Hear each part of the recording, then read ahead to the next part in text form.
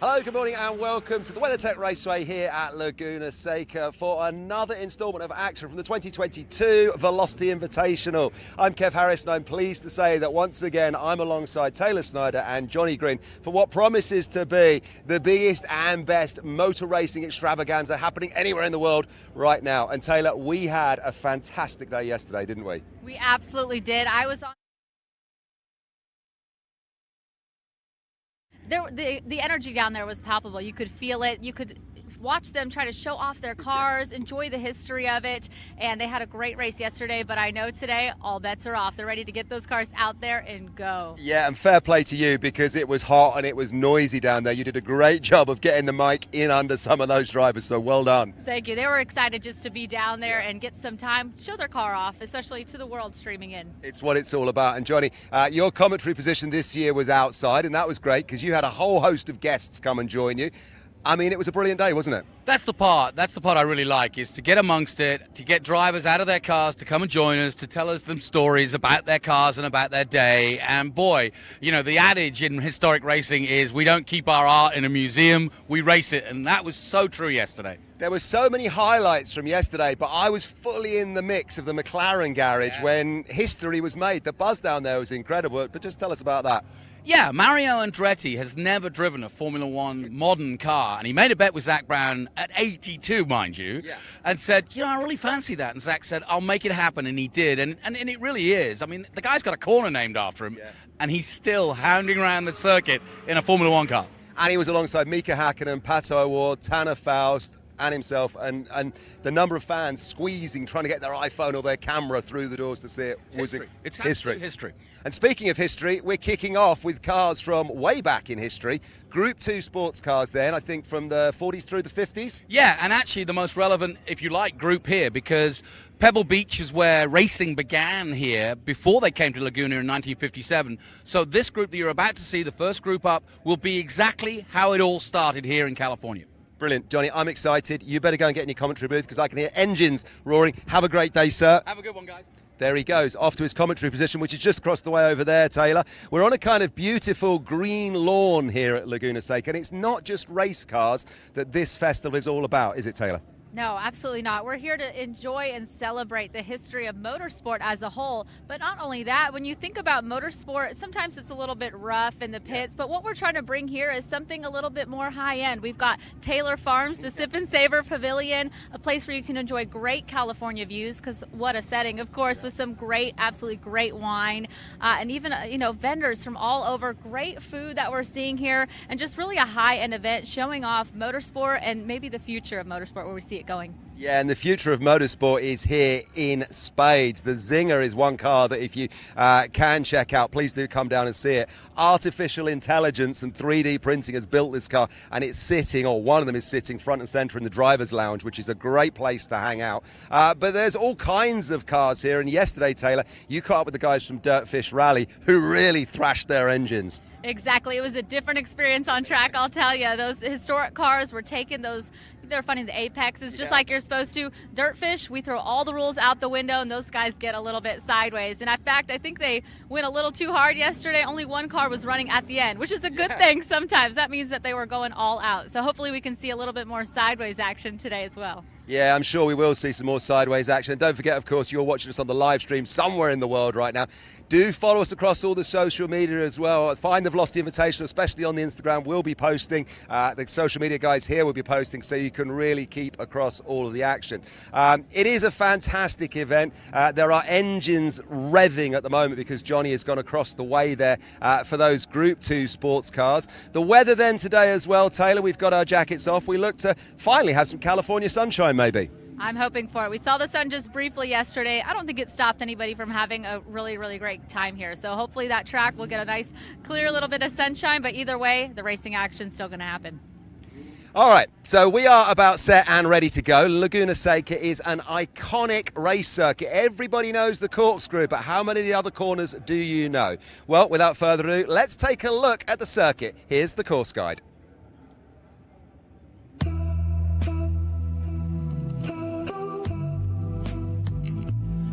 Laguna Seca, nestled in the hills above Monterey, California, is 2.23 miles. The kink at 1 into the hairpin Andretti at 2, and then opening up through turns 3, 4, and 5 before heading uphill steeply towards the Rahal Straight, a left-hander at 6, then rising into the corkscrew into 7, 8, and 8A. Rainy is 9, and then a right-hander 10, and the last left-hander is turn 11.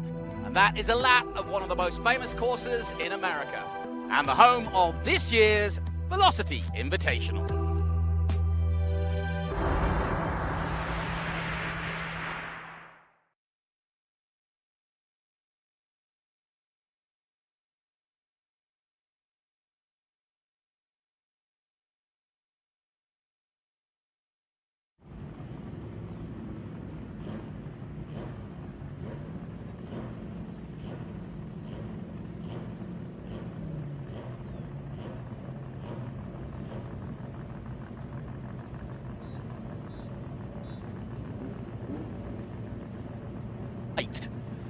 That you understand just how high it is and how much the elevation change is.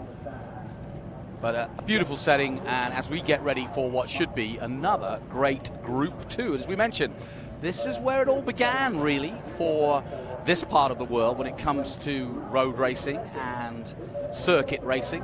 I say road racing because that's how it started back in the early 50s. California ran races around the streets of Pebble Beach just across the way. That's long before Laguna Seca was even built. So back in those days, there were no real circuits. Most of the racing was done on either defunct or current airports, local airports. That's where people had to run because there was nowhere else to actually run these very fast cars. And they would do some street races. They would close the streets down and have a weekend of concours elegance and racing around those streets. And then bit by bit, they decided that obviously that was a little too dangerous for the likes of some of these very fast cars that you're looking at right now. And so they said, look, let's build a circuit.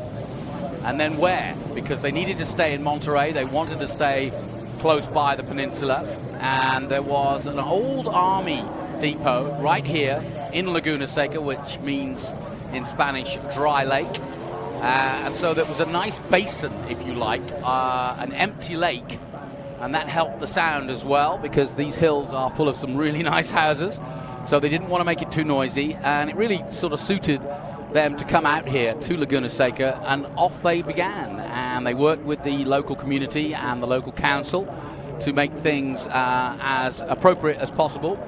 And that all began in 1957. And so these cars that you're looking at, which is 1948 to 1955, and that's sports cars and racing cars, and 1947 to 1956 production cars in Group 2, is where it all began for racing here in Laguna Seca and here on the California coast.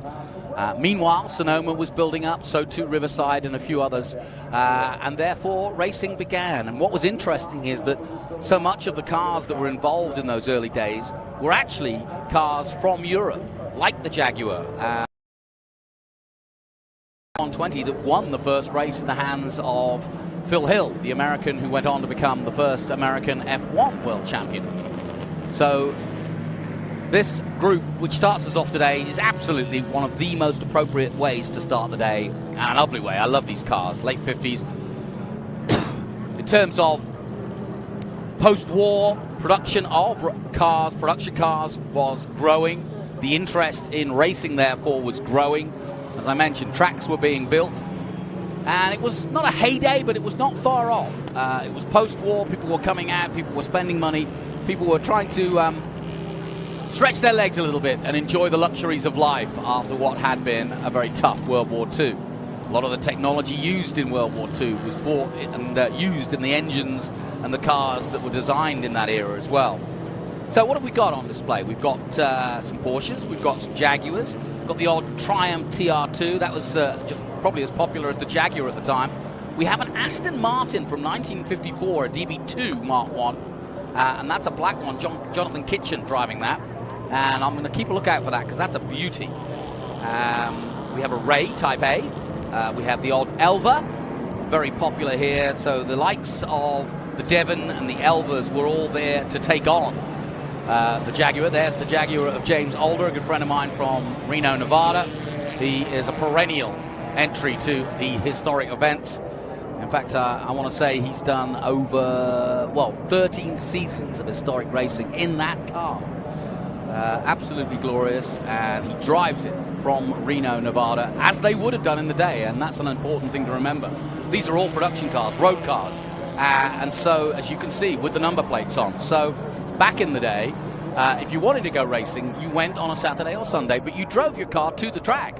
And maybe change tires, maybe, but that was about it. Maybe tighten the suspension. Really, that's how racing was purveyed in the mid-50s here in California. Here's the famous corkscrew for the first time there, and look at that jump, that leap of faith almost, because it really is. If you've ever been here in any form of car or motorcycle, it's really, your heart goes right in your mouth the way you drop off that crest. And you're right at the top of the hill as well. And so it is the highest point of the Laguna Seca landscape, and you can look right over the Monterey Peninsula and down to the sea from there. But you don't have a lot of time to look at the view because you're diving down the hill very quickly. So we are going to form up 2 by 2, so to speak. This time yesterday in practice and in their qualifying race, Chris McAllister in his D-Type. He was the man of the moment yesterday, fastest man out there. And Dom Pepperdine in his Baldwin Mercury Special, also one to watch. John Budabaum in his Jaguar Parkinson Special. There's another California iteration, taking a Jaguar and Don Parkinson putting his touches on it and making his own version. Away we go then, it's Group 2 here at Velocity Invitational, Day 2.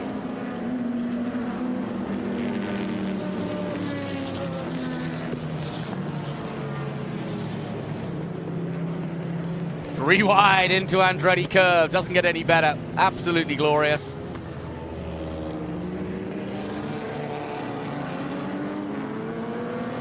And away we go into turn 3 for the first time. There's car 3. That's John Budabaum, the man I mentioned in that Jaguar Parkinson Special. 3.8 litre.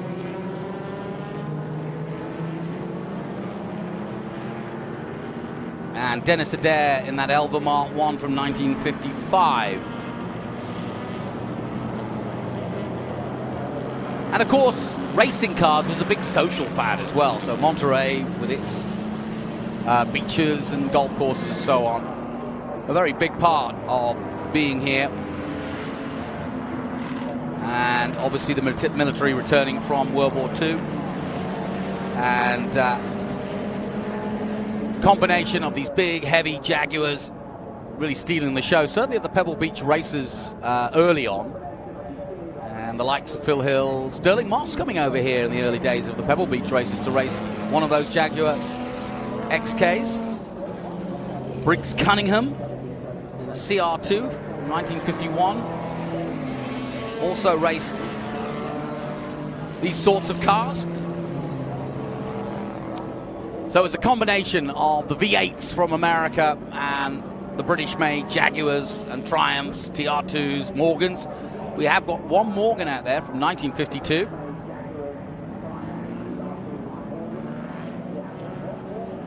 So the action fast and furious already as they start to... You'll see them put their hand signals out. It's a sort of gesture in historic racing of letting each and every driver know that they are aware that you are coming through and which side you want them to pass. So as to avoid, obviously with these priceless cars, to avoid any untoward accidents or crazy driving, you literally see in your mirrors the man coming up to your left or right and just signal, say, hey, pass me on the left, pass me on the right, and then you're both aware of exactly where you need to be. Keep a look out for the 1949 Baldwin Mercury Special. Don Pepperdine driving that. He was one of the faster guys yesterday. And it is Rob Manson leading the way at the moment.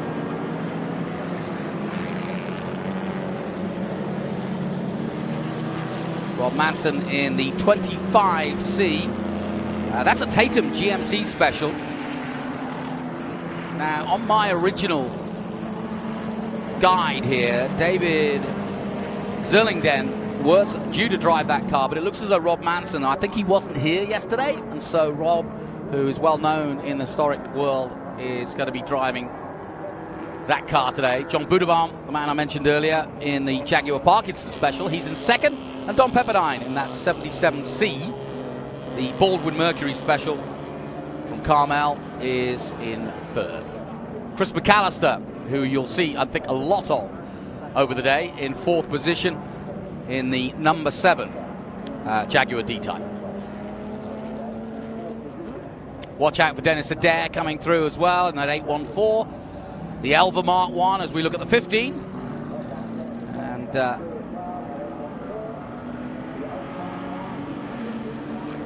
just trying to see where that number 15 slots in. That's Marcus Bicknell in the Manning Street Special. There you go. So we should get plenty of views of that as well. Got a full day of action for you as we did yesterday. Really looking forward to bringing you some of the most beautiful cars in the world, frankly. It really is something to behold, to be honest. It's not often you get this gathering of so many priceless cars. It's almost a rude thing to go into the actual cost or price of how these cars are sold and bought, but I can assure you, having spoken to the organizers, there's a fair few million out there, and some of which you just can't put a price tag on.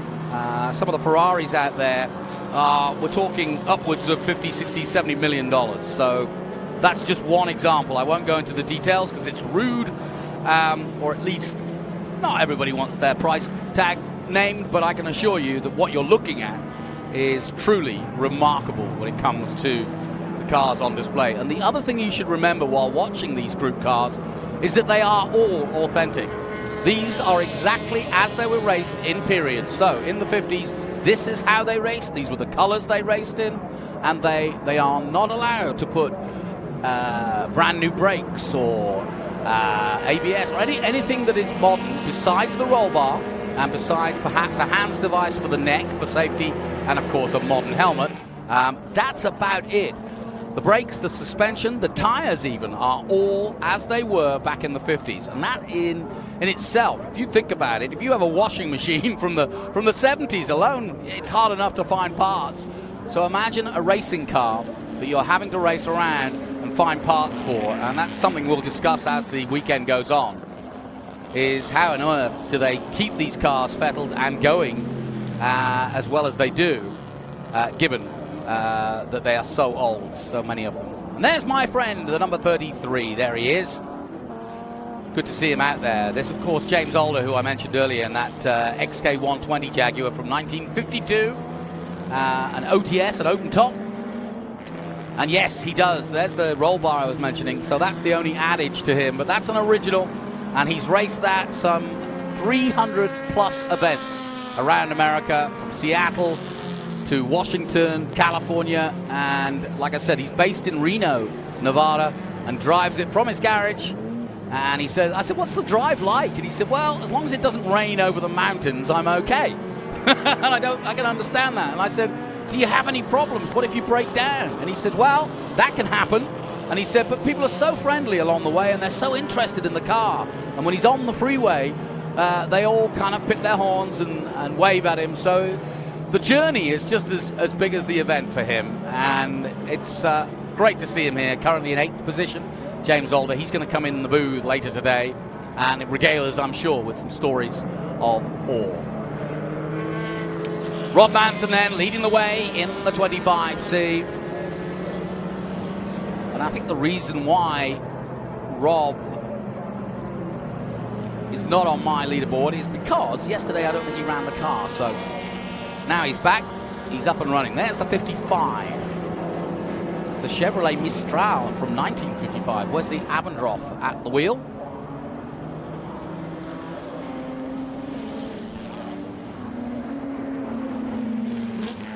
Absolutely beautiful sights and sounds of these wonderful machines.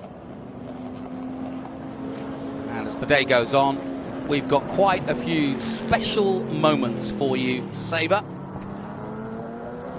including Formula One coming up. McLaren are here in full gusto with their modern Formula One cars. And for them, they're historic pieces. But, of course, to us, they're about as modern as they get at an historic event because, we're talking mid-90s, 2005, I think one is. We've got a Senna and a Prost car from 1990. But as we look at that number 55, the Chevrolet Mistral. 55, the D-Type Jaguar was another one that was used a lot in racing. I think that's one just behind him, actually. The Aston Martin. The Tantum GMC Special, that's another one. The Curtis Dodge was also a member of this era. And going back to that Jaguar XK120, it debuted in 1948 at the 1948 London Motor Show as a test bed and display for the new Jaguar XK engine DOHC inline 6. And it caused quite a sensation and persuaded Jaguar founder and chairman William Lyons to put the car in production. And as of May 1949, it was tested and proved that it would reach up to speeds of over 130 miles an hour, making it the fastest production car in the world, which is interesting because we have some of those here today of the modern versions, like the Zinger and the Venvo you will see, and a Hennessy in action later today. So back in the day, these were the fastest production cars, but of course that's a long time ago.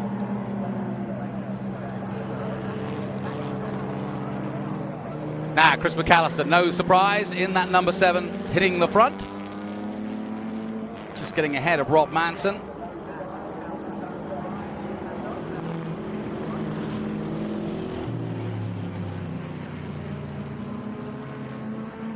Chris, in that D-Type Jag, actually took victory here. He's based in Indianapolis.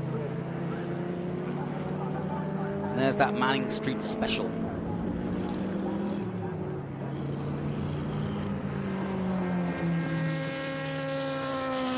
You could see them working the wheel too, larger wheels back in the day. I was talking to one of the drivers yesterday about how do you get used to driving an old car with these bigger wheels and effectively then getting back into your regular car. And in his case, he was driving a Porsche, a modern day Porsche, and obviously it's quite some difference. But physically, you can see how much he's physically, there's no power steering. Absolutely not. So you can see they are working it. It is an upper body workout for sure. In fact, every muscle in your body is being used because your whole body is moving. Look how they lean into the car at each and every corner. Absolutely splendid.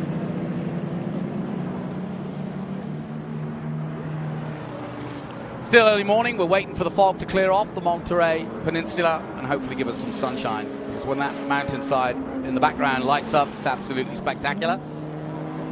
You're watching our first group, Group 2. Our feature race, Chris McAllister leading the way from Rob Manson, John Bodebam in third. Don Pepperdine in fourth position at the moment, and Marcus Bicknell.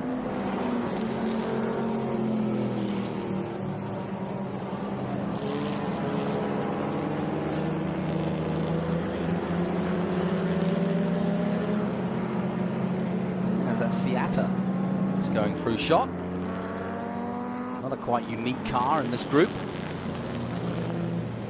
I mentioned that Jaguar Parkinson Special. It's built by Joe Thrall and Don Parkinson. And Phil Hill was Parkinson's brother-in-law. I mentioned Phil Hill being the winner of the first ever Pebble Beach race. And that Jaguar Parkinson Special was built in Los Angeles.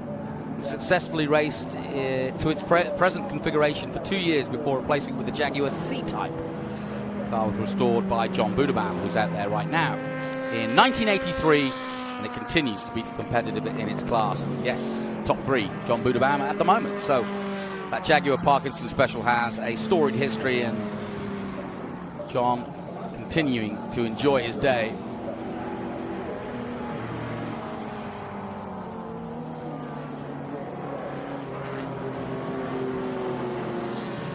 The 1953 excuse me, yeah, 1953 Jaguar C-Type. Smoking a bit, but not to a distressful. I think that's just a mix issue rather than anything else.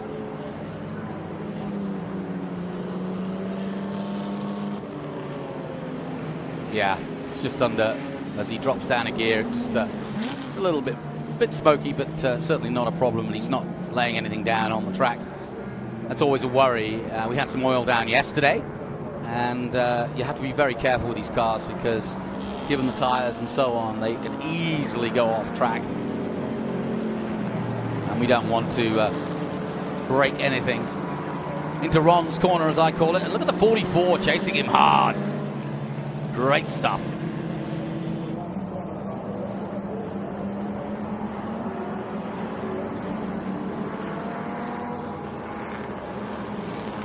That 44 is a 1955 Hagerman Chrysler Special. And got a bit of grunt up the hill. Will he take the 21?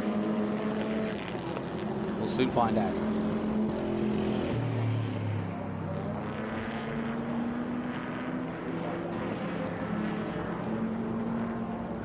Just looking ahead to the day ahead. Coming up after Group 2, we'll go on to Group 3, so we'll sort of stay in the next period, if you will, and then from there on, definitely at local time 9:55, the Ragtime Racers. You don't want to miss that.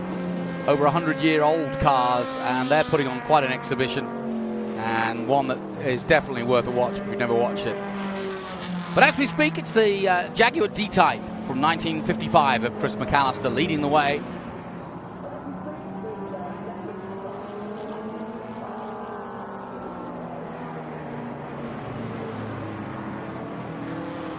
Coming out of the final corner.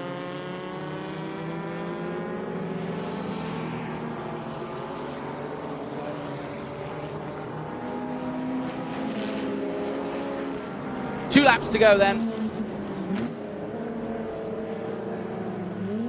And that D-Type doing the business. Now, it's interesting because they've got different numbers for what I've got down, but I've got Chris in this car as the 7, but as you can see yourself, it's got the 23 and the 7 on. So he's got both cars on, both numbers on.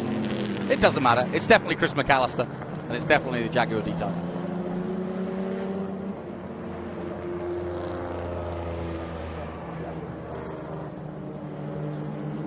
Rob Manson had led this race. We've got a unique commentary position here as well, which is purposely built so that we can try to get as many drivers in here to regale you with their stories as the day goes on. And we're right above the pre-grid, right with the crowd, if you will. So we're seeing what they're seeing, and it really is an absolute eyeful of iconic cars. And the way they've laid it out is very Goodwood-esque. Oh, bit of close racing here. It's the 77, the Baldwin Mercury Special. Don Pepperdine at the wheel from Carmel Valley. And then that Tatum GMC Special I mentioned a moment earlier. Tatum GMC Special built between 1952 and 53 by Charles Chuck Tatum in Stockton, California.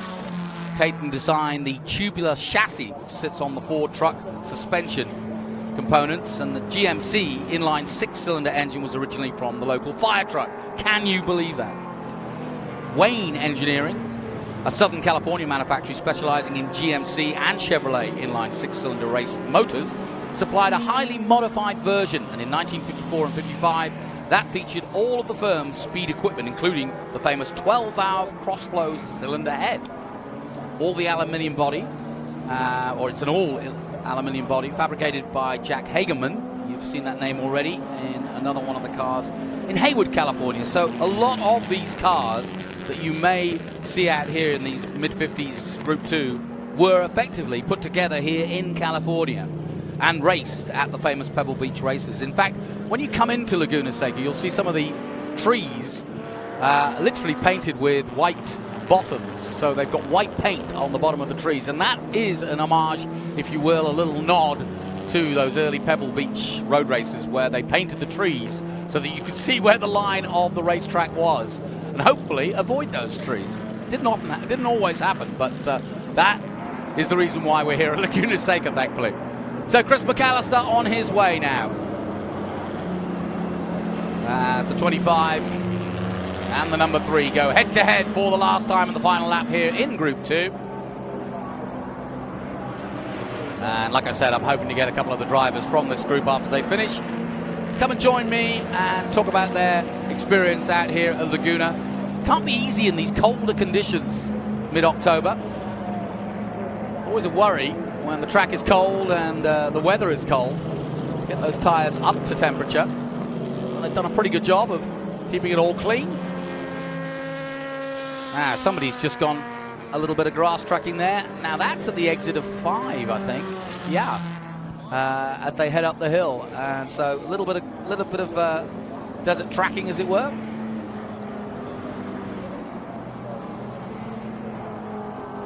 And there you go, the finish done and dusted. Well done to Chris McAllister, just crossing the line there, just ahead of the number 31.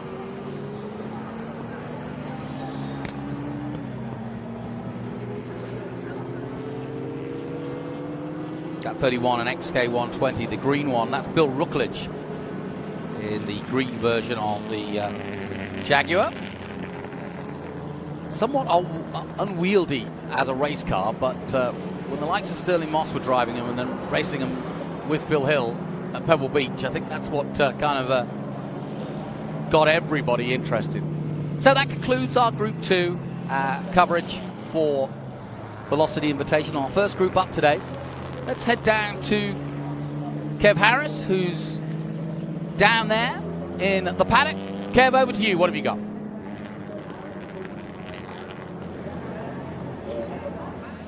I tell you what, Johnny, it's fantastic when you come to these events because you meet all kinds of people, and I found a man who's got the best accent here.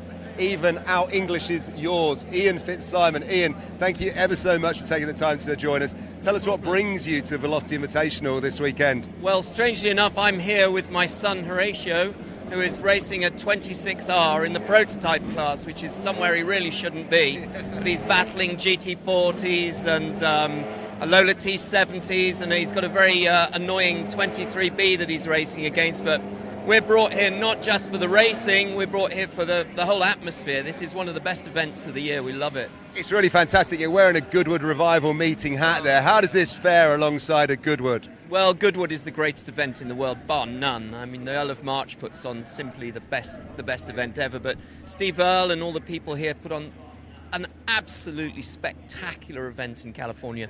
This is probably the premier event in definitely on the west coast of the US, and probably the US. Yeah, 100%. Horatio, driving yesterday, you had quite a battle in your Lotus, didn't you?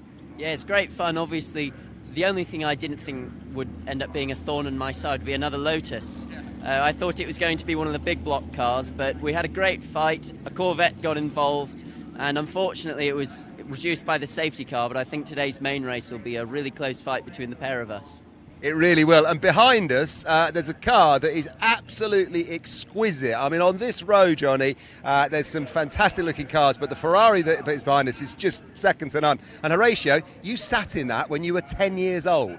I did. It was at the Mecum auctions in 2010.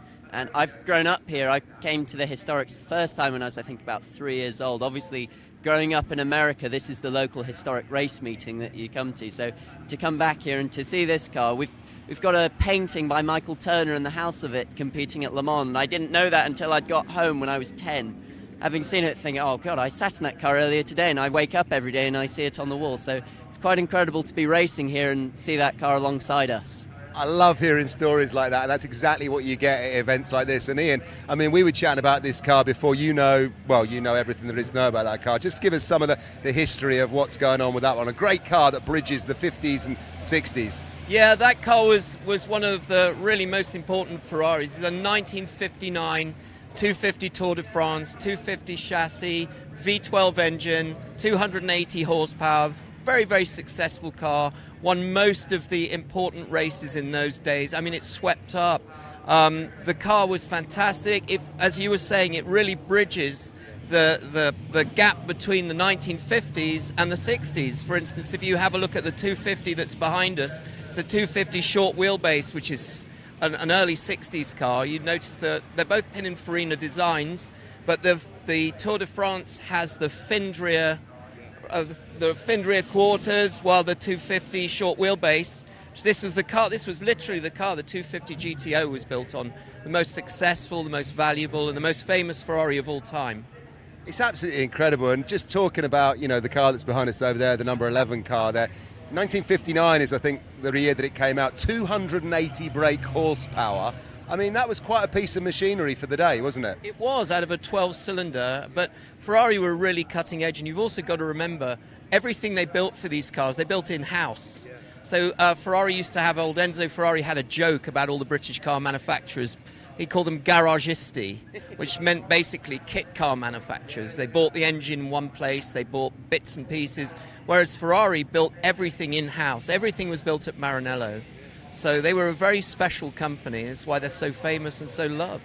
Horatio, it's great to see you here because, I mean, we are surrounded by some cars that are from the, 30s, 40s, 50s, 60s, but you're a young man, you look absolutely fantastic, and you love this. I think the future of historic racing is in safe hands with young men like yourself. I absolutely hope so. I've grown up here and I keep wishing that I could have maybe been born 50 years earlier and lived in this era, so nothing beats a historic racing car around such a historic circuit such as Laguna Seca. It's great fun. And I know your dad Ian gets under the bonnet, he's on the spanners and the wrenches mechanicking for you, but how much of a part do you get involved in that side of it? Well, I try to get it involved as much as possible, especially when we're away from the circuit. We prep the car ourselves, and we're the only father and son team here, and I wouldn't want to change it for the world. Fantastic. How about that? I love that. Isn't that good? Isn't that great? This is what it's all about, folks. Now, Horatio, just tell us what time you're out, what car number you are, because we'll make sure that Johnny Green keeps an eye out for you. I'm the green Lotus Elan 26R, number 7, with a yellow stripe. We're at 12:25 today. There you go. And Ian, proud of you, young man, here today? Absolutely. Couldn't be more proud of him. Absolutely. Thank you so much for talking to us. Thank you for joining us. It's brilliant. It's what this event is all about. Horatio and Ian Fitzsimons out a little bit later on. Johnny, how about that? Keep an eye out for this young man, a future racing ace. Excellent stuff, Kev. Yeah, I actually saw him out yesterday, and I spotted the name and thought that has to be an Englishman with a name like that, and certainly you just proved it. And I tell you, it's great to talk to them, and it's great to have guys who, hold Goodwood to be up there, but they're still showing up at this very new event. I mean, let's face it, I know the comparisons are being made, and we've even got, an homage again to Goodwood with the picket fences and so on. But Goodwood is Goodwood, and this is a brand new and unique American event. And yes, there are touches of Goodwood here, and we're very proud to, if you like, imitate is absolutely a way of telling you that you've got it right, and Lord March and his group have done a phenomenal job over the years to make Goodwood what it is. And I know literally most of the people here have probably at one time either taken part in Goodwood or have been part of the Goodwood Festival, Historic Festival. So we have a display on track now, and this is O'Gara Motorsports from California. They've got several distribution places where they literally deal and sell in some of the finest supercars pretty much ever known to man, from McLaren, from Bentley, you name it. And they're just putting on a display here.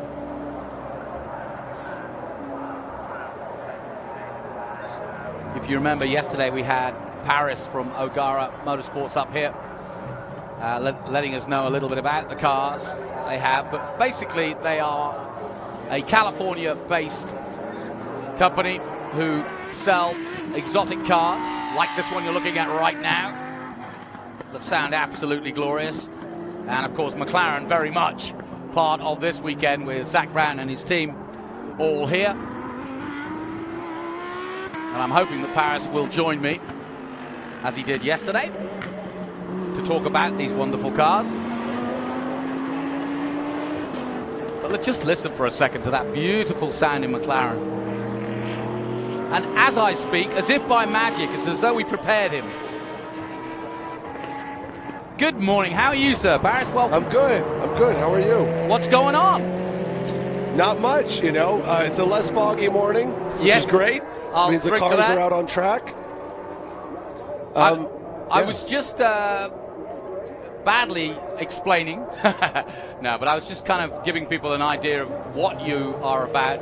Basically based here in California. Have you got anywhere? Are you outside of California as well?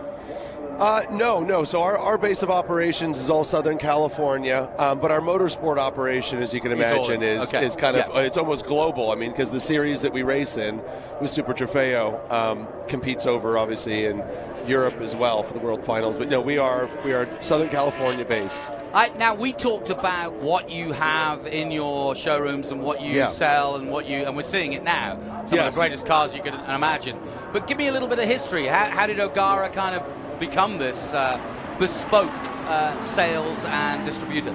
Believe it or not, Tom O'Gara actually started in the armored car business. Really? His brothers and him owned a company called O'Gara Hess Eisenhart, and they did armored vehicles for the presidential motorcade. Oh, wow. That's a good gig. Yeah. So then they went on to armoring vehicles for foreign dignitaries, which led to armoring Rolls Royces instead of Cadillacs and things like that. Started with Rolls Royce and Bentley of Beverly Hills, and the empire kind of grew from there. So we now have 3 main locations, Beverly Hills, Westlake, and in San Diego.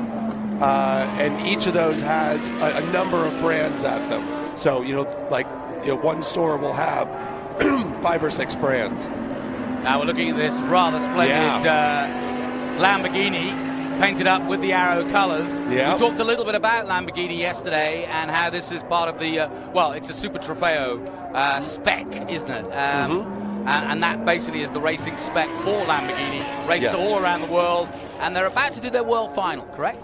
Correct, yeah, in Porto Mayo. So that happens in about 2 weeks. I know, I'm jealous. Coming over that lip at the end on the last corner, I'd love to see them coming up that hill. Yeah, actually, so the first race of the season this year for us was actually held here at Laguna Seca. Right. So, good way to kick things off. He's using all the road there. Totally. Out of 11 and using it all. Now, this is one of your hot shoes, right? It is, yeah. So, Patrick Liddy. So, he's been in this series for about, 3 years now.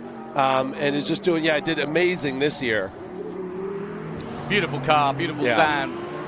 Now, would you sell cars like this, or at least a production or road-going version of it? We sell both. So that's what O'Gara Motorsport handles, is basically all the track variants of the brands that we sell road cars of. So, we'll sell somebody a Lamborghini Urus, right, is a road car, but they can absolutely purchase a Super Trofeo. We actually have a number of clients that have purchased them that don't even run them in the series. They actually have them as just a track car. They keep them out at the Thermal Club. We store them, maintain them, look after them. So yeah.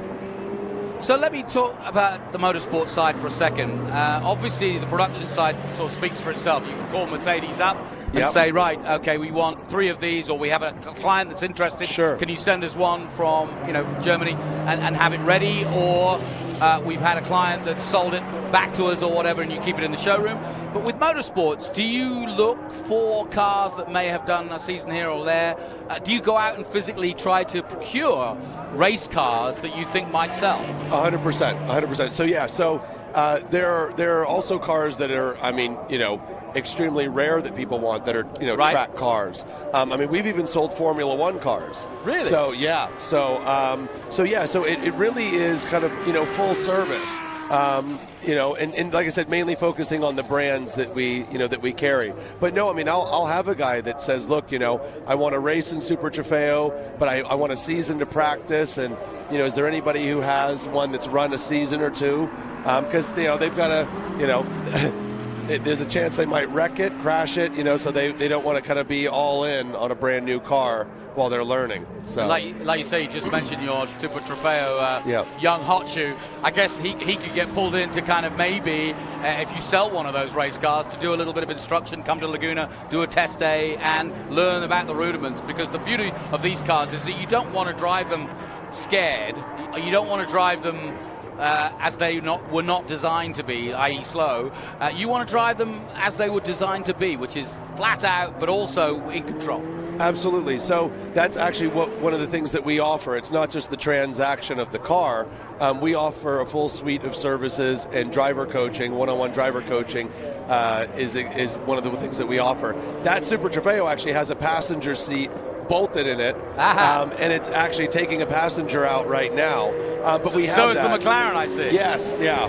So the Super Trofeo has the ability to have right seat coaching, so you can have That's somebody a good point. with you. So. Yeah, and I've done that too. And I went to a race school where that was an opportunity where you could actually sit with the coach, and you wired up, and you were able to tell you where to brake, when to get on the gas, and when you're doing it almost on autopilot, you do get a sense of learning, and you lose that fear factor of messing it up. Absolutely. Because the guy's telling you, look, this is what the car will do. Yep. It can do more than you're ready to do. That's right. Yeah. Tell me what you've got here, and about the display you've got for O'Gara. It's just across the way from where we're sitting.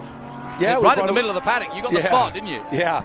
No, so yeah, we brought a little bit of everything. I mean, everything from mild to wild, I guess. Mild to wild. So yeah, I mean, we have two McLaren P1 that have been modified by Lanzante. They're the race team that helped McLaren win Le Mans in '95 with the F1. So both those cars are homages to F1. So the black car is a P1 GT. That's an homage to the Sultan of Brunei's car. Yep. And then he was like one of the early buyers of the McLaren F1, wasn't he? Yeah, quite the collection of them. The orange car is what we call a P1 GTR 18, and that pays homage to the long tail F1 GTR race cars. So that one's actually done in McLaren orange, and that one is actually paying homage to the only long tail that ran in McLaren orange that actually ran a Veuve Clicquot champagne banner on it. That was their sponsor. Well, that's their colors as well. Exactly, yeah. So it worked out great. So we have both of those.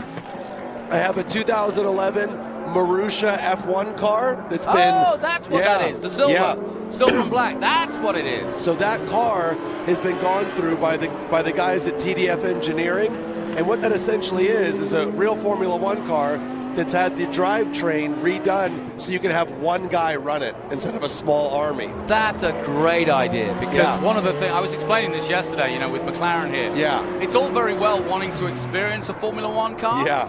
But, that original Marussia would have needed 6 guys to start it. Oh, yeah, yeah. So it's all very well wanting to try it out, but if you can...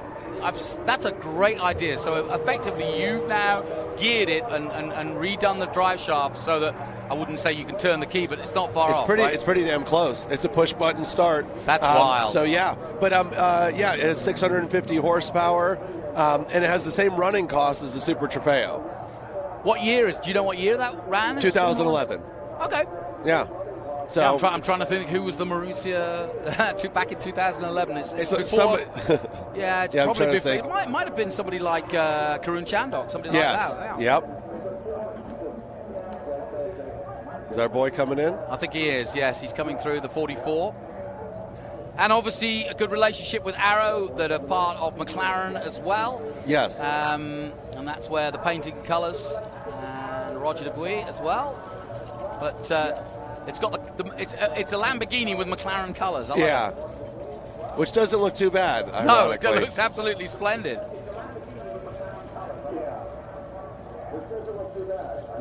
Well, it looks as though everybody's managed to get out there unscathed. I'm sure on a day like this, you just hope that everybody comes home safe. Yes. I can see the McLaren coming into the paddock just in front of us. Give me an idea on sort of some of the, not exact, but roughly price point on a McLaren like we're looking at there. So the car that just came in is a 720. And I think that one was a 720 Spider. Yeah. Yes. So it really depends on how you spec it. To be honest, yeah. I mean, but I would say safely, around 400,000. Yeah. But I mean, the folks at MSO, McLaren Special Operations, they'll let you get wild. So you can easily get that thing over $500,000 if you want. And that would be true of this car as well, the Mercedes, or is that in a different? You know what? It's funny. So we're not even a Mercedes dealer. I have no idea where that car is out there. But you know what? Good to them. It looks Exactly. great. It looks good. Sell it quick. That's right.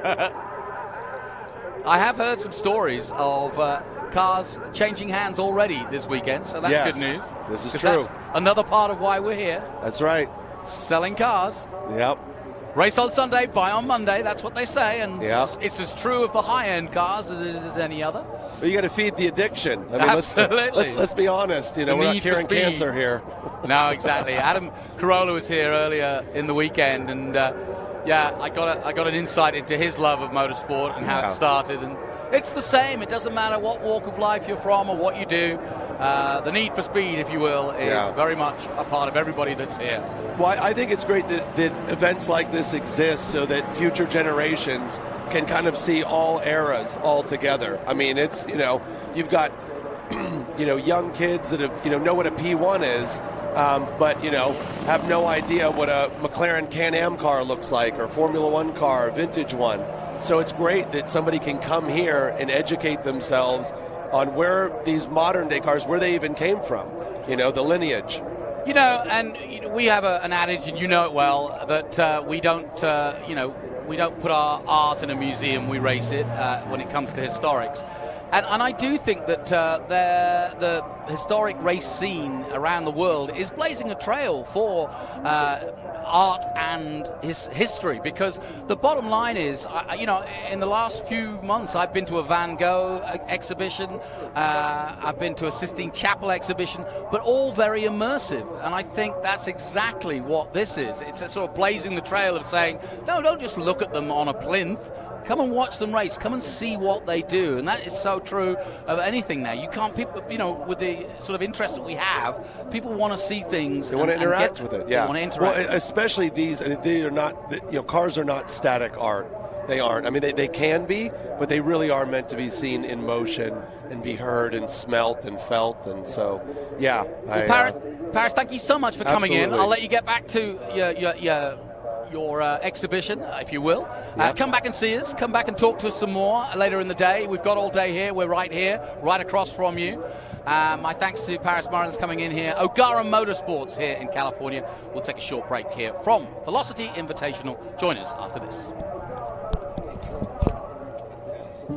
At 225 miles per hour,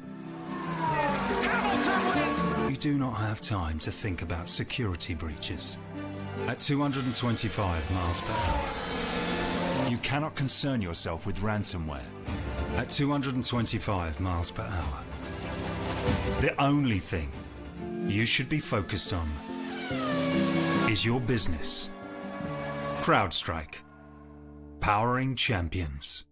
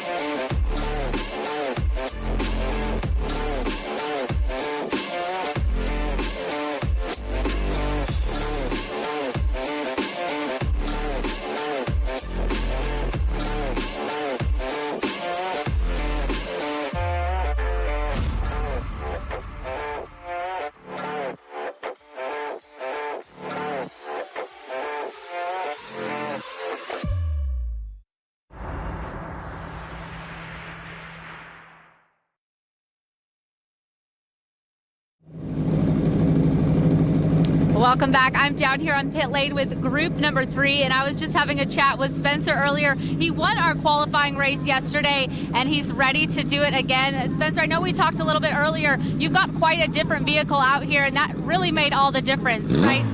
Yeah, I mean, the unique thing about this particular car is that it's mid-engine, so it's the beginning of the era where they put the engine in the back. In theory, it should have a much better weight distribution than most of the other cars in the class, and we seem to be clearly benefiting from that. All right, well, best of luck today. I'm going to move over here to our number 36 driver, Patrick.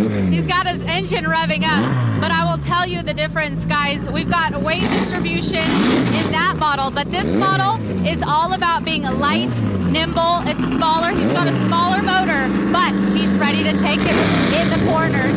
I hope you can hear me. Patrick is ready to go. If we move on down, we've got Sadler in the 84. Now, Brian, here, this is a family affair car. As you can see, it's got Bill Sadler's name on there. That's part of his family. So this is absolutely history and family in the making.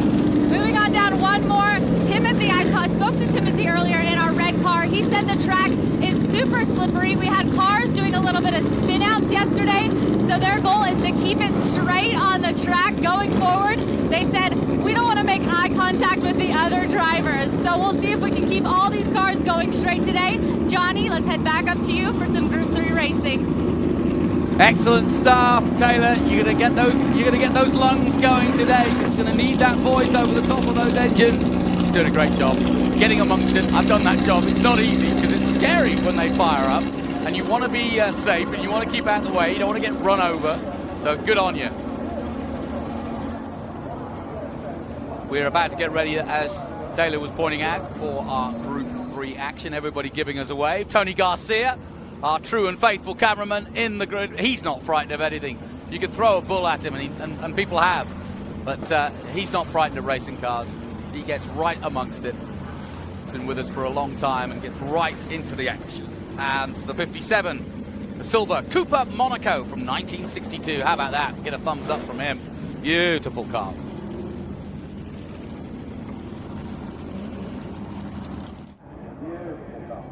You forget what an occasion it is for those helping as well, for those actually putting the cars together and getting the tires up to the right tire pressure and so on. It really is a wonderful, wonderful day out, if not a weekend. And in some cases, probably a week's worth driving it here, getting the truck, unloading, and all sorts of things. Martin Swig in memory of. Good for him. In the number 35, that's the blue Maserati special from 1957. That is David Swig at the wheel.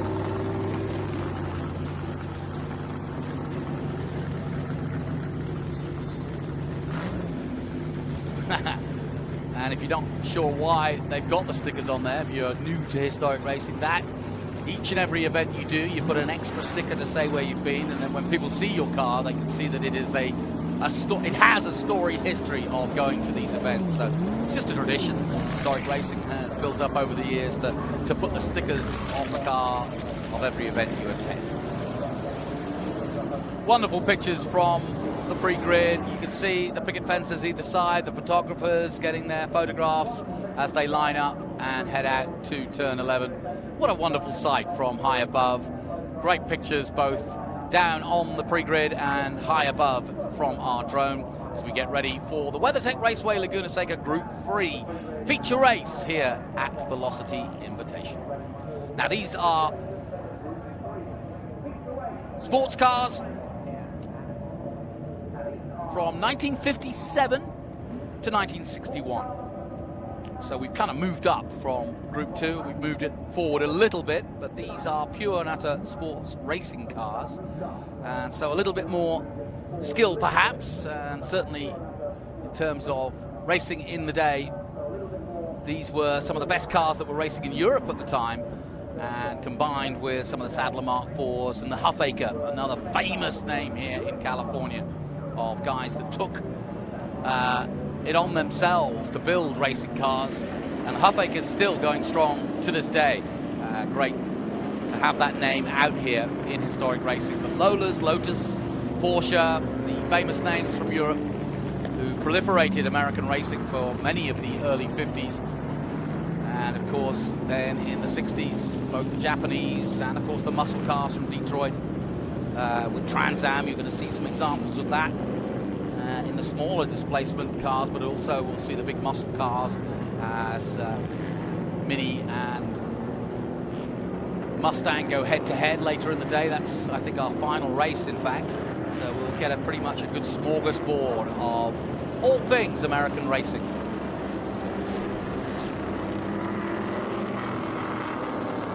So the pace car about to come off, and we're about to go racing.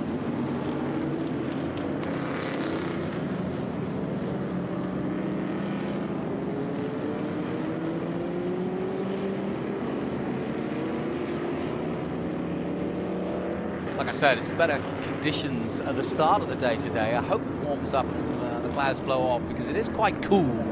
I always worry for these absolutely gorgeous cars that in these temperatures you can see them weaving, as the modern cars do, to try and get the temperature up in the tyres. But it's almost more paramount in these older cars as well, because a cold track can be, anyway, a little like ice almost. Let's take a look at the 11, that beautiful white Lotus 11 Le Mans S2 from 1959. A cracker.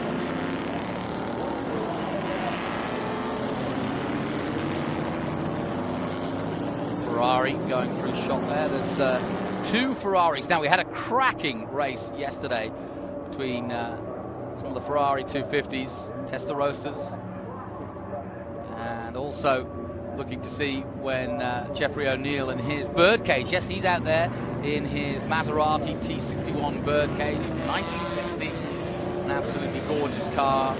I spoke to Jeff this morning. Of course, Jeffrey O'Neill organising this entire event in its third year now. But hats off to him. He also races about 5 cars as the weekend goes on. So good on him, because that's not an easy thing. You've got half your mind worrying about whether the customers are getting what they want, and half your mind on trying to drive a very, very expensive racing car around a track. But he does it with a plume, and he's a good character, and he's a good focal point, and the essence of really what this event is all about. So hats off to he and Ryan Turi for putting on this event for us once again. And he was telling me this morning, record crowds here yesterday of over 5,000 for the first day, so that's really, really good. Away we go then. Group 3, their feature races, they roar into action. And it is the Cooper Monaco from 1961, Spencer Trenere at the wheel, who did a really good job.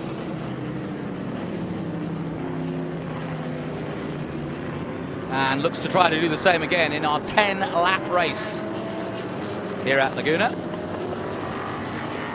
Through goes that beautifully tailed, that silver-tailed Cooper Monaco from 1962. Very much in pursuit as the field starts to spread out.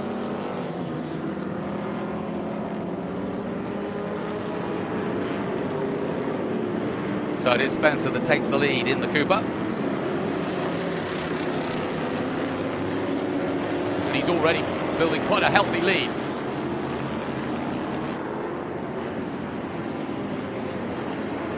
Over the 84 of the Sadler Mark IV from 1959. Greg Meyer chasing him down in second place. And he's got some good grunt up the hill, no question about it, as they go up the Rahal Straight. And into the corkscrew for the first time. I do think that the sun's going to pop out soon. I'm hoping anyway. If I keep saying it, it'll happen. So down the hill they come, roaring down under the hills. Great spot to watch from. If you're here at the circuit, head up to the corkscrew and then slowly walk down through the woods. A great place to watch them come through. There's the 356, the Porsche Devon Speedster from 1955, that beautiful silver iteration. Gregory Campbell at the wheel. Just behind him is that Silvertail 57 Cooper Monaco from 1962. Looks as though he's going to try and make a pass around the outside into Andretti. Can't quite get close enough this time. You might though. It was all anchors then. Oh, great stuff. Yeah, he thought about it, but then thought wiser of it and just held back. But a lot of people ask me, oh, is this an exhibition? And I'm like, not really. This is racing. These guys, you can see by the way they're fighting the wheel just how much work they're putting into these cars. It really is a joy.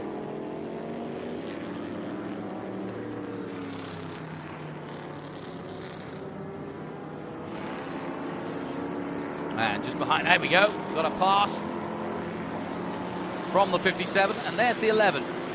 That's the Lotus 11 Le Mans S2 that I mentioned earlier. Timothy Scopes.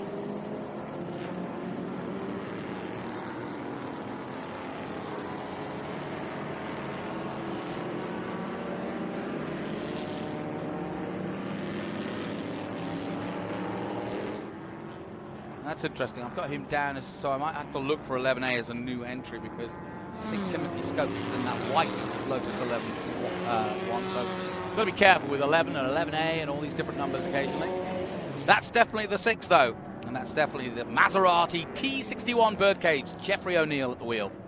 He said, I asked him this morning which he enjoys driving the most, because he does get quite a plethora of different cars. He even went out in a Mini earlier this weekend, but he said this is definitely one of his favorites. Competitively, it never really did that much, but certainly has a storied history. This particular car won the Nürburgring, 1,000 kilometers back in the day.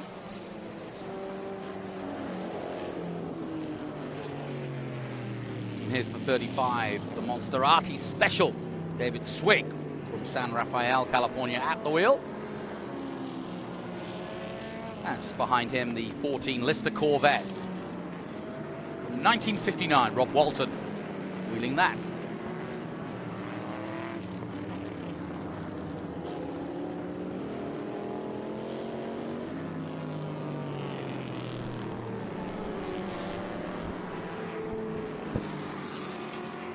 So we're watching our Group 3 sports racing cars from 1957 to 1961. Their second run of the weekend, and it is Spencer Treneray, Greg Meyer and William Taylor, our top 3 at the moment.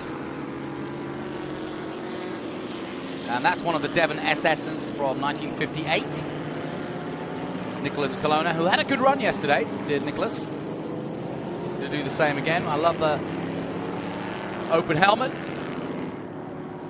Looking the part this morning. Jeffrey O'Neill, who we were mentioning, David Swig, who we've also focused on, currently in 6th and 7th at the moment, Rob Walton, and then Nicholas Colonna in 9th position, just ahead of Thor Johnson.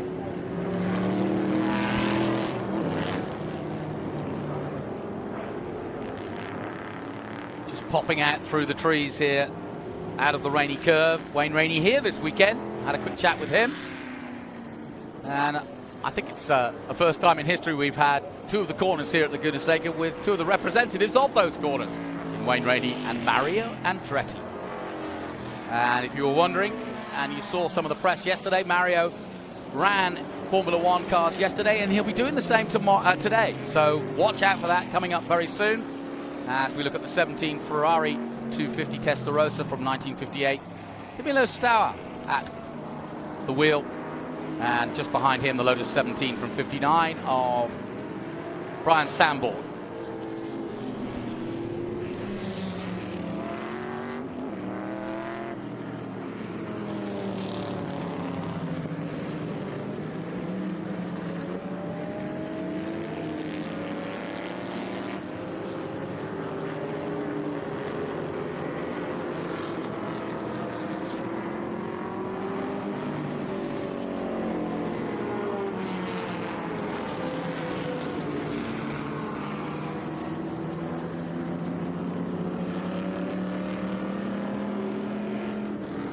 Now, the reason this period was so important to racing was that the major European manufacturers at the time, late 50s, early 60s, sales were booming at that point, and there was just more money in racing, basically.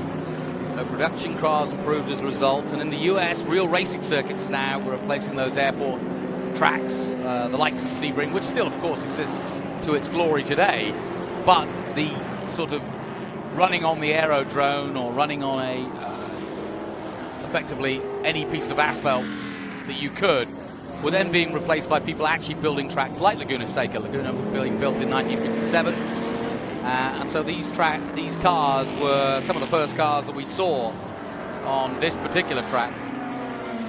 And also these tracks were built purposely because street racing was enjoyed and a lot of fun, but of course causes quite a consternation in any city.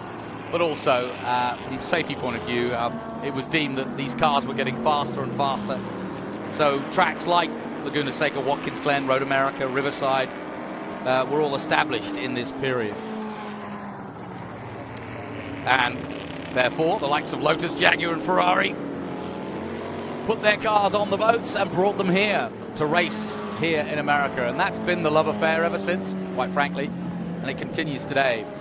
And I think that's why America, I think it's the combination of the wealth of being able to acquire some of these priceless cars and also the tracks to run them on, which has made America such a hotbed for historic racing over the last 40, 50 years, and why so many of the European cars, I often get asked, why are there so many Lotuses here? Why are there so many Ferraris and Jaguars here in America? And part of it was that the great drivers of the day, like Sterling Moss or Chris Amon, and many of the European drivers, Denny Hulme and Bruce McLaren, for example, all came here and were hired to race these cars to within an inch of their life, so to speak, but to try to win the races here in America. And often they would bring the European cars over and leave them here. And that led to the manufacturers setting up distributions. We just spoke to O'Gara Motorsports. And that's how the beginnings of the sales of European motors here in America began, because the racetracks were using them and they were importing them to go racing and would often leave them here, but also would then start importing them because people liked what they saw and wanted to see if they could get their own. And post-war, the money was starting to come in, things were starting to look good, and life was good in the end of the 50s.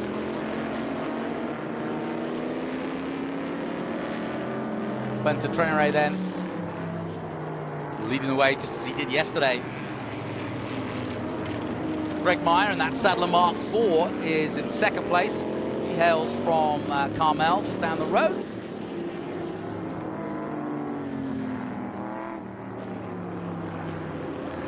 And that Sadler Mark IV from 1959.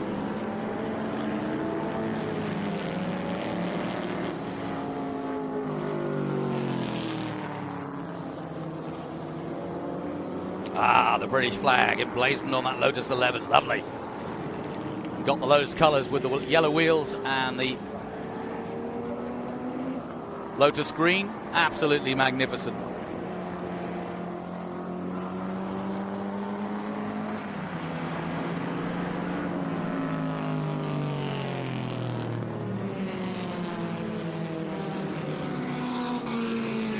That car from 1958.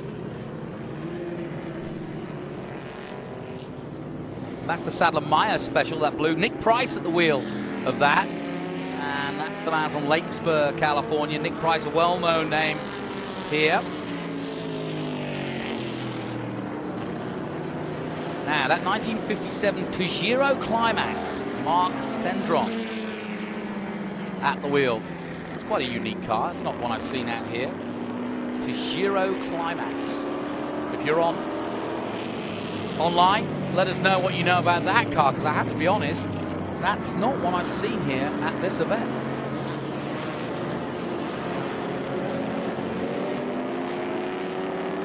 If you're tuning in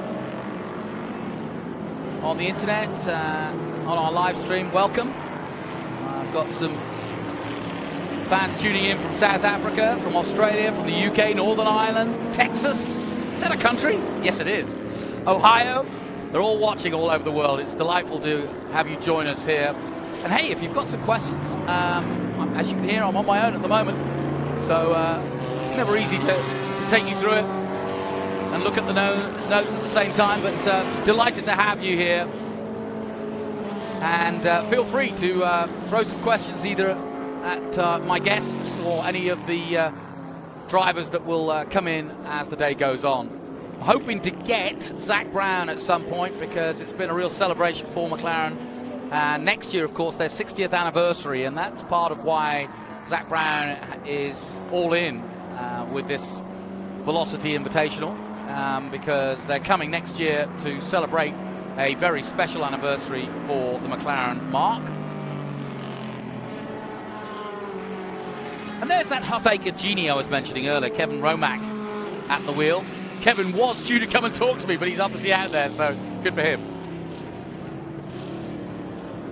And like I said, the Hypercar name, as they put together many a car over the last 40, 50 years or so, synonymous with historic racing here in California.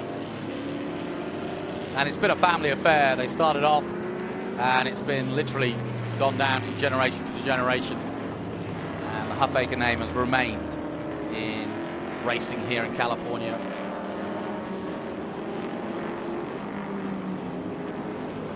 And there's the Cooper Monaco from 1961 off Spencer, waving to the crowd. And that's because I think we've got a caution, and that could end this session actually. But obviously doing a great job wheeling around, waving to the crowd.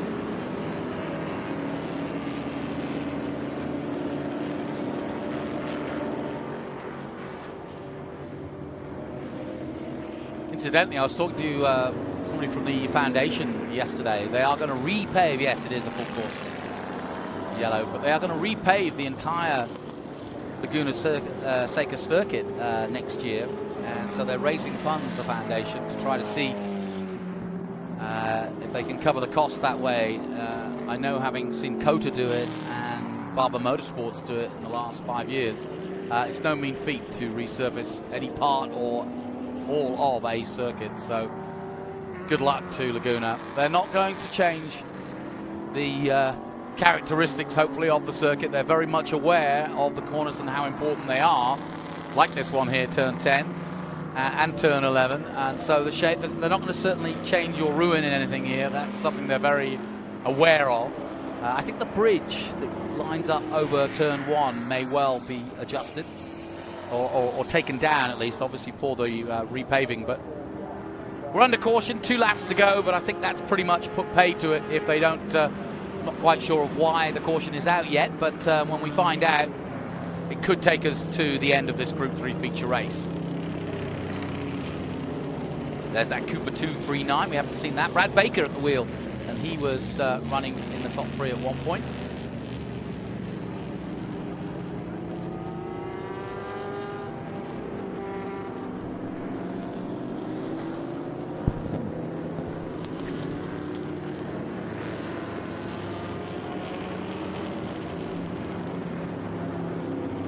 So it looks to me like Spencer Treneray is going to finish his weekend on a double high, because he was right up front yesterday and he does it again today. Greg Meyer, though, in that 84 Sadler Mark IV, looks as though he's going to take second place. There he is. And then William Taylor in the 57 and that Cooper Monaco from 62 from California will take third. I don't know where the Maserati of Jeffrey O'Neill disappeared to, but he's either come in, but he's dropped out of the top 10. Not to worry. Let's just hope that car's okay, because I love that car.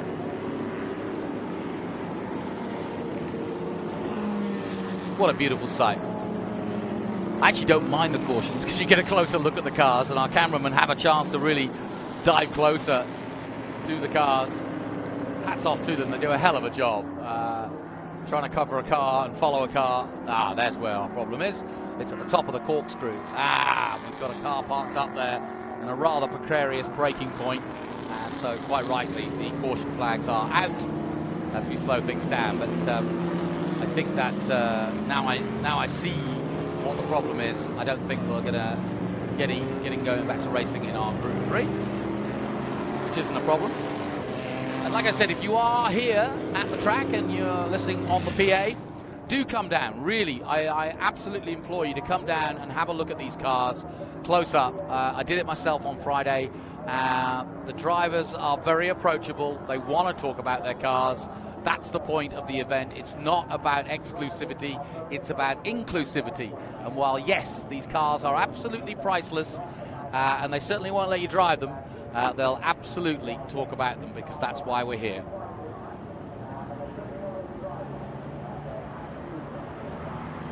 Now we're under caution here as Spencer Treneray leads the field around, having led the race for much of the green part of it, but sadly looks as though we're going to finish under caution, and this is the final lap.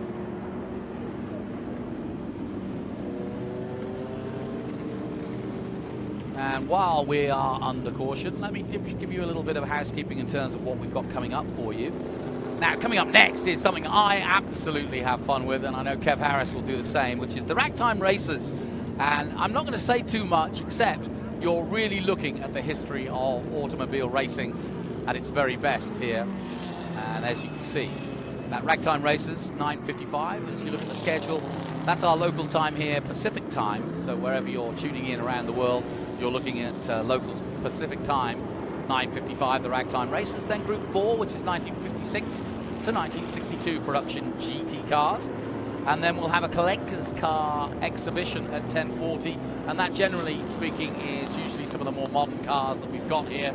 And putting on a demonstration of those cars. We'll see if we can get somebody to come in and talk to them. Then we'll have Group 1. Again, a bit like the Ragtime Races, going all the way back to 1927 to 49. Voiturettes, GP and Voiturettes it's called, and effectively what that means is Grand Prix cars before there were World Championship Grand Prix cars, and Voiturette racing the smaller displacement Grand Prix cars, where effectively they were privateers racing from 1927 to 37, so sports and touring cars. Then McLaren Formula One will do their demo laps, and that is going to be a sight to see. If you didn't tune in yesterday, you'll want to tune in today as Mario Andretti, Tanner Faust, Pato O'Ward, and I'm not sure who else might drive the Formula One car. There's been a few volunteers, Alistair McRae being one of them. And then just after, or just before lunch, we'll have Group 6, 1963 to 69 production sports cars and FIA prototypes. And then Dirtfish rally cars are here. That's the first time we've had the Dirtfish rally cars here.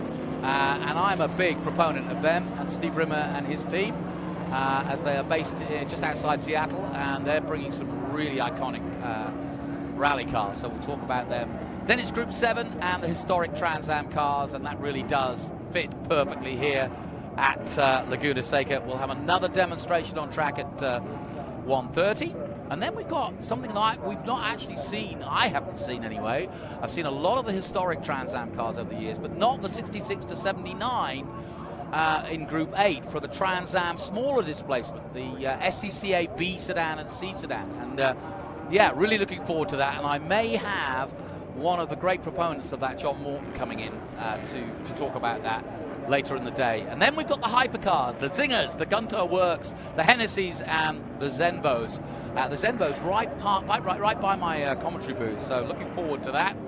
So a host of great racing to come. I hope you will stay with us or tune in and out as you see, so please. But there's lots to see, and the day will be finished off with a rousing run of Minis and Mustangs.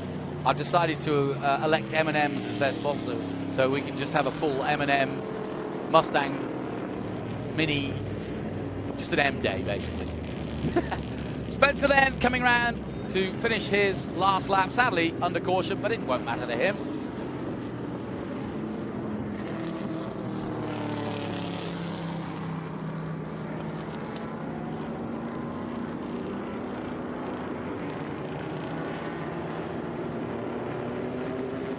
Record crowd here yesterday, and it's starting to fill out. You can see the car park below you.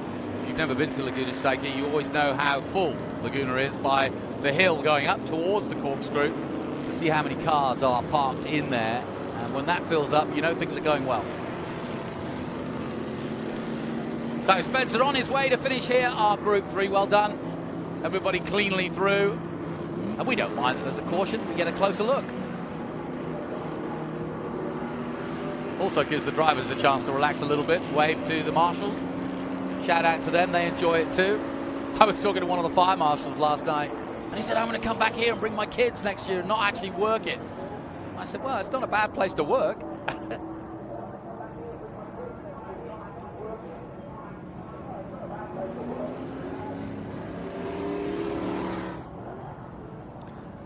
So as I mentioned, the foundation are raising money to repave the entire Laguna Seca track next year.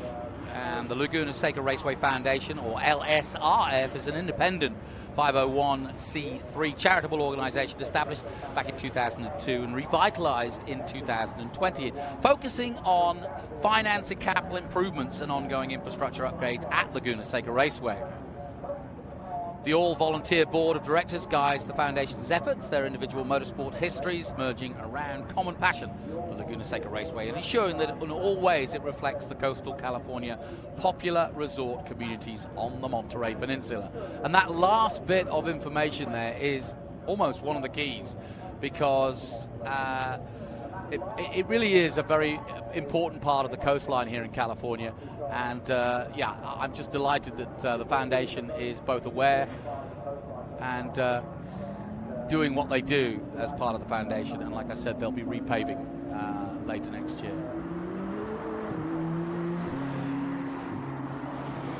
Just see my good friend James Alder coming.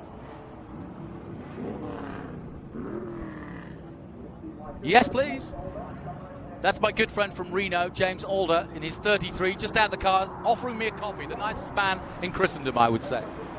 And he should be joining me. But coming up, it's the Ragtime Racers. And I might get James to join me for that, because he is a barrel of fun. And also, the Ragtime Racers don't really need any introduction, because they do one heck of a job. And I'm just looking for my notes on the Ragtime Racers, because they did a great job of letting me know who's out there, who's driving them, and what they've got.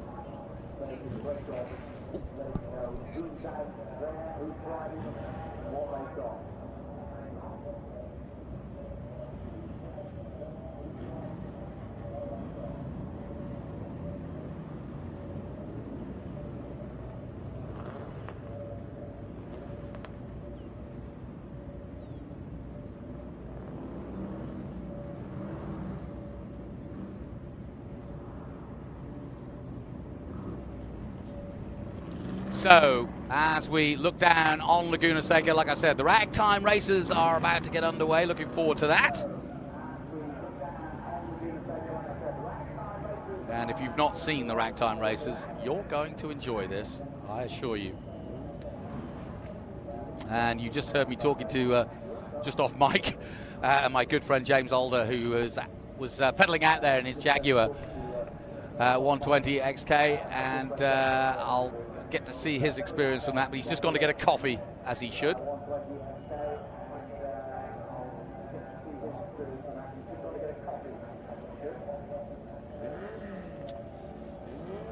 So let's head down to Kev Harris, who's down in the thick of it, and he loves the Ragtime Races, so I'm sure he's right in the middle of them. Kev, over to you.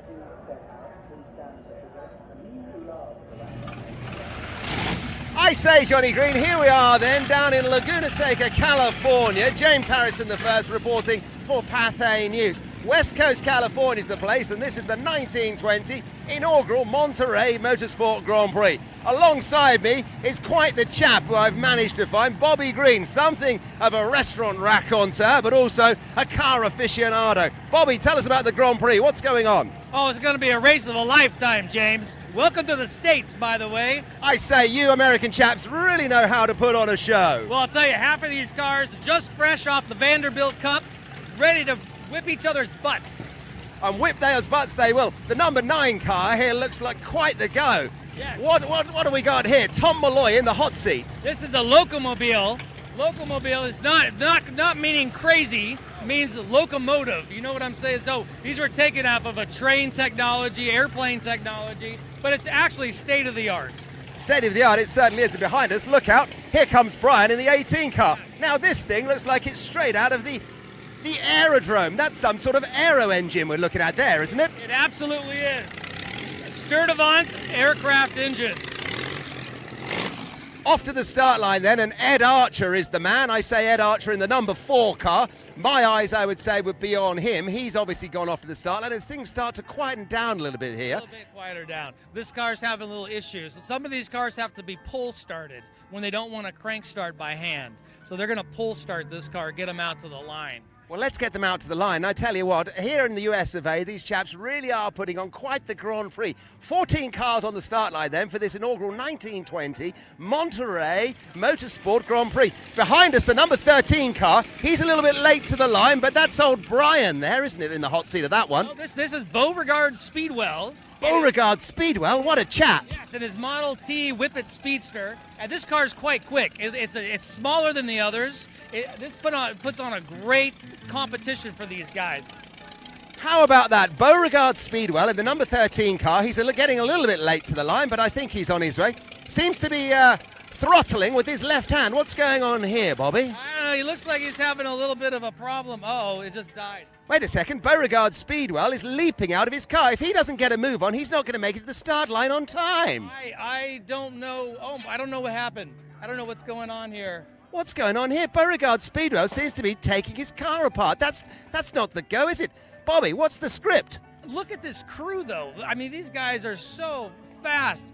I mean, this is the kind of pit crew you want to have in a moment like this. I say it really is. These American chaps really know what they're doing on the wrenches. Reminds me of my time in the King's Own Fusiliers. We used to be able to strip a cannon in 2 minutes and get it back out onto the field, ready to go in no time. But these Americans, well, they really are next level. They really are. Well, he's got about 3 more minutes to get up to the line, or he's not in this race at all. He's got 3 minutes, folks, to get the car to the line. Beauregard Speedwell, the American ace, really needs to start moving fast. Something is afoot. I don't know what this is. You know, something got in there, but it looks like they're going to find out pretty quick. They're now taking the whole of the body off. Beauregard, what on earth are you doing, old man? I'm going to get in there. Let's go see what's going on. I say, Beauregard Speedwell, what's going on? I don't know yet. We've got a problem with the car. It won't run. I got to get out on the track. I don't know. I can't talk to you right now. He's got to get out on the track, folks. The race is about to start. These young chaps are stripping it to pieces. We better leave him alone. He seems a little stressed out right now. And I would be too. I mean, if I only had a few more minutes to get to the line, everything's on the line with this race. You can see the stress in his face. They're stripping the car to absolute pieces. The engine's off, the bodywork's off, and they're not stopping. This would put an F1 crew to shame. I mean, imagine stripping the cars down today. This would never happen.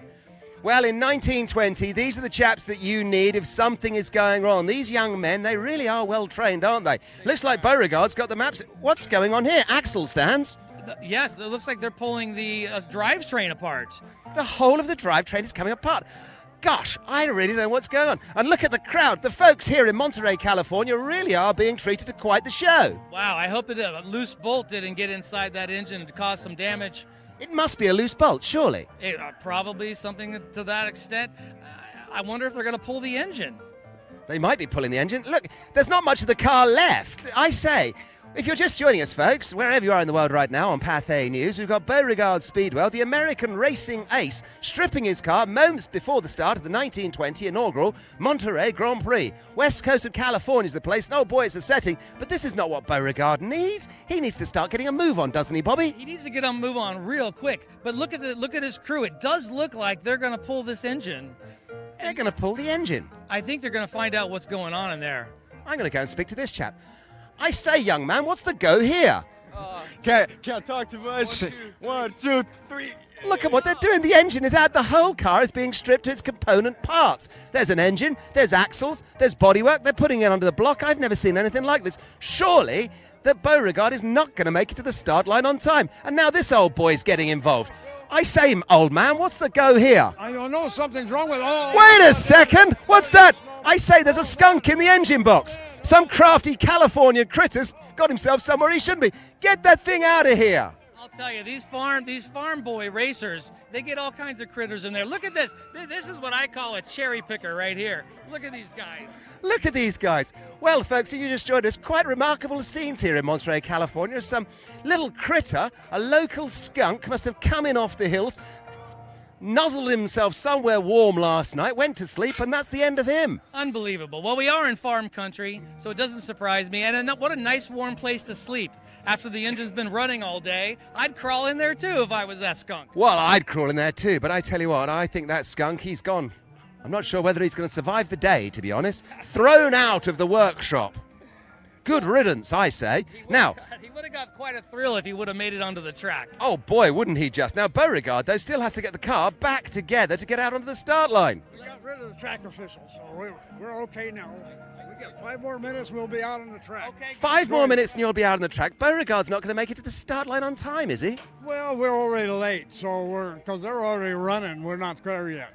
So we got to hurry up and get this thing back together so we can get there. You better hurry up and get that thing back together, old man. Luckily, you got these young chaps. You've lost 4 minutes. Look at that. 10:14 on the race clock here at WeatherTech Raceway, Laguna Seca. They're already going back together. Bobby, you're a bit of a car man. Have you seen anything quite like this before? You know, not to this extreme. I mean, all the way down to the ground, nuts and bolts. But, you know, Beauregard is a fast racer. I think he's going to catch up to this group.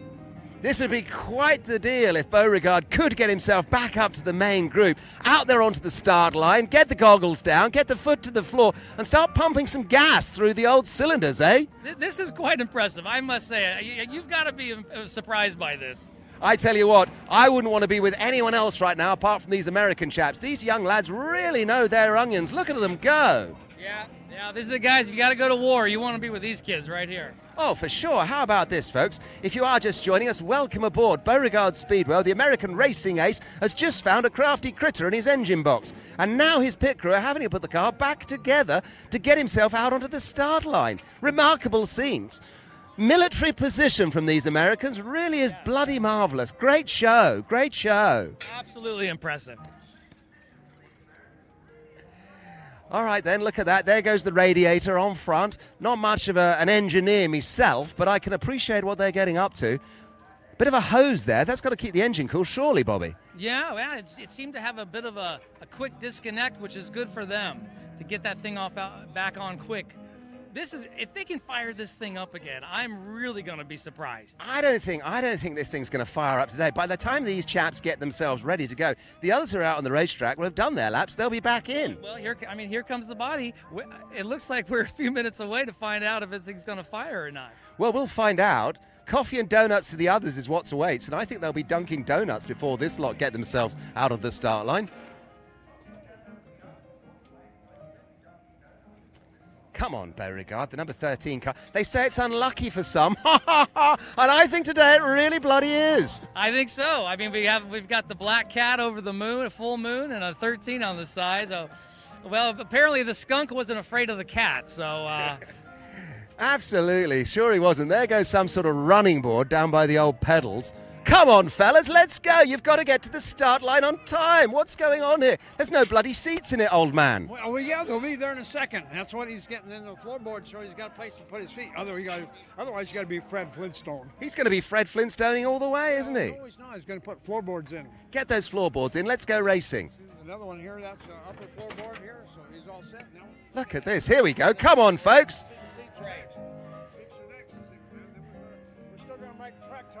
Still got track time. We've still got 7 minutes of track time, apparently. It's not what we were expecting for the first ever Monterey Grand Prix, but what a start. Come on, Beauregard. Hey, folks here, clear the way. Make way for Beauregard Speedwell. I say he's going to go racing. Give him a cheer if he does it.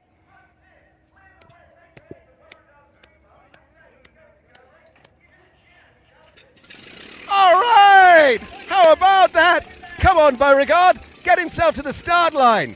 Come on in, Bobby. How about that as Beauregard Speedwell gets on out to the start line? Well, Bobby, what a start to the first ever 1920 Monterey Motorsport Grand Prix. We weren't expecting that, were we? Absolutely not. But I don't know about you, but my money is on Beauregard today. Johnny Green, back to you in the commentary position from myself, James Harrison, for Pathé News down here in the paddock. What do you make of that, old man? Absolutely scintillating. Well done, Kev. No one could do it better than you. I shall not do the Pathé for the rest of the Ragtime because you've done it way too well. But that was, I cannot believe a California critter could absolutely upset the Ragtime Racers as they did. But we've solved it and we've got it, and the Ragtime Racers are on track. Absolutely superb. Kev Harris at his finest. He lives for that, and I love it. Well done to you, Kev. That was totally impromptu, not rehearsed. Absolutely fantastic. Talking of not rehearsed, here's the man that needs no introduction and no rehearsal. James Alder, who is one of the participants here. We just saw him hooning round in his number 33 Jaguar from the early 50s, and he just joins me. I know he's got to go in a minute, but I want to get you on board. How was the experience, James? And what did you think of that little exhibition? That's absolutely fantastic, but that's just an example of the spirit that these people have in racing. I mean, it's whatever it takes. And that's the other thing that's so enjoyable about it, is that to the people that are involved in this, the mechanics, the drivers, they're completely focused on what they have to do. Whatever their regular job is in life, that's over. It's all about getting the car on the track, participating, and having the time of their life. And as you can see, it was 2 minutes before they were on the track. The engine was still out. I know. I tell you what, Ferrari Formula One could learn a little bit from them. Absolutely. Might take their pit stops down a little. Yeah. Sorry, Mr. Benotti. Oh, we're having some fun. National Indy Racer, the number 20. Look, you drive a 50s Jaguar in period, and I was telling everybody, I was regaling everybody about the fact that you drive it from home in Reno, Nevada. Just tell us, first of all, before we get to the Ragtime Racers, how you go about your racing. Because something like in your time of racing that car, you've got something like 300 plus races? Well, not quite that many. I think this was race weekend 159. Wow. This is my 40th season with the same car. And yeah, it's sometimes a little impractical driving the car to and from as the form of transportation. But that's how they did it. Well, that's how they did it back in the day. There's a mountain pass in between the Bay Area and Reno where I live. And at certain times of the year, it is subject to weather. I have gone over the pass in quite a bit of snow. But as long as you're moving, it's not so bad. And when it feels pretty bad, and I feel pretty cold, wet, and miserable, I remind myself that it's better than a motorcycle. Yeah, that is one way of looking, or walking. Yeah, right. Have you ever broken down on the way? I have broken down a few times. Usually, though, if the car is able to leave the track on its own power, it will typically get me home. On a couple of occasions when I have broken down, one time I had so much rain that it's found its way into the fuel, and the motor stopped running because of water in the gas. So I had to get that figured out in Auburn. One time on the way down, unfortunately, the left front wheel separated from the car on I-80 because the wheel bearing failed. And so that was really hairy because the speed limit may be 65, everybody's driving about 80 on Interstate 80. I think they're confused with the number of the highway. But, so these kind of things have happened, and one way or the other, they always have worked out. I mean, maybe there's some kind of angel looking over me. I hope if that's the case, it continues on because I may have had more than 9 lives already. Well, let's take a look at some of these cars because they are absolutely fantastic. This blue Packard from 1912 just going up the hill. And you can see this is what we've got out on track. But this was an era, earlier than your era of the Jaguar. But obviously, these are what we call the Ragtime Racers. They've been going since, 2018. And they basically sell themselves as 100-year-old cars. And they really are truly examples of how it was back in the day, in the early days of when the Indy 500 was beginning, and I think that was 1911, and Ray Haroon inventing the first ever mirror, but these cars didn't have those, and that's why there was 2 reasons to have the passenger. It wasn't for fun, it was because basically one had to start with the crank, and the other would be the spotter, effectively. Well, and then some of these cars, they have to have fuel pressure manually built up. So you'll see some of them with an actual hand pump. But yeah, this was a glorious era of the results of the Industrial Revolution. And as you're probably aware, during the same time frame, they're pumping the fuel pressure. But there was also electric cars of that era. These electric cars are not a new thing necessarily. I made that point yesterday. It is interesting that back in the day, electric cars were actually invented long time ago. Everybody thinks they're some new phenomena. So that's what he's doing. He's pumping the fuel, huh? Now look at the competition. They're looking at each other. I don't know if they're snarling under that full face helmet or not. Well, that's about the only modern part. That number 2 is a 2017 Ford Racer. Chris Helling at the wheel. A 1917. You said a 2017. You're 100 years off there. I was only 100 years off. Yeah. My accuracy's not good this morning. No, a 1917 But Ford think Racer. of the gentleman sports racer of this era. I mean, this is the type of event where they would have a soiree in the evening that was strictly black tie. Absolutely. And I don't know if they brought a steamer trunk with them to these events, how they could have all the change of clothing, but where did they pack it all? Exactly. Yeah, exactly. No, but these were the early and glory days in many ways of motor racing, and these guys were mavericks, weren't they? I mean, to do what they did, no safety belts, no safety at all, to be honest. And while we've got modern helmets on, they didn't. Well, they had leather helmets, yeah. And they considered it much safer to actually not be secured to the vehicle. So if there was a shunt of some sort, the theory was they would be thrown from the vehicle, and that was their best choice. So, what does that tell you? I know, it tells you everything. Yeah. And the truth is, these cars, there's the checkered flag, but with these cars, most people had never, if they were living in the wilds of the Midwest, had never traveled more than 30 miles because that wasn't possible. So these cars allowed people to actually go out, and they were production versions of what these guys are now racing, but it changed the world. Well, this is not that far later than the time when, if you were in a motor car in a congested area, you had to have somebody with a flag ahead of you warning the people that you were coming. Yeah, you're coming. I mean, Yes, and we forget that horsepower that we still use today was what it was named after, because before these cars, it was just horses that got us around. Right. Yeah, the Industrial Revolution brought an entirely different aspect of pollution. I mean, back prior to the turn of the century and around this time, there was so many horses in New York City and so much manure in New York City that there was really a serious pollution problem. And so look what we've done. The horses went away. We have the motor cars. Eventually, of course, that created some pollution problem.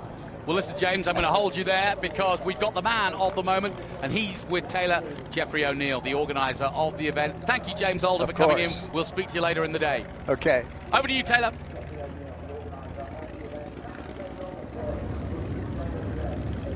That's right. I do have the man of the moment. I've got Jeff O'Neill here with me. We're down on the grid. You've got your Ferrari. I've talked to a lot of the other drivers, and they seem to also talk about your car. How ready are you for this race to put that car on the track? Well, first, I wish it was my car. It happens to be the car I'm racing, but I'm very grateful for a wonderful guy named Tom Price who owns that car and lets me race it. So we're pretty excited about running it against the short wheelbase. Just a great, this grid's amazing, honestly. It's just a great group of guys, great speed. So we're looking for a fun race.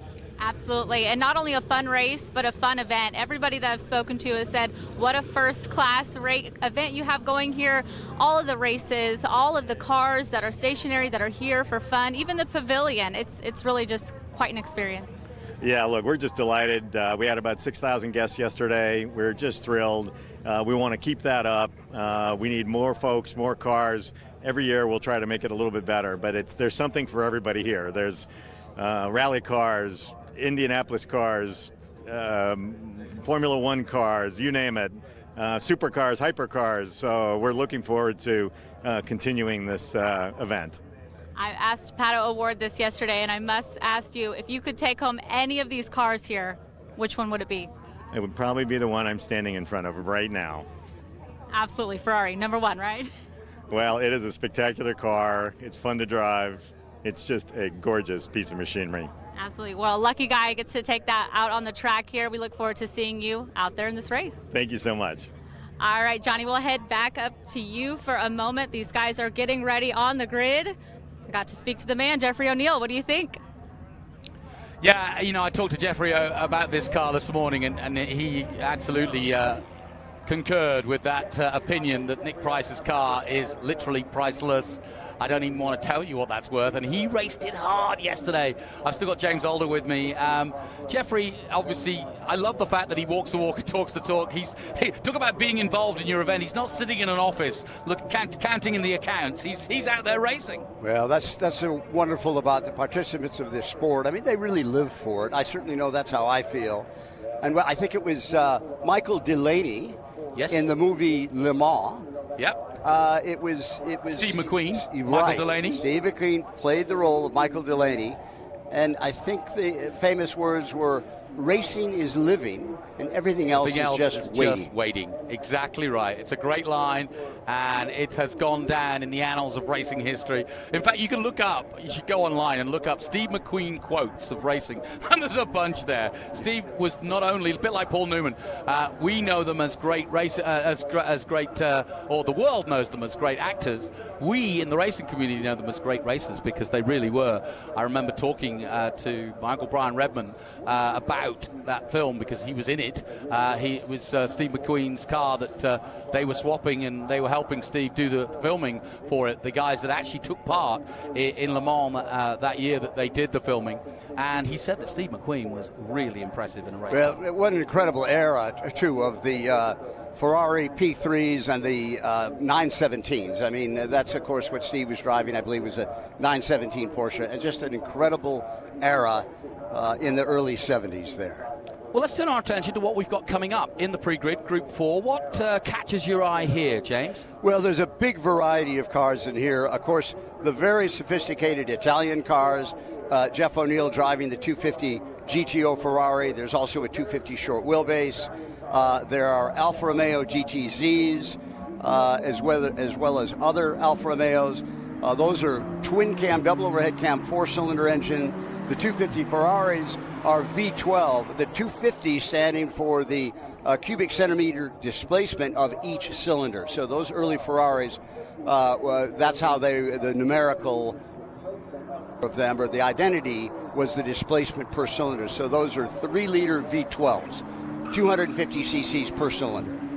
And we talked about this a moment ago, but this is an era, this sort of late 50s, early 60s, where effectively you race what you brung, so to speak. Right. So effectively, like you're still doing, and I love having you here, because you really do personify what it's not just that you race in period and you dress in period, you also bring your car from home and drive it, which is exactly what in the day these did. Taylor's got some more news for us. Before you answer that question, let's head down to Taylor as she heads down and does the grid walk for us before these guys go out. Hold that thought.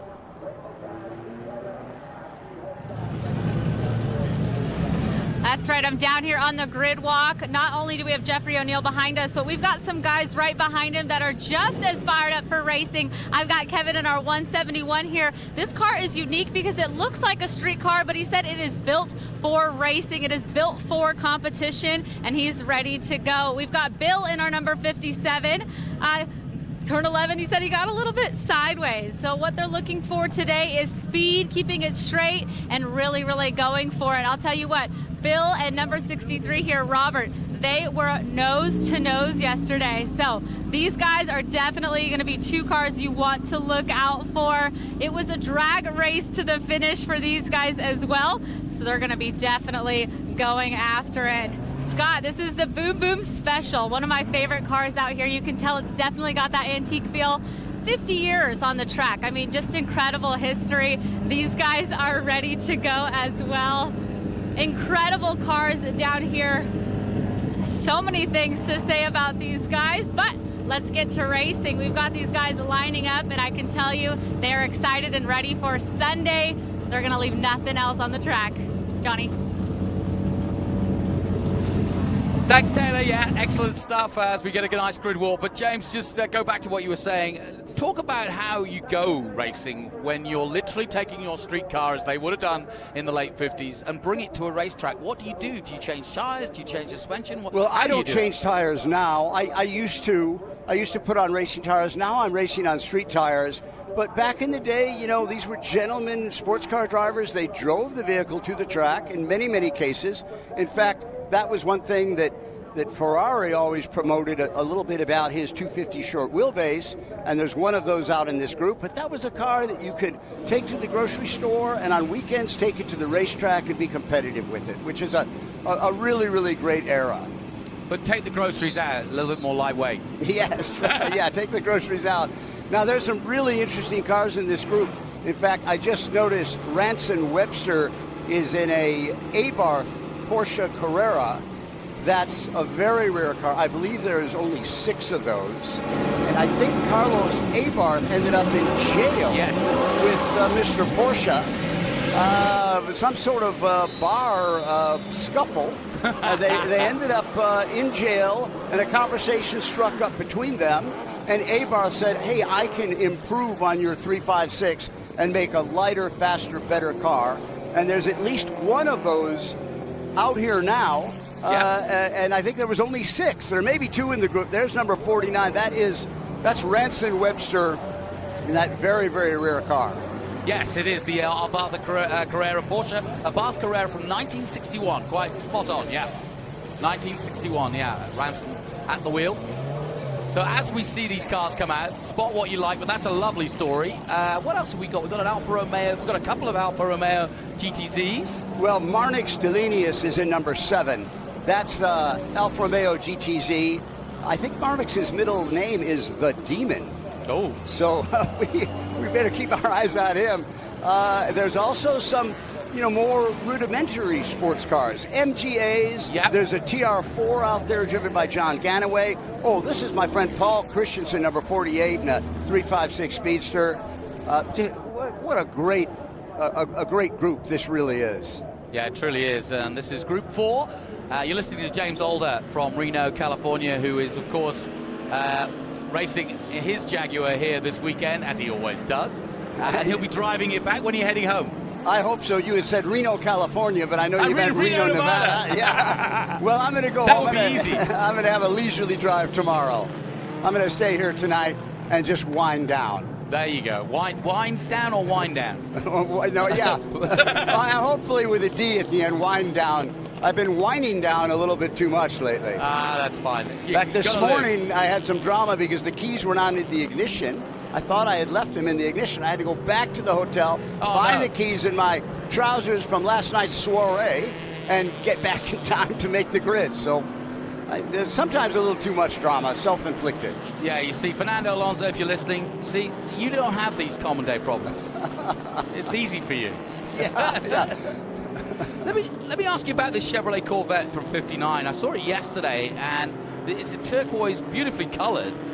Tony Garmy at the wheel of it. We'll see it in a moment. We just saw it coming out of the pits. That's quite a famous racing Corvette from the era. I think it was Washburn Chevrolet, and I believe that car is owned by Steve Earle. I'm sure you recognize his name. Absolutely, and I know that Jeffrey O'Neill has thanked Steve Earle in the program over the years for helping put this together. He, of course, has been behind the scenes of many an historic event here in the United States over the years.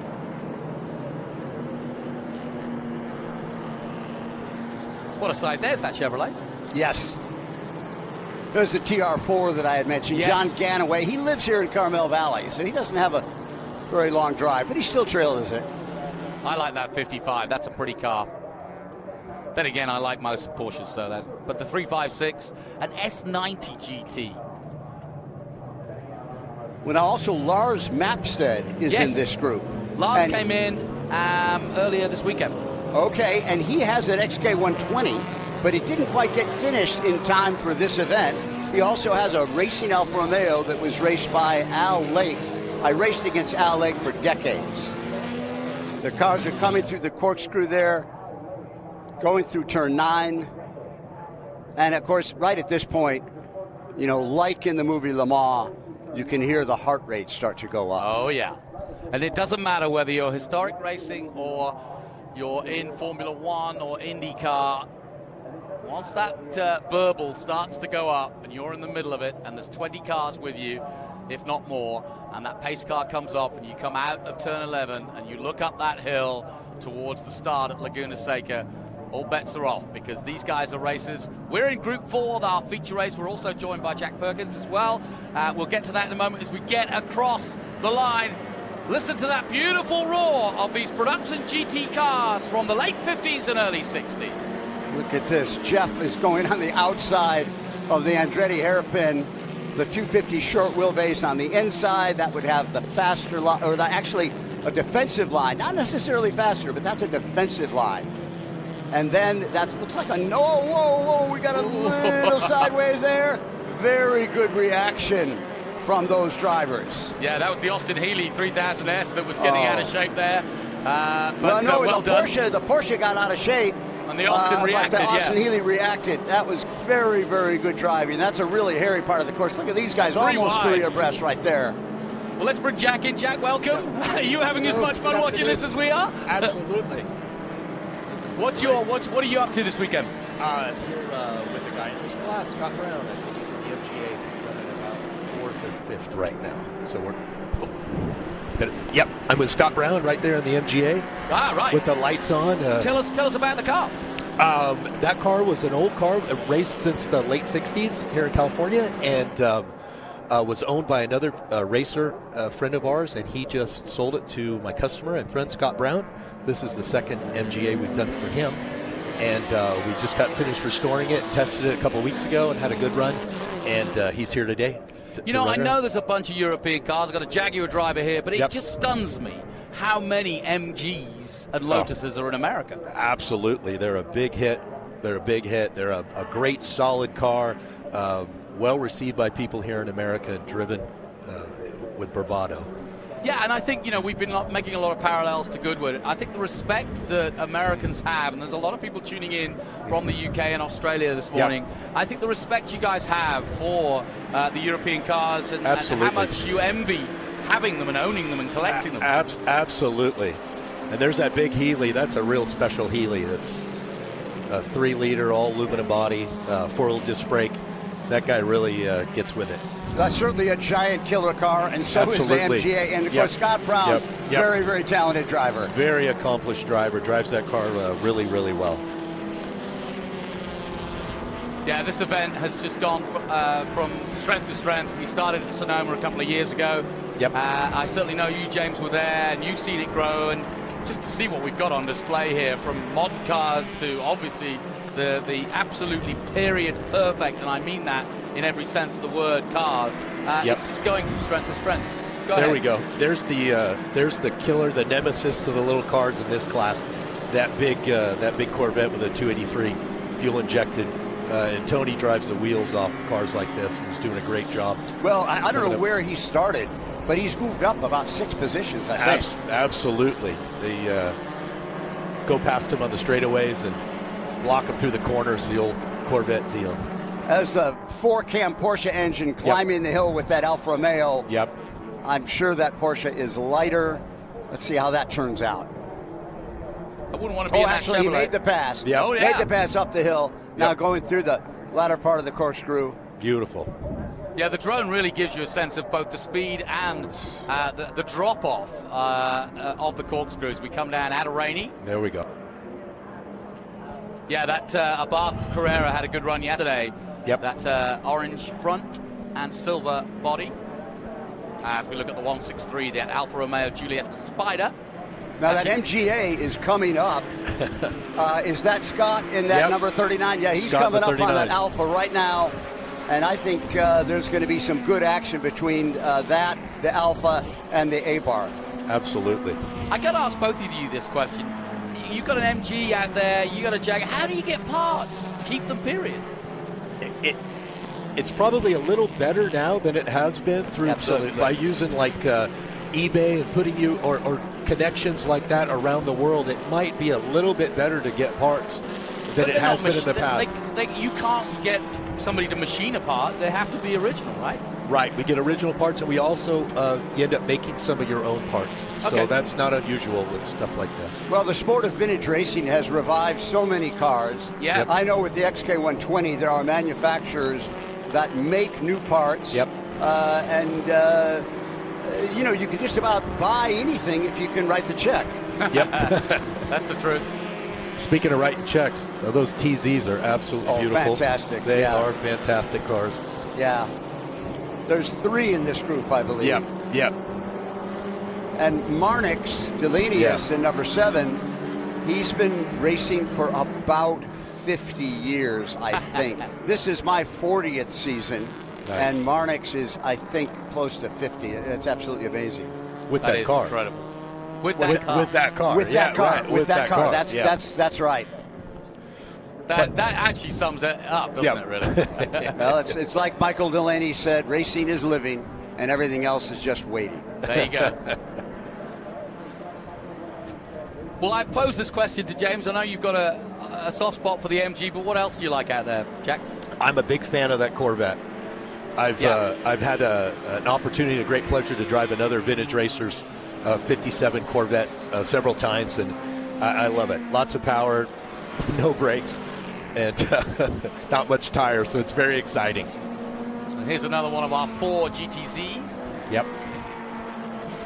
What a beautiful car. Yeah, those are fantastic. And again, there's great skill. You can look at the line these guys are taking. These are, I think, really, really good drivers. Yep, they're doing a great job. And we haven't talked about some of those really nice Ferraris in this group either. Oh, gosh. Yeah. Well, why don't we? Yeah, because they were in a heck of a battle yesterday. I was talking to Jeffrey O'Neill about him. My word. Yep. He told me that everybody plays fair and nobody gets too aggressive, and I kind of read in the riot act. I said, "There's somebody out there in a Ferrari. I don't know who it is." I said, "But he was getting a little bit aggressive," and he goes, "Well, who was that?" And I said, "I don't know. You have a look at the list." Yeah, he put down some good laps yesterday. There's John Ganaway in that TR4. Yep. He does a great job with that car. He sure does. And of course, the engine, I think, of the Triumphs were they originally a tractor design? You bet. You know? That's what they said. Torque, the three, torque, the I torque guess is motor, what it's about. Yeah. A 2-liter, 2-liter 4. Very nice car. Lots of grunt. And I think, and the battle was on during the 50s to basically. Oh man! And this is where the war between the Europeans and the Americans really got into gear, if you will. We got a spinner there. Oh, and a very hairy spot in the corner. That's the Juliana Spider, way. Robert Stoker at the wheel. You won't be too stoked about that, as they say in California.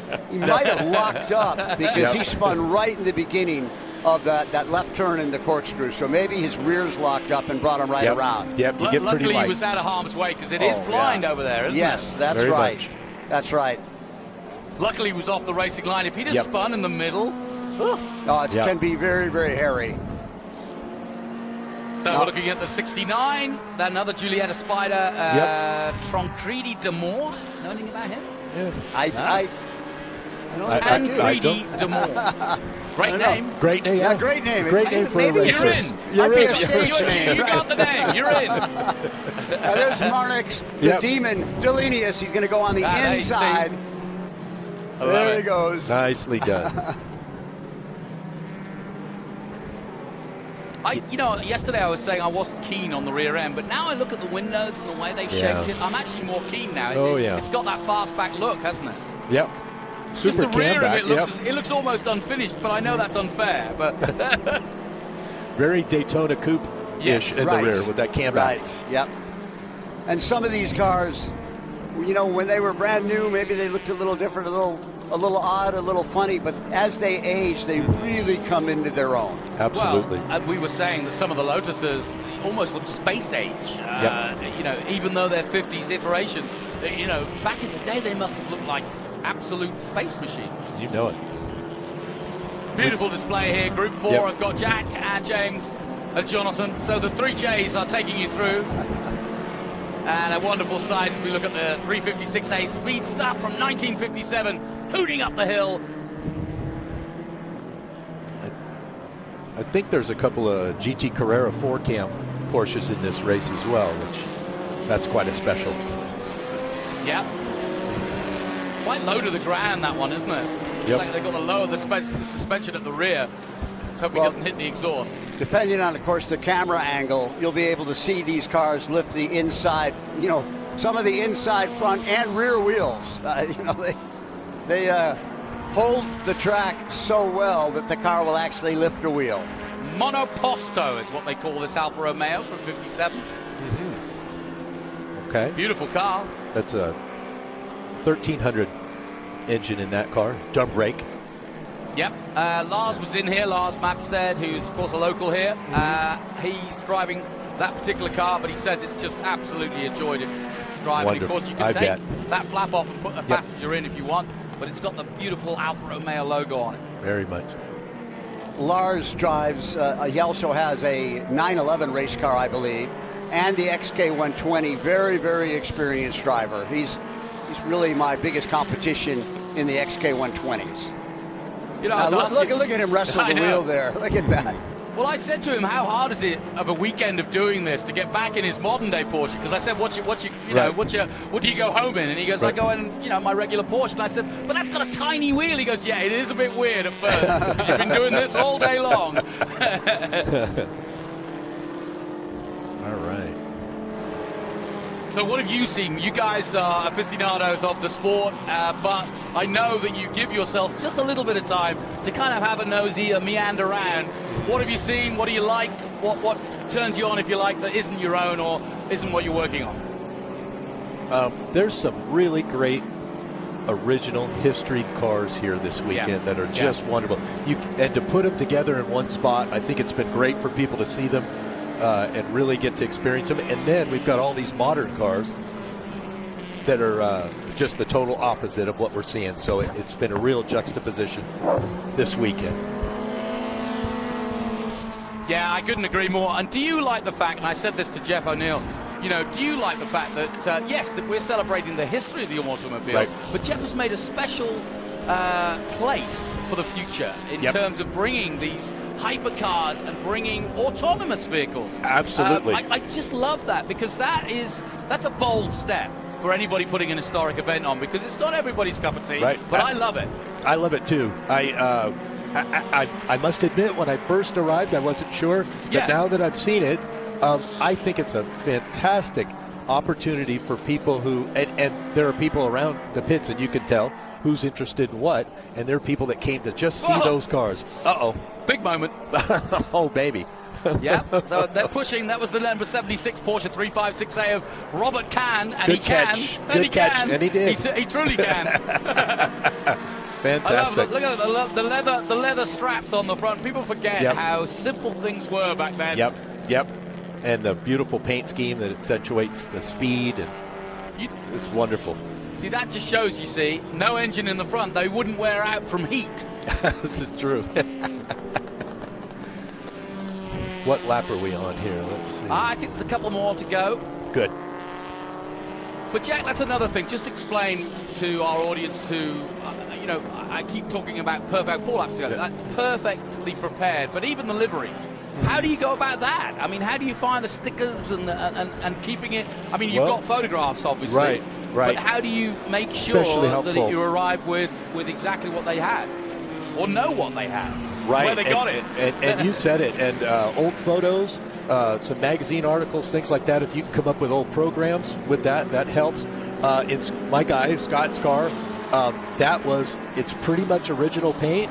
And so the livery on that is as it was. So it's got its little bumps and bruises and things. And Scott was able to find a sign painter, and he did a beautiful job replicating some things on the car, some signage, hand-painted like it was done, no stickers in the day. So that's a really fun part of putting a car back the way it was. And literally, it's a year-round project, isn't it? Or Absolutely. Every year. Yeah, every year. You bet. I love it. There's a little bug eye. Yes. I think. Yeah, beautiful. Little Austin Healey Sprite, little bug eye, as you say. Peter Smith at the wheel, that's a 1958. Yeah. So we've got from 1 liter, that's a little under 1 liter to 1 liter to 3 to 5 liter almost in the Corvette. So quite a disparity in this group. And that's a pretty 356, that red convertible D. Sure is. Yep.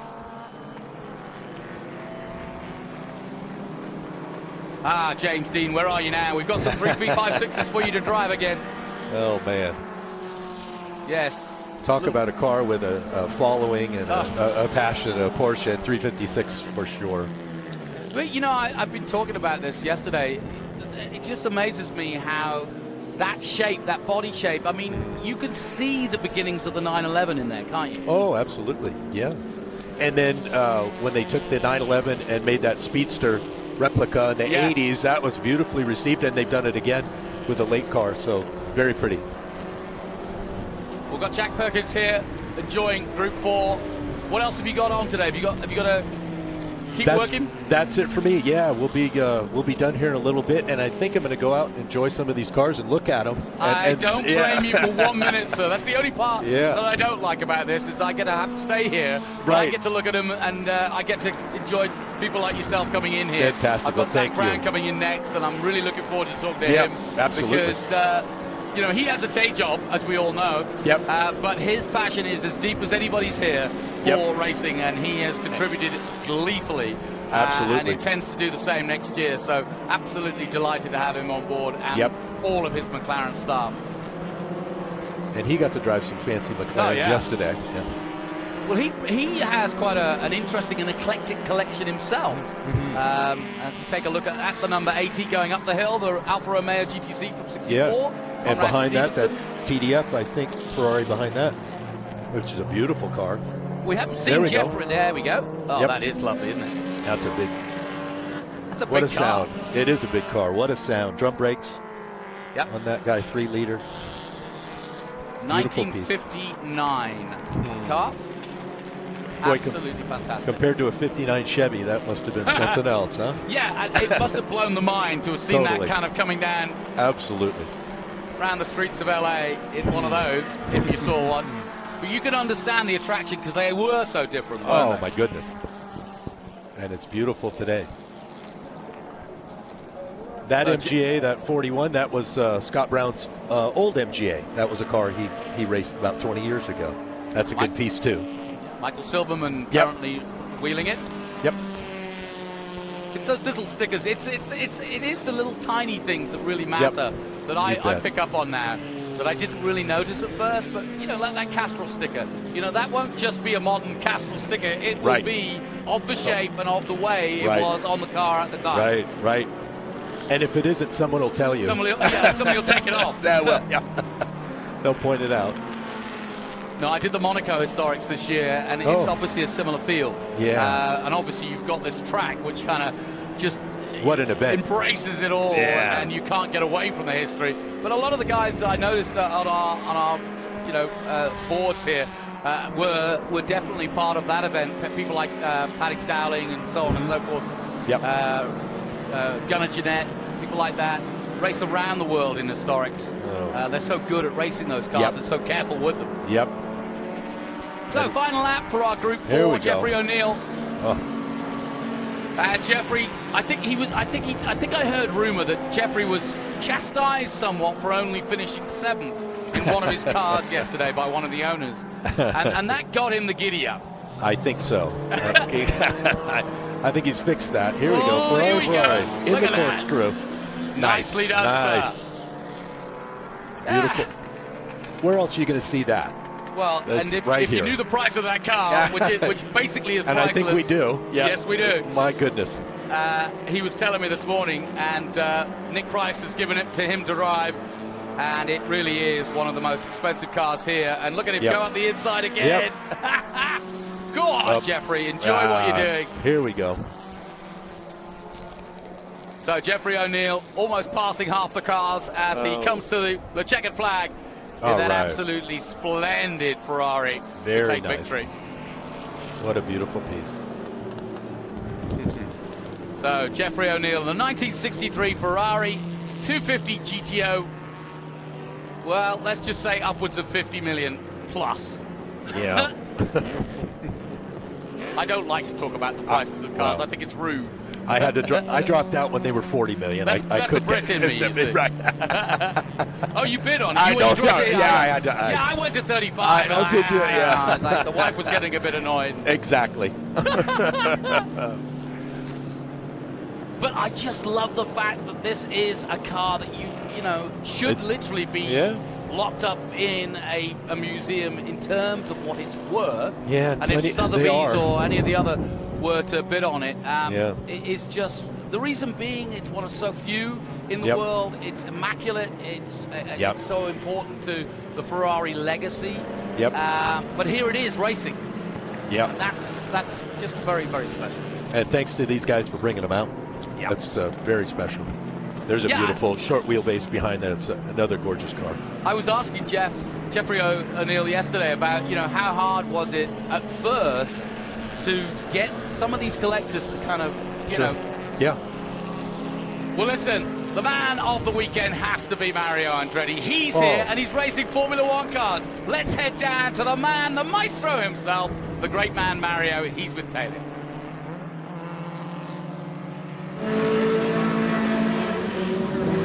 I'm down here with a man who needs no introduction, Mario Andretti. I would love to hear your thoughts on driving an F1 car, this modern F1 car here on this legendary racetrack. What was going through your mind? Well, actually, something I've been looking forward to, as you can imagine. You know, you have a lot of opportunity to get in some of the older cars, but I just want to get a little bit of a feel as to, I'm not sure I'm doing myself justice or the car ultimately, but I know exactly what I'm looking for, and I'm getting the idea. So that's really what I was after. You know, this particular engine situation has got a very narrow power curve, so you got to have a lot of confidence in the car to be able to maintain it there, and I have a little bit of an issue getting fitted up in it. But other than that, like you said, I'm all smiles because it's been a bucket list for me, as you can imagine. I've been saying that, and McLaren and Zach Brown is making that happen for me. So I'm in awe of what they're doing for me. And you've raced so many different cars over the years, almost numerous, too many to count. How would this rank in experiences? Well, it's right up there. You know, you're always curious. You know, always when I have the opportunity to just know, you know, what I'm talking about contemporaneously, and this gives me that opportunity. One more question for you. What advice would you give to younger racers coming up, or even gentlemen who maybe just, or ladies want to be in the sport of motorsport? How should they get started? It's very simple. I always say, follow your dreams. You know, that there's no set pattern or a formula, you know, to try to get there, but there are many opportunities today, you know, with different series, you know, to get you prepared for the top level. And if you really want to do it, again, the system is there. Absolutely. Well, thank you so much for your time. What an incredible event here at Velocity Invitational, and a treat for all the fans. Thank you for signing autographs. I don't know if you'll be out there again today, but we've really enjoyed having you. It's lovely to be here, trust me. Well, Mario Andretti, it needs no more. Johnny, back to you. He's such a gentleman, and I wish all racing drivers would look up to that man and realize what it takes to be both a great driver and a great sportsman and gentleman as well. Mario, we love you, and may you continue racing cars, fast ones, like an Andretti and the rest of the family for a long time to come. Thank you, Mario. Now, we are about to go racing again. Plenty coming at you, but I believe that Kev is also down with some Trans Am cars. So why don't we head down to Kev Harris, down in the thick of the paddock, to hear what the latest is with Trans Am.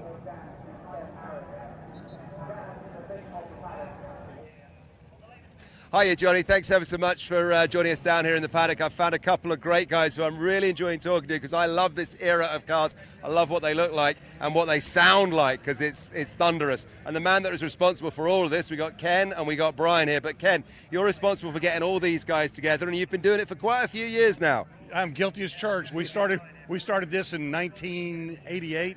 The first few guys got together, and then we started running them, and then as we went along, there was 9 of us, and now there's 30, and then there's 50. Yeah.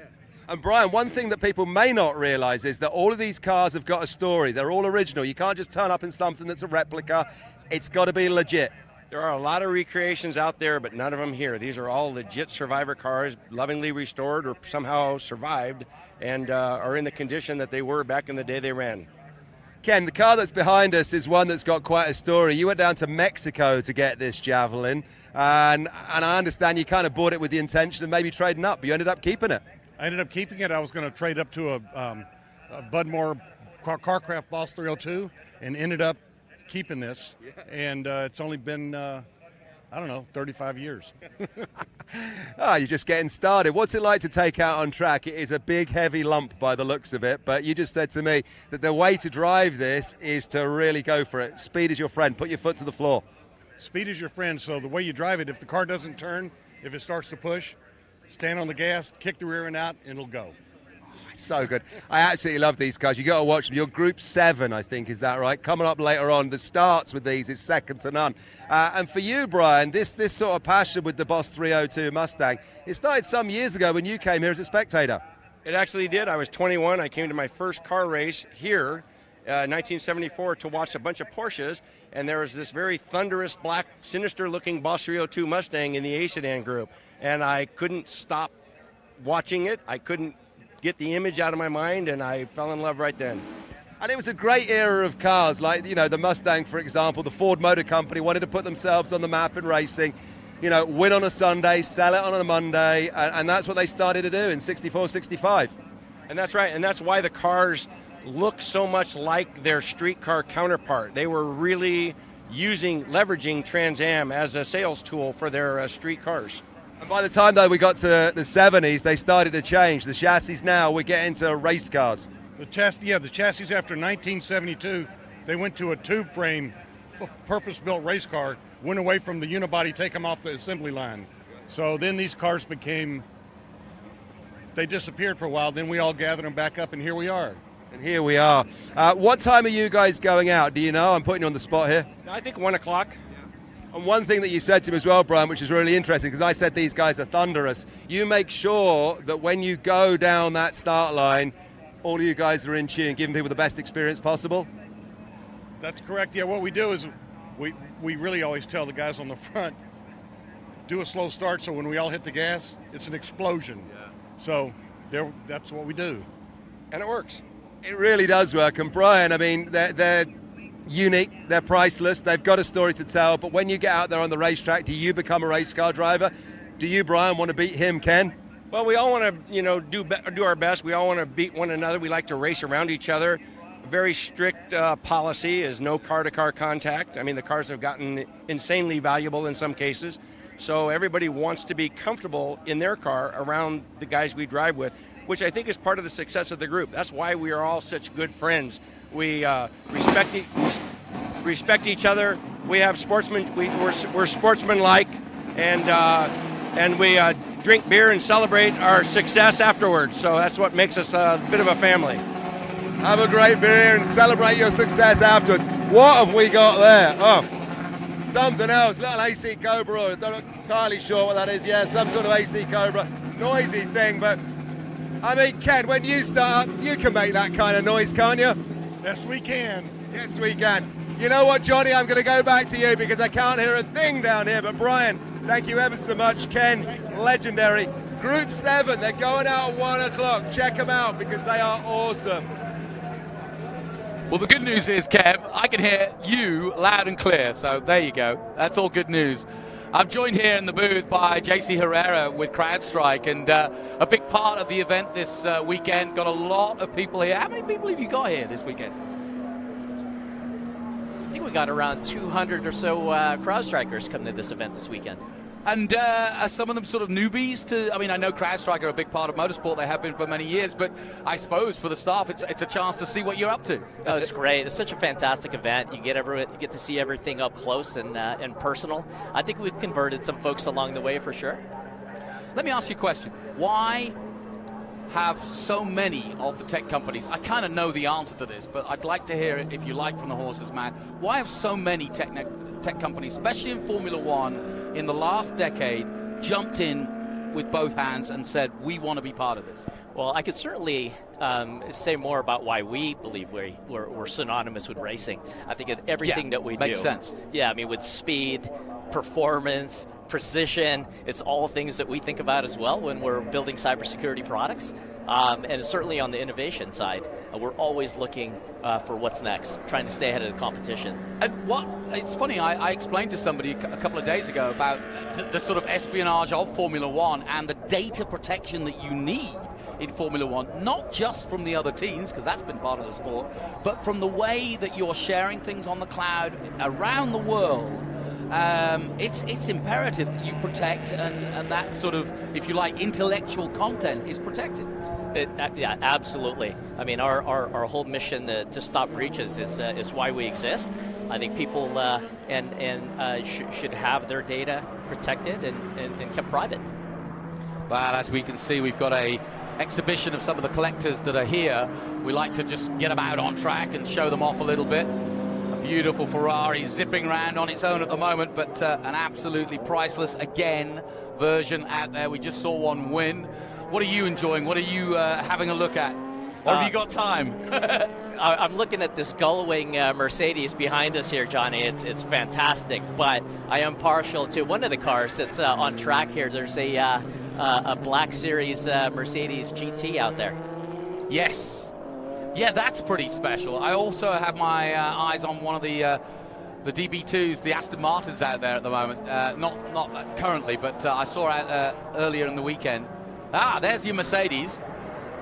I think we saw that this morning in the Gara exhibition as well, but that's a beauty, isn't it? You know what? I've got the best seat in the house. I'll tell you why, JC, because I've got the fuel pumps right here in front of me. So this had to fill up just before it went out. But all the cars have to come here. Some are noisy, some aren't. But it's really quite nice because I get as close as anybody else without actually leaving the booth. I think just from this vantage point, the smell, the sounds, equally as fascinating as what we're seeing. The one thing I love about CrowdStrike's involvement in motorsport is talk about walking the walk and talking the talk. Your CEO, the boss, the owner, the guy that pretty much puts it all together, he does it. He is winning, and he's had an amazing season. It's been amazing to watch for sure. George doesn't sit still for very long, I think, as anyone knows. And he's got this saying, boy, if you're not moving forward, you're going backwards. Yeah, we had him on our Speed City show. Thank you for sponsoring us on our Formula One coverage on SiriusXM, and we'll be doing next weekend. So tune in, SiriusXM. A little personal plug there, but he came on the show and we talked about. He was very humble about the fact, I'm just trying out racing, and that was about a year ago. And it's like, wow, he has just exploded in the GT scene in the last year or so. So hats off to you. I love it when you walk the walk and talk the talk. I mentioned Zach Brown there. He's exactly the same thing. It's one thing to be a CEO or be a manager, but and I tell you what, as I mentioned Zach Brown, why don't we talk to him himself? Taylor's just gone and rustled up an interview with him. Let's head down and hear from the CEO of McLaren Formula One, Zach Brown.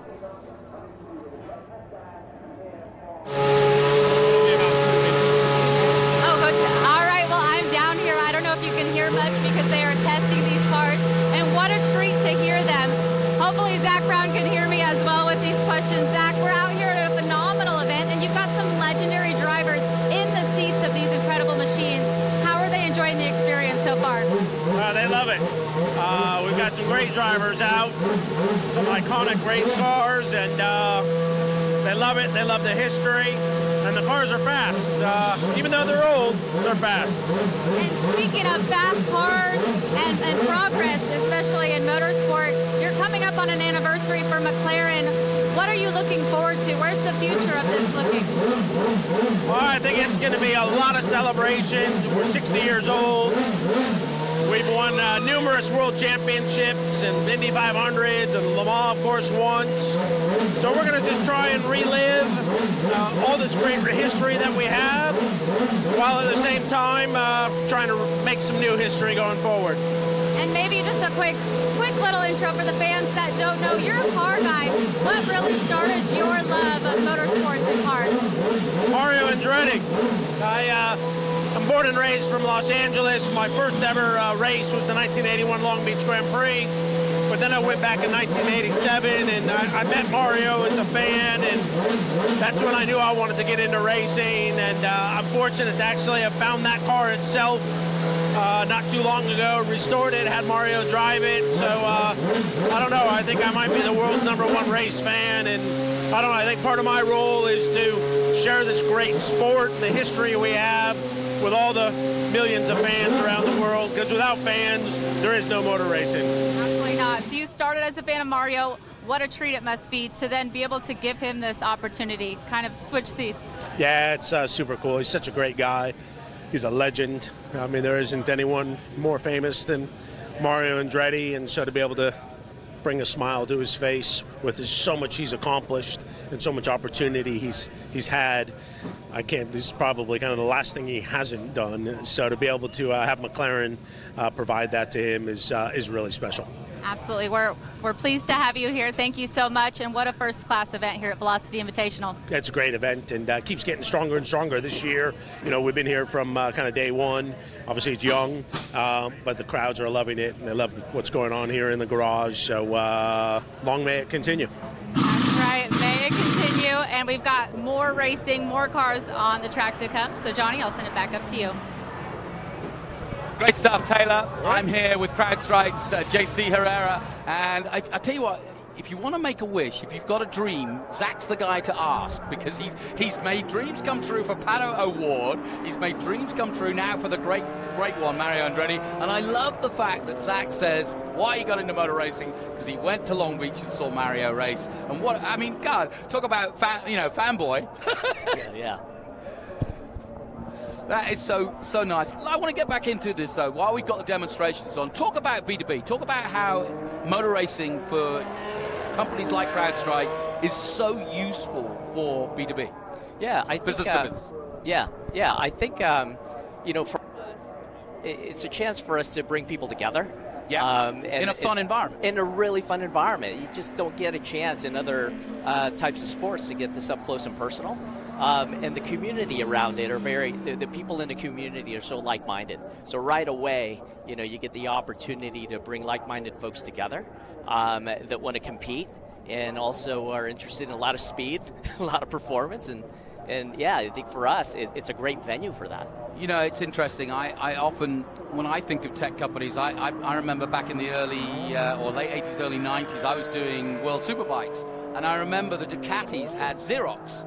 And I remember talking to the head or one of the top marketing guys at Xerox, and I said, well, why would you get into motor racing? We don't do much photocopying, kind of jokingly.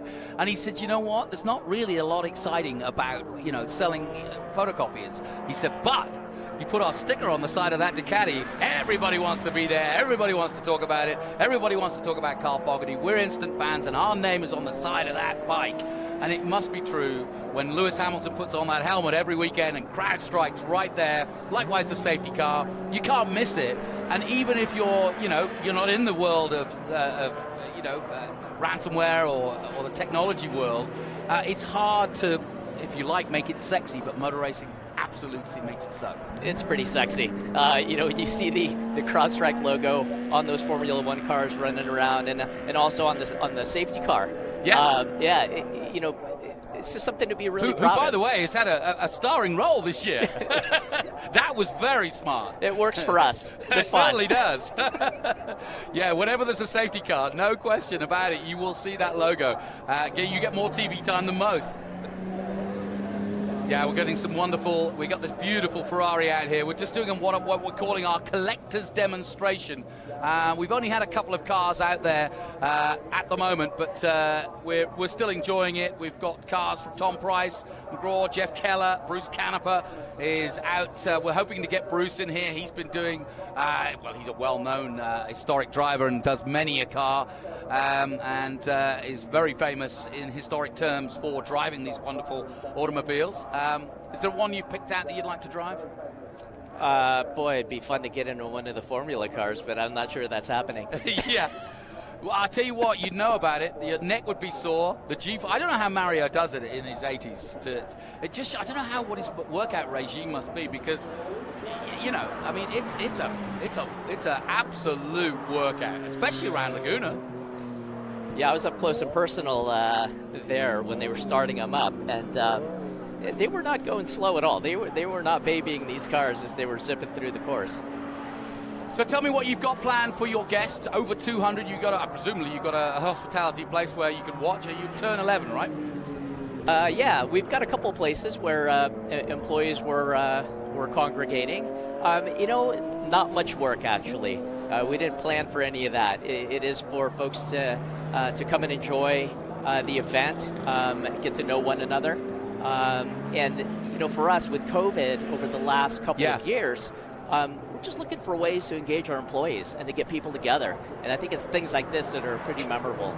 You know, it's so funny you say that. I went to a motor race in New Zealand recently, and it was the first time I'd really traveled in a couple of years, and I was meeting people and going to dinners, and it almost, I kept thinking, what's the matter with me? And it was just that I hadn't done it for so long, and it was so nice to see and be tactile and shake hands and see smiling faces and be around people, because I think we've all been in this weird bubble for 2 years where we haven't been around other people. It was just fantastic to see people light up. You know, they're meeting people for the first time they've worked with over the last couple of years, and they're getting a chance to shake hands and really share stories at a much more personal and engaging level.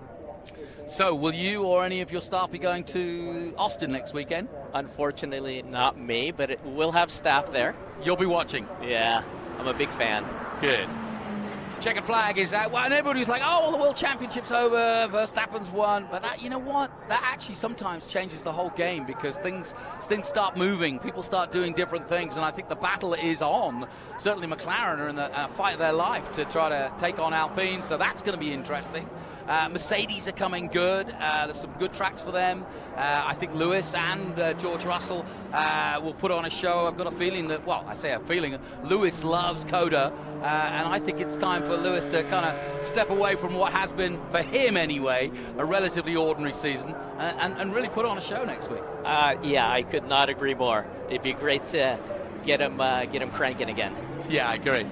Well, we're just finishing our collectors' cars demonstrations. We've had a Mercedes and a Ferrari out there. We're talking to CrowdStrike's JC Herrera.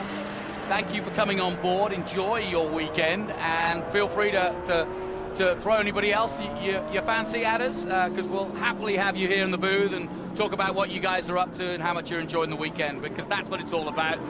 We take racing drivers, we take fans, we take anybody who's just a guest. So enjoy your weekend. Thanks for coming up, and may CrowdStrike continue supporting motor racing worldwide. Thank you. Thanks very much, Johnny. Appreciate it. So we see the Mercedes coming in as the collectors finish their demonstration. My thanks to the Chief of HR from CrowdStrike, that's JC Herrera, coming in there and talking about CrowdStrike and their involvement in motor racing. And they are one of the sponsors here of Velocity Invitational, as they are, as we mentioned, in Formula One too. So look out for the CrowdStrike logo, both on Lewis Hamilton's helmet and also on the safety car that goes around before there's ever a full course yellow in Formula One. So we continue here at Velocity Invitational, and sadly the sun just hasn't quite popped out yet to give it that kind of gloss that we need here at Laguna, but it will be.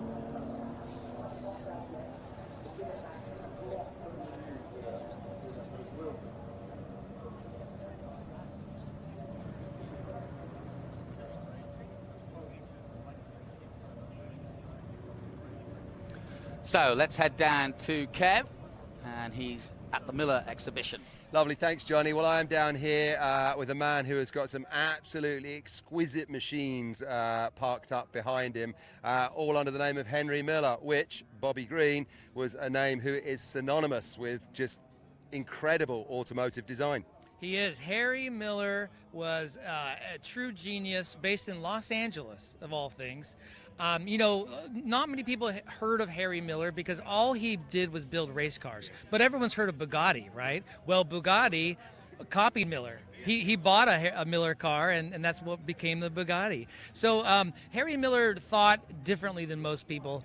He thought of simplicity, he thought of beauty, and he created cars that were absolute works of art. Every piece on the car completely handmade and designed by Harry Miller and his team. And what we have behind us here as well, let's not be confused, these aren't replicas, these are original cars that are just in perfect condition because guys like yourself have looked after them. Yes, I'm in the Harry A. Miller Club, and we're very dedicated to keeping this alive. The great thing is all of Harry Miller's blueprints and patterns still exist. So if a part is needed, a casting can be made, machining can be made to the blueprints and brought back into service. So that's what saved a lot of these Miller cars. There's not that many out there, and very few in their original state. And we have a couple couple pretty good examples here. This is my Miller on the car hauler. That was Ralph De Palma's last race car. He retired in '36 and sold the car. And now Harry Miller concentrated on oval track racing, the Indy 500 being his key goal. And he was an early competitor of Duesenberg. Him and Duesenberg were in the early 20s, were battling it out. But Harry Miller found a way to defeat him, and they never came back again. And Harry Miller, the lineage of their motors, and you've heard of the Offie motor, the Offenhauser. So after Miller retired, his chief mechanic, Fred Offenhauser, took over and renamed it the Offie. Well, this Miller-designed engine dominated the Indy 500 from, say, 1925 into the mid-'80s until the Ford Cogsworth came along. That's absolutely ridiculous. I mean, an engine to span that time, or the design, or the kind of theory behind it to span that length of time is crazy. It's absolutely crazy, but he did it, and they achieved it through meticulous machine work. I need to show you some of these engines. They look like pieces of jewelry, and that is why they ran so well. And there's one that we were chatting about yesterday, I think the number 54 car, which is the one that has the supercharger right behind the engine block there. Yes. So these two cars, the Bose and the 35 car, this was a kind of a scheme that Tucker had come up with. Tucker went to Henry Ford. He said, listen, this guy Harry Miller's a genius. Why don't we make a Miller Ford car to compete in Indy? You put a Ford flathead engine in it, and you're guaranteed to win the Indianapolis 500. And Henry Ford, he wanted to win racing, so he said, let's do that. So they built 10 of these cars. And it was a mad rush to get them done. They never even tested them. They got to the Indy 500. They all failed because the exhaust was too close to a steering joint and it froze up and they had to go out. Well, the 54 car later in 1941 got a different engine put in it. It got a Miller Ed Winfield V8 V16 engine with a supercharger, and it did real well. I think it finished third that year in 41 at Indy 500. So guys would take the cars after they all failed, and they would put better engines in them. They took the Ford Flathead out, and they put Miller engines in them, and they were really competitive cars. Yeah, really competitive cars they were. And we're going back to a time when you talk about the oval race, the Indianapolis 500 as well. This was board racing, wasn't it? So precursor to kind of, well, tell us about it. I mean, you know all of this. Yes, the car behind me, this would have raced on a wooden board track. Frank Lockhart, who, raced this particular car on a wooden board track in Beverly Hills, in Culver City, in New Jersey. Now, these board tracks were very short-lived. Some were a mile long, some were 2 miles long. Millions of boards of lumber to make these things. Some were banked quite steep. And they turned out to just be too deadly dangerous. The motorcycles were running on them and the cars. This is the early 20s. There were so many deaths. And then, of course, the Great Depression hits, and they kind of just start falling apart. And then people realize, you know what, it's safer on dirt and pavement, so let's just not do the board track again. And what I love as well, and I learned this, I think, last time I was at a historic over here, spectators, kids probably who couldn't afford to get in, back in the day, there would be sometimes gaps in the boards. And to get the best view in the house, what did the kids do? Well, after some of these tracks started falling apart and were in disrepair, there'd be holes in the track, about the size of a small head. So these kids were going underneath, popping their head up like a whack-a-mole game, and they'd duck back down before the car came. I mean, it was a giant wall of death. There's a reason they call it as the wall of death.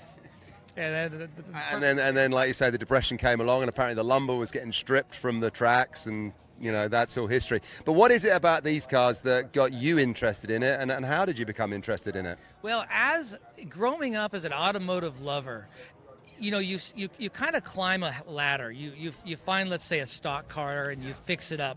Then let's say you want to build a hot rod or a race car and you fix that up. And you start, growing an appreciation for machine work, for design, because you're fixing your own car.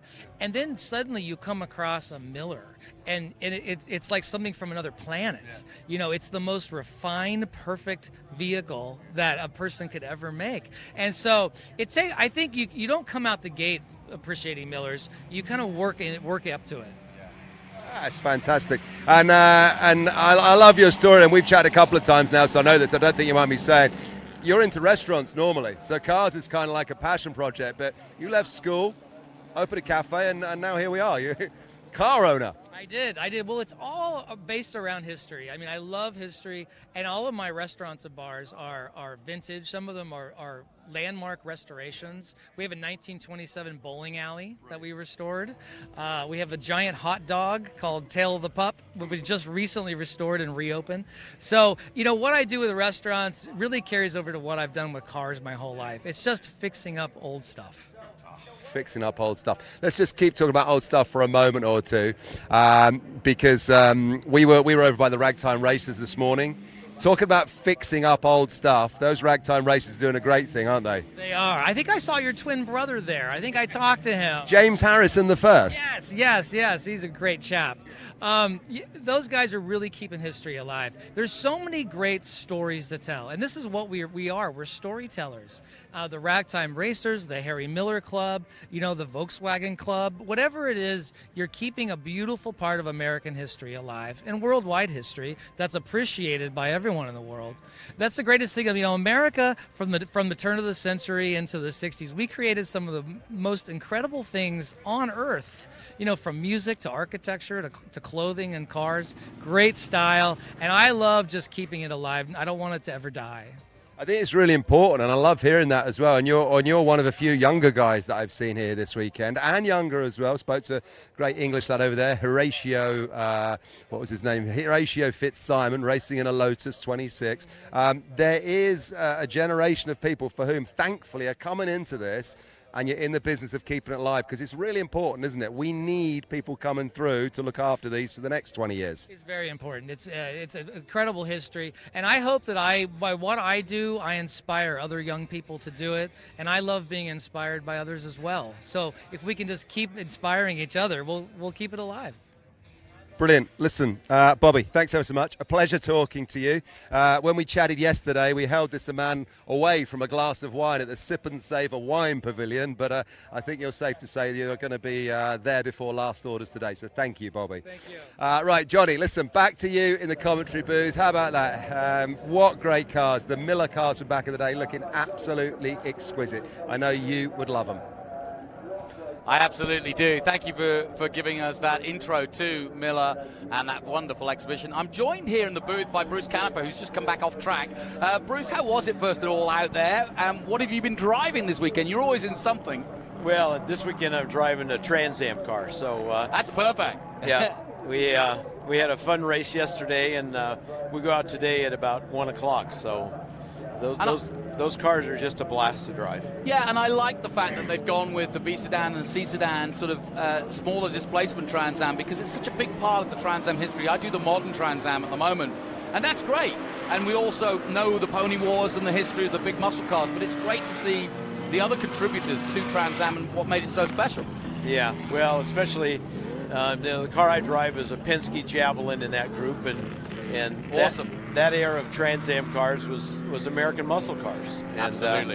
And they were really great cars. They were great size and great performance, and putting them on the racetrack was unbelievable when you look back at all those cars racing, whether it was a Ford or Chevy or a Pontiac or a Chrysler product. It was pretty amazing. Does it give you a sense of what the likes of Mark Donohue and so on were like as characters and racing drivers? Because you've driven, I don't know how many cars, I've seen you around the world, but you know your cars and you've driven so many. But does it give you a sort of respect for how they went about their racing? Well, yeah, because those cars, they drove the wheels off those cars. They most of the guys who were in them, whether it was Parnelli or Mark or Fulmer or any of those guys, they all of them drove stuff that was a lot faster in their primary racing, and probably somewhat less safer. So when they got in the Trans Am car, they weren't afraid to just stand on the gas and bump fenders and push each other and lean on the cars, because they knew the cars were tough and pretty damn safe for very aggressive driving. Bruce, what we're watching on track now is our Group 1, and these what we're calling the GP and Voiturettes, effectively Grand Prix cars before there was a World Championship. Have you ever done any of the ERAs or any of the older cars like this? I haven't. I bet you. Would you like to or not? Yeah, I would. No safety belts. Yeah. Tough on the brakes. Well, I drove lots of stuff that wasn't so safe back in the day, so kind of used to that anyway. What do you enjoy driving, or do you just enjoy driving anything? Well, I like driving lots of stuff, but on the road, I enjoy my Porsches. I mean, they drive fabulous. They're really a driver's car, and they're a performance car at the same time. And it's one of the few cars that you sit in the seat and you really feel one with the car. And on the track, I like all kinds of things. And you know, I grew up in dirt cars, and I did sprint cars for 6 years, and that was my favorite race car. Sprint cars. They're a little hard on your body at times, but they're definitely the most fun of anything I ever drove. Just before you joined us, we were talking about the Miller collection, and we were talking about board racing, and that was something I was just completely unaware of until I moved to the States, that you actually race cars on wooden boards, and people would put their heads up to have a look, as they came up at the fairgrounds. Oh, yeah. I mean, they did it with cars and motorcycles, both. Yeah? Yeah.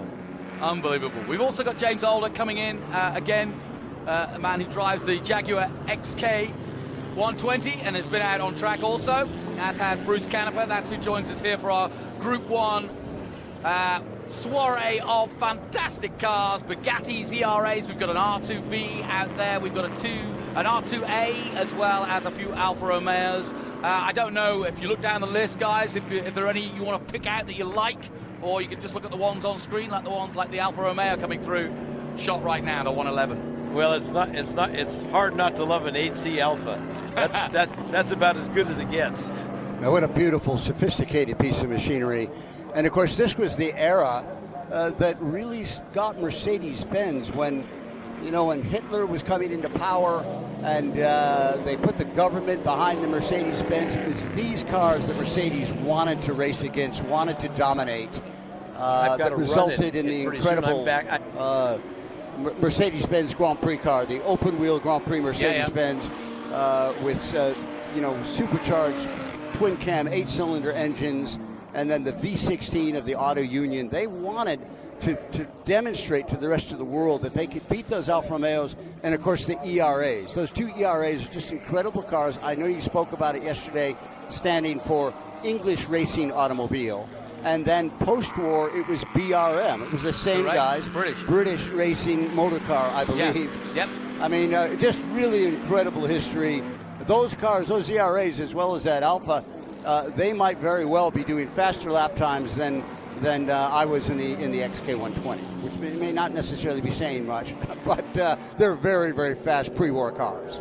Hey, I don't care. If you drive your car to each and every historic event, I think you can get a pass for how fast you're going. This man drives all across the mountains from Reno to bring his Jaguar here. I know.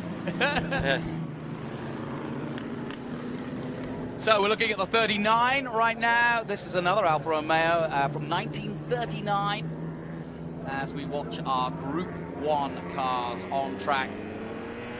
Now, Jonathan, you may know was the two ERAs, and Bruce, you may know also, there was two cars that was Remus and Romulus.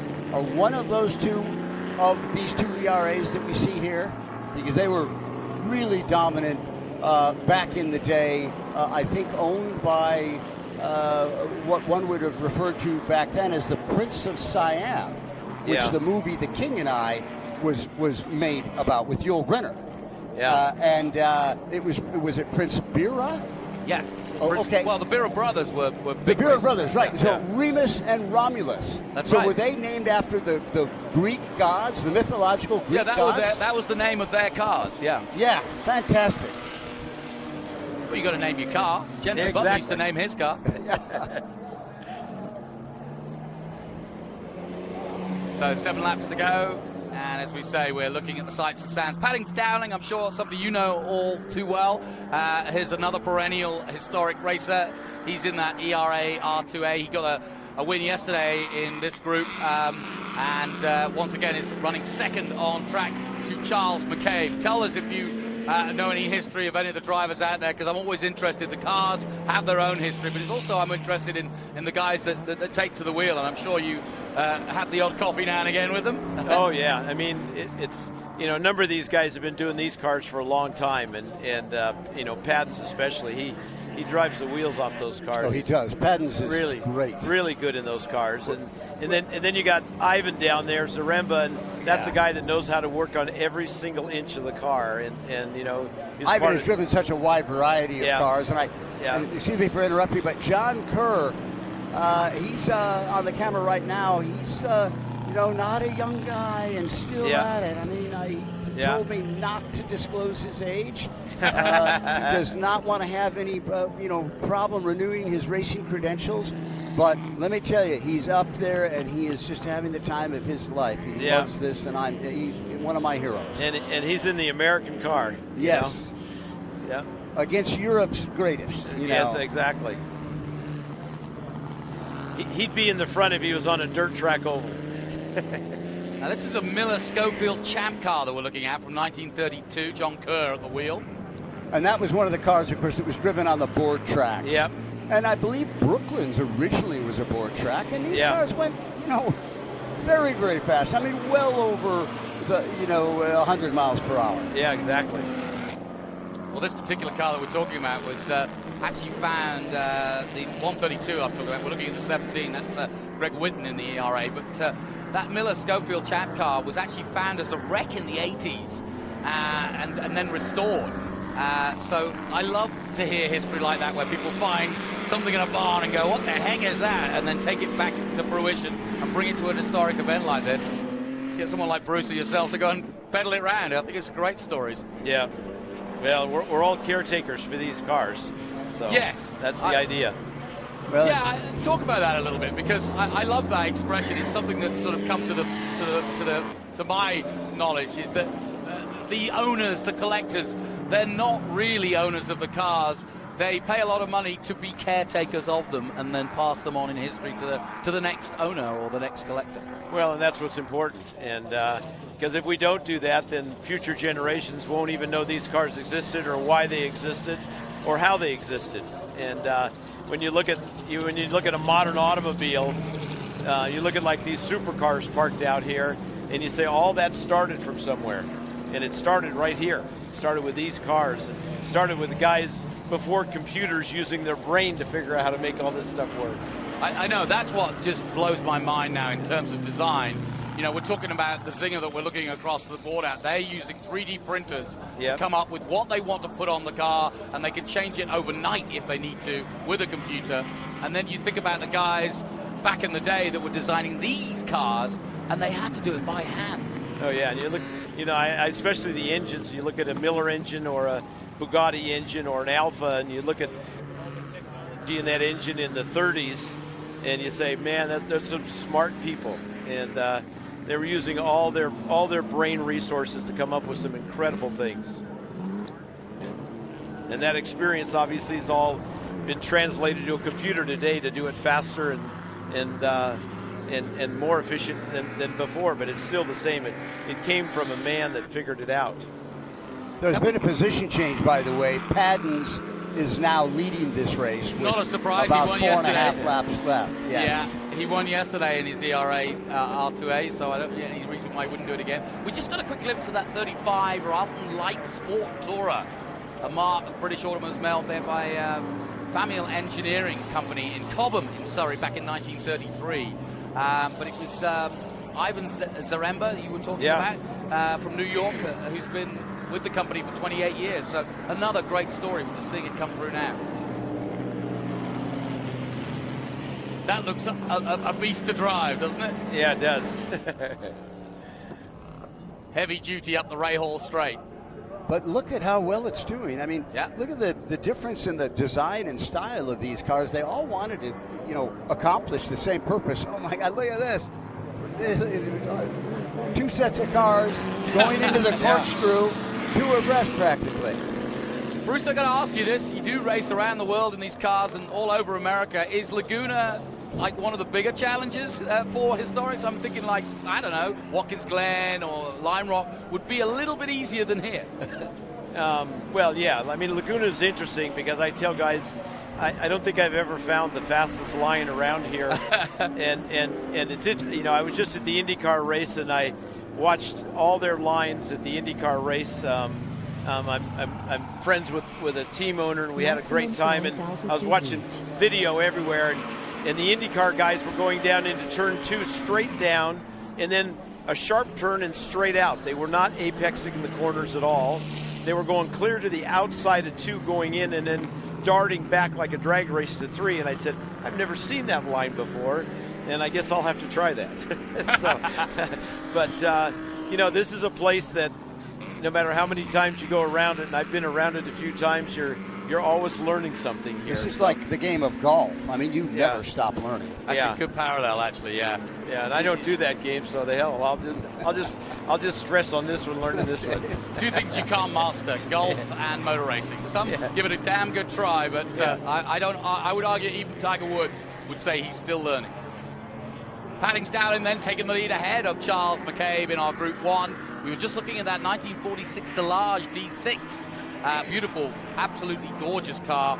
The Delage D6 race cars were built for the 1947 season and featured 142 brake horsepower.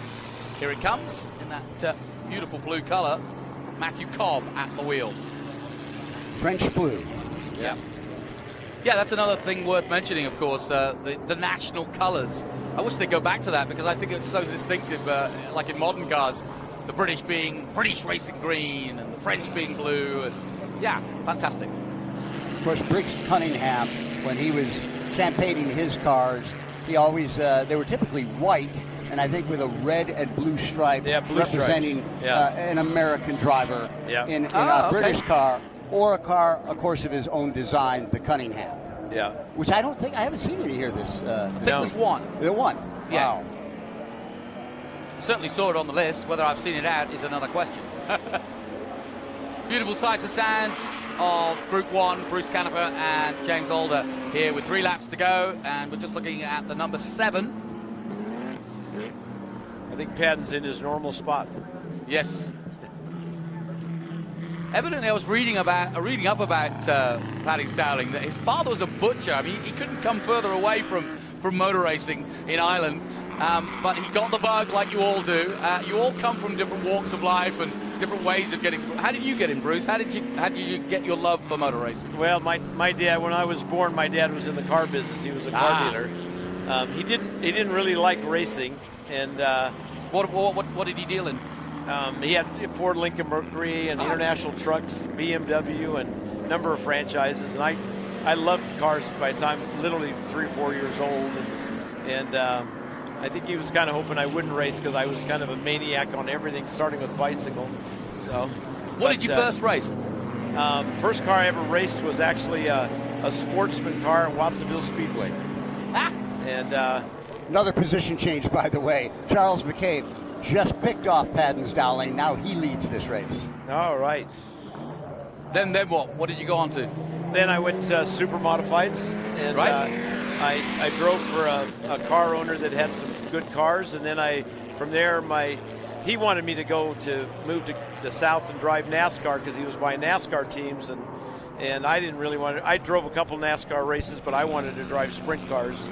So I went to sprint cars for I'd spent about 6 years in sprint cars. That's tough. And that car teaches you more about car control than anything you can drive, and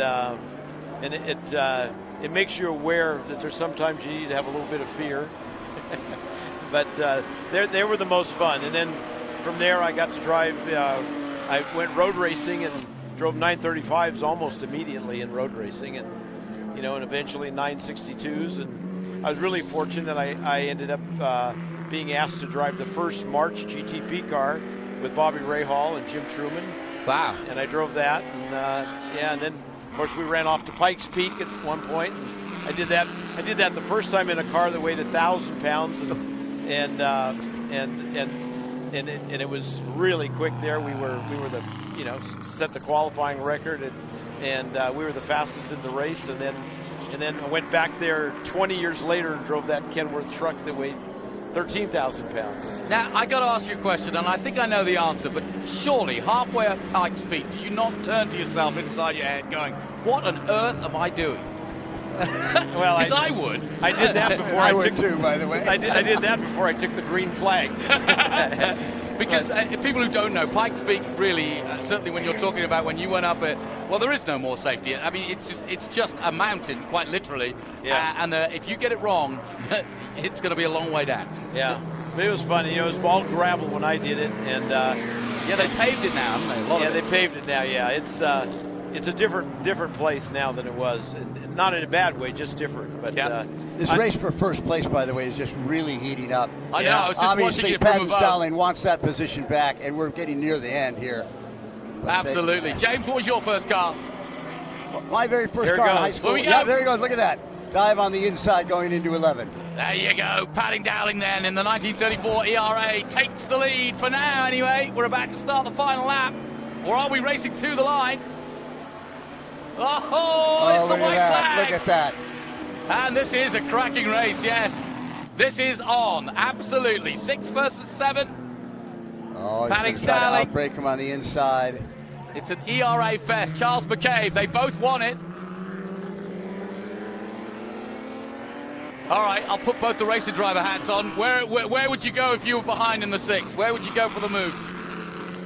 well, I don't want to say because they get mad at me for where I go. Well, this back marker they're coming up may play a role in this. There's a huge disparity of performance. Oh, no, they both are going to get by clean. Okay, they're getting out of the way. 4 and 5. But he's got That a was good... the Delage that they're Yeah. passing, that they're lapping there. McCabe, though, has pulled away. Distinct as they come through 5 and No, still ahead of the that's hill. Paddock Dowling. That's bad. Oh, yeah, of That course it is- is. Sorry, that is sorry. now in the Excuse lead. me. So he put the hammer down going on the inside of the Andretti hairpin, and looks like he's going to make it stick. These are super talented drivers. I mean, just look at the way they drift those cars. Yeah. I tell you what, they're doing the drivers of those period of 1936 proud because they are pushing those machines, no question about it. And I've got 2 very experienced racing drivers who are kind of nodding along, and they would disagree with me if I was wrong. But those guys know what they're doing, don't they? Yeah, I know. Paddens knows the limits of those cars probably better than anybody. I agree. A wonderful race here to see here in our Group 1, our earliest group for the early 1927 to 49, 27 to 37 in terms of sports and touring cars, but GP and Voiturette racing cars. Unless fantastic Paddens finish. loops it, he's got it He's wrapped got up this. here. Here we go then. Paddock Dowling in the 1934 ERA comes across the line, takes the checkered flag. Only just, mind you, but enough to win. And that's how very, you do very it, close. folks. Yeah, Charles McCabe made that pass, but it was after the checkered. Yeah. So- Yes. Great 2 race. years He'll probably older. give the position back. Yeah, the R6B from 1936. Charles McCabe, as you mentioned, coming across the line in second. Excellent stuff. So, Jonathan, to answer your question, my first car in high school was a TR4. I had friends that were So building... you went straight to the British mark. Well, I had friends that were building muscle cars, but I suffered from what I always referred to as the James Bond syndrome. Yes, I can see from the flat hat. That was you had to have a car that could go around corners as well as go reasonably fast in a straight line. And not spill your martini. Right. British sports cars or European sports cars represented that to me. I had a friend in high school that had an MGB, another friend that had a bug-eyed Sprite. I went for a ride in that MGB, and I thought, hey, this is really what it's all about. My brother was building a 57 Chevy in the garage, and that's when I sort of learned a lot of 4-letter words. He would be breaking his knuckles on that 57 Chevy. There would be a scream of some sort of 4-letter word, then followed by the sound of glass breaking as he threw a wrench through the garage window. I looked at a different approach. I decided gentleman sports car driving and racing was the thing to do. And part of that was also inspired by my visit to Elkhart Lake when I was in high school. So, well, listen, guys, it's been an absolute pleasure talking to you. But in the words of Monty Python, now for something completely different. Let's turn from 1936 and head to Formula One and the most modern cars of Formula One that we've had here at Velocity Invitational. Let's head down to Taylor in the pit lane.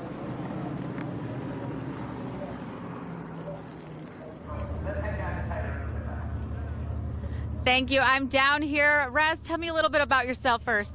I'm a local here in Monterey. I'm a violinist and a singer, and I'm just really happy to represent Monterey here on Laguna Seca tracks.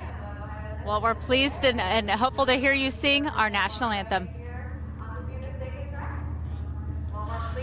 Oh, say, can you see by the dawn's early light what so proudly we hailed at the twilight's last gleaming, with broad stripes and bright stars through the perilous fight?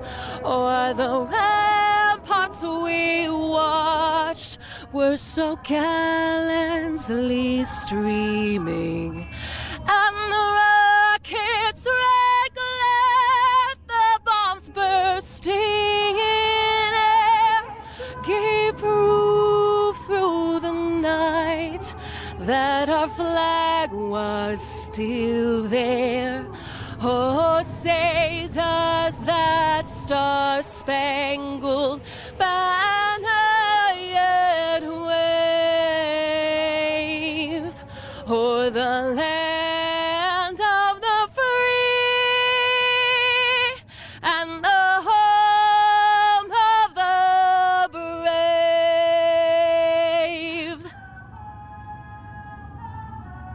Excellent work, Raz. Thank you so much. What a way to kick off a full day of racing. As you can see, I've got the cars behind me. They're ready to go. So, Johnny, let's head back up to you.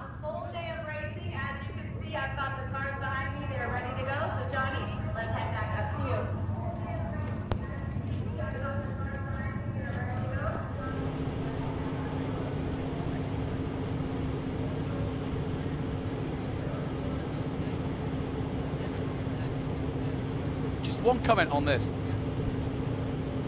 James Alder's still with me, and I just want to get a quick comment before you go. I know you're busy, but what do you take? I mean, you're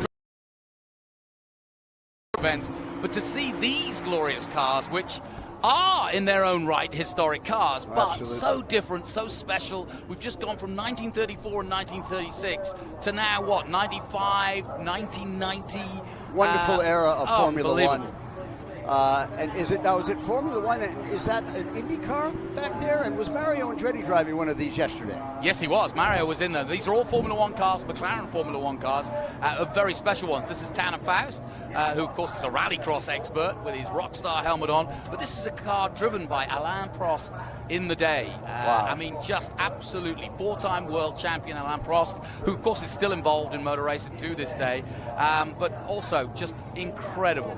Well, I saw Mika Hakkinen was here yesterday. Was he behind the wheel of one of these? Well, I'm not sure if Mika's still here, but that is Paddock O'Ward, and he is, of course, the current, you mentioned Indy, but he is the current Indy driver for McLaren Arrows, and he, of course, is in that absolutely resplendent Boss Senna car with the Honda powered, again, another McLaren. And then you see the mighty Mario. I'm still not sure who's in that car with the yellow helmet. Somebody's going to have to tell me. Well, I can't tell with that full face helmet. You know, it's always hard to see the driver. Yeah, we've got the Charles Nurburg. That's who that is. Fantastic. I was wondering.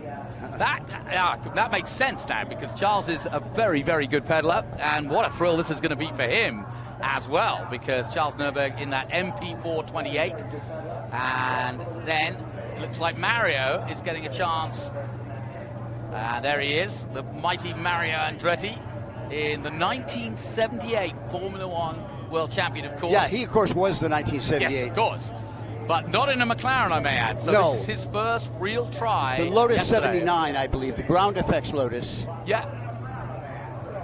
One of those cars is here, his IndyCar is here, and it's just such a great story for him. He did his last ever IndyCar race here back in 1994, and well, I was spectating in Long Beach when it was still Formula One. Mario was in the Lotus 79 that year in 1978, and that was fantastic. I think that was also the same year when James Hunt had his big shunt in the main straightaway and went up about the shunt, 15 they called feet it. in the air. Yeah, and you the got a quick shunt. glance of the 996 McLaren F1 GT12R. Here it is.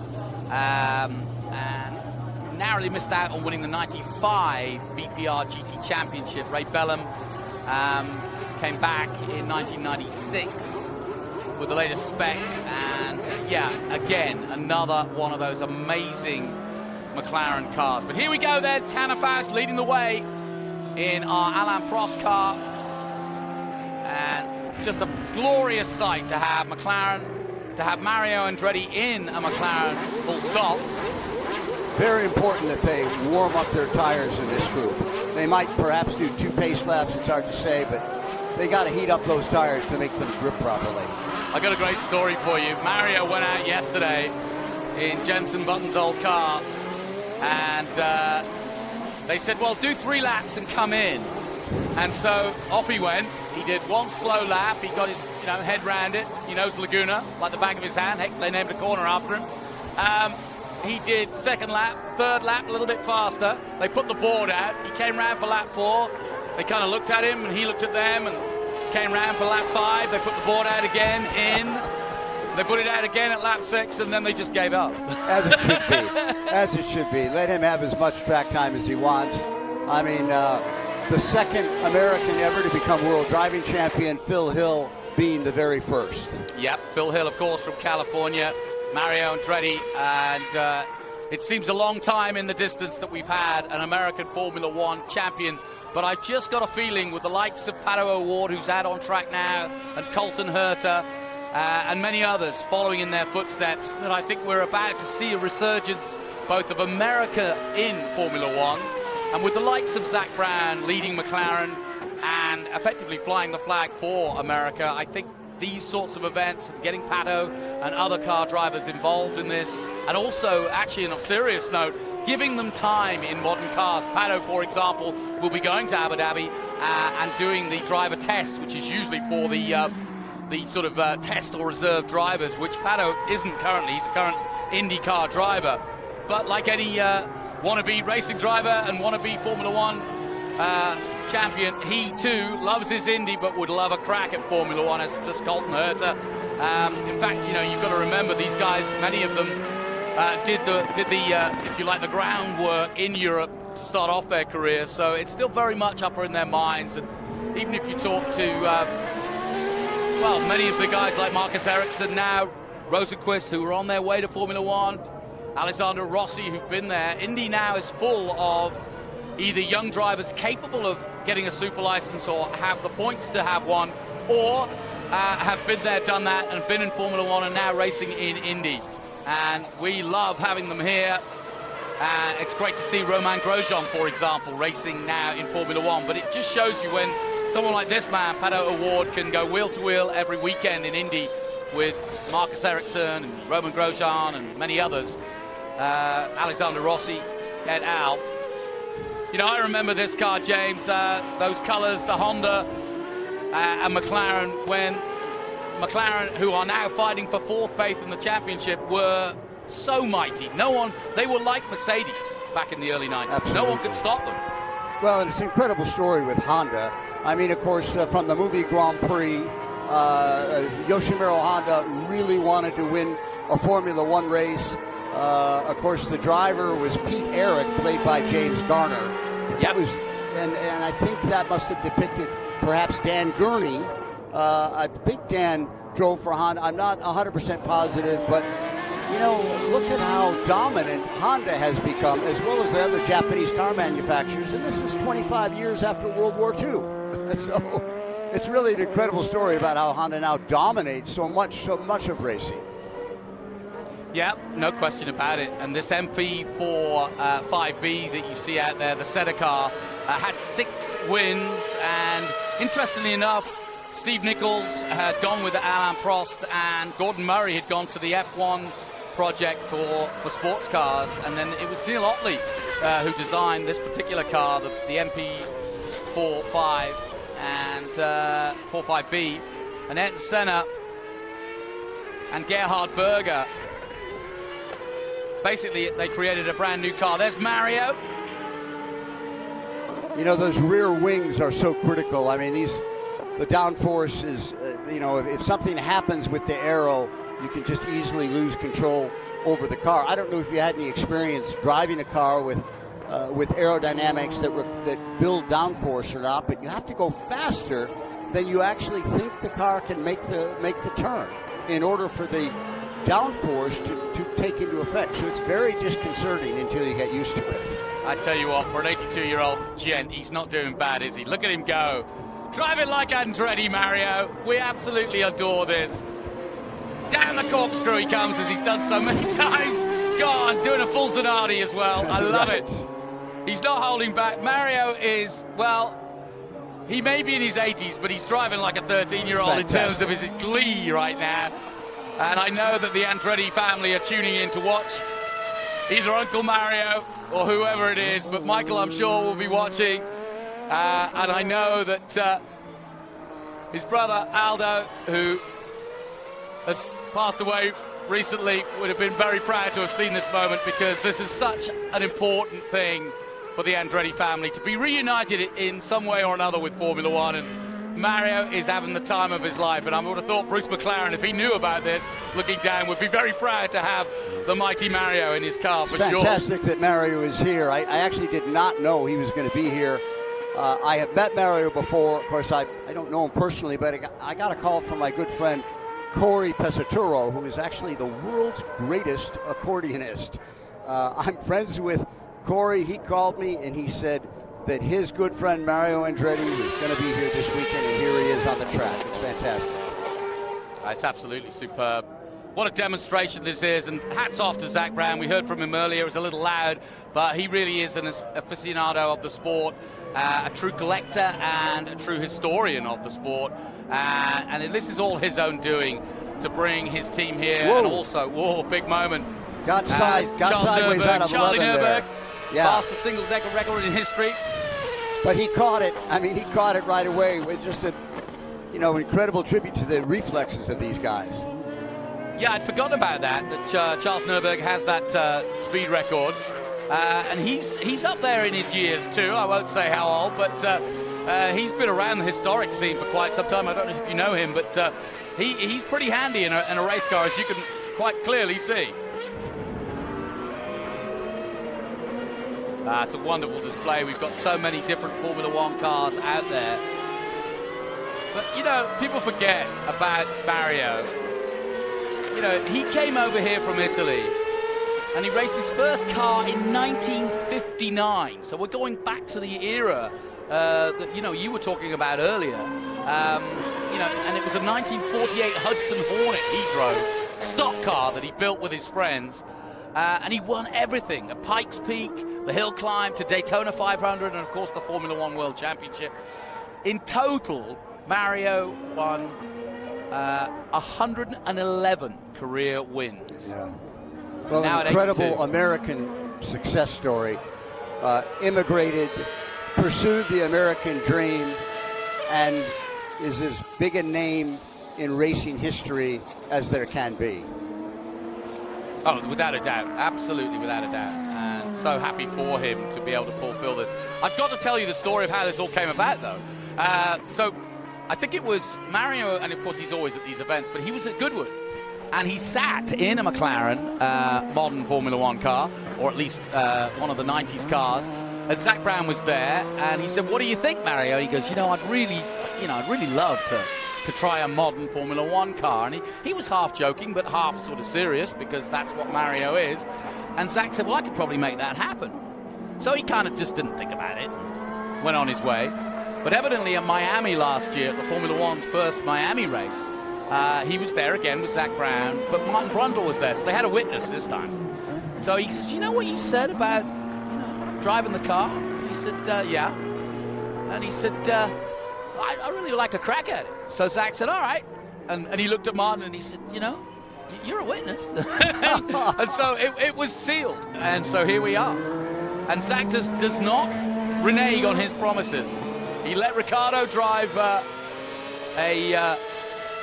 very special NASCAR, a Dale Earnhardt's special NASCAR last year at COTA.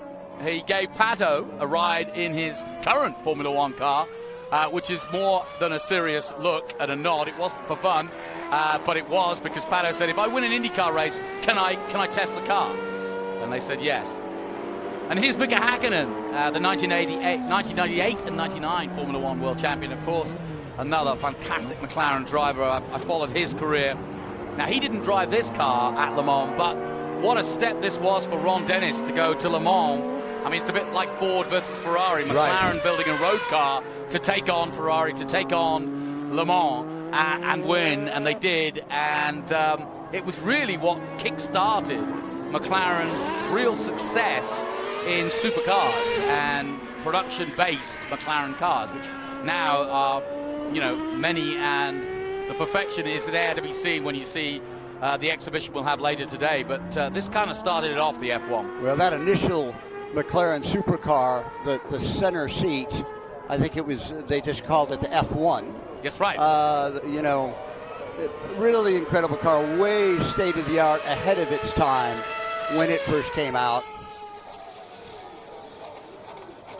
Well, you know, when you start putting F1 engineers and the brains of the brilliance of the guys that do the Formula One projects and say, you know, we'd like you to build a road car that's as good as anything else out there, then suddenly this is what you end up with. Well, I would love to drive one of these supercars, but I'm a little afraid of it. They do everything so well that what my fear is that I might not like my old car so much. No, I don't think you'll ever give that up. I don't have any fear of that.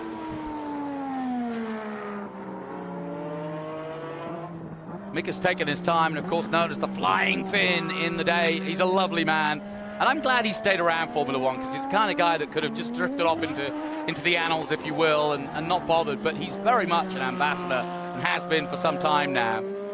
And 2 times a world champion. I was telling the story yesterday that I met him as a young 18-year-old, fresh-faced Finn in Formula 3 at Donington Park, and I did one of my first interviews. And I had no idea who he was, but he won the race. So I trundled over and I said, congratulations. And I said, so what's the plan after Formula 3? He said, well, I'm going to go on to Formula 1, and I'm going to be world champion. And I said, wow. I said, you have a lot of confidence for a young man. And he said, no, not really. It's what my plan. Wow. Well, you have to plan your work and work your plan, and that's the drive and determination that they have. Now, was it Mika that was involved in a pretty horrendous plane crash that he walked away from? No, he was involved in a big car crash at Adelaide. In McLaren. He had a big crash at the Australian Grand Prix and walked away from that. I don't think he was involved in a plane crash. Well, there was a plane crash with an F1 driver, and I apologize, I can't remember the name, but it was Jenson Button. Oh, Jenson Button. Jenson Button. Another McLaren driver, yeah. Crash that, I don't know, somebody was looking out after him. Oh, no kidding. So Mario's in, Zach's there, looking and talking to Mario, but they're going to give him some more laps, I think. Now, we're starting to look at talking of Jenson Button. Here's one of Jenson Button's cars that he drove alongside Checo Perez and Charles Nürburg at the wheel. Well, they don't put anybody in these cars. I mean, they definitely have to be able to pedal fast. Speaking of which, did you catch the pedal car race at Goodwood? I mean, that's so fantastic with those Austin A6 pedal cars. Have you seen that? The kids, you know, I just absolutely love that. We need to introduce something like that here. Get kids on the track to start a new generation of petrol heads. A boxcar derby where you build your cars and run them down the corkscrew. Boxcar derby. There you go. Right. Now, this particular car, run by Jenson Button and Perez in the day, was actually probably one of the least successful McLarens ever built, which is not a great accolade, but it's still a beautiful car. I think its best result was a 5th place.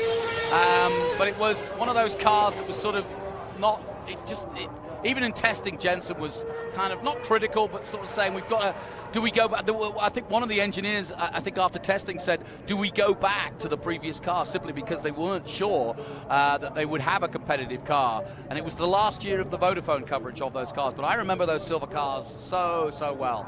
Well, of course, if they make too many changes at once, they don't get the desired results, then they they may not know what change made the difference. So, I mean, when I'm working on my XK120 and I'm trying to improve the performance, I try to make just one change at a time so I can keep track whether or not it was an improvement or going the other direction. And for those of you who are wondering, yes, the Senna car that you're seeing there is the one involved with Alain Prost at that famous incident at Suzuka, where Prost had left McLaren and gone on to Ferrari, but they were still massive rivals. One a 3-time world champion in Ayrton Senna and one a 4-time champion in Alain Prost. And if we talk about Hamilton and Verstappen in today's terms of their rivalry, well, there's certainly the reason I'm still involved in following motor racing is that captivated me unbelievably to watch Senna and Prost go head-to-head at Monaco and around the world, and especially for the title twice at Suzuka. That was a wonderful era. Incredible competition. So I'm just seeing a little girl running around. That's what you're talking about, right? That's right. A little pedal car. A pedal car, yeah. She's probably about 6 or 7 years old. I love that. Love to see that. I have a video of that from Goodwood that I post and force anybody to see that will listen. Well, as this exhibition continues and the F1 McLaren continues to put on a great show here at Laguna Seca, we are echoing around the hills of Monterey to the beautiful sounds of Formula One. We'll take a short break from the Velocity Invitational. Thanks for joining us. We'll be right back. At 225 miles per hour, you do not have time to think about security breaches. At 225 miles per hour, you cannot concern yourself with ransomware. At 225 miles per hour, the only thing you should be focused on is your business. CrowdStrike, powering champions.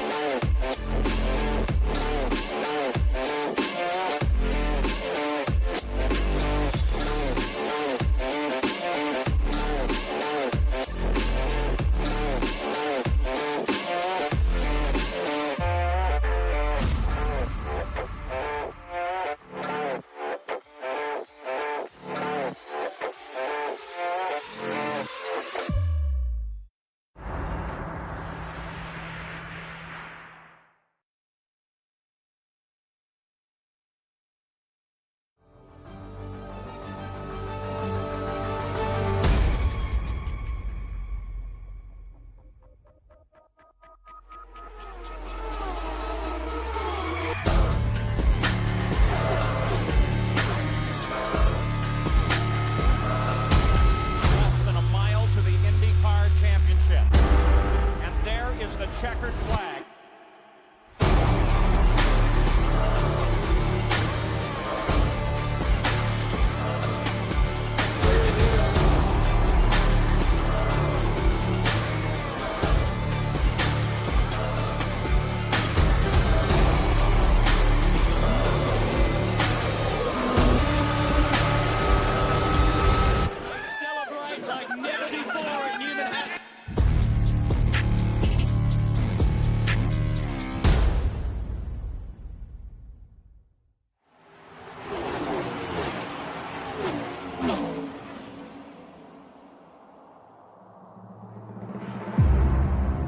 To design a house that becomes a monument, start with an architect who understands greatness. Carl was totally involved in the team because as a team owner, his business was motor racing, period. To build this house, surround yourself with the finest craftsmen. The one thing that we both agreed on is arming ourselves with the right people to do the job. Newman Haas was always the dominant team. They brought over Mario Andretti, who spent his IndyCar career at Newman Haas, and then Michael Andretti and Nigel Mansell, and then the later years with D'Amata and Bourdais. He would leave nothing on the table if it was available, no matter what. Remarkable day under beautiful blue skies, and definitely blue skies for Nigel Mansell. He could reach for the top as well when it comes to drivers. And it's only championship caliber that works. To give this house integrity, demand excellence from all who enter it. I always felt like I have a chance of winning every time that I was on the racetrack with a Newman Haas car. Mario Andretti is at this moment the national champion. Everything is focused on the driver, but it's the team. I always say team with a capital T. There's a way of forgetting or overlooking the performances, but when you start looking at the record, all of a sudden you can start appreciating what the team has accomplished. You start thinking, oh yeah, these guys were at the top of the game, a force to be reckoned with for so many years. And understand that no house is ever complete, that success is a process, not a destination. You look back, how fortunate am I to be surrounded with people that have given me equipment that's so capable. Because you can't do it without it. You can't, I don't care how good you think you are. You need to have the equipment that's capable of that performance. Indy cars are undervalued as far as collectibles. You have the biggest names in the world that have raced in IndyCar, Mario Andretti, Nigel Mansell. The cars are very sexy and very powerful. There's a lot of exciting cars in there. Each one has a valid history to be proud of, to be able to brag about. Some of the best drivers that we know have been turning the steering wheel, so there's something very precious about these cars. Because great houses, like great legacies, are built not by accident, but by one day of excellence after another, decade after decade. Bourdais caps off his 4th consecutive championship season with another race victory. The architecture of success is easy to define. 5 drivers to win 8 championships. Can you do it much better than that? I don't think so. It speaks volumes for the structure of the team as a whole, and that's the beauty of it. Thank you to Carl Haas for yet another great and successful championship season.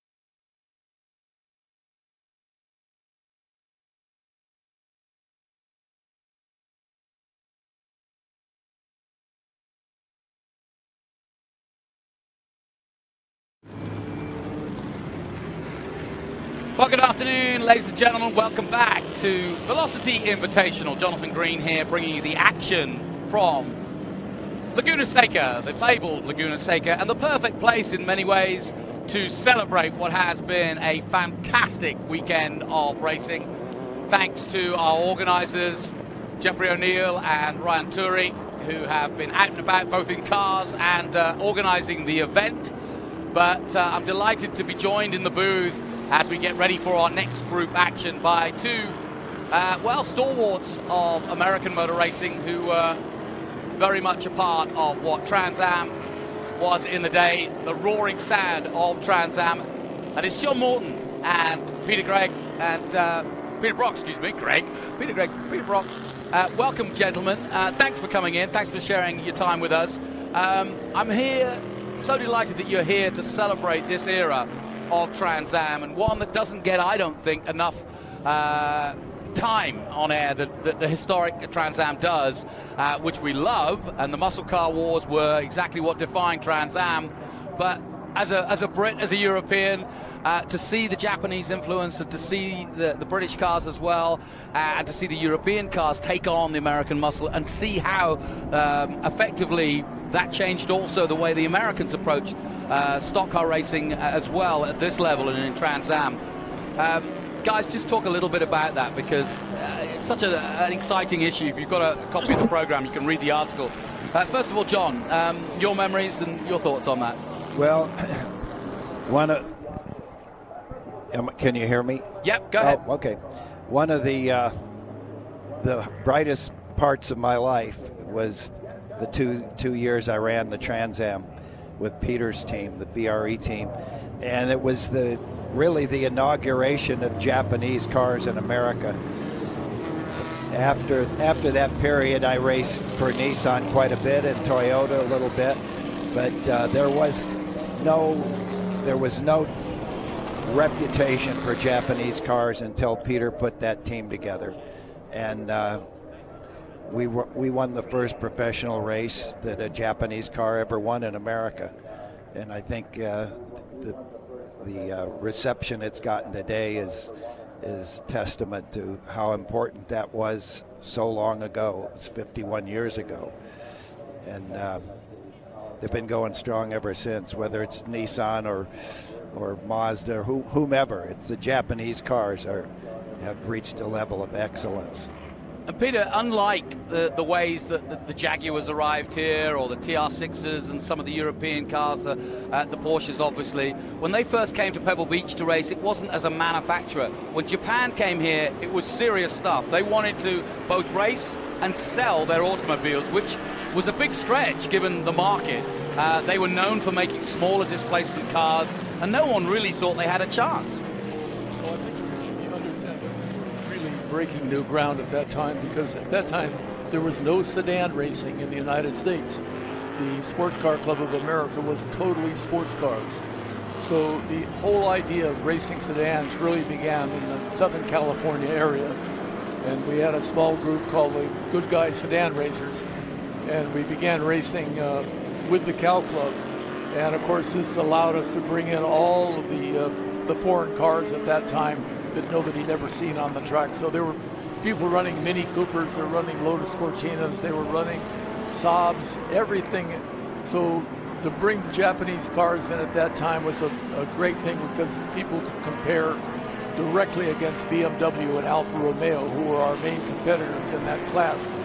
And it really built some great competition among the spectators.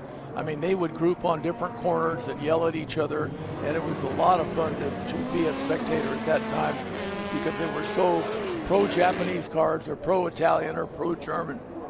So it must have been a really interesting era, because, like you say, we've kind of gone through that history this morning, from our Group 1 all the way through. But you see the evolution, if you will, of, first of all, the British, the European cars coming over from ERA, and then Bugatti, and then on through Jaguar and so on and so forth. Porsche obviously playing a big role. But then when the Japanese came in, they kind of did the best of both worlds. They took the muscle car, or the muscle engine, and the reliability of that, and they took the best of the nimble sort of Lotus stroke Colin Chapman inventions, and then they brought the two together, and that's where you kind of get that Datsun Nissan kind of amalgamation of Japanese, an era, if you will, where they really sprung into action, and it took America racing by storm. I think what happened was they aligned themselves with an American team, the BRE team, and the BRE team knew the whole spectrum, so they knew how to sort of meld the Japanese image into the American psyche. And I believe that's really what it amounted to.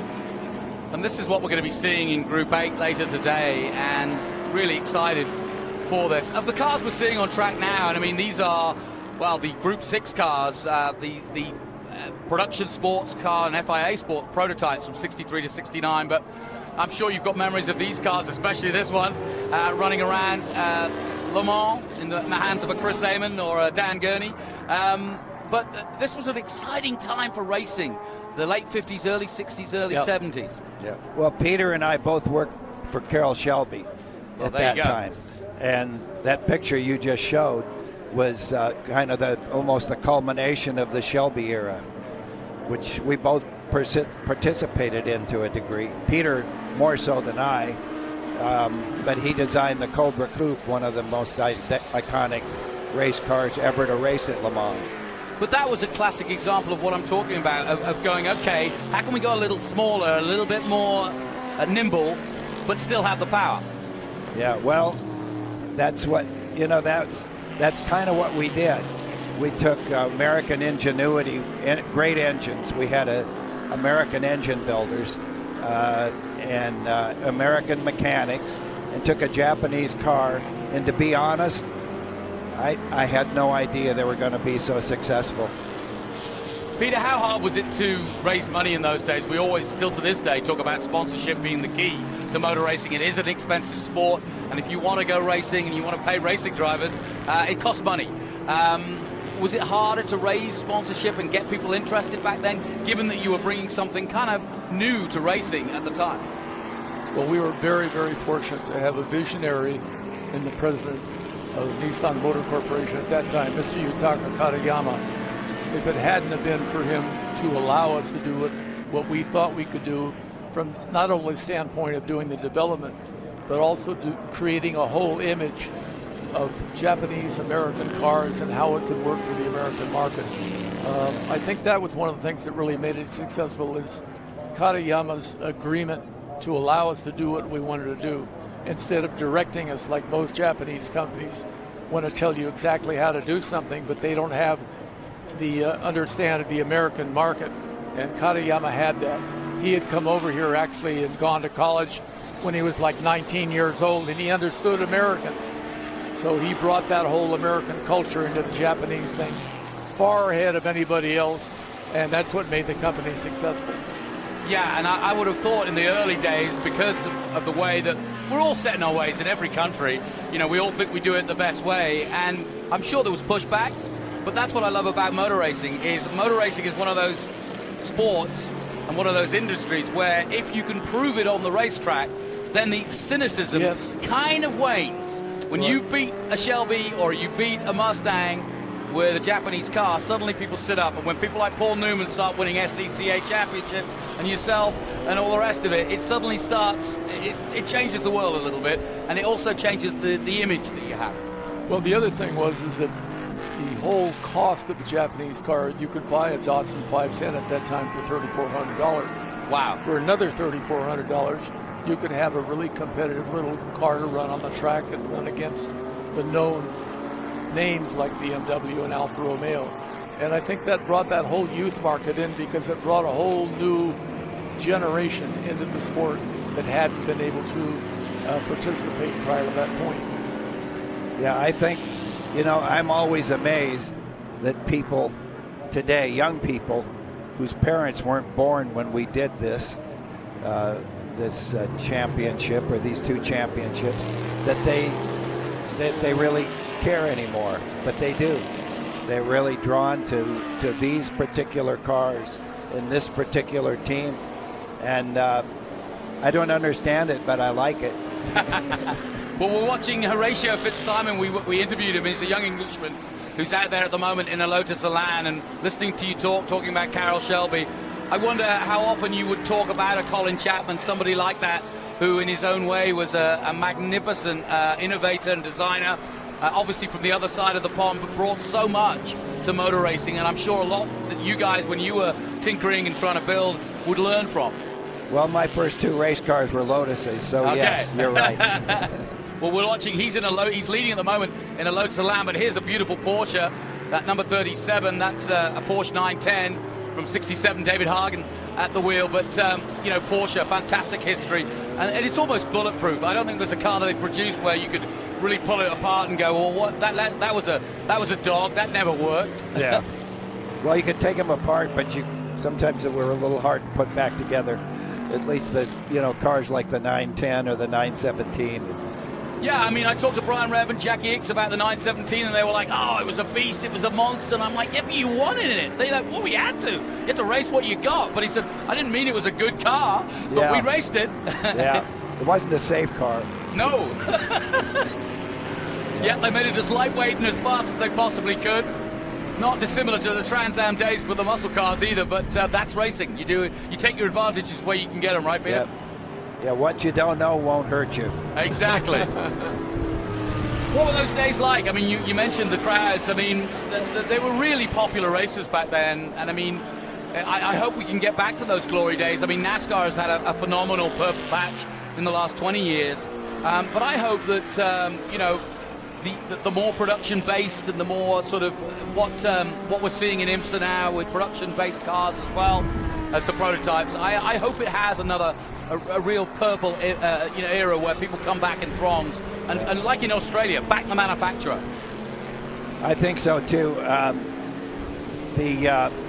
Some of the cars get so exotic and so difficult to understand what's going on, so highly refined that the audience sort of loses the understanding. One of the popular things about NASCAR is everybody knows how a Chevy works or a Ford, a pushrod engine, and they've really struggled to keep the absolute high-tech stuff at a minimum.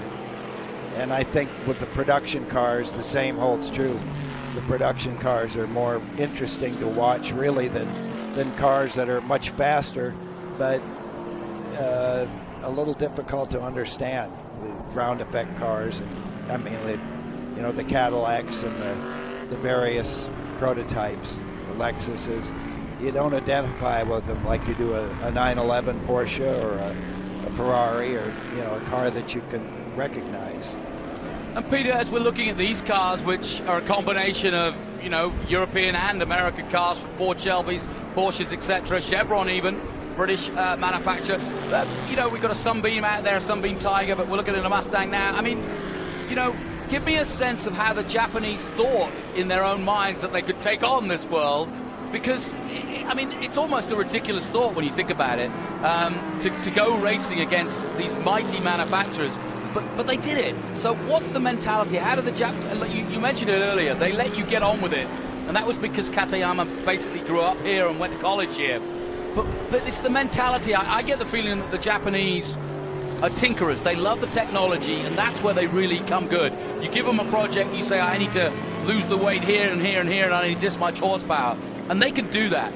But they're not so much, they don't go about their racing the same way perhaps the Americans and the Europeans do. Would you agree? Well, I think one of the things that we really did is we brought the American sort of hot rod culture into developing the Japanese cars. They didn't do that much in Japan at that time. There wasn't really a whole tuner group over there. Now it's become huge, really, really big. It's the big deal now. Yeah, but I think that we made that conversion, and especially we had a great engine man named Art Early at that time who was building our engines and did a lot of the development on the engine and brought that engine really into a competitive state. Prior to that point, it hadn't been. We had a lot of problems with it at the beginning, and Art was the one who really discovered how to make that engine work. So that whole tuner culture and everything started right with the American ability to modify a production engine. And it's true today too, and I almost think it would be nice to have a Goodwood type affair in Japan. I've done quite a lot of racing and coverage of racing in Japan, and when you go to some of the festivals there, I've done a lot of GT racing, and then they like us, you know, bring out some older cars and whatever, and they of course absolutely revere what they've also put on track themselves, like Honda, Nissan, and so many other companies, Mitsubishi, so on and so forth. But what's interesting is their love is different, if you like. Their mindset is kind of different than they see it, because Japan, as you well know, is almost, it's not a closed society, but it took a long time, and it's open much more now. But you know, and I know, that going to the Japan in the 80s, there was still no road signs. You couldn't hire a rental car because you couldn't read the road signs. Now it's different. Everybody speaks English, or at least it's a much more open society. But they were always a closed society, and that was just, in some ways, it didn't hold them back, but it made it very insular in terms of that it didn't often travel. And so it's only when you actually spend some time in Japan that you understand their world. Well, I had the good fortune of going to the Nismo Festival. Oh, yeah. And in the early 2000s. And it was a one brand festival, Nissan, Datsun. And it was incredible.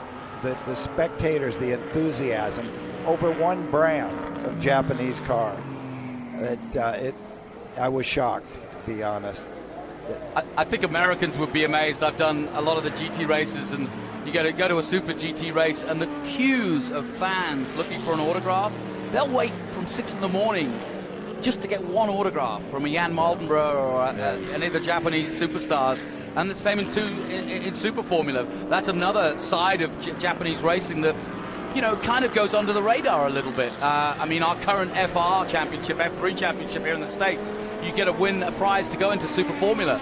And then you look at people like Pierre Gasly and Michael Schumacher and guys that have come up the ranks in Japan when they started out. And yet the Formula Nippon, as it was known then, and still is now, Super Formula, it's such a robust and fantastic race scene of single-seaters. And as you say, the love of motor racing, I mean, I would put it up there with the Italians. It is. It's a little less frantic, maybe. Yeah. But it is. It's very much like more so than the Americans. I mean, you've got your fans, NASCAR fans, but they're not as rabid as the Japanese fans or the Italian fans. Well, we're watching our Group 6 feature race, but I've had the opportunity to talk to John Morton and Peter about these wonderful cars that they were involved in. Let me ask you another question, Peter. How did you get involved in motor racing? How did you get the bug?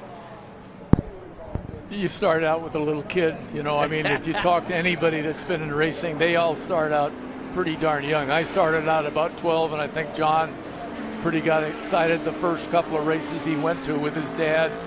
And there just isn't anything like it when you're that age, and it's so exciting.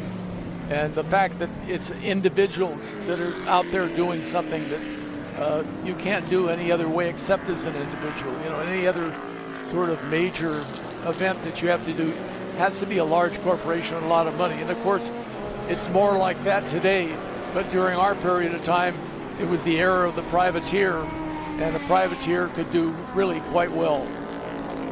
Yeah, well, for me, I was 65 years ago.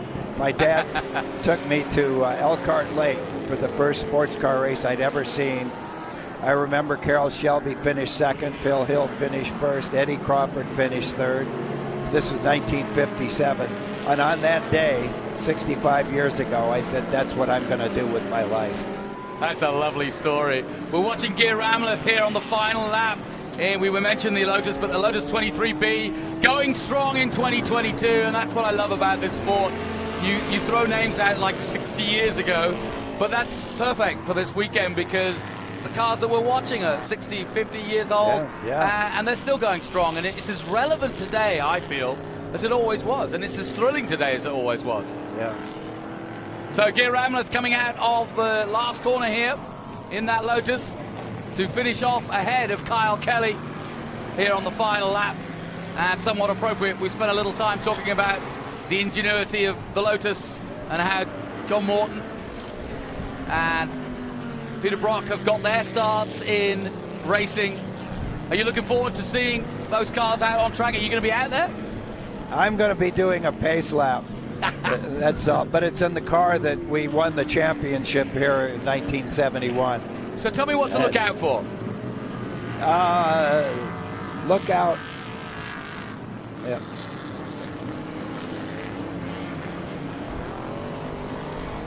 Yeah, and the 2-liter here. Here you go. Yeah. Look out for car Obviously number the Datsun 510s. 72. Yep. Car 72. And that's Rob Fuller. Yep. He's likely to win. And there was a BMW that almost beat him yesterday. And I can't remember. BMW? I'm not sure. It was a BMW 2002. I'm not sure he was which running one. second. Yeah. Yeah. Well, listen. It was a gold one. Yeah, that one. And, that's all. Yep, a 71. Rob Fuller in 72. All right, we'll look out for one. that. Well, guys, let me pause you there because we're about to do a completely different demonstration, but rally cars are coming on track. If you've got time, I know you're going to be out there in the pace lap, but if you've got time, come back and talk some more because it's absolutely enthralling and it's such a really important part of the history of motor racing here in the United States. Thank you so much, Thank you. John Morton. And Peter Enjoyed Brock, it thank so you so much. much. You're Great. very welcome. Please come back again, either during Group 8 or afterwards to talk about it. And we'll have a beer and have a chat. But let's head down to Taylor as we get ready for Dirtfish Rally.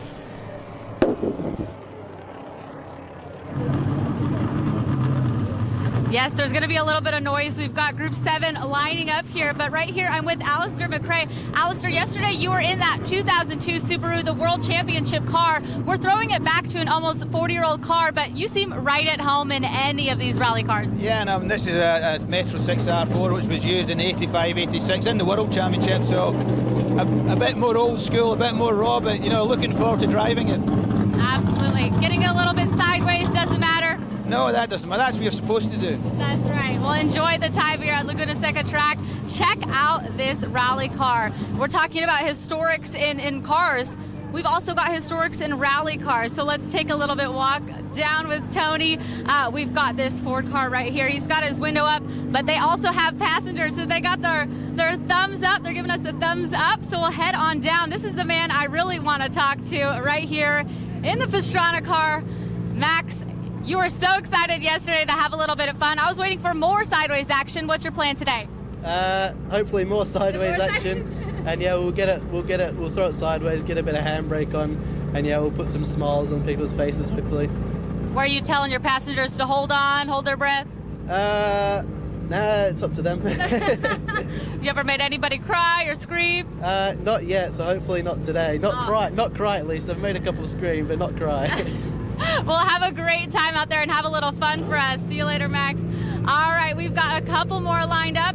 Yesterday, we had all of these, some of them had a little bit of mechanical errors, so we're hoping we can get them out there for a little bit longer and give these guys a good ride. How was Laguna Seca yesterday, and what are you looking forward to today? It was fantastic yesterday. You know, it was great to see the crowds out here. I think today we're looking forward to get out on track again, show everyone what these things can do. It's different than everything else that's out here, so we feel lucky that we're able to show this different part of motorsport that really is so cool, and it's a niche sport, but it's growing a foothold here in the U.S., and getting to showcase some of the historic versions of it is fantastic.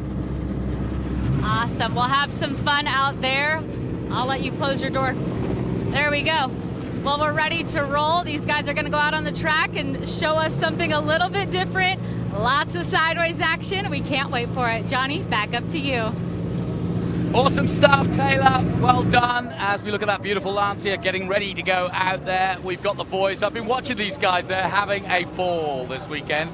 And unfortunately, the lady has to wrangle them all, and I think has the toughest job because her dad just threw this at her and said, off you go, Josie. Look after these crazy rally drivers. But she's won herself, so she gets the mindset. Let me welcome Josie Rimmer into the booth. Josie, this is something really quite special, both for you and Dirtfish, for your family. but also for rally, because I don't think rally gets as good a look in around the United States as it should. As you know, we met during Rallycross. Your brother's a Rallycross driver. We've been around these cars. You have all your life. And, you know, I'm glad. I was in New Zealand a week ago in the World Rally Championship watching the real deal, as it were. But to have Alistair McRae, a champion in his own right and part of the legacy that is the McRaes, it's exciting for Rally to be part of an event like this, isn't it? Yeah, we are so grateful to have the McRaes with us, to have Benjamin Peterson with us, to be able to showcase these cars that we're so used to being around. We sort of exist in this bubble of rally and forget that the rest of the world doesn't know about it all the time. So we love being here. We're really grateful to Velocity for having us out here. I'm just watching the 6R4 climb onto the track, and woo, that's a view I like to see. I'm just worried they're just not going to look at the asphalt white lines and just do their own thing. Well, they've had a day to warm up. What was the talk after yesterday? Come on. You know, unfortunately, 2 of the cars went down after yesterday. But what happened? What happened? Just some overheating, just some brake challenges. It's all good. The good news is we've got our wonderful mechanic Sean Medcroft here, and he's managed to turn them over overnight. But you know, you mentioned my job being to manage these drivers this weekend, and I've told them to stay on the track. And are they listening? For the most part. Max McRae is the one you need to look out for when you see him sliding out. What's he driving today? The Pastrana car? I don't know yet, but if he's driving the Pastrana one, we're all in trouble, yeah. Yes, Max is in the Pastrana Subaru today, that legendary car. So if you see him getting a little sideways, point your anger at him. Now, I hadn't realized, but this car was actually developed. Your father was telling me yesterday, this car was actually developed by Frank Williams and his engineering team at Williams Formula One. Oh, beautiful! There he goes. Alistair! So that was about 12 seconds ago, I think you said that they were going to stay on track. Alistair! Well, Alistair, you know, is an incredible driver. He's done it all. He's seen it all. But sometimes you just can't keep him away from the dirt.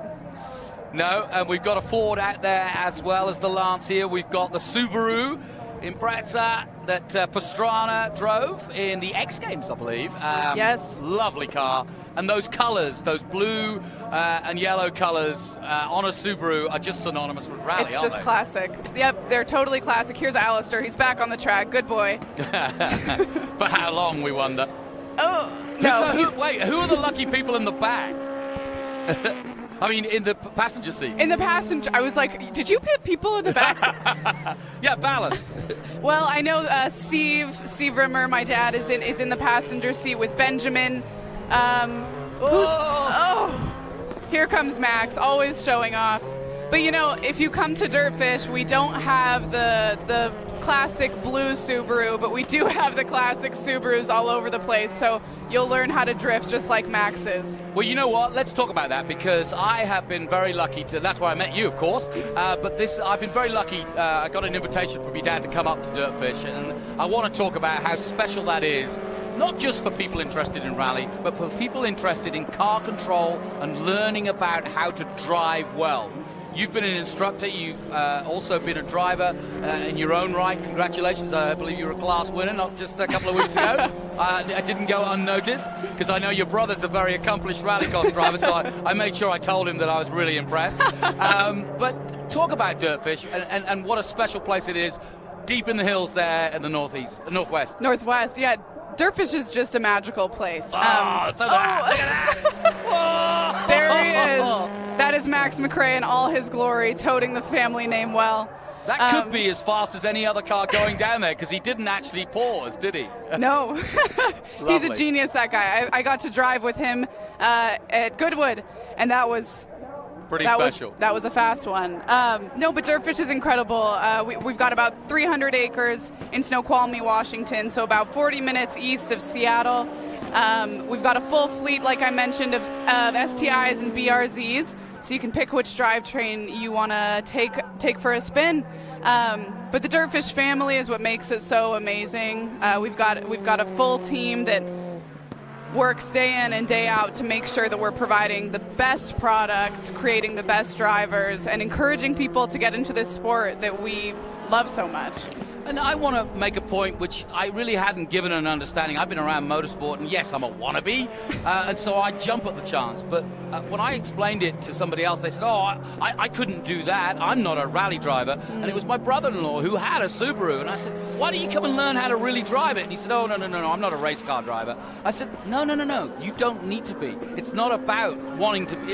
You know, you have Ken Block, and you have Johnny Green, and you have Megan Marple. It doesn't matter who you have up there. The point is you're learning with an instructor and in a safe environment what brakes can do, what a handbrake can do, and what power can do when used in control.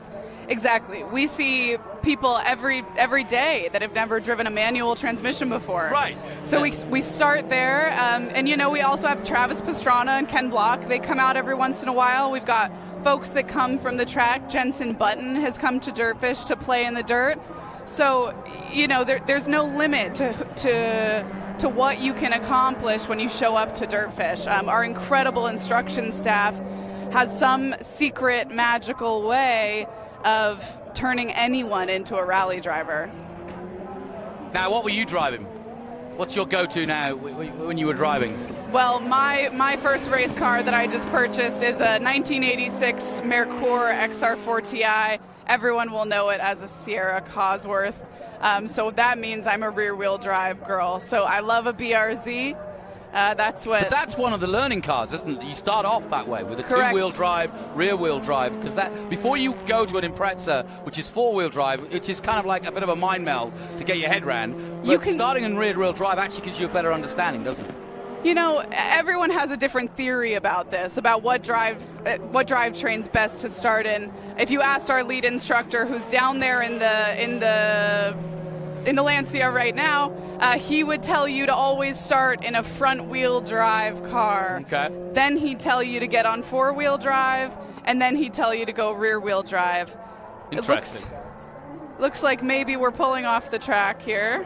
Yes, that looks as though we've got a limping Lancia, but that's one of the classic Group Bs, and of course the Lancia Stratus. I mean, these are the cars that dug up the rally roads around the world for many a year, and we've got some Group B entries here. We've got this Travis Pastrana X Games rally car, because of course rally has really made it in the States. Yes, there's the US Rally Championship, but it really hasn't caught the imagination of Americans as Rallycross, which is of course more in a stadium setting. We brought them to COTA, we did the X Games, I was there, I did the commentary when Travis was there, Ken Block and many others. That helped because it made the people understand what these cars can do, and actually, you know, with the jumps and everything else, it really brought it alive. Yeah, you know, we love, obviously, you can tell by the fleet that we brought, but we love the Group B, the classic rally cars, you know, the ones that proved to the world exactly what these beasts could do, and the drivers behind the wheel. I mean, that was the first time that you really saw them as athletes. They're wrangling this massive vehicle and this dangerous vehicle. But you're right, we're still working on bringing it to the U.S., which is why, you know, my British father had the crazy idea to start a rally school in Washington State. And I think we're getting there. You know, we've got people that show up to Dirtfish, and even folks that have come to visit our tent here at Velocity who are learning all about rally, and you can see the glimmer in their eye when they realize that they get to go sideways in the middle of a forest. So I think we're getting there. We're working hard to get some more classic rally presence in the U.S. A close friend of ours, Dave Hintz, is actually putting on a Wild West Classics rally in 2023 so that people have the opportunity to come out and witness some classic cars the way that they are showcased in the rest of the world.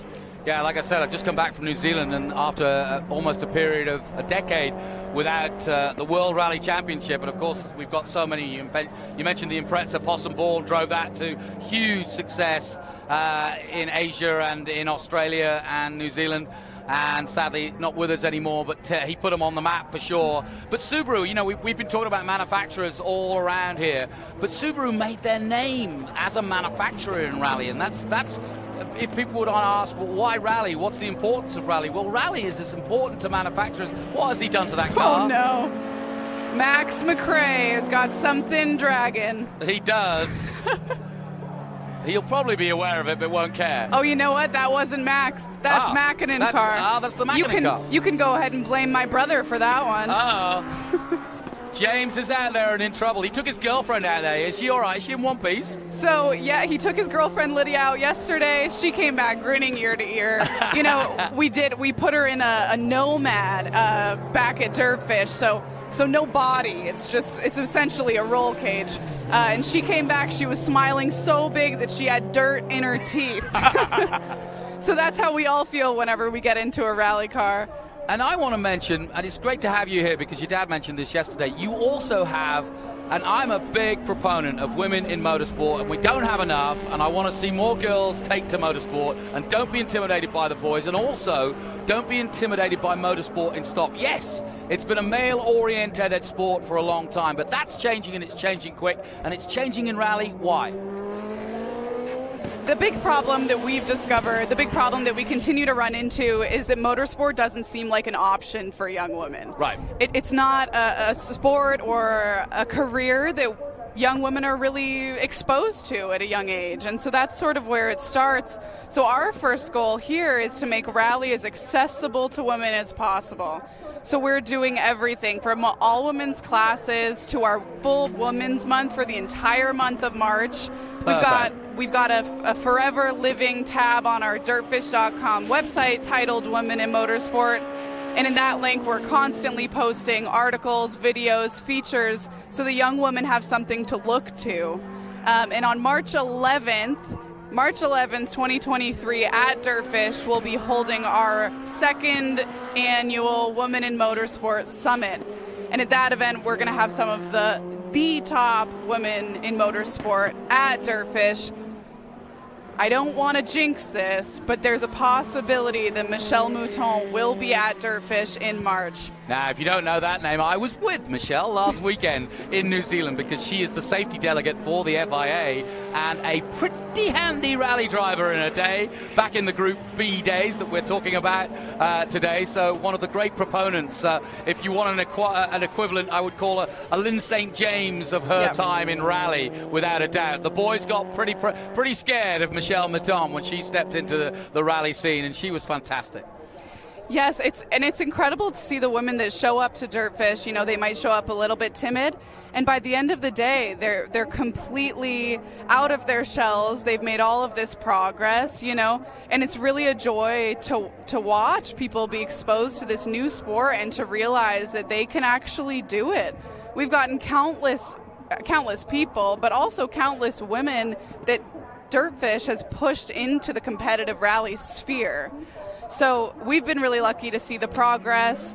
You know, we're always working to get more women into the field. It benefits everybody. So and the industry too, because a lot of people think about motor racing and they think about drivers. Now, in your case, I know you're a horsewoman, and so I knew you would be a good rally driver, because to ride a horse, you have to be absolutely fearless, and it absolutely translates, because it is that control, it is that trust, both in yourself and your skills, but even more so with a horse, you're dealing with an animal. So I know that. So any horsewomen out there, if you've got that kind of chutzpah, you can be a rally driver in about 5 seconds, trust me, and I'll put you with Josie and she'll make you into one.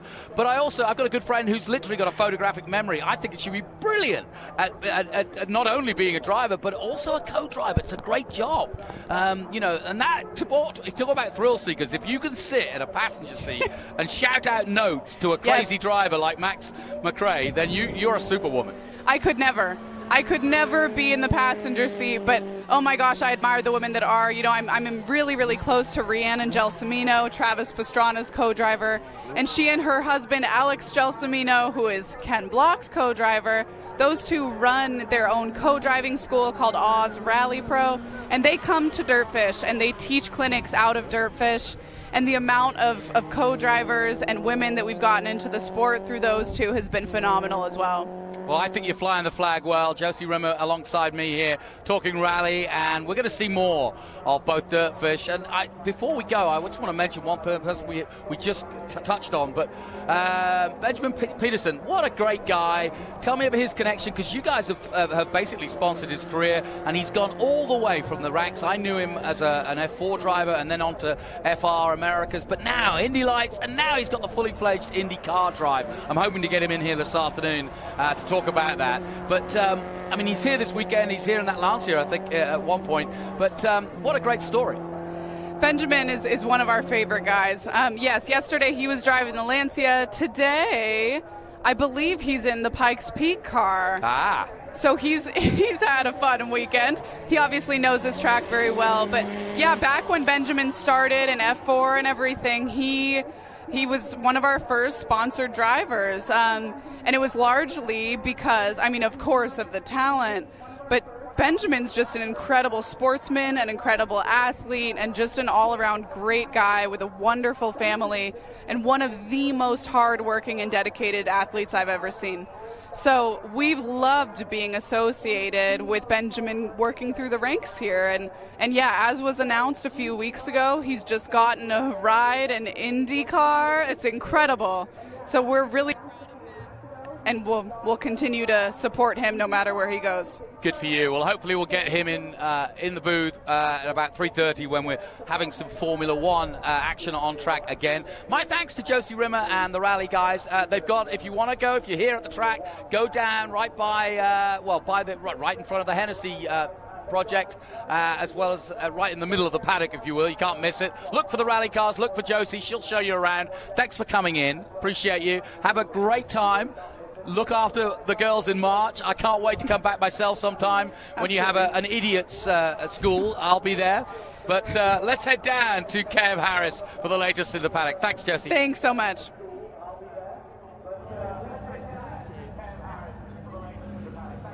Thanks, Johnny. Well, last night you and I were commentating on Minis versus Mustangs, and we were raving about the number 62 car that took the win. It was piloted by these gentlemen. We got Martin Lauber and Andrew Waite here. Guys, firstly, congratulations on last night's win. Martin, you were in the car first up for the first stint. Yes, I got the car when it had good tires and the brakes actually worked. And I used them up and handed it to my good friend Andrew at the pit stop. Andrew, myself and Johnny Green were loving calling that race last night, but we weren't quite sure who was driving when. It was a really good race, and you put that car, right through the pack, right away to the checkered flag. Brilliant stuff. Tell us about it. Well, Martin came in, and I think there was a yellow, and so I went out kind of in the thick of a group of cars, and not 100% sure where we were. And being endurance racing, when things get mixed up after a pit stop, I just figured, look, I don't know where we are. We just got to go. And so I think it was like 9 cars we had to get through. The corkscrew was kind of fun to manage, right, at that point. And then it was just hammer down. And then I think about 4 or 5 laps into that, I just looked up and said, oh, my gosh, we're in the lead. And then it was about just, okay, let's keep her together. Let's not make any mistakes. Let's just wrap this thing up and finish in one piece. It was a really exciting race to call, I have to say. And what was, obvious and perhaps understandable is in the corners, you guys in the Minis were whipping through the corners, whipping through the pack. When it got to the straightaway, then the Mustangs would pull back, and it was kind of like you would get away, they would come back, you get away, come back. But what people might not have realised amongst all this, Martin, is that Don Racine puts all these cars together. You aren't the owners. You choose to rent these and do it as like another class that you run this weekend. Yeah, I myself, I'm also running in Group 5. I've got a Porsche 911 RSR spec car over there. But Don Racine and his son Dennis from minimania.com, they put together this every year. We're going 2-3 years running now, and it's great. We come out and rent these things and just have a blast. And I told you earlier, both Andrew and I had a schedule conflict on Friday, which was qualifying. And so on Thursday, I just offhandedly said to Jeff O'Neill, the organizer, I said, why don't you qualify it for us? And he said, I've never driven one before. And I said, well, most of us don't drive them very often. He came out here, and I'll be darned if he didn't qualify at P7 for us. So I started the race in P7, and I handed it to Andrew in P1, and he took it even further and just dominated. So. And Andrew, we were chatting as well. You've raced all kinds of things, karts, go-karts being one thing, and understanding how to handle a car is not dissimilar to understanding how to handle one of these things. Yeah, I mean, look, I run 100cc and shifter karts as well as all kinds of other cars.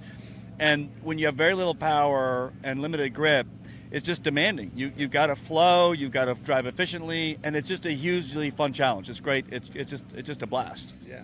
And I think what you were saying as well, you sort of like understand about feathering the brakes a bit, allow the chassis to kind of do the braking, and then you get on the brakes. Yeah, I mean, the first part of braking one of these cars is just to turn the steering wheel, right? That creates a little bit of drag. That slows the car down, and then you just add only as much deceleration as you need to get through the corner in one piece, and then keep the momentum, keep it rolling. Really exciting stuff. So, chaps, you took the win last night. We're going again tonight. It's a 50-minute race. Just so we know, and Johnny Green is on comms, with perhaps with me later on, who's racing when tonight, and how do you think you're going to get on? I think we agreed. I'm going to start the race, and my job, what I'm going to do is what I did yesterday. I'm going to try. I stayed as close to the Mustangs as I could so that I could watch. You can tell when their tires start to go off. So that's what I was watching for. So, if they get ahead, that's fine. You don't strike until their tires are starting to go off. So my goal is to give him the car in P1 midway through so that he has an easy second half. And, I also got to mention the Mustang guys. Yeah. Look, I mean, they're driving the absolute wheels off those things. And being right next to one as it's leaning over and doing all sorts of, horrendous-looking things, kudos, lots of credit to these guys. They're incredible drivers. And I felt so comfortable. It was like dancing with a whale, Yeah. I felt completely safe, comfortable, and it just added to the fun to have these guys be as solid as they were. I want to mention one more thing, if I can. If you can imagine all the crew necessary for all these cars, they're all friends of Don and Dennis Racine. They're all volunteers who came out here, towed the cars here, doing timing, fueling, tire changing. They're all volunteer crew members. So it's quite a wonderful community, these Mini guys and the Mustang guys. Guys, listen, we could talk all day, but we are sort of running out of time this little segment. I'm looking forward to seeing a race later on. Best of luck to you guys. Don Racine is in the 177 car as well. Dennis, yeah. Right, we're out with his son Dennis. We'll look forward to seeing the 177 running alongside the 62 car later. Johnny, there you go. The scene is set for Minis versus Mustangs later on this evening. Dancing with a Whale. I absolutely love it. Can't wait. I've just had Mr. Hakeem, who will be in that race in a while.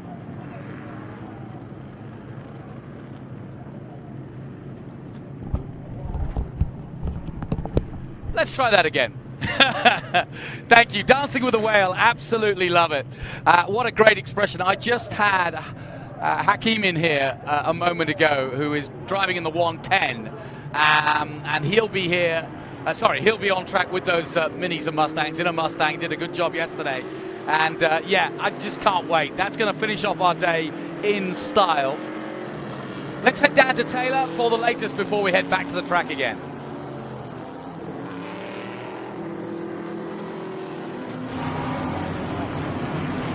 I'm down here. Unfortunately, our Group 7 cars just took off the line, but I'm down here with Stevie Dix, who is a current mechanic. You are our lead mechanic in the Trans Am Series to our champion driver. What is it like working on these historic cars compared to, our current race cars? Well, it's very interesting. The raw race car that is a Trans Am car, as they evolve, still the old cars are just as much fun to work on as the most modern car, because of the power and the sound they make. It's just raw American muscle, and I love it.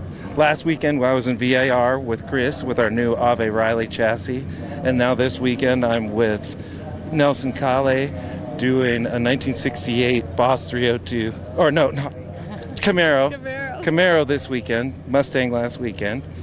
But it's just a blast, and it's never a dull moment with these things. All right, are you bow tie or Ford? Ford. Oh, there we have it. He made a choice. Obviously, this class is filled with a lot of great manufacturers, but we're about to see who takes it today in Group 7. Johnny? Thank you, Taylor. Yeah, and I'm joined here by Tim Moser, who's been up in the booth already this weekend, and thank you for coming up again. But, this is it, isn't it? Win on Sunday, buy on Monday. This was the adage back in the day for Trans Am. This is where it all began in many ways, at Sonoma and Laguna Seca back in the late 60s and early 70s. This is where the pony wars and where Trans Am really had its golden age. I've just seen Mika Hakkinen. What a sight to see. It's great to see these American muscle cars on track. This is the class that gives you goosebumps, right? This is where Penske and And all those guys, cut their teeth and made their marks and got their career in motorsports was by making a big splash in this class of cars.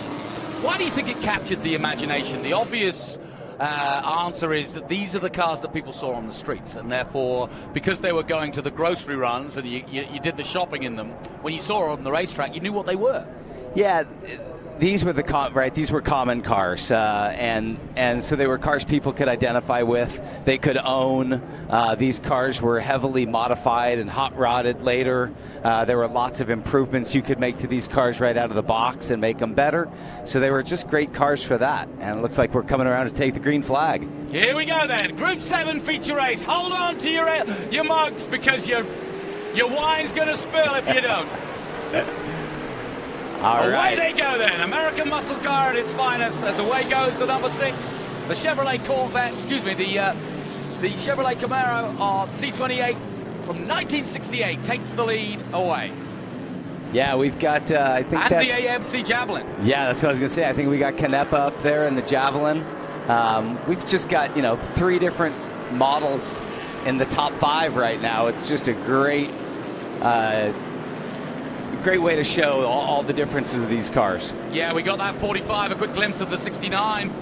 Boss, 302, Ken Adams at the wheel in that maroon Ford, and just a beautiful sight. It is the AMC Javelin leading the way at the moment in the hands and capable hands of Bruce Canepa. I'm sure that number 2, another AMC Javelin, Ken Epsom at the wheel, will be coming through. That was what happened last time out in their qualifying race, and already Bruce starting to build. Now, there's some good stories about AMC Javelin and how they got in and how Penske, the other side of this, I just mentioned why they were popular, but it was also one, whenever in motor racing, manufacturers get the bug and start going, oh, so you're entering 2 Fords. Well, we better get a couple of Javelins in there.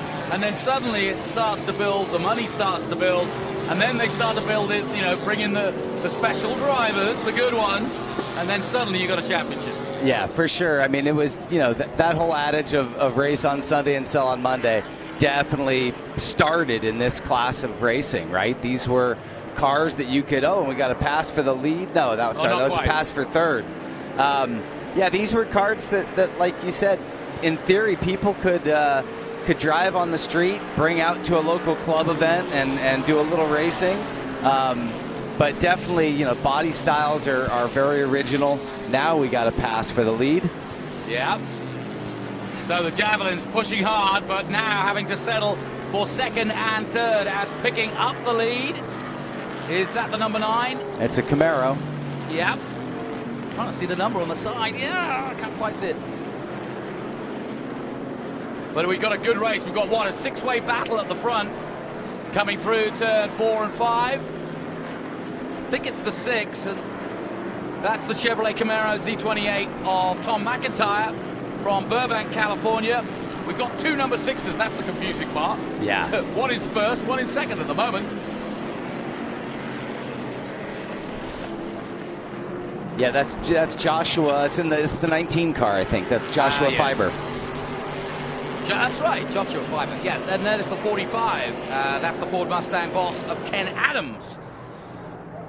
Looks like Bruce is, falling back a little bit now up into the corkscrew, I just noticed. So he may have a problem with this car. Go ahead. He turned the fastest lap of the race so far with a 48.3. So he's clear of the field by almost half a second, but it looks like he's got a little problem with his car now. I just saw that Pontiac Tempest GTO. John Hildebrand at the wheel. I think that's the only Pontiac out there, actually. We've got a couple of Dodge Challengers, but it's mostly... we do have a 70 Pontiac as well. Rob Kaufman at the wheel. Here we go then. And it is the 19, yeah. Yep, the 19 goes back on top, not only in position, but also in lap time. He's got the fastest lap of the race so far. So, yeah, he had a good run yesterday, did Josh.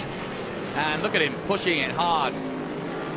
I love the stories also that when the manufacturers came and when Trans Am really was at its height, the way they would try to push the limits of the rules, which is what motor racing is all about. Let's face it, if it ain't written in the rules, you're going to try and bend them, or you're going to try and find an advantage. And one of those little bit of pithy stories that I heard from this era was that they would dip these cars in acid before the race to try to literally melt away as much metal as possible and still get it through scrutineering without letting the scrutineers touch them. And if the scrutineers just happen to put their, hand weight on the front of the car, they'd suddenly go, what have you done to the car? Yeah, as soon as you started talking about rules and cheating, that was the thing that popped right into my head, was dipping the bodies in acid to lighten them up and lose material. Just insane what these guys, well, that just shows you how competitive the class is. They had to go to crazy lengths to win and to have an advantage. It also shows you that they don't give a lot of time for the drivers and say, you just drive this, it's as thin as you like, it's a paper-thin car. Yeah, I'm sure they didn't consult the driver before they did that. Now, we just got a glimpse of Rob Kaufman in 7th place in his Pontiac Trans Am from 1970. So watch out for the white Pontiac. Yeah, we got the number 2 of Ken Epsman. He's holding up the 2nd spot, and Bruce is still holding tough into 3rd. So maybe whatever little problem he had, he's got sorted.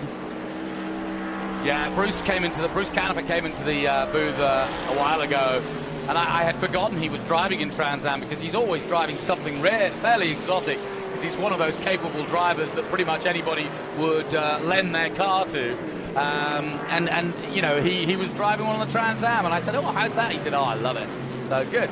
He is such an amazing personality in the paddock. I mean, he's one of those guys that can do everything from drive well, prep cars, metal fab. His shop in Scotts Valley is just insane. It's immaculate. He's got some beautiful cars there. So, yeah, he's one of those rare birds, right, that can just do it all. He's definitely belongs in this class of racing. He's kind of that classic. He's a modern Dan Gurney. Totally. Carroll Shelby, maybe. But, those characters don't really exist anymore. But he'll like the compliment, I'm sure. Absolutely. There's the 96, the Chevrolet Camaro from 1967. That's Rick Jeffrey at the wheel. Talking of Jeffrey O'Neill's out there, too. Again.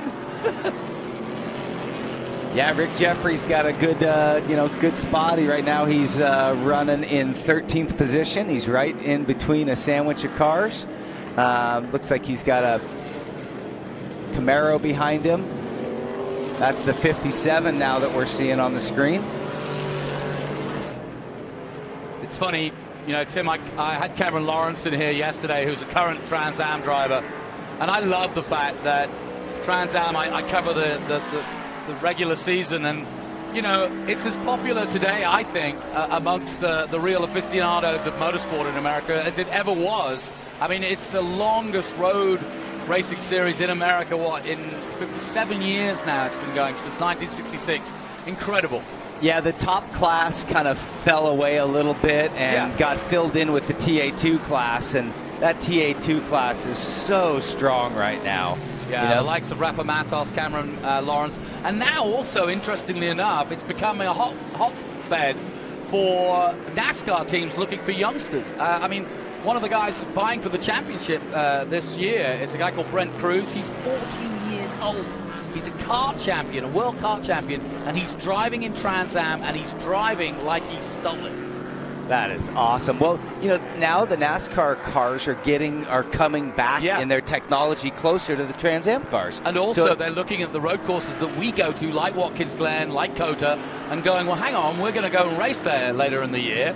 Let's do some practice, boys. Yeah, I think they'll do more and more road racing. As some of these gigantic ovals are struggling, I think, financially, and the ticket sales aren't there, and I think the road racing is just more exciting for people. Well, and we've got enough road race tracks and enough space on the calendar where NASCAR can do what they're doing at Indianapolis, which is run on the same weekend as an IndyCar race, for example. And the same is true of COTA. Yes, it's a Formula One track, but boy, the NASCAR race there is awesome. It's and last year's race was a rain fest monsoon, and it was just one of the most fun races to watch all year. Completely. Up the hill they go. Once again, 5 laps to go. We're about halfway through our Group 7 feature race. We're looking at the 77 of Richard Goldsmith in 9th place in that all-yellow Dodge Challenger. Yeah, great view from the drone as he's going into turn 10 and heading down to the last turn, turn 11.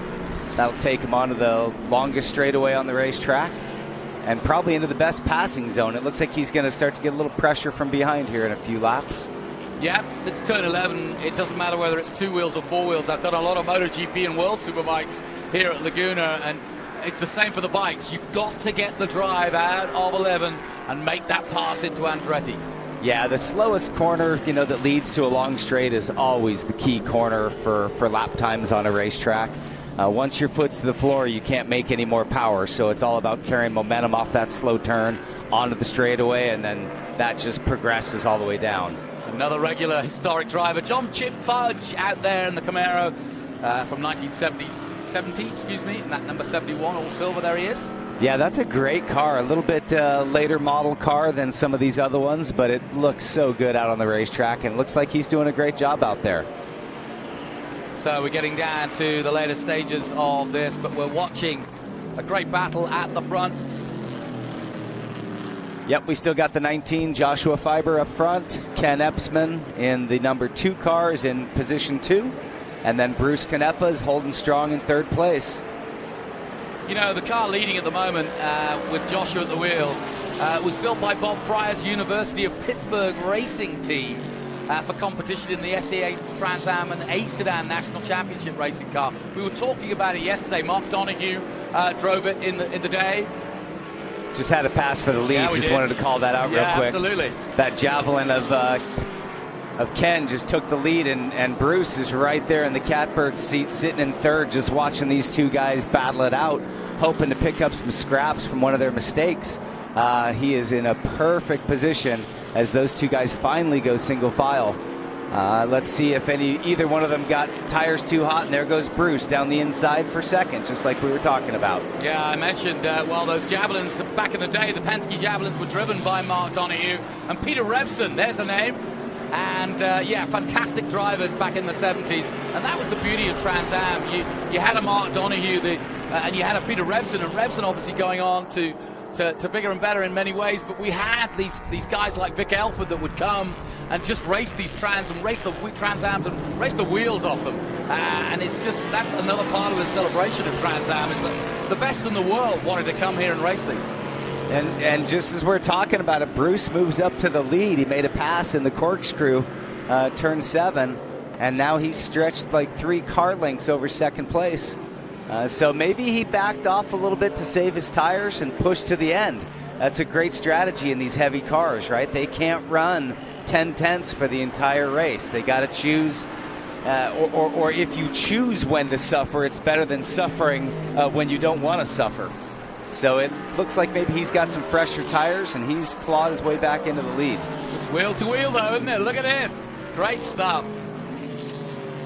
Still enough time. Bruce Canepa in that number 6.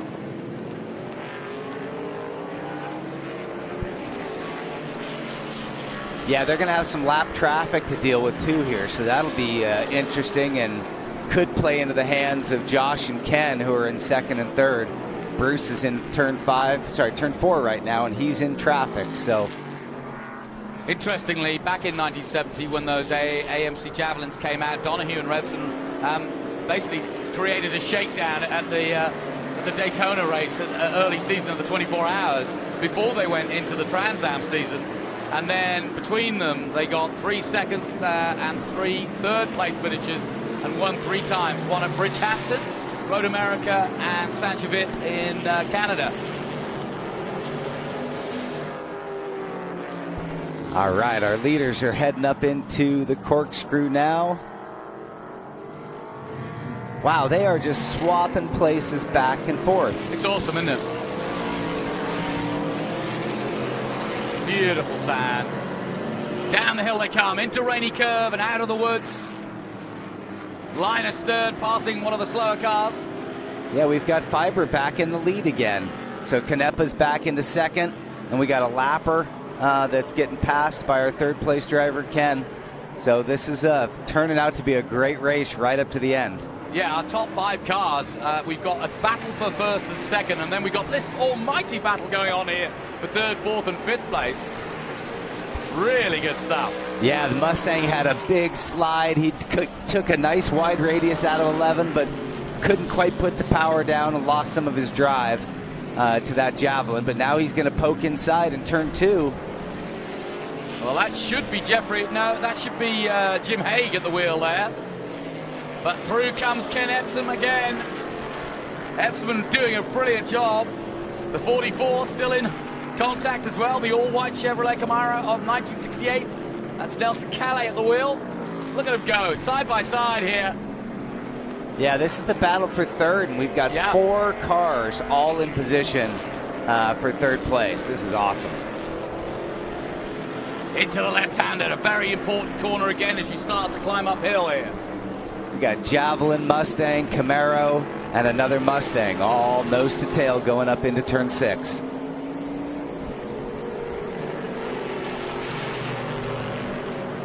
So just a confirmation, Fiber, Canepa, Epsman. It could change though. Jim Haig in 4th, Nelson Calais in 5th position, Ken Adams in 6th. But what a battle. Here we come, up to the corkscrew. Linus third. Yeah, and just like that, he does move up to 3rd. Jim Haig takes that 3rd position going up the hill. So now you're going to see him coming out of turn 9, and they're going to be nose to tail.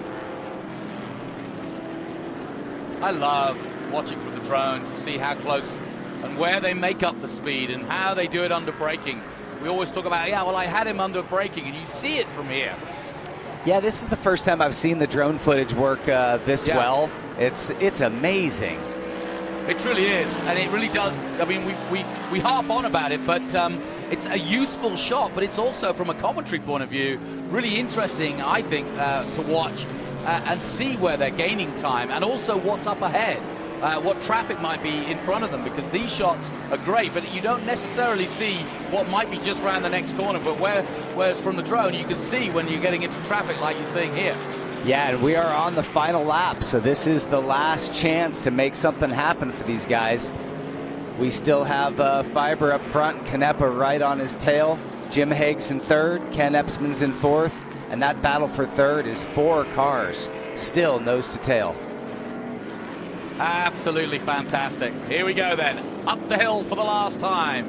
The Monterey Hills gleaming in the background finally as the sun starts to come out. As if on cue for these beautiful Trans Am cars. And this is what right now. This is that battle for 3rd. The Javelins got back through into 3rd. Let's see where our leaders are as they come down the hill. Coming to the corkscrew for the final time here in our Group 7 feature race for historic Trans Am cars. And it's going to be Jim Haig right in the middle of it. But who's it going to be? Through comes the maroon Ford Mustang of Ken Adams, just at the back of this group. The leaders are now on the front straightaway. It looks like the Camaro's got the lead coming onto the front straight. Here we go then for the win. Look at this. Nip and tuck. It's going to be close. They're side by side almost as they take the checkered flag. Oh, wonderful stuff. And here we go. Look at this. 3 wide coming to the checkered flag. Go, go, go. Who's it going to be? It's a photo finish. Oh, and it was. It was the 44 who made it, I think. Yes, it was. All 4 of those cars were within a 1/10 of a second of each other at the finish. Well done, Jim. Awesome. Well, he made that work. I think what happened was the all orange of he just got out of shape. Did Ken? I'm trying to think who was that then? Was that was the Mustang? Yeah, that was Ken Adams, I think. But awesome, absolutely. He got out of shape, and then he got out of shape, and everybody just scattered for the open real estate, trying to find a hole to get by on the straightaway. That was excellent. So Josh Fiber held on, but only just by a fiber, literally. What an exciting race. Doesn't get any better than that. I mean, the fact that we had the top 7 positions, probably separated by 2 seconds at the end of this race was awesome. Absolutely splendid. Well, thanks for having me up in the booth again. You're obviously a good luck charm. Every time you come up here, we have some great racing. You'll be out in the Mini again? I'll be out in the Mini. I'm going to start the race this How time. did last night go? It went really well. We pitted right before the track went yellow, and you just can't guess on that. So we lost a lap. We ended up 6th overall. The Orbis Brakes Mini was just phenomenal. We turned like the 3rd fastest time. So we're in good shape. We're starting 6th, but I'm going to start the race this time and go as long as we can. Obviously, yellow is going to kind of dictate when we should pit, but we're going to go as long as we can and see if we can get it up there on the podium. Watch out for Tim Moser. He'll be out in the big classic tonight. Mini versus Mustang. Let's head down now to Taylor. Down to the Gunter Works.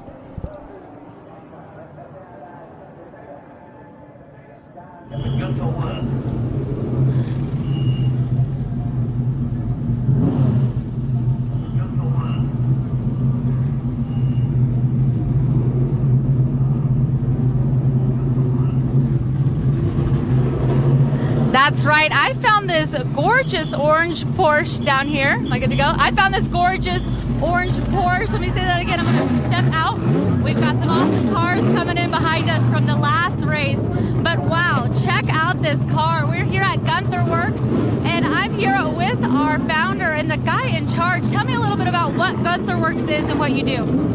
Okay, hello all together. My name is Markus Siegwart. Guten Tag from Germany and here from Laguna Seca. It's a great pleasure to be at the show here. It's our very first time, and we appreciate everyone here. It's great that we brought the cars to the show. So loud around here, right? So, yeah, we are from Gunther Works. The company is based in Huntington Beach. We bring our Speedster here on track in about 20 minutes. So the car has a 431 horsepower engine. It's based on a 1995 C2 narrow body Carrera, Porsche Carrera.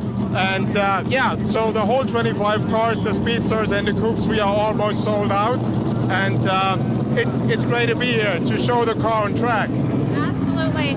And what other type of Porsche or cars would you like to remaster next?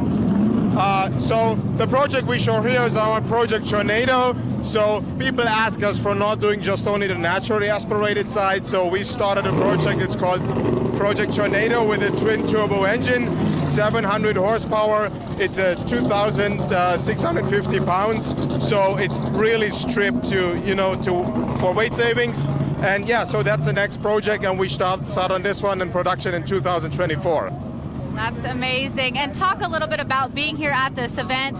What a crowd. How about the people? How has it been talking to new clients? Yeah, so the event itself, Laguna is such a fantastic track, and to be here, we are so proud of that. It's our first time. It's amazing, the humble community around, a lot of fans of, it doesn't matter what, Porsche, McLaren. So I think also the whole cars you can gonna see here this weekend, it's unique. When you see the McLarens, when you see the Hypercars, we are in that group, and with Zenvo and Ziesinger together, it's just great, and I think everybody enjoys it. At least the guys who get the chance to drive their own cars on the track, which is always phenomenal, Absolutely. Well, if you guys haven't made your way down here yet, definitely do. They are right here on the alley with these cars that are behind us, making quite a bit of noise, but you also have a chance to make a couple laps. Have you done it yet? Laps? Laps on the track? Yeah, now at 2:40 and 20 minutes we are on the track. Together with Billy Johnson, we are very proud to have this Le Mans driver with us. So yeah, let's wait what kind of numbers we put in. So we have been here with our coupe. So we did the first time a 1:30.99 just right behind the McLaren P1. So we are the fastest Porsche on the track, right next behind to the 991 GT2 RS. We definitely don't want to miss that happening later today. Well, thank you so much, Marcus. Make sure you guys get down here, Gunther Works, check out these cars or check them out on the track later today. Johnny? Thank you so much.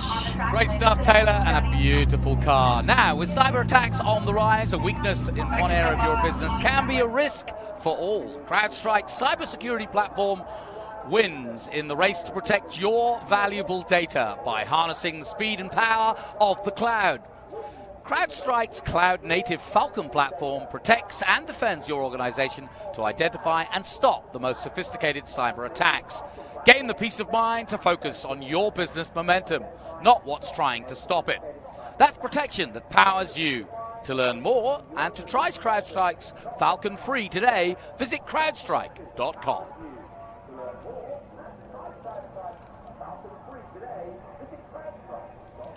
So we're still up and about above the beautiful Laguna Seca, and as you can see, a packed paddock, and also the car parks filled up nicely as well as the day has gone on. It's not been the perfect weather for California. We're always told it's always sunny in California. Well, certainly on the Monterey Peninsula, you kind of hit and miss, really, because when the fog comes in, it can stay in. But today it's nice and breezy, and the clouds are nice and puffy. And it looks as though we're going to get a nice afternoon. So people walking up and down between the corkscrew and the paddock, and if you are here at the venue, please do exactly that. I implore you to go up to the top of the corkscrew and have a look, because it's well worth a gander. And as you can see, we have our next groups getting ready to go racing, and that will be our Group 8. And we've had a fantastic conversation with John Morton and Peter Brock about Group 8, and they played a special part in the history of that, and regaled us, if you will, with the stories of how that came to be and how the Japanese manufacturers really came to the fore in that era. And we're about to see them go and unleash themselves on the track. Looking forward to this, really am. Also, I want you to watch out for the VW Beetle 1600 in Bahama Blue with Stephen Smith. He's out there too. He's got a great story. We might hear from him later in the day as well. And if you're here at the venue, don't forget, plenty of sip and savor, plenty of food. I'm right by the Taste of Brazil. I've been smelling it all day, so come and get your Taste of Brazil. Now, as you'll look down on Velocity Lane, our very own Taylor, all in blue, is down there. Over to you, all in blue.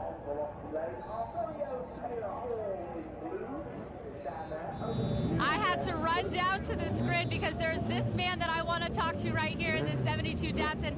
Gordon McCall, quick question. I've heard you've been practicing for this race in a special location. Can you tell me a little more? Nothing but a church parking lot. I love it. Running laps in a church parking lot and about to take this beauty out on Laguna Seca Raceway. You got to get in your laps where you can, right? Well, this beats the church for today. It is Sunday. It is Sunday. You're right. He's taking this churchmobile out on a Sunday. All smiles, a little bit of laughter here. So we can't wait to watch. Keep an eye out for 66A. Gordon on the track, ready to roll. Johnny, let's head back up to you because these guys have 1 minute left. Yeah, we want to get you safe, Taylor, but great story. And in fact, I want to tell you where we got that story. That was one of the first stories we picked up this weekend. And it was the one and only Wayne Rainey that told us that. He's good friends with Mr. McCall. And he was saying he is serious. He has been practicing in his Datsun 510 to try and get up to speed. So great story. Best of luck, and he'll be going round and through the Rainy curve as the day goes on. So just another one of the classic stories here at Velocity Invitational. Hope you're enjoying it. This is the third iteration of Velocity Invitational, and we are so looking forward to this next Group 8 set of cars, because as you can see, it's very much dominated by manufacturers from both Europe and from Japan, because this is an era of 66 to 79 when the under 2-liter Trans Am SCCA B sedans and C sedans were all the rage, and they really took the world by storm. And I say the world, but the American race scene, I should be more correct in saying, because it really was a special time for these cars. And this is their feature race. Plenty of BMWs as well. And as it is today, production cars are still part. In modern Trans Am, we have TA, which is the 850 brake horsepower, almost unlimited power TA class. Then TA2, which is limited to 550, and that's now effectively the flagship of Trans Am, with fields of some 40 plus at each and every race. And that is really, really exciting. And it's still as exciting as you just saw the historic versions. Well, the modern version is as exciting. And then we have our production class, our GT class, and we have production racing from those cars as well. So, yeah, always worth watching a modern Trans Am race, and they'll be on CBS Sports Network for the COTA race. They were just on this week with the VIR race, and coming up in a couple of weeks we'll have COTA.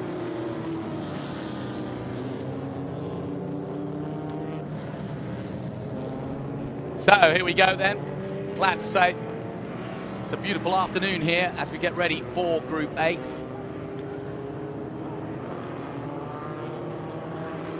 Now, in the time from 66 to 79, Richard Nixon inaugurated as the 37th president in 1969. PBS came to be in 1970. And the first African-American Major League Baseball player, Jackie Robinson, died back in 1972. So, just to put you in position of what was going on back in the late 60s and early 70s, and just to be a little bit political, Roe versus Wade, a landmark Supreme Court decision, legalized abortion back in 1973. Ha! It's not like me to be political. Just telling you the news, folks. Just telling you the news. Moving right along. BMW, Alfa Romeo, Porsche, absolutely fantastic. And we get ready for what is a huge field, to be honest. Also out in this one again, Jeffrey O'Neill. Adam Carolla's in this one. He's in one of the Datsun 510s. And great story, Adam coming to join us here in the booth yesterday, and of course a very famous filmmaker and podcast purveyor, and great to have him in the booth and talking about not only his latest projects, and by the way, he was telling me that he's got a project coming out about Dan Gurney and also about Bobby Rahal, so really looking forward to that. And I'm just looking out the corner of my eye as Paddock Award is about to come into the booth, I think, but I can see him out the corner of my eye for sure, and I'm looking at Tanner Faust as well.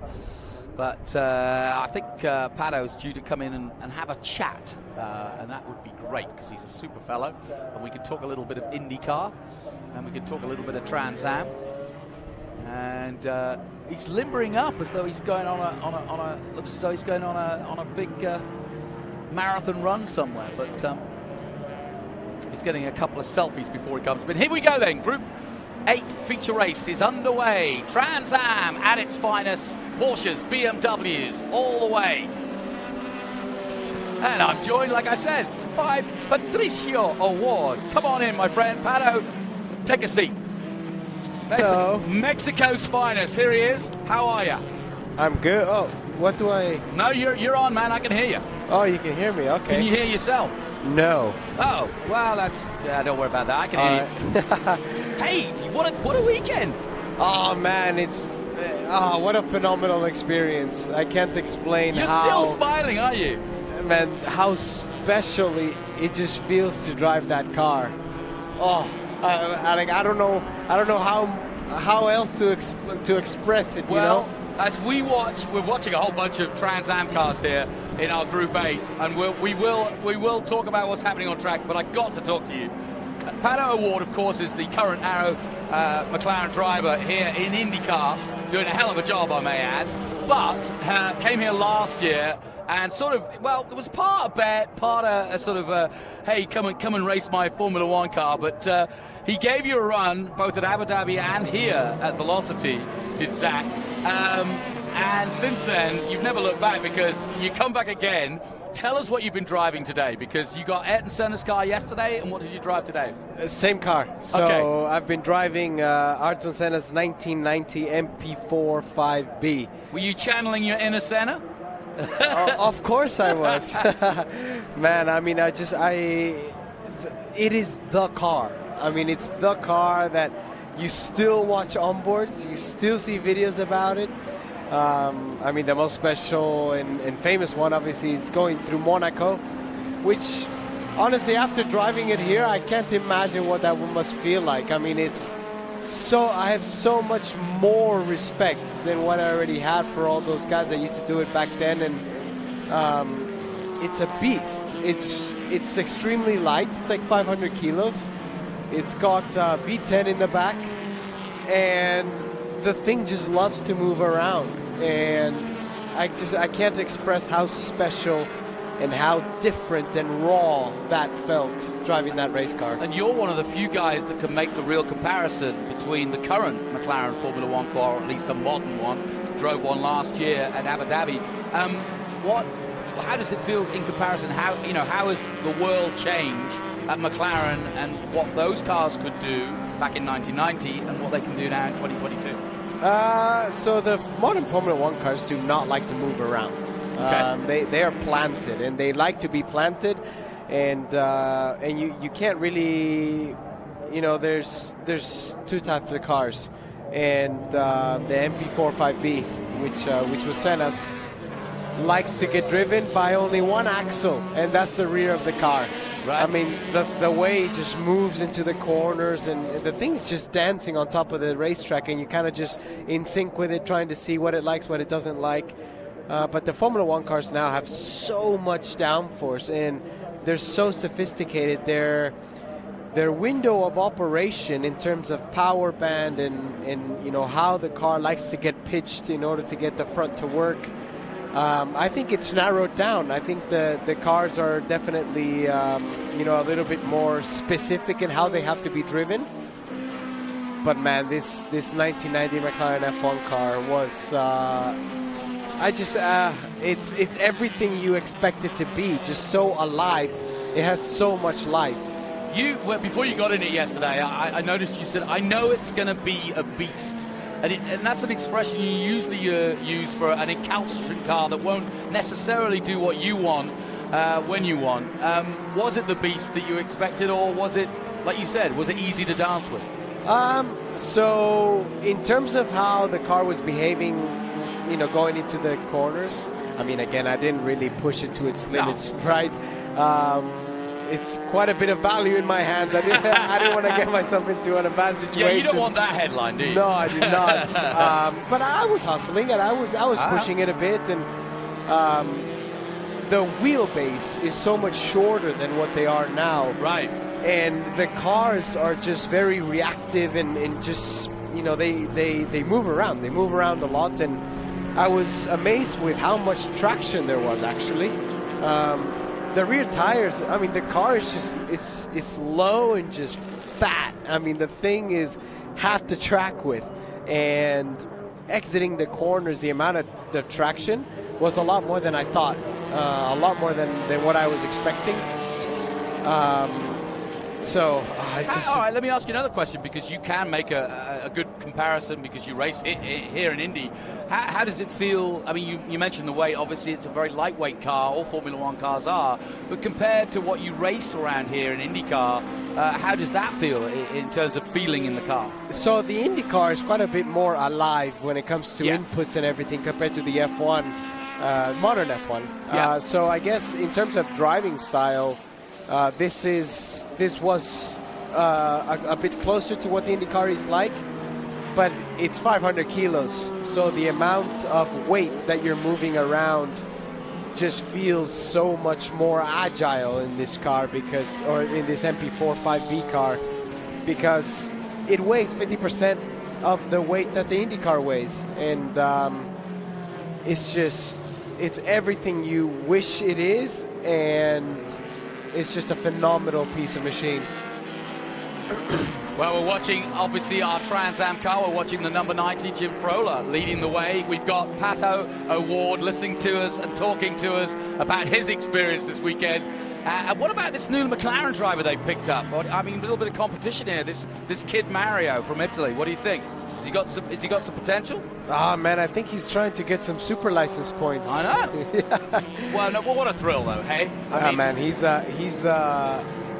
He's someone that needs no introduction. Yeah. And he's probably the biggest or one of the biggest names in motorsports ever. And what a great guy. And you can tell he's such a racer because he got out of the car and he was mad. He was mad that he couldn't really push it more, and he was Well, mad I heard that they told him to do 3 laps and he kept going. Oh man, he's just, you can tell he's such a racing driver. I so envy you, and I you know, when I'm on a historic race like this, and I hear the stories of Bruce McLaren and Denny Hulme and you know, Chris Amon and the Rodriguez brothers, to put a Mexican flavor to it, they would race both in Formula One and in sports cars, come and do a bit of Trans Am. And I'm really pleased for you, because you're kind of getting to do a little bit of that, which is, sure, your dedication is IndyCar right now, absolutely. But you've done a little bit of testing in Formula One. That could be a possibility. But here you are this weekend, playing with some historics and enjoying motor racing, because the life of a modern racing car driver, and you know this, whether it be Formula One, whether it be IndyCar, it's very tunnel vision. You're working out, you're racing, you're working out, you're doing media. You don't get to enjoy what is a fantastic sport. But here, this weekend, you get to be Paddock. Man, I think you said it. You said it better than me. It's all about just loving driving amazing cars, and I feel so privileged in order to, or I guess that I had the chance to drive these amazing cars. I mean, even last year when I got to drive Mika's V10 1998 car, it was. Mika's no fun, is he? I followed his whole career. He's absolutely no fun. No, he's a legend. Yeah, I mean, man, hey, Pato, you've got to go into this corner here. You don't want to do this. Oh, you need to go flat out. You need to go flat out there, flat out. Yeah. Oh man, I mean, Such it's a just character. yeah, and that's what it's about. At the end of the day, we all love cars, and we all love race cars, and you know, some of the best race cars in the world are here, and I just, like I said, I feel so privileged and lucky to have been able to give it a go in both of those amazing cars, and just all the opportunities that Zach Brown has presented me. It's yeah, just really, have you made really any grateful. more bets with him? Because he's good for a bet. I did make a bet with him, but this one, well, no, I haven't. I need to make another one. Well, I don't know what it would be. I need to think of it. But once I think of it, then I will do. Now, this isn't a bet, but are you actually going to try to do another run in the actual F1 at Abu Dhabi again? Yeah, I'll be doing FP1 in Abu Dhabi. Oh, you're actually going to do FP1 on Friday? Yeah, that'll be awesome. I'm very much looking forward to that. That'll be fun. So you're in the real deal. Yeah. How can we make one of the other drivers ill that day so that you have to keep going? Like, appendix comes very quick. Ask Mr. Albon. All right, we'll work on that one, Paddock. Now, exciting times for you. What about the winter? Bit of Bathurst, maybe? Bit of Baja 1000? No, man. In the Monte Carlo Rally? For me, I've asked for a few weeks off because. What? Yeah, I need to rest up and get ready for my IndyCar Championship next year. Well, listen, thanks for coming in and talking to us. You're always welcome here. I'm glad. That smile on your face, I just love it. I know you've had the weekend that I wanted you to have, because you've just got it ear to ear. Last time I spoke to you, you were at Miami, and you'd just done your first test in the F1 car, and you were like, yeah, it's kind of fun, I'd like to have another go, and now you've got the chance on a Friday, so I'm happy for you. But I think these weekends are ones that you'll remember for a long time, right? It's probably one of the most special days in my life. I never thought I'd be driving such a special machine, to be fairly honest with you. I mean, it doesn't even make it to the bucket list because you never even think it's a possibility. Yeah, exactly. Insane. Well, listen, best of luck next year for Aaron McLaren. Go for it. We want you to win an Indy 500 win, if not the championship. That's my pressure on you. All right. That's my plan. Let's do it. Okay, let's do it. I'll be there with you at the 500. Don't you worry. At least to spray some milk at you if I can.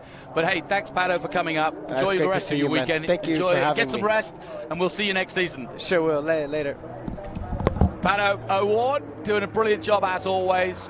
A great guy with the media. Always a lot of fun, and great to have him on board as Jim Frula gets another brilliant victory, or at least leads the way under the safety. Rob Fuller in second place, and Alan Benjamin. We had Alan Benjamin in here, 4 laps to go. I thought they'd finished when they slowed down there for a moment. I took my eyes away, and there they were. But I was just saying goodbye to Pato. But yes, we are under safety, and and we have 4 to go. But it's the BMW out front. Jim Frula in the 88, followed by the 72 with Rob Fuller and Alan Benjamin in that Porsche in 3rd position. Richard Stewart Mill in the 18 is also right there as we continue our coverage of Group 8.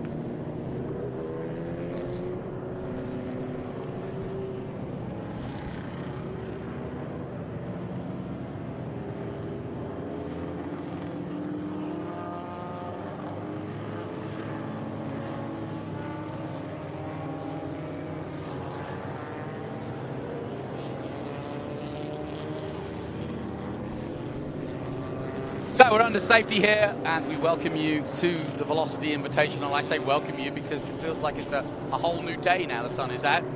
And we're about to speak to Gunter Works in a moment, but we'll just get this Group 8 race done and dusted for these boys because they're doing a hell of a job. But we're under safety, but it's going to be a bit of a sprint, I think. And we've got 3 manufacturers at the front. So that's an exciting prospect too. And watch out for Alan Benjamin, who's probably looking forward to see if he can get this restart from 3rd place in that all-white Porsche. 1968 911 TR.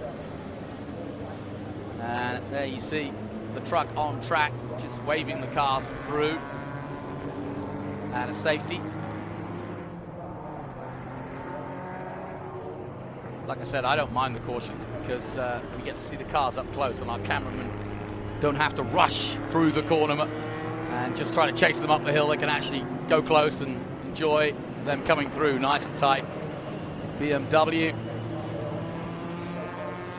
BMW have done a good job against the Datsuns today. And that 510 doing a great job. And like I mentioned earlier, Jeffrey O'Neill, Adam Carolla, some pretty mighty names in terms of the world of wineries and the world of broadcasting here to enjoy it.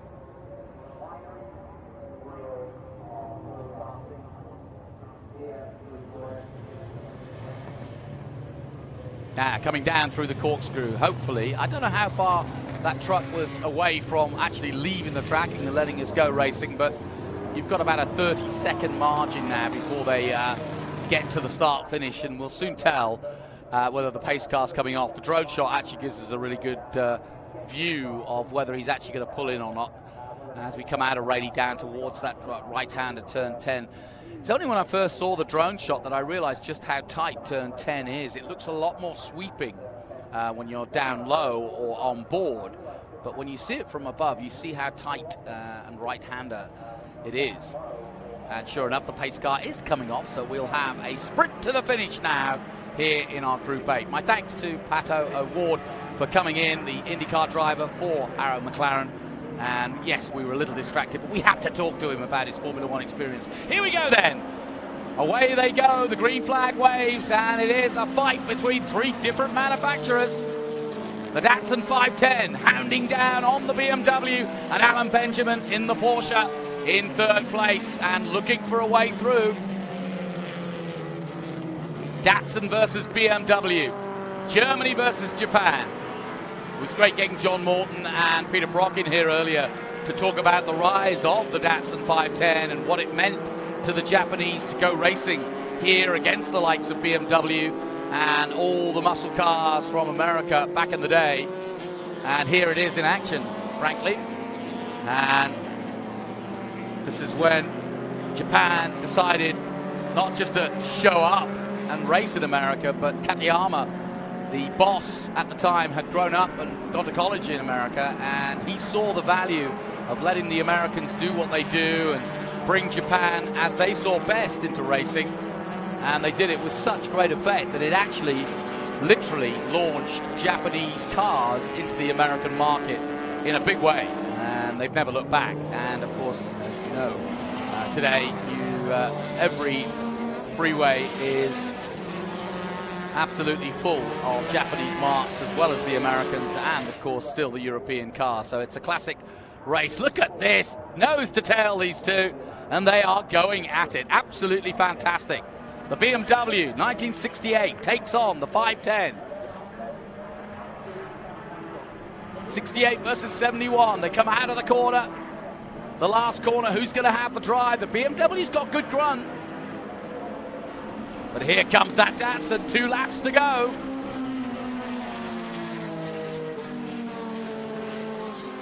Rob looking for a way, but that's good driving. The BMW takes the right line. They both are very nimble through, and fast momentum cars out of the corner. Back on the power into turn 3, the right-hander. There really is nothing between them, and they're not either of them out of shape at the moment, but these two now pulling away from third place. Alan Benjamin in the Porsche. He's just lost a couple of car lengths to them in the last half a lap or so as they come under the bridge towards Super Ron, our cameraman.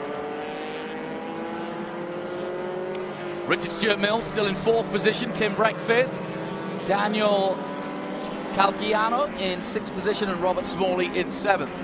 Adam Carolla making the top 10. Well done to him, given that he, to be fair, doesn't get a lot of chance to race.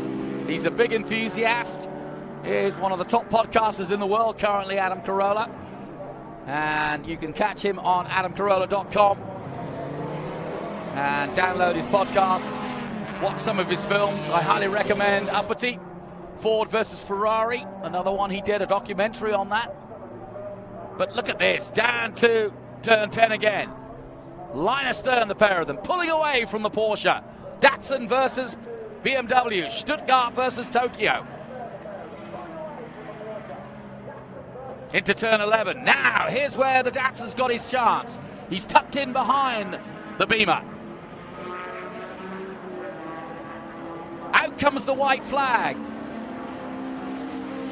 Last chance hotel then, down to Andretti. Mario watching on, I'm sure. Almost side by side, he tries to do the undercut, but he's cut off by Jim Frula, who's doing a great job of holding off Rob Fuller. Fuller's closer than he's been before as they go through 3. And he's certainly going to make a go. And will it be up the hill? Alan Benjamin trying to stay with them in 3rd position, but I think he's going to have to settle for that at the moment. With these two going away, they are. But that Datsun, that old blue Datsun, trying to force a mistake out of the BMW, but Frula's wise to it. Now the climb up the hill. Who's got the power? Pretty evenly matched in the last couple of laps, but if anything, I would argue that 510's just got a bit more drive, a bit more grunt, maybe a chance on the inside at the corkscrew, but Frula's taking a good defensive line, sticking into the middle of the road. That's how you do it. Into the corkscrew they go. The next possibility at the inside of Rainey, or around the outside if you're really brave, but you've got to have more power to do that. But the last chance will be up the inside at 11. Here we go, the lining up for that, into 10. One more corner to go. This has been brilliant so far by the all-gold BMW 2002, or BMW 2002 from 1968. Jim Frula at the wheel. Here they come. And Frula's going to hold on for victory. Takes the checkered flag, but that was superb. Great stuff as the Datsun of the number 72. Rob Fuller takes 2nd place, but a great finish again. Alan Benjamin in the 68 takes 3rd in that 68 Porsche. But that was the kind of racing we've come to expect from Velocity Invitational. Well done to Jim. And BMW do it in style. What a classic.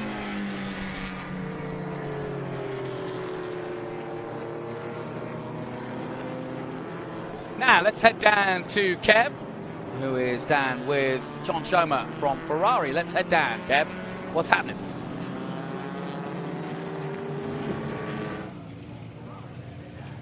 Lovely, thanks Johnny. I'm down here surrounded by Ferraris and I bumped into John this morning, and there are many Ferraris here that you think, well, they're quite special and they've all got their story to be told, but there's one in particular that John was keen to point out to me because John, significantly in terms of racing terms and innovation terms, this one is arguably one of the most important here.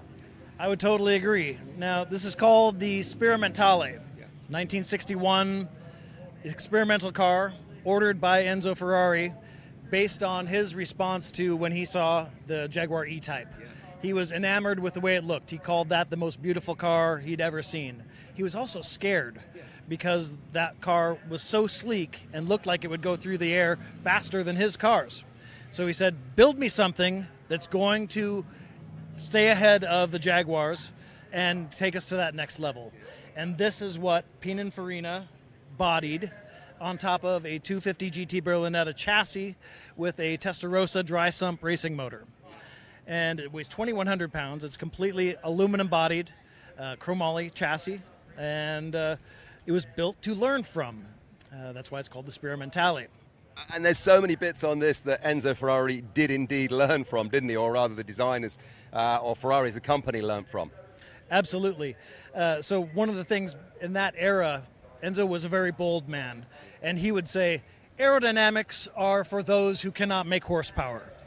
And so it's kind of a cliche for the times, right? That aerodynamics were not understood commonly and certainly not respected. But about 2 hours before the race, at a very famous race, some aerodynamics were bolted onto this car. Yeah, so Bizzarini and Chiti, two names you might know in the Ferrari world, were in charge of this project. It was a separate project from other things they were working on. The car was about 10 seconds off the pace. And they knew that the Germans had been working with wind tunnel testing, and they knew that these things worked, but they didn't want to insult the designer or insult what Enzo Ferrari believed in. So at the last minute, the morning of the 1961 Le Mans, they grabbed some scrap steel out of the back of the truck and put these canards or dive planes on the front. And if you look at the back of the car, there's a quick little Z-form wing that they bolted on, and all of a sudden the car's 10 seconds faster. So the proof's in the pudding, if you want to put it that way. The car actually had some downforce. It was able to be driven faster and maintain better lap times. But still, Enzo Ferrari didn't like the wing that they'd put on the back. So they used it for the race, then they had to pull it off. But it was later iterations where suddenly we started to see that design come in. Absolutely. I don't think they ever even they didn't ask permission or apologize. They took the materials off the car after the race and they were never reapplied. The car lived a pretty awesome racing life. After that, it was driven by Sterling Moss, the Daytona Continental, where it won its class, took 4th overall. It was a successful race car, but those little experimental bits were thrown away and forgotten, because it was an insult to the Pininfarina designers, who were, of course, Italian, and believed that beauty generated speed. To a certain degree, that's true, but aerodynamics, science, also exists, and they have to coexist together. Yeah, they certainly do. And coming out the factory there, you know, Italian Ferrari, you'd think it has to be red, and this one obviously is blue. We've got a French flag on the top there, and there's a little bit of thinking going on that ticked the box there as well. Yeah, so they thought ahead. This was an experimental car, which means they didn't really know what it was going to do. Most factory Ferraris are painted red. That's their color. That's the Italian country color. This one's obviously painted blue and has the French colors as stripes. And that's because in case the car didn't do well, then they could walk away from it and say, well, that's not a factory works project. But it did pretty well. And this was the original livery. It was later painted white with white racing stripes on it. When we bought it, it was red. This car lived all kinds of different lives as a drag race car, as a sports car racer, and as Luigi Cinetti's shop car. He used to send the young guys in the shop off to the grocery store to pick up hot dogs in this car because it's so drivable. John, listen, we could talk about this car all day because there are stories for days, but, you know, all the experimental nature of everything that's been going on this car, hands down, takes the prize for one of the most significant Ferraris here today, and I'm thrilled that you talked to us about it. Thank you very much. I think one of the takeaways to take away from this story is this is not the GTO prototype. No. It's commonly maybe referred to as that. This is a separate experimental project that contributed to the development of the 250 GTO. There you go. How about that, Johnny Green? An education in Ferrari from a man that really knows his stuff. And from cutting-edge technology of the day there to cutting-edge technology of the 21st century. Take a look at these hypercars. Johnny, back to you.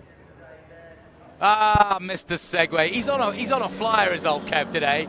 I love your work, my friend. You're absolutely right. I'm here with Marcus Sigwald, and we're going to talking some hypercars, because this is such a big part of this weekend now. And as they hit the track, I'm delighted to join you. Taylor spoke to you earlier, but we've got you in the booth now, so welcome.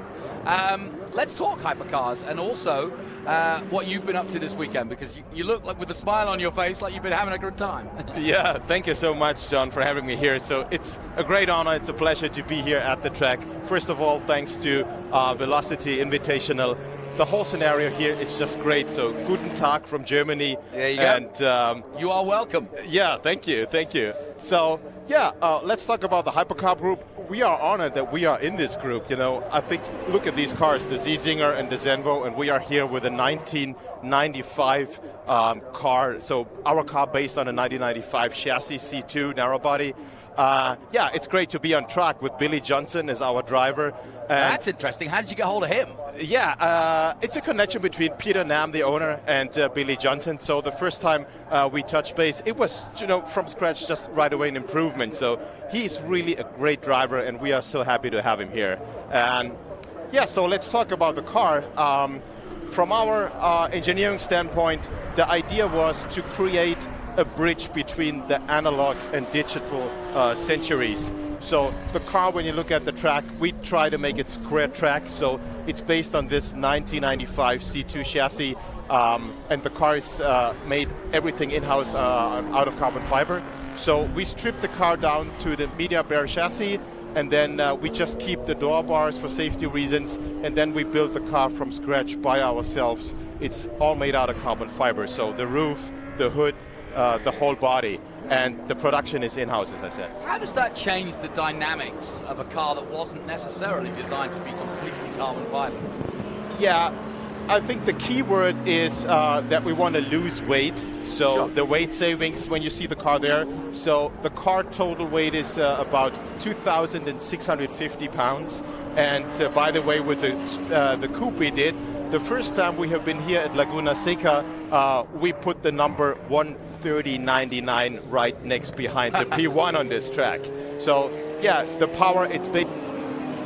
Porsche engine, we use the 3.6 liter, and then the engine gets built by Jeff Gemroth. It's a 4 liter, it's naturally aspirated in this car, and has a 400, close to 40 horsepower, 440 horsepower. Because the reason I asked that, obviously, is that what every racing driver or every racing team wants to do, is make their car as lightweight as possible. And all those dimensions you just gave, add the carbon fiber or take away the weight, and you get this sort of product, and it really does change the power to weight ratio, doesn't it, massively? Yeah, exactly. So yeah, from a technical perspective, you mentioned the power to weight ratio. It's phenomenal what the number is talking when I say a 130.99 just right behind the P1. So the only Porsche which is faster at the track is the 991 GT2 RS. That's pretty impressive. Yeah, look at the car, how the car handles. It's just great looking at it. So how did the company come to be? How did you start doing this in the first place? Yeah, so the idea was that Peter Nam wants to create his own car, so that was his dream. And his favorite Porsche 911 was the 993, so the very last air-cooled. And we just had been sitting down together at that time, and he said, okay, let's do it. So from scratch, he created a project where, as you can see, we try to keep it period correct. We want to have these gens from Porsche brought into this analog and digital bridge we shaved. And so that was his idea. And then the first car we launched at Quail in 2017 was this red car with a big wing. So it's also 2 options we offer. On the coupe, we have the big wing, we have the ducktail, also to, have this kind of like a Porsche, things we want to show there, so that we keep it period correct.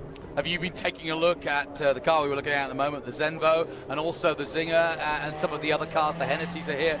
Do you kind of have a quick look at what the competition and what other hypercars are doing? For sure. And we appreciate it, and the honor to be in this group is, even more means a lot to us, because this blows my mind. This is wild. It looks odd at first, but when you explain what they're trying to do, which is effectively use the wing as part of the steering, that's interesting too. And I talked to the Ziesinger production manager yesterday. It was just impressive what craftsmanship these guys are doing with this 3D printed, completely upright including the calipers. So it's just great to see the cars going around the track with us. So what else are you hoping to develop? What are you working on? What kind of other cars are you hoping in the future, in the next couple of years, to work with? Yeah, so the 25 cars we do, Speedster and Coupe, we are sold out with these cars. And the new project we showed up here is our Project Tornado. And it's a twin-turbo flat six fan, and it's the first production engine with a flat fan. And we work on this project heavily, and we try to bring this car on the track, I'm sure next year. So we are right at the end of have everything engineered, so we want to launch the car on the track, next year, I said. And we start production in 2024. And what about Velocity Invitational overall? It's great to be able to get your cars. It's one thing to show people them as they walk by and they're static. It's another to get them out on track and really put them through their paces and show people what they can do. It is. That's why we appreciated being here. Velocity Invitational gave us the chance to show the car at the booth, to get the car out on track, to talk to people. A lot of, yesterday people step by and say, hey, have you seen this car driving? It's phenomenal. It's fantastic, isn't it? So that's a great opportunity for us also to show what we're doing, because this car is made to be driven. It's not just like a car sitting in the collection.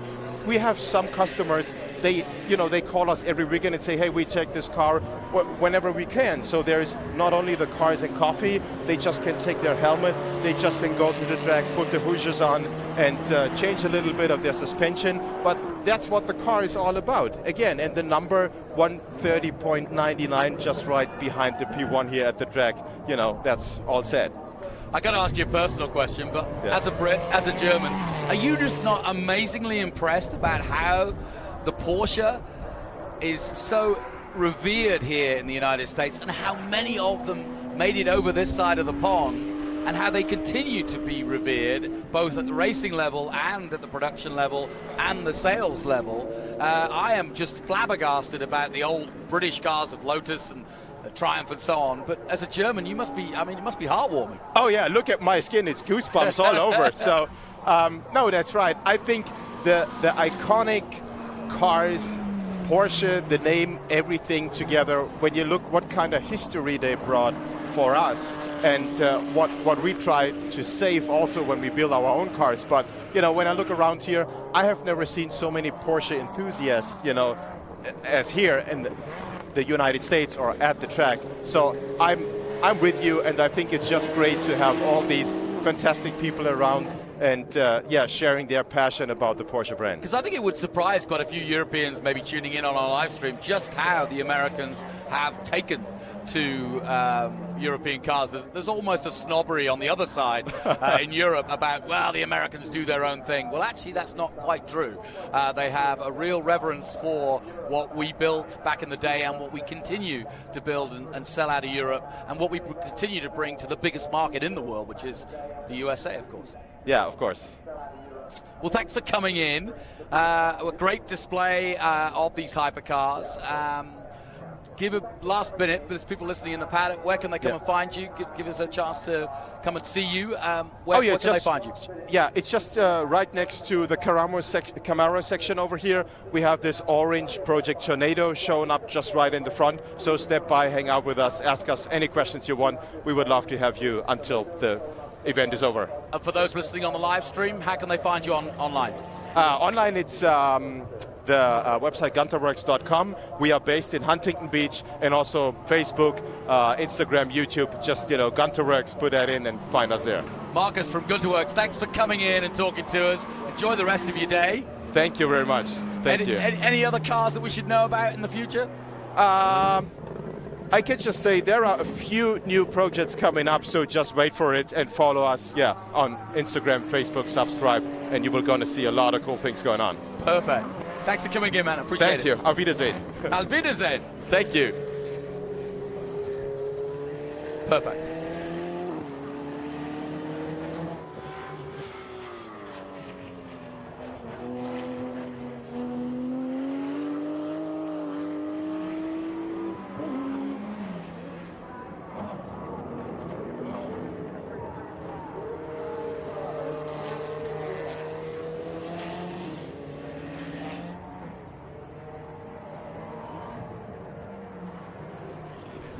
So the track coverage continues here. Great stuff from Marcus from Good to Works.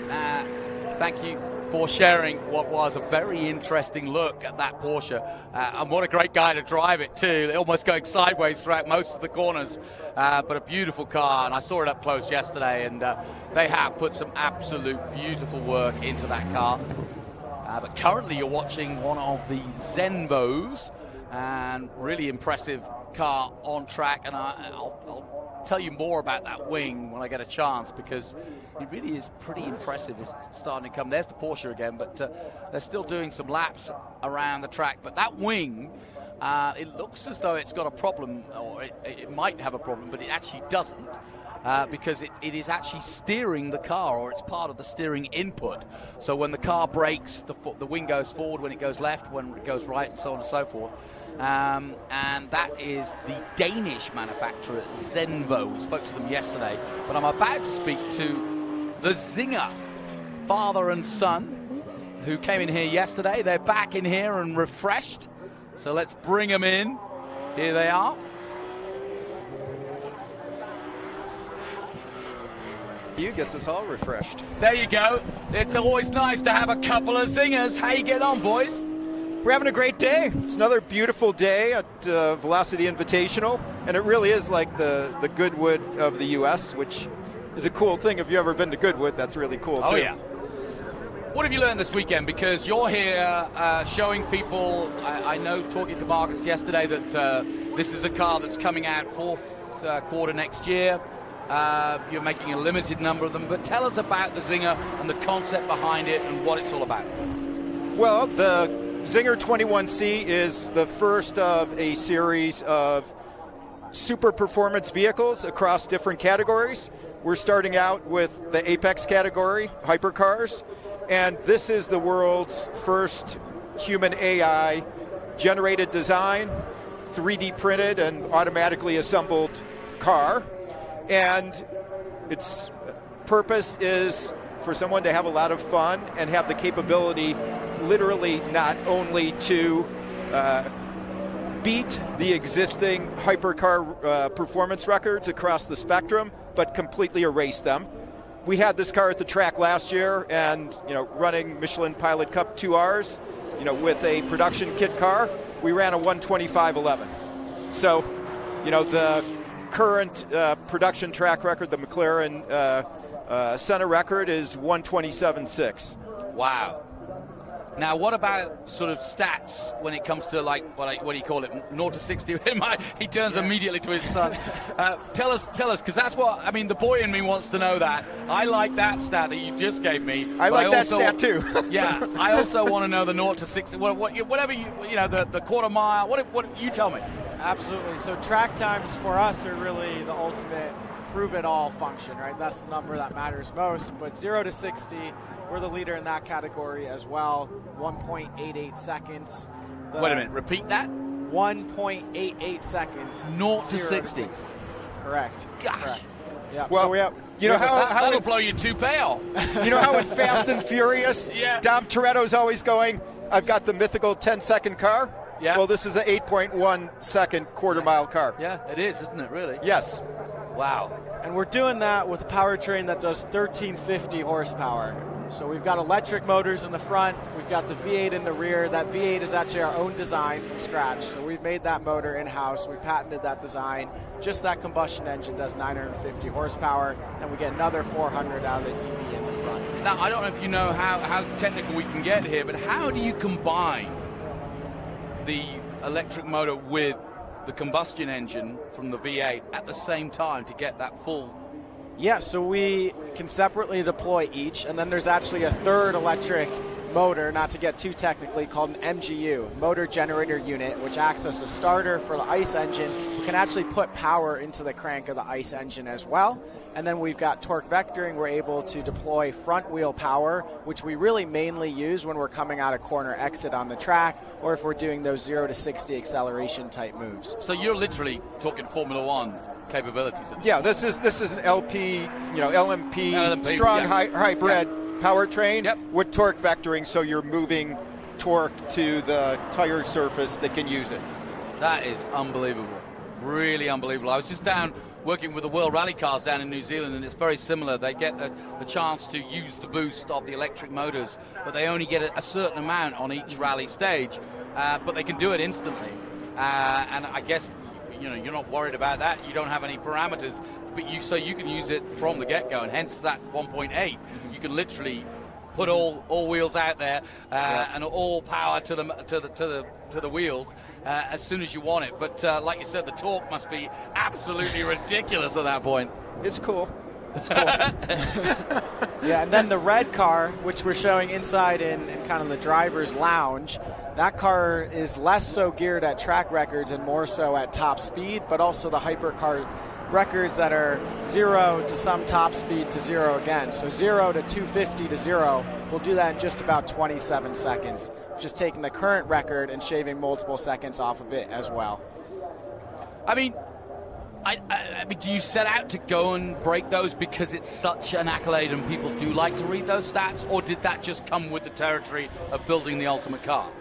Well, I mean, it's about humans.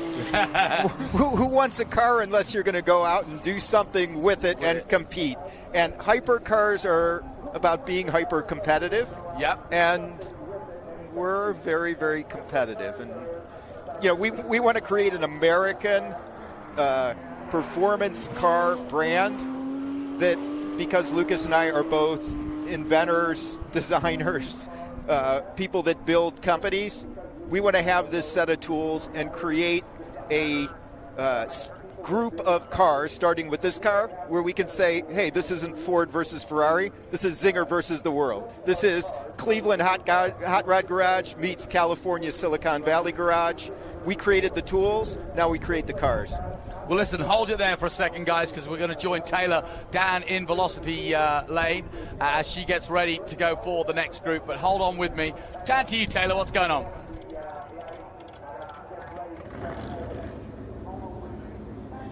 That's right, I'm down here with Group 9, and I just want to show you right here, starting at the front, this is George in our Corvette. What's special about this car? It actually took second at the Le Mans race in 2003. I talked to him today. Obviously, he finished first in yesterday's qualifying race, but what they did today, added some new tires. So hopefully that will allow him to stay up on the top in that pole position. Moving our way down the grid here, we've got this stunning blue sky. It's white and blue. It's beautiful. Our Porsche, he said he made a little bit of shock adjustments. They're ready to master that rainy curve. So hopefully we've got a little Porsche Corvette battle going down. And then moving a little bit further in our third position, we've got Chris in a Corvette, actually really good friends with George at the top.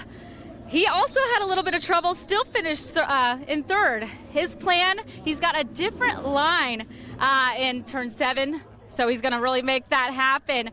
Moving down the line, we've got Juan here. We talked a lot about the sun. Juan loves historic race cars. It's a beautiful day is what we were just talking about. So everybody is excited to see how their cars perform a little bit differently in the sun. So as you can see, I've got these guys lined up. If we keep moving just a little bit further, I've got a little treat for you down here. Past this Porsche.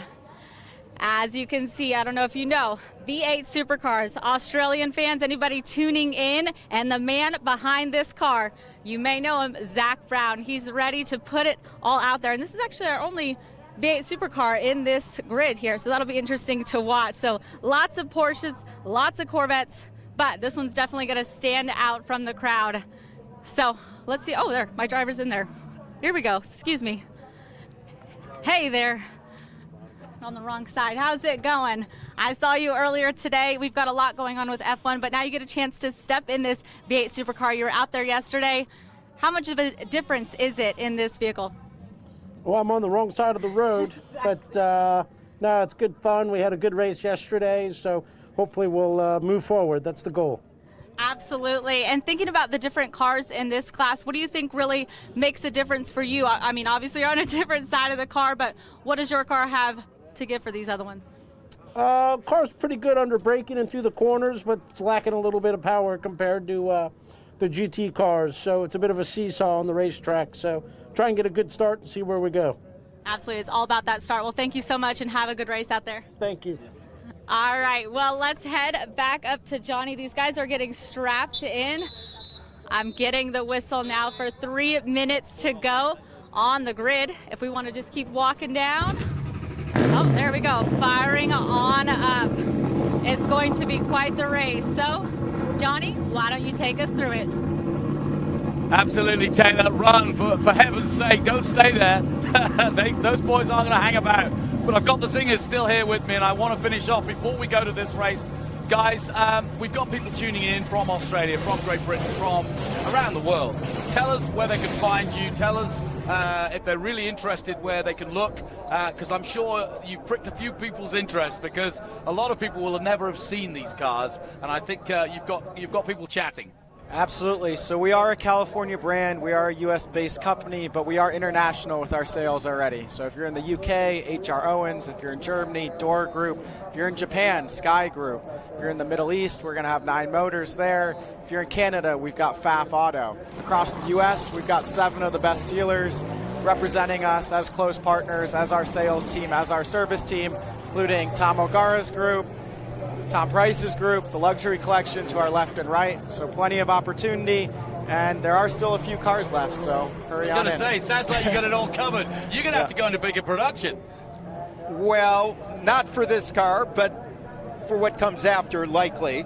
I mean, this car, to me, really represents the inflection point between analog design and engineering and the first total system level integrated digital design and engineering, and these are going to be super Before you go, you just saw Taylor talking us through some of the Group 9 cars. Are there any cars, any normal cars, because you guys have got supercars, but are there any other cars that you've seen out here this weekend that you're like, whoa, I was wanting to see one of those? Oh my gosh, so many. I mean, we love cars from the 60s, like the Corvettes, the Mustangs, the Trans Am cars. There aren't many here, but the Can-Am was always my favorite series. Up on your, when we're coming in, that billboard, as Lucas knows, the W196R, the Mercedes, was always my inspiration. He's seen that car, that along with the SR71 Blackbird, which is the world's fastest manned air-breathing craft. So, very wide range of vehicles. Lucas? Yeah, I mean, so many cars I'm into, from American Muscle to the Italian cars we have here. I think that gray F40 that I saw, that made my heart stop for a second. On the Ford side, there's a Ford Falcon, a black Ford Falcon. I love that car. I think the history is neat. Really a car that has similar capability to a Mustang, but a lot of people don't quite understand that or know that. So that was a highlight for me to see that car. Good. Well, thanks for coming in, guys. Best of luck with the cars. I've got the brochures. I will be keeping them and keeping in touch with you guys. Hopefully we'll see you back here next year. Best of luck at the end of next year when you start selling these babies. Okay. And there's always room in the... If it doesn't work out, there's always room to talk about it. We'll be back, and we'll get you in one of these on the track. That I will hold you to. I promise you. Just fine. You don't have to let me drive it. I'll sit in one. We'll let you drive it. There you go. Cheers. I'll take it around. Hey, thanks, guys. Really good. Thanks, John. Father and son team making Zinger a household name around the world, and we're looking forward to what has been a fantastic exhibition, both on track and off track. And if you're here at the location, please get down. As you can hear, they're 2 of the friendliest guys you'd ever want to meet, and they've got a fantastic product. So go down and see them. Thanks, guys. Appreciate it. Thanks. I will. Thank you so much. Right, let's get down. And I agree with what Lucas was saying about the car that Zach Brown's driving. It's such a rarity to see V8s from Australia here in America, because, of course, NASCAR is king here. But we had the V8s at COTA a few years ago, and even had a couple of NASCAR guys try them out. And really, they are very, very impressive. And if you don't know about the V8 Championship in Australia, or Bathurst, or any of the big races, tune in. Take a look on the internet. They're a fantastic race series and have been for many, many years. And of course, the reason why Zach Brown is in that car is that he is currently involved in that championship. So with United Motorsports. So definitely get a chance. There it is, that whole going on the outside there with the Mobil colours and the Rockstar paint scheme right behind the Porsche. Like he says, he might lack a little bit of power in that V8 compared to some of the Porsches, but he's right in the thick of it with 10 laps to go.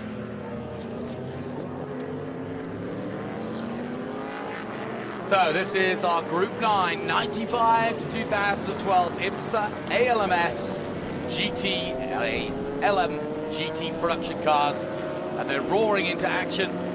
We've got Ferraris, Porsches, the odd Corvette. I say odd Corvette, there's certainly nothing odd about a Chevrolet Corvette C5R. George Crass at the wheel. And a couple of Porsche GT3Rs. Matt Johnson out there.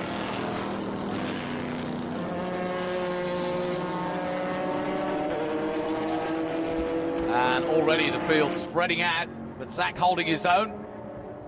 I hadn't realised what a good racing driver Zach Brown was, and I don't mean to be rude to him, but we're so used to him managing and being a marketeer, and his company United in the USA obviously spent many years in sponsorship in car racing in America, but of course now as CEO of McLaren, having to run Mr. Lando Norris and Mr. Daniel Ricciardo next weekend at Austin is enough on his plate, but he still has time to race the cars, and I love that fact.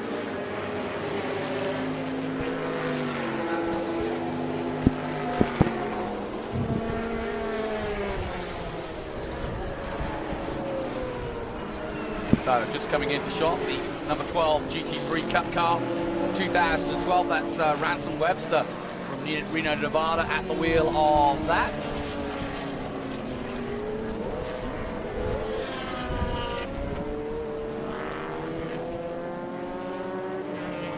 Beautiful paint scheme, and all of these cars absolutely immaculately prepared. Ransom currently in, what, 7th place overall. George Crass is the man that's jumped out into the lead. He had a good run yesterday, and he's doing the same again today. Finished second at 24 Hours of Le Mans, as you heard from Taylor there. And also a little fun fact, it also helped Chevrolet win the manufacturer team championship in 2003 and 2004 in a LMS insert competition. Finished the 2003 24 Hours of Le Mans in 2nd place.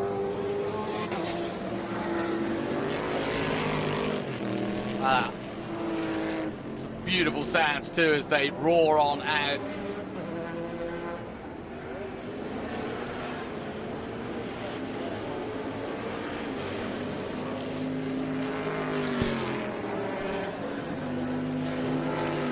Out of turn 12 they come. Zach Brown up to 5th place already. Juan Gonzalez, I've spent quite a lot of time with the man from Mission Foods. He races in SVRA and is a constant factor, as well as running in IGT as well and sponsoring that. So he's a familiar face to me at least, and I'm sure to many in the historic scene. As we take a look at the 43 going through shot there. The GT3 Cup car from 2001, that's Howard Swig from San Francisco in that one. Whoa! Getting a little bit of out of shape there with the 2000 Porsche. In all blue, that's Matt Johnson. He was here last year as well. And I think he may well have been at Sonoma as well. So good to see him pedaling around hard.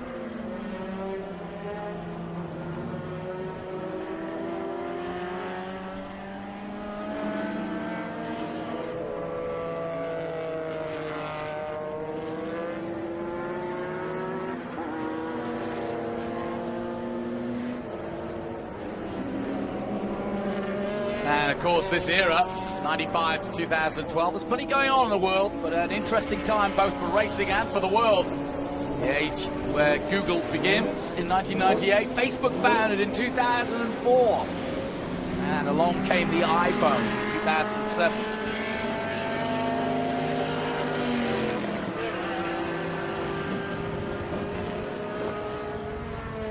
All of this happening while these boys were racing around the circuits.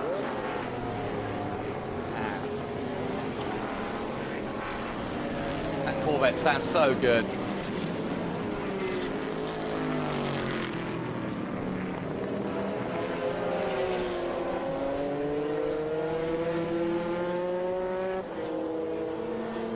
Matt Johnson's car, incidentally, in 2000, Mid-Ohio, Daytona Sears Point, raced there and also took part in the 24 Hours of Daytona and raced in the inaugural Grand Am Championship in 2000. At a Pro Technic in Houston, Texas. So it's also a car that was campaigned by Kevin Buckler, of course, who's based down the road. Kevin, also a man who has done a lot of historic racing, and he and his team were very much a part of the first inaugural Sonoma race for Velocity Invitational. And I'm sure Kevin will be back here again to race as well. And not here this weekend, I don't think. But his TRG group prepared cars, winners of Daytona and many a race under that name, including Aston Martins and Porsches. As we look at the blue sky, 36 from 2000. Clay Cavari from Tucson, Arizona at the wheel. Currently in, what, second place? Excuse me, in third place. And this was an original factory ALMS and Grand Am car restored to period correct participation for the 2024 Hours of Le Mans under Mike Colucci Racing, driven by Court Wagner and Shane Lewis. And did, in fact, do several European Le Mans events, including the Nürburgring, Silverstone, and ran then a full campaign in ALMS in 2000.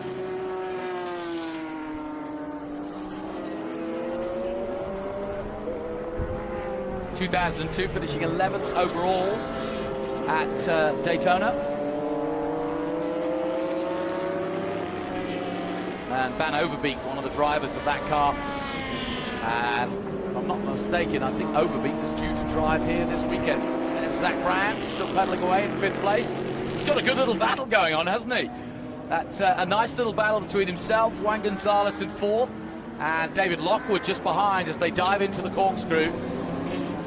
And it's great to see the Porsches and the V8 supercars on track together like this. Like you said, it's quite a different configuration, not one we're used to seeing on track together, but I love it. And that's all part of Velocity Invitational.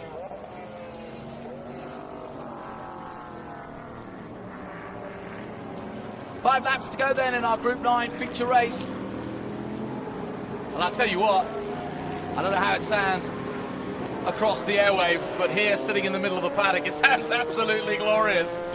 I'm here right by the start finish in the middle of the paddock, and it's literally a cacophony of sound echoing around the hillside. I get to hear them roar past the main straight, and then I actually see them come through turn 3, where the hospitality, and then they grunt straight out of there, right where we are now. So as they accelerate under the Michelin Bridge, I get another nice big roar from these Porsches. And then they drift off into the distance. Yeah, Zach was saying, good braking on these Holdens, nice. There, and I'll tell you what, he's going to put the hurt on as they head uphill. Come on, Zach, put on a show.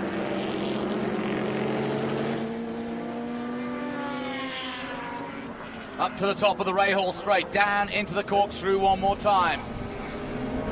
Corkscrew, not advisable unless you're very brave to make an overtake. But a clean one can be round the outside of Rainey or into 10, potentially. And here's that battle once again for P1. And again, it's between those Chevrolets. The number 50 in second place at the moment.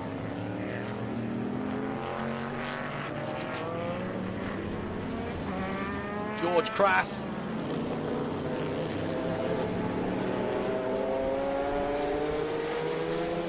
This is a good race, really good race. Pretty equally matched.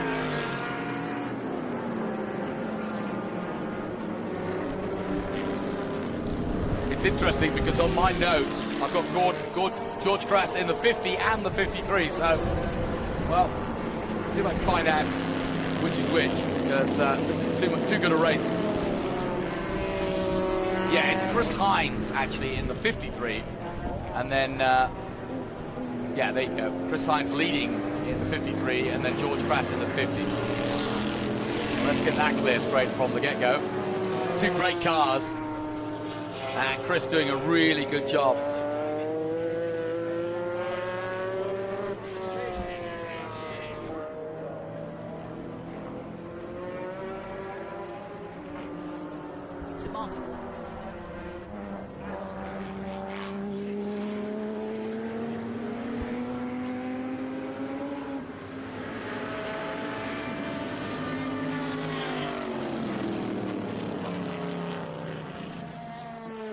Now I just went quiet because I've got Martin Lauber and Alan Turpins joining me in the commentary booth to enjoy the last couple of laps of our Group 9 feature race. Let me catch you up. We've got an almighty battle here between these Corvettes.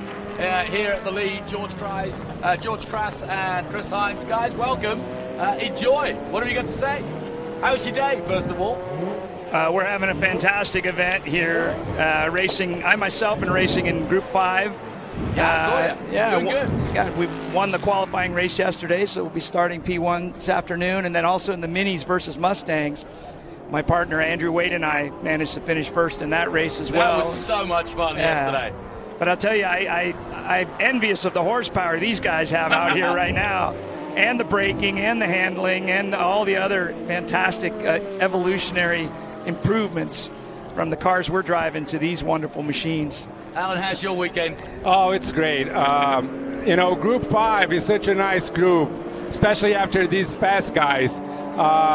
Group 5 is the birth of the modern GT cars that we're seeing right now.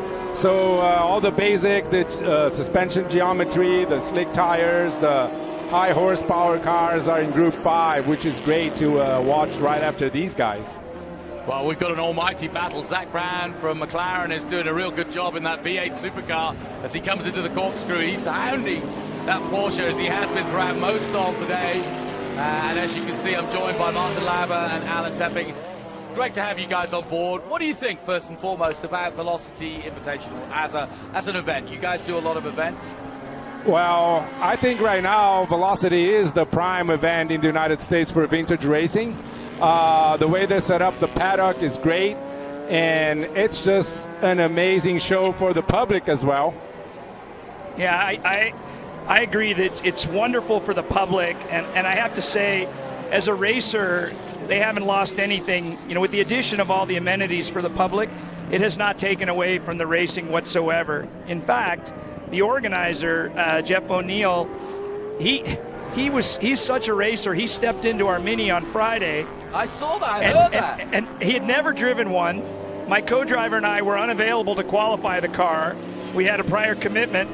He stepped in, never drove one, put the thing on P7. And so he's a true racer. He loves good wine and good food and a wonderful atmosphere, but he also loves driving.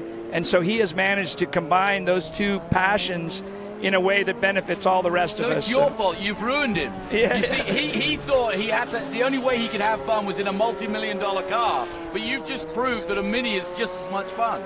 No, but if he wants to, he could go buy 100 of them, and then we could have our own series. Yeah, we could.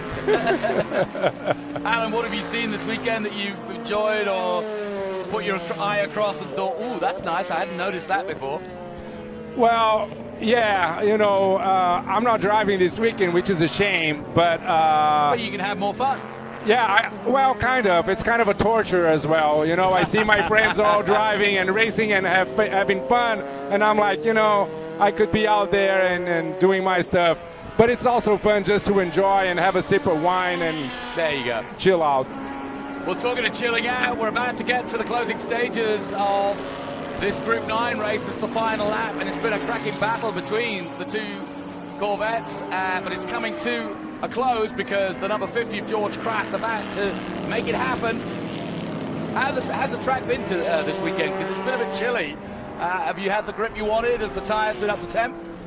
Today we will have, because the sun has come out. It's going to help us quite a bit. It's been a little slick Friday and yesterday. So this is great watching these Corvettes. Just It is, and it's also great that they're not finishing the way they did back in the days with Borgmeister and the other Corvette team, right? Look at them; they're not letting up at all. No. Yeah. And look, they're going to be together almost as they cross the line. Out of the last corner they come then. A wonderful race between these two, and it's still going to be nip and tuck at the line. It's getting very close, but are just holding off. Kraft takes the win. And that was great. And I love to see it from the drone because you could see how he was catching. That was great. Awesome stuff. That's wonderful. Somebody owes somebody one. Did a great job, yeah. Somebody owes, somebody a drink, yeah? Yeah. No question. Well done to George Crasto. Now, I've been mentioning the corner that is Wayne Rainey. And, of course, we've been mentioning the corner that is named after Mario Andretti. And we have both those icons here this weekend. And jokingly, Wayne told me that he was still sweeping his. That's why he comes to the track now. He lives just down the road. But let's head down to Kev Harris, who's with Wayne Rainey.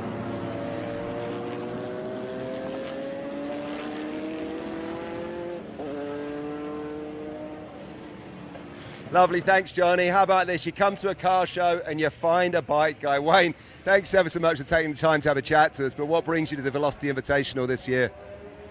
Well, it's Laguna Seca. This is where I live in Carmel Valley, which is just over the road. And my good friend here, Gordon McCall, has been prepping his car for about 5 or 6 months for this event. He hasn't raced in 20 years, so I'm out here working on his pit crew. And you've done a great job because, Gordon, we're going to talk about your car in a second because it is absolutely immaculate. But, I mean, Wayne, people are kind of likening this show to Goodwood. It's like a West Coast Goodwood Festival of Speed. But this year, for you, Goodwood was really quite special. Tell us about what went down. Yeah, Goodwood was pretty special. I was able to race or ride my 1992 World Championship bike again. Kevin Schwantz, Mick Doohan, and Kenny Roberts came to ride with me. Was able to ride it up the hill there. The Duke of Richmond just made me feel very special, and it was a wonderful time, and I'd like to do it here too. Like to do it again too, the Duke of Richmond. We heard it here first. How about that? Well, listen, the internet blew up around the world when it happened. I'll know that much. But Gordon, I'll come to you now because, as Wayne said here, you've been working on getting this car ready for this weekend, and he's been in your pit crew, and you've done a stellar job. Tell us about the Datsun that we're sat next to. So Wayne's a heck of a crew chief, I'll tell you. It's been a lot of fun the last few months. As Wayne said, I owned that car 20 years ago and regrettably sold it. There really wasn't a lot of areas to run the car. There weren't a lot of sanctioning bodies that were accepting under 2.5 liter Trans Am cars. And so I got rid of the car, and then all of a sudden, this group started getting popular. People started realizing that the 2.5 cars are pretty cool with a ton of history. And so I bought the car back and put it back in the livery that it was in 50 years ago. It's been a race car its entire life, 9 logbooks. So here it is. And here it is, and it looks absolutely immaculate, like I said. And we're sat here as well with some more recognizable big block Trans Ams behind us. People wouldn't have realized that Datsuns and even a Volkswagen Beetle there back in the day, and Alfa Romeos further down the line, they were running, 2.5 liters and under in Trans Am. Correct, and the battle that was going on back in the day was incredible between the BRE Datsun 510 with John Morton driving it and the Alfa Romeo GTV with Horst Queck. Just legendary battles and those two cars are here. And John Morton's here, and Peter Brock, the B in BRE, is here. It's just it's an amazing thread of history of this great form of racing. And just talk about history for a moment, because we're surrounded by all different types of cars. You've been involved in putting on car shows for a long, long time, Quail obviously, but what do you make of this event? 3rd year that the Velocity Invitationals are running, 2nd time here at Laguna Seca. Just what kind of a job is Jeff O'Neill doing? Jeff is spot on with this event. There's just no doubt about it. I was really privileged to go with Wayne back to Goodwood, and the Duke of Richmond has a singular vision. That's very similar to what Jeff O'Neill's mindset is, a singular vision for having something that isn't just about racing.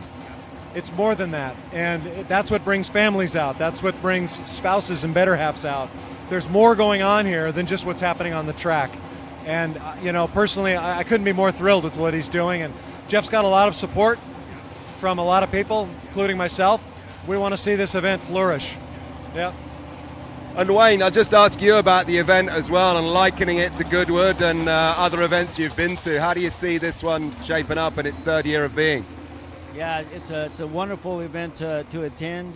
You know, I've seen Mario Andretti here, Mika Hakkinen. They're driving their F1 cars. You see the hypercars here. As Gordon says, you know, these Datsuns that raced 50 years ago, and seeing the guys that designed them like Peter Brock. But you see the real spirit of racing here, and seeing all the different drivers with all racing Mustangs and old Porsches and stuff. I mean, they want to go fast, they want to do a good job, and they're all, you know, ready to go race. So, I mean, that's what's cool about racing bikes and cars, is that it's all the same. It's all the same. That's one thing that struck me, actually. And, you know, it doesn't matter whether you're someone like me who might get a track day and a few laps with a hot driver who takes you out and teaches you how to do it. I'm going to get out grinning ear to ear. But yesterday, I saw Pato O'Ward get out grinning ear to ear. I saw Tanner Faust on his Instagram saying he's ticking a bucket list driving that Senna car. Mario Andretti got out. He's beaming from ear to ear. Doesn't matter what level you race at, the sensation when you get off the bike or get out the car is the same. Yeah, it's a real thrill. You know, I've worked with Gordon here and some of the other drivers, and everybody, each time they get on the track, they want to be able to go out there and do a little bit better than they did the time before. And here at Laguna Seca, you know, it gives you that opportunity. You know, I mean, I think there's, 50 cars in Gordo's race, so you can't make a mistake, but yet you still want to be the fastest guy. So it's a ton of fun to watch. It's a great event. Wayne, thanks ever so much for talking to us. Gordo, fantastic.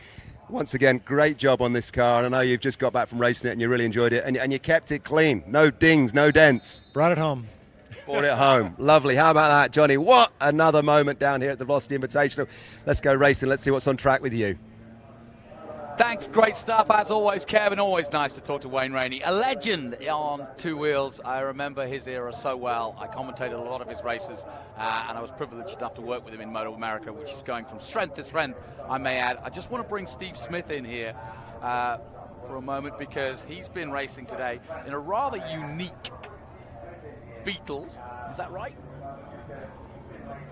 1965 VW Bug. It's always. It was kind of the odd one out, wasn't it? Yeah, it's kind of one of the only ones you'll ever see vintage racing. What was the story? Why did you enter, and what's the story behind the car?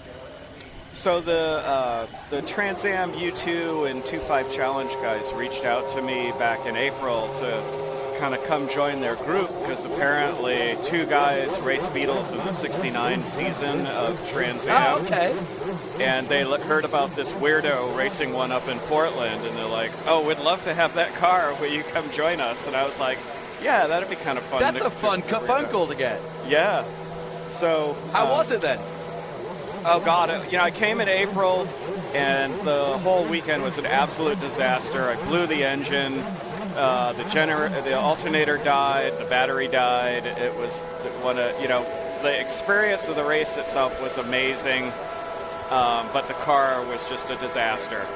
So they were like, well, we've got another race at Laguna Seca coming up in October at the Velocity Invitational, come down again for that. And I'm like, okay, that sounds good.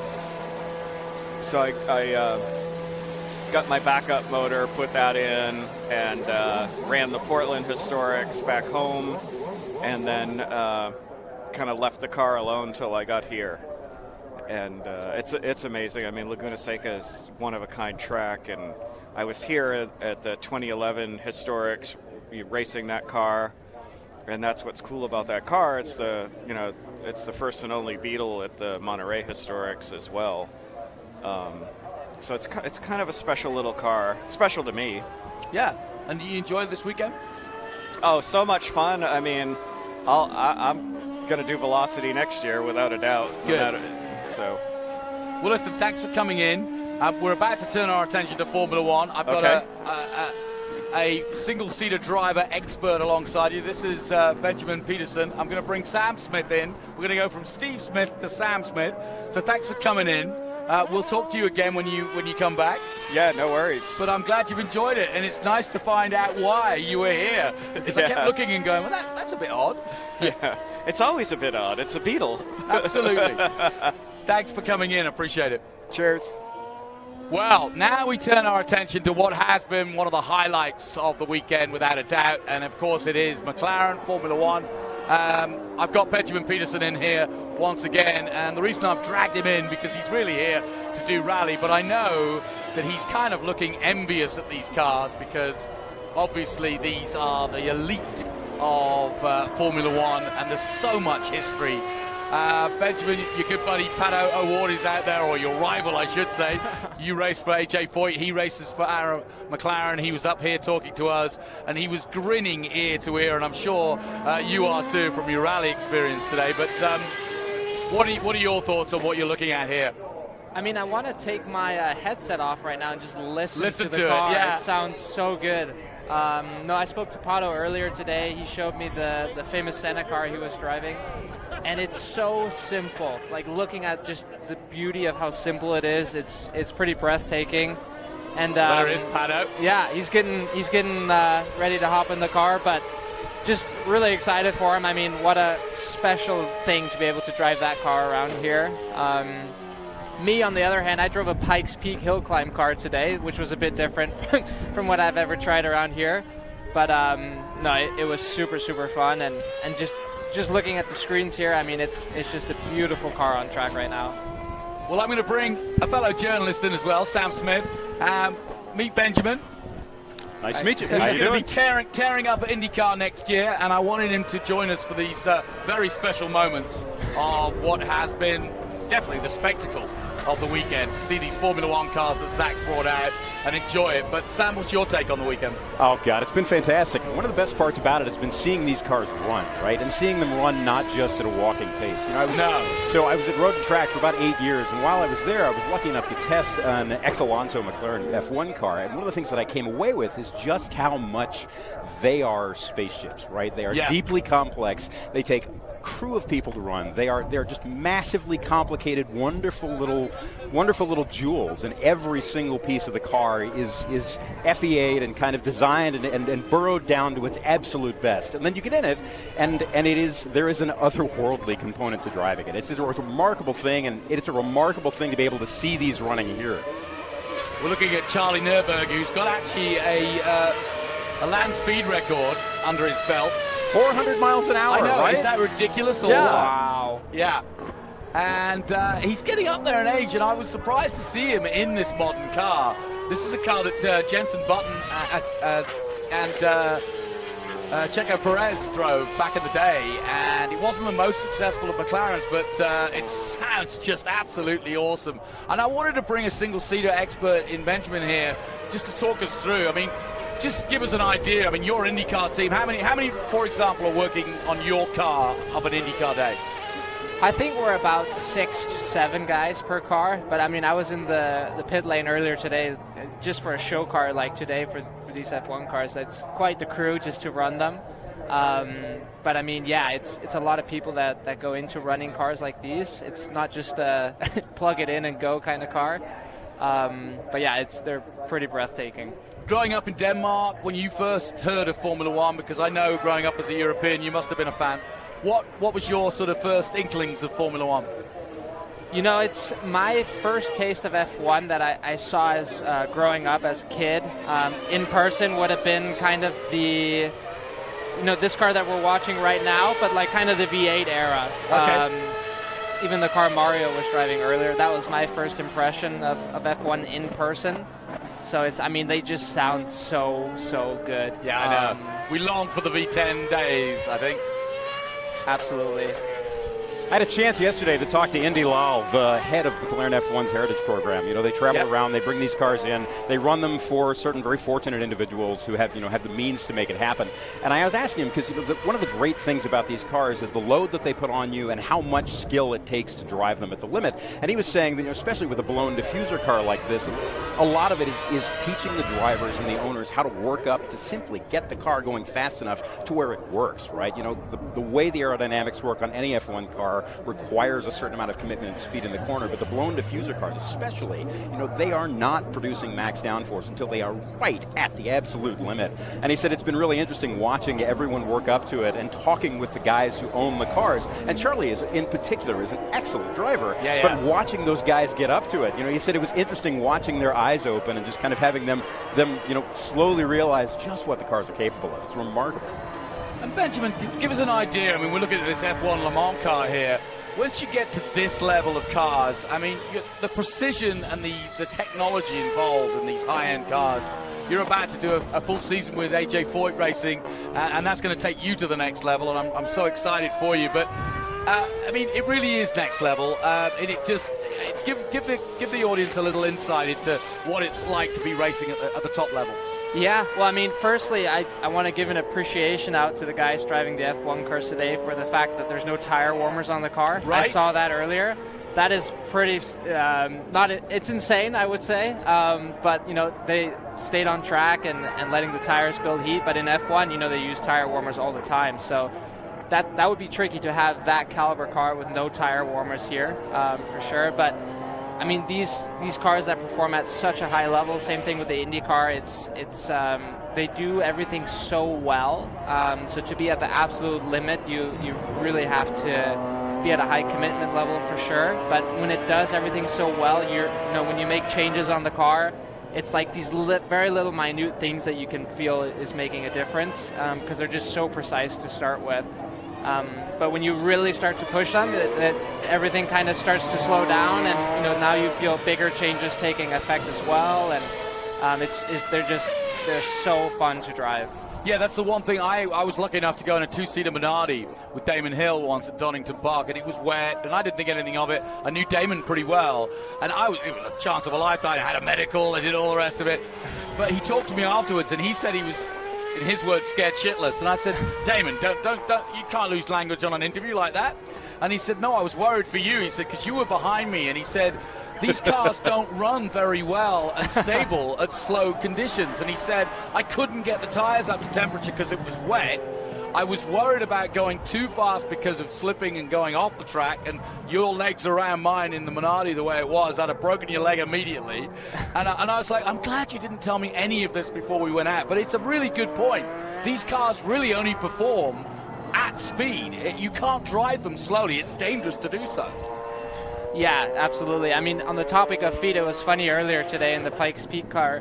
I brought Steve Rimmer, the owner of Dirtfish, who brought all the cars down for a ride in my car, and his leg was right up alongside the gearbox. So when we were in the corner, sometimes it would hit the side of the gearbox where it was just so hot, and he didn't want to think that he was scared of the driving. He was just burning his leg on the side of the transmission.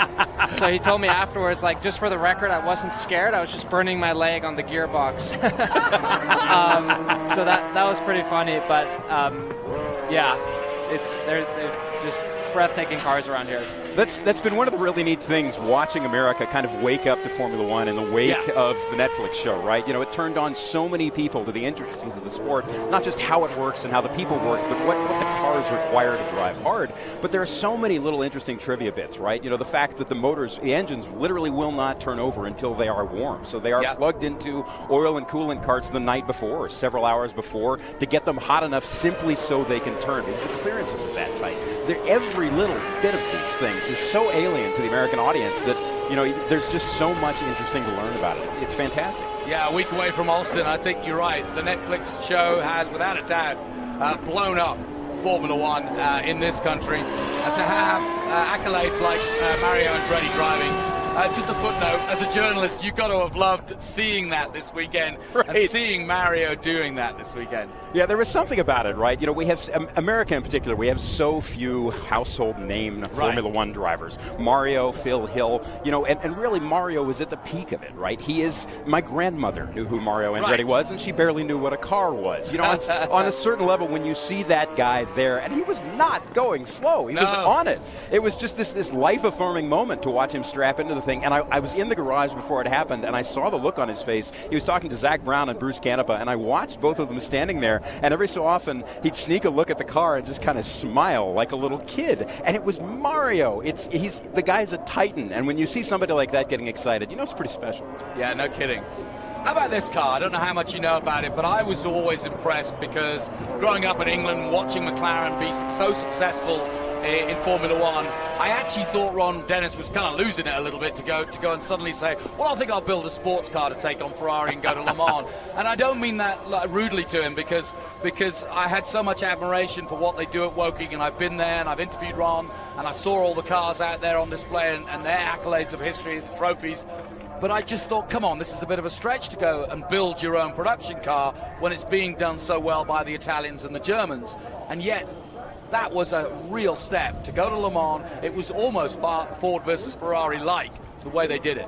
It's such a remarkable program, right? You know, I've met many of the people who worked on that car, some of whom are still in Woking, right? Still at McLaren. Yeah. And it was this weird little skunk works that came together around that car. Several years ago, I was lucky enough to test one of the BMW factory cars, an F1 GTR, and talking to the people in the program, one of the really interesting things they said was that, you know, the race car program was almost an accident. They didn't want to do it. They didn't want to put it together. Gordon didn't design the car to be a racing car.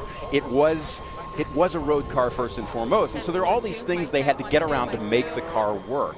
But I'm going to pause you there. I want you to finish that story because Taylor's about to talk to Charlie, who's just got out of the car brimming from ear to ear. So how do you, Taylor?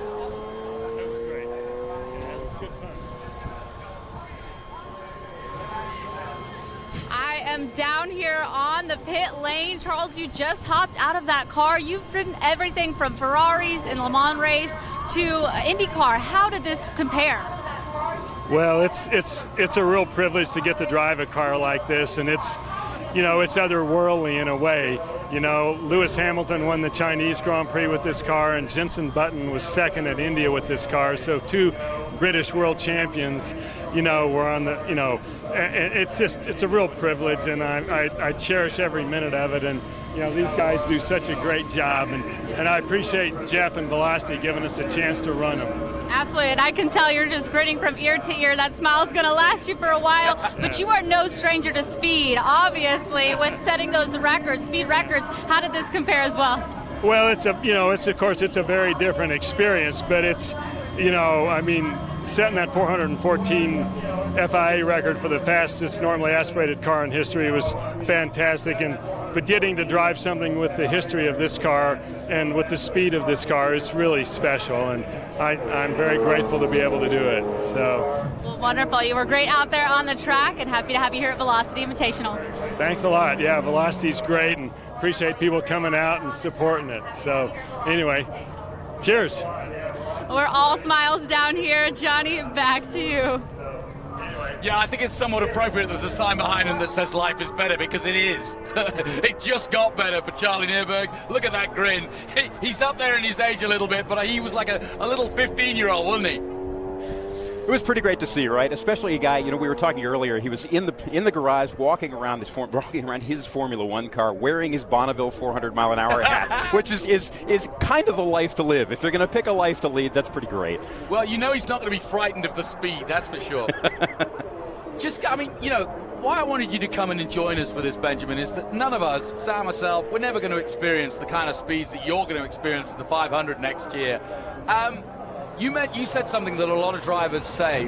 When you get up to speed, things slow down. Explain that, because a lot of people may not understand what you mean. I do, because I've spoken to a lot of drivers. Right. But just explain that. You get to this point where, you know, you've done so many laps, whether it's preseason testing or, you know, a lot of testing in the car throughout the season, where you just get super comfortable with what's going on. You don't have to process, you know, I need to shift at this point, at that point. So you get in this zen almost where, you know, you're doing everything you used to have to think a lot about, but now you don't have to think about it, and now you're just in this zone where everything's just clicking, you're hitting your marks, you know, you start to notice things you would never have noticed when you weren't at that experience level earlier in your career. And that, when you get to that point, it's just so magical. You notice, you know, what the wind sounds like, you notice what the car is doing, you notice little things from the track you've never noticed before, and that just comes with experience. But back to Charlie getting out of the car with how happy he was. I know that exact feeling, and I know he will go to bed tonight, close his eyes, and just process this week and how much he enjoyed it. And I know tomorrow he will be thinking, when can we go again? Like that's the, the feeling. What you just said, I was very privileged to talk to Jack Villeneuve in his Formula One days, and we were at Hockenheim, and I said the same sort of thing. Explain what it's like to me. And he said, well, here's the best example I can give you. He said, by what I mean by things slowing down. He said, I went out into I'm going in a Formula One race, and I'm in the Williams, and I'm going at 190 miles an hour. And he said, I smelt grass, and then I smelt oil, and then I smelt metal, and then an instant later I passed the crash. You're right. And I got it. Because that is how heightened your senses are when everything slows down. And as we coming here would naturally, drive our hire car here and don't even think about it. We're talking on the phone, we're listening on the radio, and it becomes, like you say, second nature. But it's that heightened senses that really amazes me, is that you really kind of, the brain is doing things that we don't get to do on a normal level. And I would say when we're talking about that zen, when you're in the zone, everything slows down. Another great way of describing is when you're on a lap like that, you don't think about anything during that lap from a driving position. No thought goes through your head. Everything is just purely feeling. Which is quite relaxing, I would have thought. It's a very enjoyable experience. So me personally, I feel like I always drive my best when I don't think about anything. Everything is just based on feeling. But it's just such an amazing feeling. Great to talk to him, isn't it? I love getting into the heads of racing drivers when they're not at a race weekend, because it gives them chance to talk and tell us a little bit about what is an amazing career. And I love how it transcends eras, right? Sterling Moss used to talk about going around Goodwood and being able to watch guys on the sidelines reading newspapers and seeing the headlines on the pages as they turn the paper. And or waving at the dolly birds at Monaco. Right, and what's so fascinating about Indy is that the speeds are so high, but all the way back to the beginning of that race, everyone looks at it the same way. They talk about the winds coming through the grandstands. They talk about tiny changes in weather. And the fact that you guys can get to the point where you're, in qualifying, going around at 220 miles an hour and thinking about nothing but what you need to be doing next, not what you're doing then, is remarkable. It's one of my favorite parts of the sport, is that everybody on some level gets into flow state and thinks about it, right? It's when you get to that level and you're able to focus like that, and when you're competing against guys where everyone is at that level and it's so tight in the times, it's what makes the sport so special. If it wasn't so competitive, there would be no drive. So I remember qualifying here this year, and it was top 5 was separated within 0.2 of a second. Right. So it's the car makes a big difference. Your driving definitely makes a big difference. Being on your absolute A game with being in the zone when it comes time to putting a lap together for qualifying, it's just really, really cool. Is it hard, therefore, to come down on a Monday after that adrenaline, after that fight or flight mode where your brain is literally on top C? Because that's another side of it. What do you do after racing? What do you do when you get back to normal life and you deal with the everyday rubbish that everybody deals with? But you've been at such a heightened level over a weekend for 4 days where the input is, you're almost a machine, let's face it, for that weekend. Is it hard to become a human again? I would say it comes with experience, right? But when you go into a race weekend, let's say it's Monday coming up to a race weekend, you're mentally prepared for the fact that you're going to come to the racetrack usually on a Thursday. You're going to have practice Friday, Saturday, Sunday. And then by the time, the race has happened on Sunday, you're mentally prepared already the week before for the fact that then the race weekend's over, right? So usually right after the Sunday race, you don't have any urge for the next session, because mentally, okay, the race weekend's now over. So usually it's pretty relaxing right after that. You'll come home, Monday goes by, and then you get the urge again. Then it's back to training, it's back to being on the sim, and honestly just looking forward to the next race weekend. So it's mentally you're prepared for what I kind of just explained. Well, listen, Benjamin Peterson, it's been absolutely delightful. I'm so happy for you. I followed your career since you came over. You're sponsored by Dirtfish, and that's why you were doing the rallying. You're racing for AJ Foyt. Do you know your number yet? It will come out soon. What was your number in Indy Lights? 24. Okay. All right. Well, watch this space, folks. Where can they find you? I want people to follow you this year. Yeah, you know, my personal Instagram, Benjamin Peterson 24.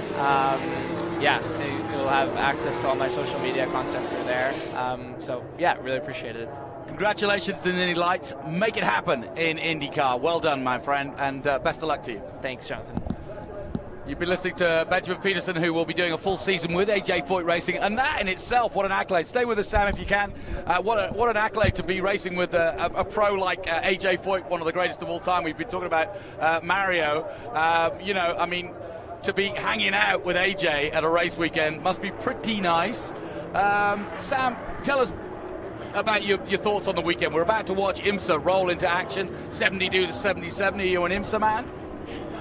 One of the things I love about Laguna is just how much it works for all variety of cars, right? You know, IMSA cars in particular, the cars in this Group 5 feature race, you have a lot of different platforms, you have a lot of different drivetrains, and yet they all have strengths. You know, Laguna is a fast track in places, it is a slow track in places. There are places where it's easy to pass, places where it's difficult to pass. But one way or the other, across the course of a lap, it ends up kind of being an equalizer. And what I think is so great about this particular era of motorsport in general is that you can watch from trackside and see how the cars work differently. The front engine BMWs turn in differently than the Porsches do, turn in differently than the Corvettes do, and they all have to work differently with the power and the amount of grip they had, and everybody has strengths and weaknesses. And if you really watch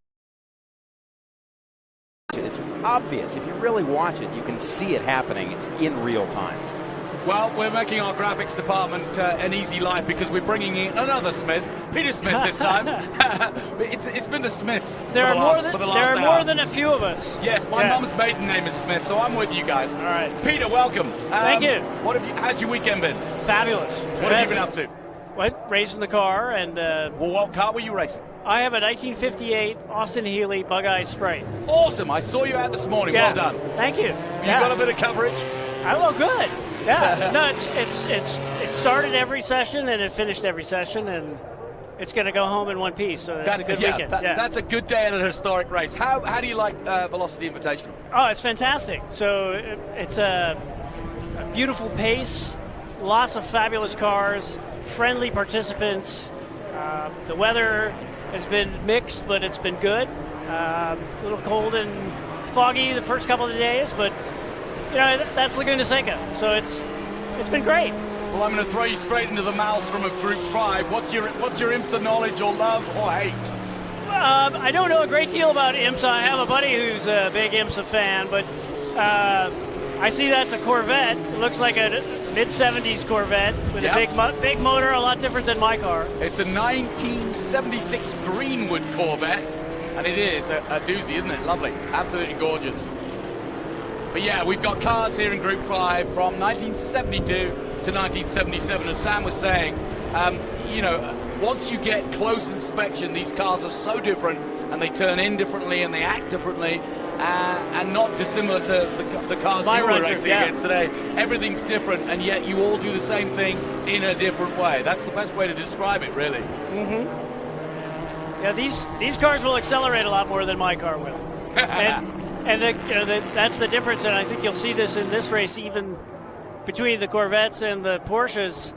The Porsches are more a momentum car like mine. They have to keep the momentum going and try not to brake as much as the Corvette, which will need to brake and then jam on the gas and get going.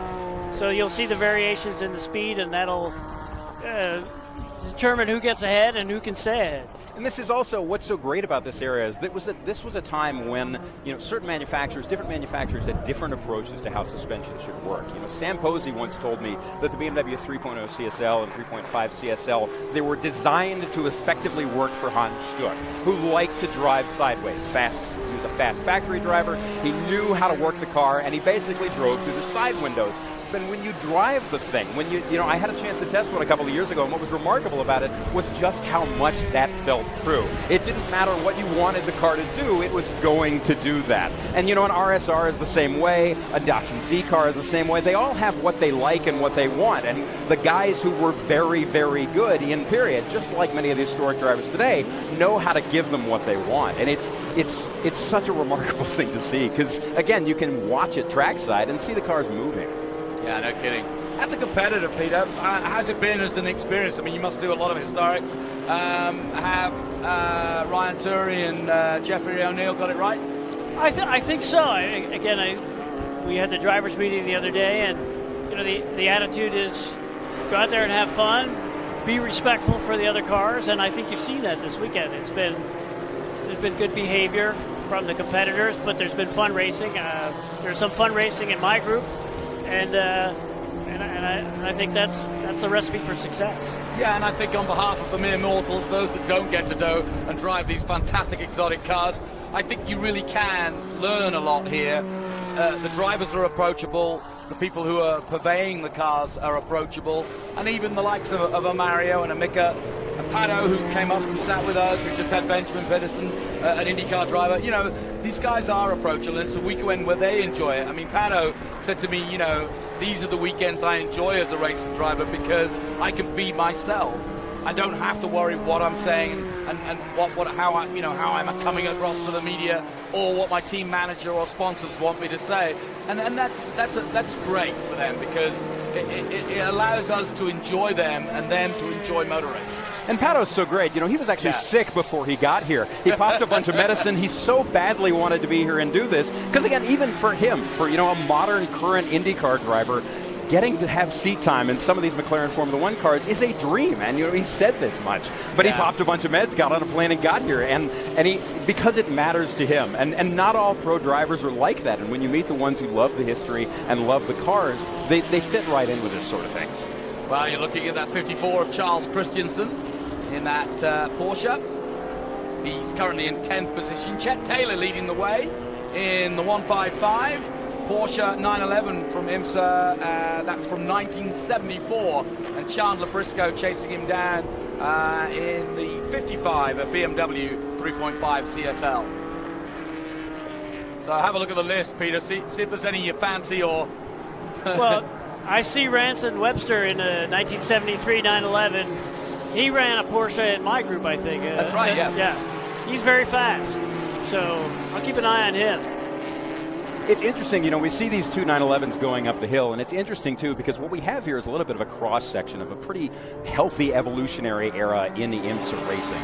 You know, there are narrow-body 911s, there are wide-body 911s, there are Group 2 and Group 4 BMWs. As the era went on, manufacturers and teams were playing with what worked better. And some of that, in some cases, it was more tire, it was more aero. In some cases, it didn't work. And you can see that in how the cars go through the corners and how the drivers work them. This particular BMW has the later body kit on it, the big long wing, the bigger fenders than the earlier CSLs. And it is noticeably different, and it drives slightly different from the earlier cars. It's a neat cross-section.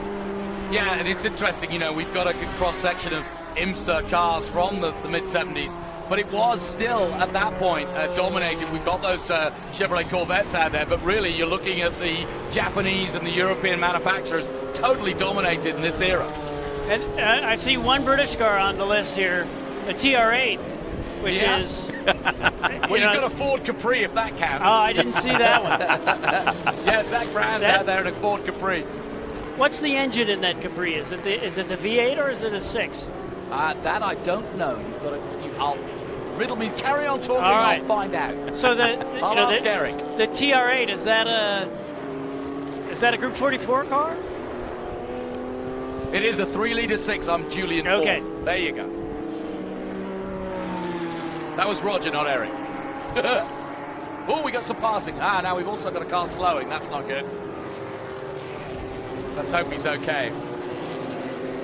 So, Group 5 in full sway here. The 911 from 1970, that full orange with Ross Merrill at the wheel. He's from Salinas, just down the road. I do get so lost up in the evolution of 911s, right? You know, on the one hand, you have this tiny sports car that evolved in so many different ways for so many different series, and through the years, you know, the fact that the doors and the windows are really all of that remained unchanged. You know, here we have narrow body stuff going out the corkscrew down into turn 9. You know, all of them are fundamentally underneath the same car, but they are so drastically different in how they make their power and how they work on a racetrack. And at the end of the day, they're all still 911s, which means they carry most of their mass in the back. They want to enter a corner with the taillights first. They spend a lot of time moving around in the hands of people who are really good at the wheel. It's great stuff to watch. And I can't think of a manufacturer that came out with a car that has been not bulletproof, but damn near in everywhere it's gone, from every kind of racing, from endurance racing to sprint racing. You talk to drivers, and every time I talk to a Porsche driver, I say, what is it about the 911? And you know, the obvious thing is, like you say, the weight in the back, but there's more to it than that, and they've refined it year on year of Porsche. It's one of those success stories that I don't think will be easy to repeat, let's say in the next 30 years, because it's just one of those cars that is instantly recognizable from the 356 all the way to the current GT3 car. And beyond to some of these hypercars even from Gunter Works that we saw. You know, it really is so distinctive, and very few marques have been able to pull that off. It's interesting, too, because, you know, when you really start digging into how the company works and how its history has worked, so much of it initially was driven by timing and a lack of funding. But, you know, everybody looks at the 911 and thinks, okay, well, you know, over the course of 50 years, it evolved, but it was a careful evolution. Some of it was driven by what they needed to do and wanted to do, and some of it was driven by what they had to do, what they did or didn't have the money to do, because for so long, it was a small family company.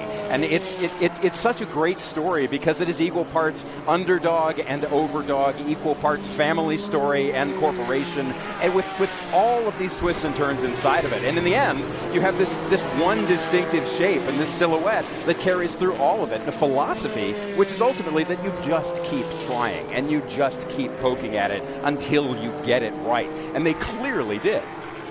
Oh, no question about it. And, you know, if you look at marques like Mercedes have got a different way of doing it. They've got such a cross-section of different cars for different markets and different kinds of drivers, whereas Porsche have concentrated so much. They're branching out now, but that 911, you know, wherever you want to talk about it, it's like, oh, yeah, I know what that is. Peter, what would you like to have driven today besides the little Sprite that you did? Well, there were a couple of cars in my run group that I would love to drive. There was a 250 GTO, there were some 250 short wheelbases, and there were some Alfa Romeo TZs. Any one of those cars would be wonderful to drive.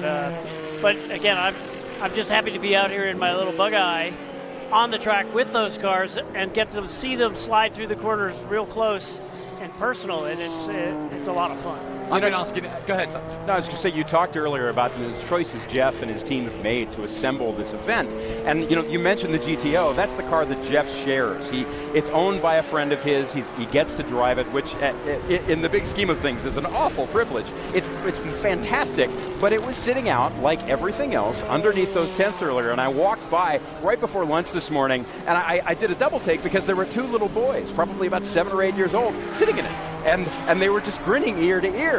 And then their father came over and someone helped them open the door, and when they got out, 2 other kids were shuffled into a 250 GTO, which is a healthy double-digit millions of car, and it was there to be shared. And one of the things that the instructions Jeff had given was that the car should be shared with people who came up. So there were families coming up, and the minder who was standing next to the car was letting kids get in and out of it, and you don't see that anywhere else. It's a neat choice because ultimately this event really does care about spectators, and that matters, because if you can't share these stories going forward, why do they exist? Exactly. I love that sentiment.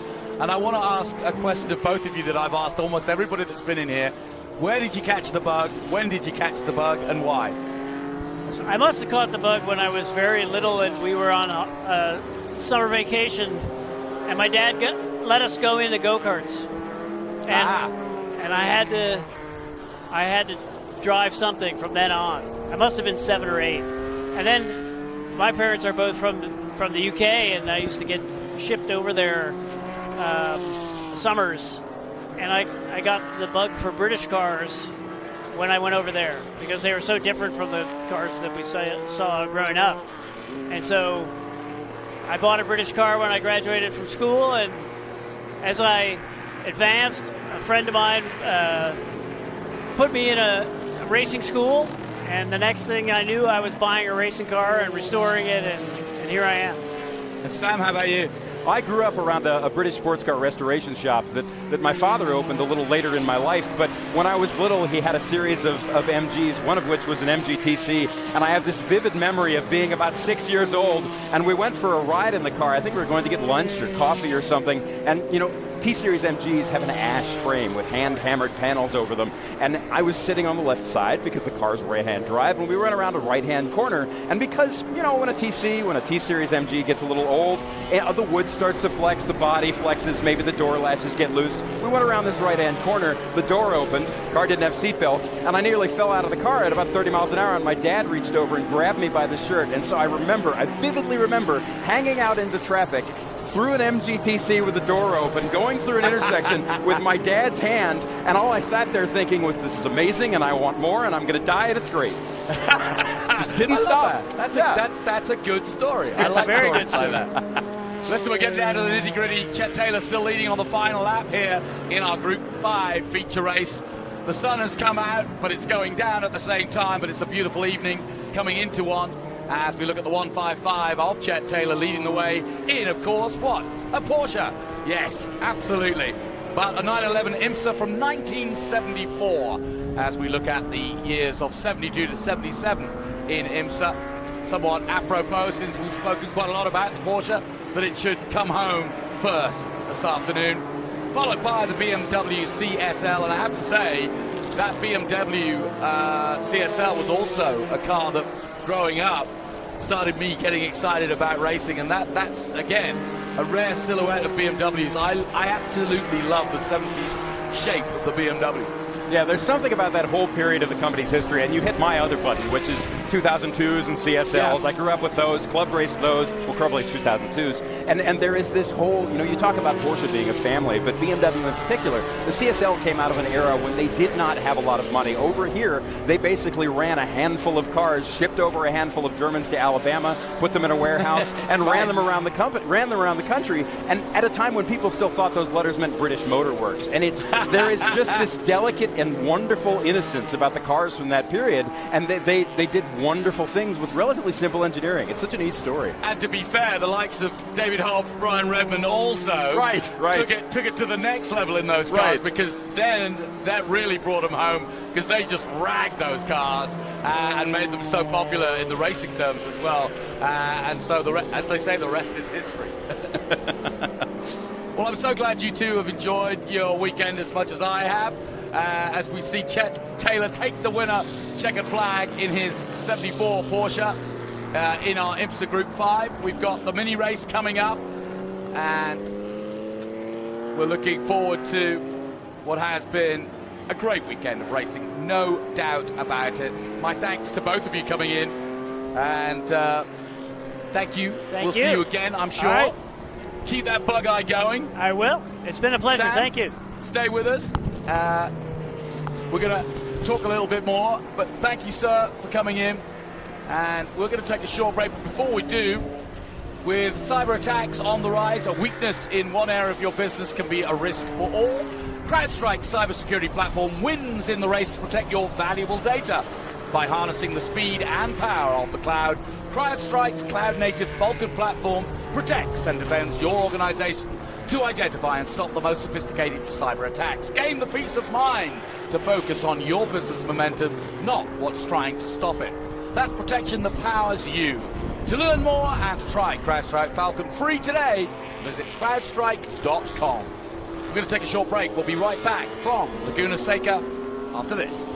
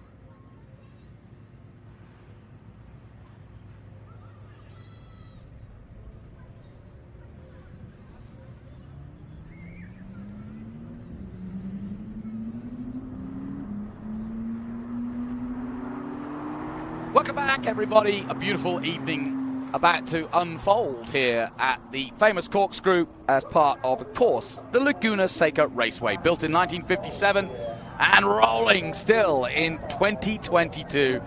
A magnificent venue for an event like this, and Velocity Invitational has, in my opinion, knocked it out the park as we get ready for some more demo laps from some of our supercars. And I've got two super people with me who have also brought their supercar from Denmark, no less. But Pushkar Gadambe and Alberto Solera. I think I've got my pronunciations close. Let's talk to you guys, because you've been right by me throughout most of the weekend, but I've been particularly keeping a close eye on that blue car that's been hooting around the track at great speed for Zenvo. But as these cars go out, let's talk about, was that you driving it? Let's talk about that first and foremost, because it is special, it is different. But let's start with the company itself, Zenvo. What is that all about, and what are you trying to achieve? Yes, as you said, Zenvo is a Danish hypercar brand. It was been going since 2008, and the cars you can see there are our latest iteration of vehicle, the TSRS, which is one of two models we produce. We produce a slightly lower downforce car, which is the TSR GT, so without the wing you've been seeing flapping around the track over the weekend. And this is a slightly higher downforce car with the rear wing.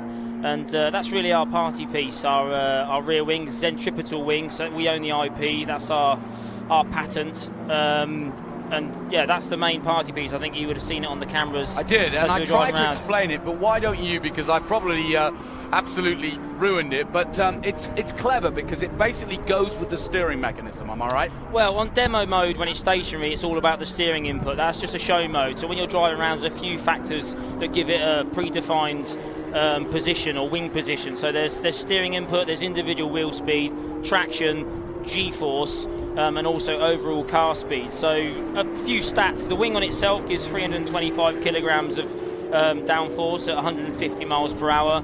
And when the wing's in full tilt, so if you're going, say, a full right-hand turn where the wing's fully bent over, it will give you 75 kilos of sideways force, pushing the car towards the inside of the corner. So it almost acts as like an aero anti-roll bar.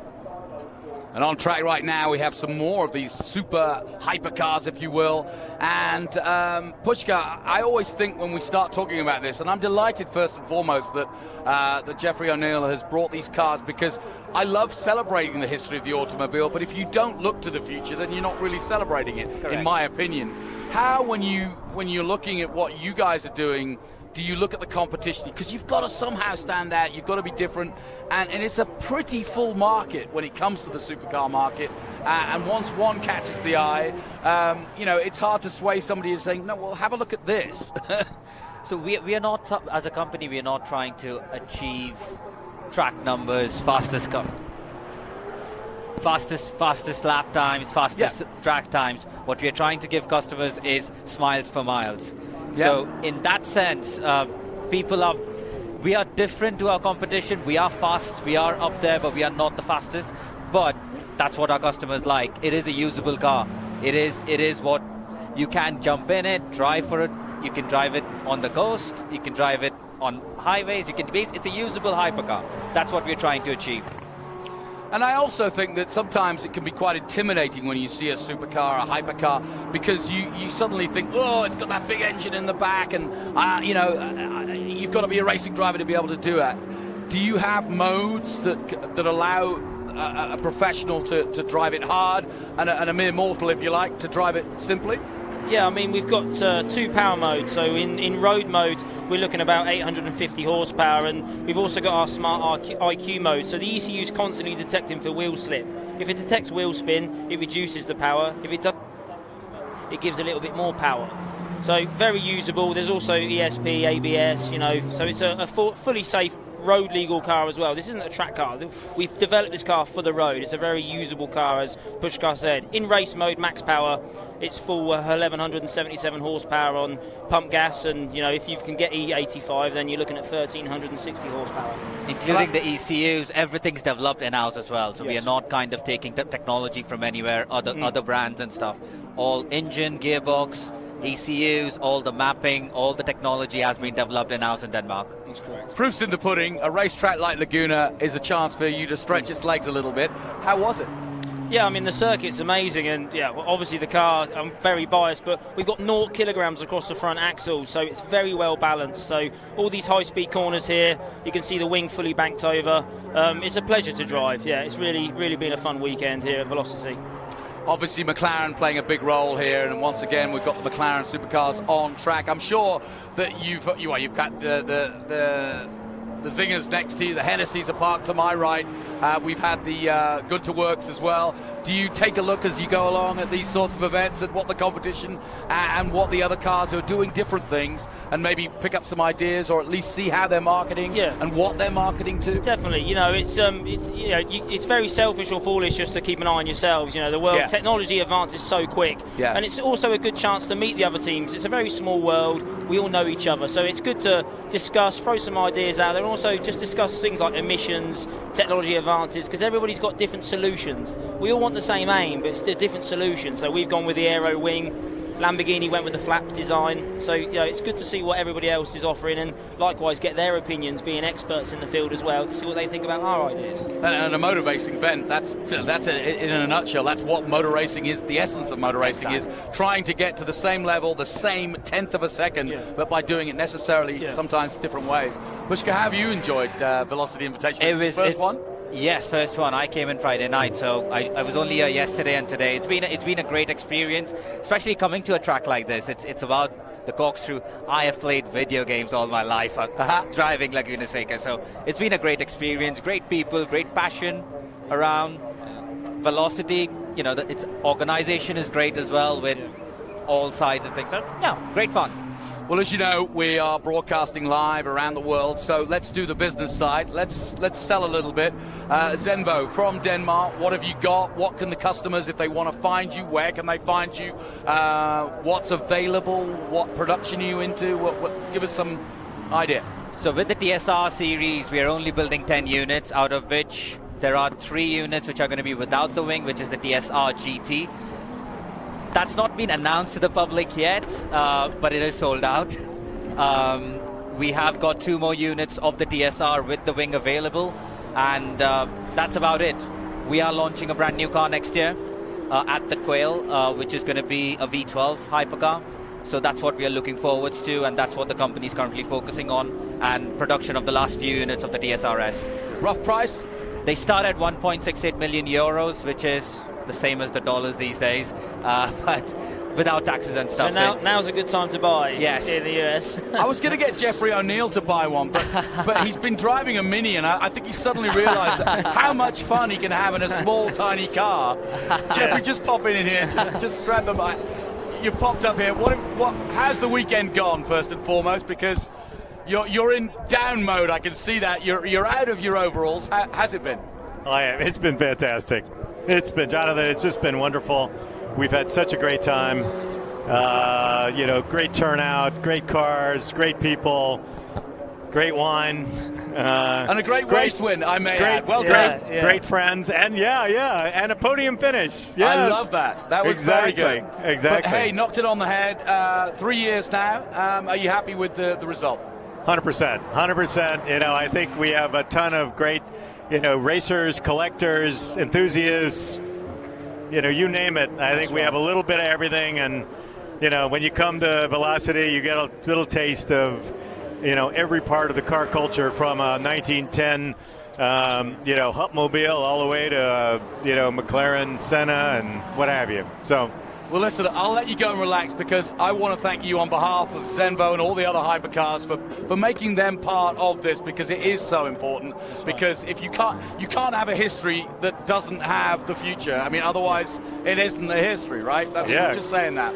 That's right, and thank you guys. That's what's making it happen. So we love having you guys here. Yeah, the cars it's been a pleasure. The cars are stunning. So really, really cool.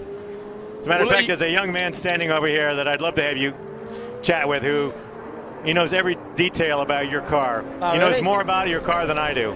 Bring him in. Bring him in. We'd love to have him. Let's go. Let's go. That was Jeffrey O'Neill, who has organised the event throughout the weekend.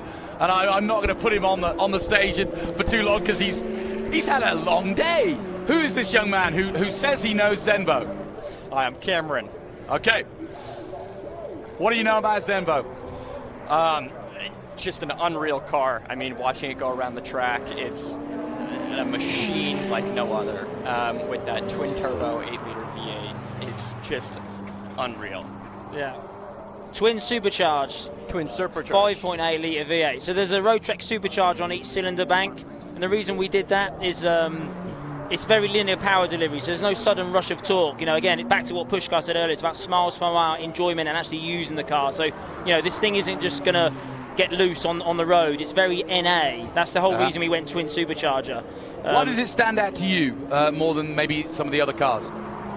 The wing on the back is the thing that stands out the most. The fact that it is able to completely readjust its angle based off its turning is just unreal. That's next level, isn't it? It really is. Are you going to buy one? I think it's in the future. Yeah. Yeah, it's a tough car to buy, and now I know the number of units that you're talking. We are really talking about a very, very elite number of people who could potentially buy one, and to see one on the street would be quite. The good thing is about how customized they are. You know, there is not two vehicles the same. You know, when the client comes to spec his car, every single panel can be different. You know, so that we're offering what the big boys can't do. You know, you're buying into the family. You are part of the family. You know. We do remote servicing anywhere in the world. You know, we can fly to you. You know, the possibilities really are endless when it comes to Zenvo. Pushkar mentioned about the 2 new vehicles being launched next year at the Quail. These are going to be 100 units. You know, so we are really having an expansion now. You know, Zenvo's here. We're showing everyone we're here to stay. We're a real brand, real manufacturer, and it's really exciting. You know, the next few years are going to be really big for us. And Cameron, last question to you. How's your experience been this weekend? Have you enjoyed it? Oh, just unreal. I mean, the cars that have been here, the excitement on the track. I mean, watching that Ferrari GTO go around was just unreal. It's just something you just never see. That's right. Yeah. I mean, what's the price of that thing? So I heard 70 million or something. 70 million, yeah. Yeah, I think I overtook him actually, and I was like, "Whoa, steady!" Yeah. We're watching another display of fantastic McLarens out on track at the moment, and in a moment we're also going to turn back to the Minis and the Mustangs to finish it all off. But thanks for coming in. Yeah, thank you so much for having me. I'm glad you're an absolute devotee to the Zenvo, and that Jeffrey was able to point that out, because I'm sure these guys are pleased to hear that. Yeah. Well, great. Thank you so much. Push could jump back in there and we'll finish it off. But I guess my next question is that open-ended question of what next? Where do you want to be? What do you want to do? What innovations do you want to pull off? You just mentioned the sort of bespoke nature of the cars. Everything's different. But where next? Where do you want to see yourselves? I think as I said, with the new product, that's why we are promoting ourselves so much. We are at all events in the US this year. It's mainly, the main concentration is the new product, higher production, but still stay quite low. So when I say higher production, we are not talking 1,000 units a year. We're talking about 25 to 30 units a year from 5, which we are currently doing. So that's where we want to lead up to. We will have many more products at a cheaper price range, but that's still 5 years down the line. I'd like to talk about our new engine, if that's possible. Go for it. It's a partnership with Marley. Everybody knows Marley, so very big brand.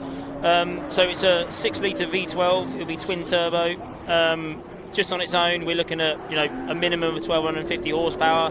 Then plus the hybrid. It'll be a Euro 7 approved engine, and probably in a road car the most tech advanced V12 that's ever been. That's really impressive. Yeah.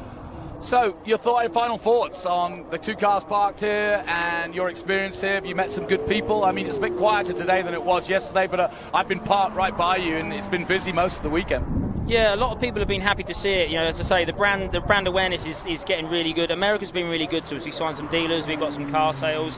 So as I say, that expansion is really happening though. We're going to be quadrupling the workforce in the next couple of years, probably in the next year, because we really are. We've got some good targets.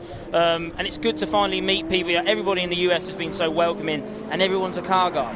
Yeah. So you get they have the same enthusiasm. It's nice to speak to people that you're not selling anymore. Exactly. It sells itself. Actually, yeah, you're right. It's really good to be here this weekend, and the range of vehicles, even on a personal level, I've had a great time. Good. That's kind of where I was going. Push to say for you. Likewise, yeah. I know you were on Friday night, but. On a personal level, it's just been a great experience. We've done a lot of events this year in the States. This is probably our last one this year, and we can't wait to come back next year. Awesome. Well, thanks for both of you coming up here. Keep those cars safe. Drive them home carefully if that's what you're doing. We'll carry on. We've got one more big race to come, but I won't put you through Minis and Mustangs. That's not your thing. It was a great race last night. I watched it. It's absolutely buzzing for it. Yeah. I've got some of the guys from Mini coming in to join me for it, so we'll all enjoy it together. But thanks for coming in. Best of luck to Zenvo. Appreciate you coming in. Thank you. Thanks again. We'll come and find you next time at Quail We'll see you or back soon. here. Thank you. All right. Cheers, guys.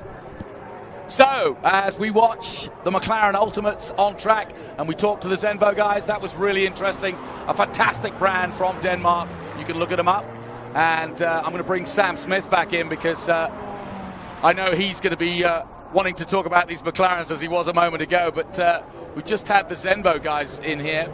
And Sam, we haven't had a real chance to talk about the McLarens on track right now, but again, more supercars, a different aspect, completely different than what we were talking about a moment ago. We've just been talking to the Zenvo guys that are part right here, but it's an all aspect part of the racing here. Cars as they build them now is that they're typically British, right? Which means a lot of torque, a lot of compliance. They're very easy to drive quickly, but more than anything else, and more than so many of the other supercar and hypercar manufacturers, they believe that the cars should be entertaining at 5 miles an hour, at 30 miles an hour, at 50 miles an hour, which means when you drive them on the road, they have lively steering feel. There is a small degree of body roll. The cars move and shift their weight in a way that just feels real, and it's engaging, and there are, like I said, I worked at car magazines for almost... I was going to say, I hadn't introduced our audience to what you actually do. I just said, here's the journalist Sam Smith. I mean, you're either overly famous or I should have introduced you properly. What is your background? What are you doing at the moment? Well, first off, all journalists are interchangeable. We're all we plug and play. None of us are interesting. That is true. No, just for a bit of background, I spent about 8 years at Road and Track. I was executive editor there and then editor at large. Yeah, I was responsible for a lot of the magazine's track testing of race cars, road cars, that sort of thing. And before that was at a number of different magazines, Car and Driver, Automobile Magazine. I had a column in the UK's Car, actually, for about 3-4 years.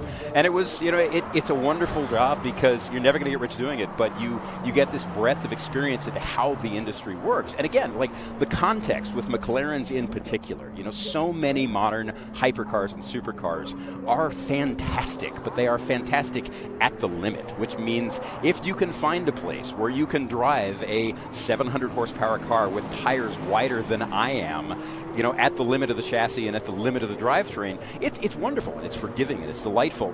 But road cars don't see that often, and McLarens just have this delicacy about them and this kind of human feel to the chassis and to the steering and to the way they talk to you. It's a neat thing, and you can tell that they come from someplace. They feel like they are of a people, which in the modern car era is actually pretty rare. I mentioned this earlier about how Ron Dennis took a leap of faith in many ways and turned the Woking company into a supercar producer as well as a Formula One specialist. And I think that was part of his legacy in many ways, that he pulled it off, because it is special. They have made it. They do race at the highest levels. They have won Le Mans, and they are producing a British supercar, which I thought as a little boy would kind of never happen. And they are, right? And what's great about it is that, in a lot of ways they use many of the same components across the line. Their tub and their cell, the monocell they call it, the drivetrain that they use, so much of it is tweaked and tuned in different ways for different purposes in the cars. And what that means is that you can get into one particular model that has been dialed for track use, and it can be aggressive and it can require a lot of attention at the limit and a lot of cojones, as it were, right? Yeah. To get the most out of the car. And then you have their more road-oriented things that are built from a lot of the same components, but have just a simple totally different stack of choices made, and those choices make the cars feel massively different. And it's what you're getting when you end up with a legacy manufacturer that has a history of knowing how to do this. You get choices that were made intelligently. And that's not to say there's anything wrong with many of the small hypercar manufacturers that are popping up, but there is something to having done one thing for so long and being intimately familiar with how you want cars to feel and how things have felt in the past. It matters. Yeah, and only McLaren could manage to put their logo as part of the design. that shows some attention to detail like no other. Unbelievable. Yeah, I've been saying all weekend that I think Bruce McLaren will be fairly happy that he set this up all those years ago. It's such a neat company, and it's such a neat company when you think about where it came from, right? Yeah, the fact that one man basically spawned all of it, and then when he passed, there are tales of everybody going back to the factory and showing up the next day after, because he perished in a crash, and everyone showed up the next car. It was a Goodwood, correct? Yes. So everyone shows up the next day, and I've met a couple of the gentlemen who were there, and they talk about walking in, and there was this kind of feel of, well, what do we do? And the answer was, well, you carry on. You carry on, and you show back up, and you do it. And the person who was managing director at the time walked in and basically told all of them, all right, lads, you can go home. We should really take a break. He's gone. We need some time to process this. And they all kind of looked around and went, well, no, that's not what we do here. And they stayed, and they just kept going. And it's such a neat story because it is so innately English and just such you get in some of the modern cars. A P1 has a connection to an F1 GTR or an F1, and there are elements of feel. I've driven them both. There are elements of feel that they have in common. It's remarkable, and that it sounds like smoke, but it's not. No, and thank you, Sam. And we're going to talk some more because right now, something completely different again, because we finish off the day in a wonderful way, because this is David and Goliath, and this is Mustang versus Mini, and this is Taylor. Over to you. Oh, hi, yes, I'm down here with our, Ford Shelby driver. We've got Gilbert Hakeem down here. We were just chatting a little bit earlier. You gave it everything yesterday. We're coming up. You're in the front of the pack, but you just talked a little bit about your tires. Tell me your plan. Well, I think I might have given it a little too much yesterday because my tires are pretty much used up, but we'll do the best we can. I'm going to try to hang, I'm not going to go 100% until maybe about halfway through, and then we'll pick up the pace a little bit. And who are you rooting for? Mustangs or Minis? Oh, let me think. I think for this one right here. This one right here. It is at the front. And of course, if we go down the way a little bit, there is my man. This is the guy I want to talk to as well. In the 177 Mini, he's revving up the engine. But I want to talk to Dennis here. Dennis, yesterday at the end of that race, it was practically a drag race. I was cheering for you all the way to the end. What happened? Well, it's just the horsepower difference is just you can't beat that. But we'll see what we can do today. We'll try to get ahead of them ahead of time and have a few more laps to do it. So I love it. And what parts of the track do you like? Where do you think that you perform the best in your Mini? Oh, well, any of the corners in particular, for sure. I mean, the straightaways are our weakness. There's no doubt. These Mustangs are laying down rubber for 200 feet out of the corner. So hopefully we can get them with the tire degradation. So, but it should be fun. It's going to have a lot of fun. And this is a family affair. Yeah, this is my father driving now. And we've been doing this for eons, forever. So I love it. That's what it's all about. Celebrating motorsports, keeping it in the family, and keeping that legacy going. Yep, for sure. All right, well, I can't wait to see what you guys have for the Mustangs today. Best of luck out there. Thank you. All right, let's keep moving down the line. Driver number 86. Frank, I saw you out there too, giving it everything. Oh, where are we? Oh, Frank, come here. Well, both of you guys. So you're starting off on the race, and you're finishing the race. Yep. Do you like starting better? Do you think that gives you a better advantage? What? I can't hear her. Starting the race. Oh, yeah. My name is Sean DeLune. I'm starting the race. Yeah. Looking forward to it. Looking forward to it. And taking it home, do you think it's a little bit more pressure at the end of the race, no matter where he is in the pack? You kind of got to pick it up and go for it, right? Yeah, it gets tough because the hot tires are warm and it's just starting to slide around. So we'll catch them. That's what I like to hear. So you've got a little bit more difficult job right there at the end. Absolutely. All right, well, it comes all down to talent, and we are Team Mustang. Thank you. Team Mustang. All right, let's keep it going. Oh, excuse me, sorry. Down the way, another Mustang. Oh, we've got a little bit of quiet air. How's it going today? Fantastic. Yes. You ready for the race today? Ready as I'm going to get. Ready as you're going to get. Laguna Seca, talk to me about the track. Oh, it's my favorite track. Been coming here for 20 some odd years. It's just the best track in the States. The best track in the States. That's what we like to hear. And what do you have for the minis today? You ready? Like I said, I'm as ready as I'm going to get. Ready as you're going to get. I'm going to give it a gallant effort. All right, we'll have a great race out there. Let's head on down some more. Another mini. This is who I want to talk to. All right, you look prepared. You look ready. Are you starting the race today, and are you ready for Mustangs? Always ready for the Mustangs. Yeah, totally. No, it's going to be a great race. It's really fun. The parity between the cars is awesome. It's just going to be a fun race. And the sun is out. I know yesterday we had a little bit of that fog cover. It was a little bit dark. Today we've got a nice bright sunshine out there. Does that affect your tires or how you run on the track? Not really. It's still cool, right? The track temperatures probably aren't more than 5 degrees higher is my guess.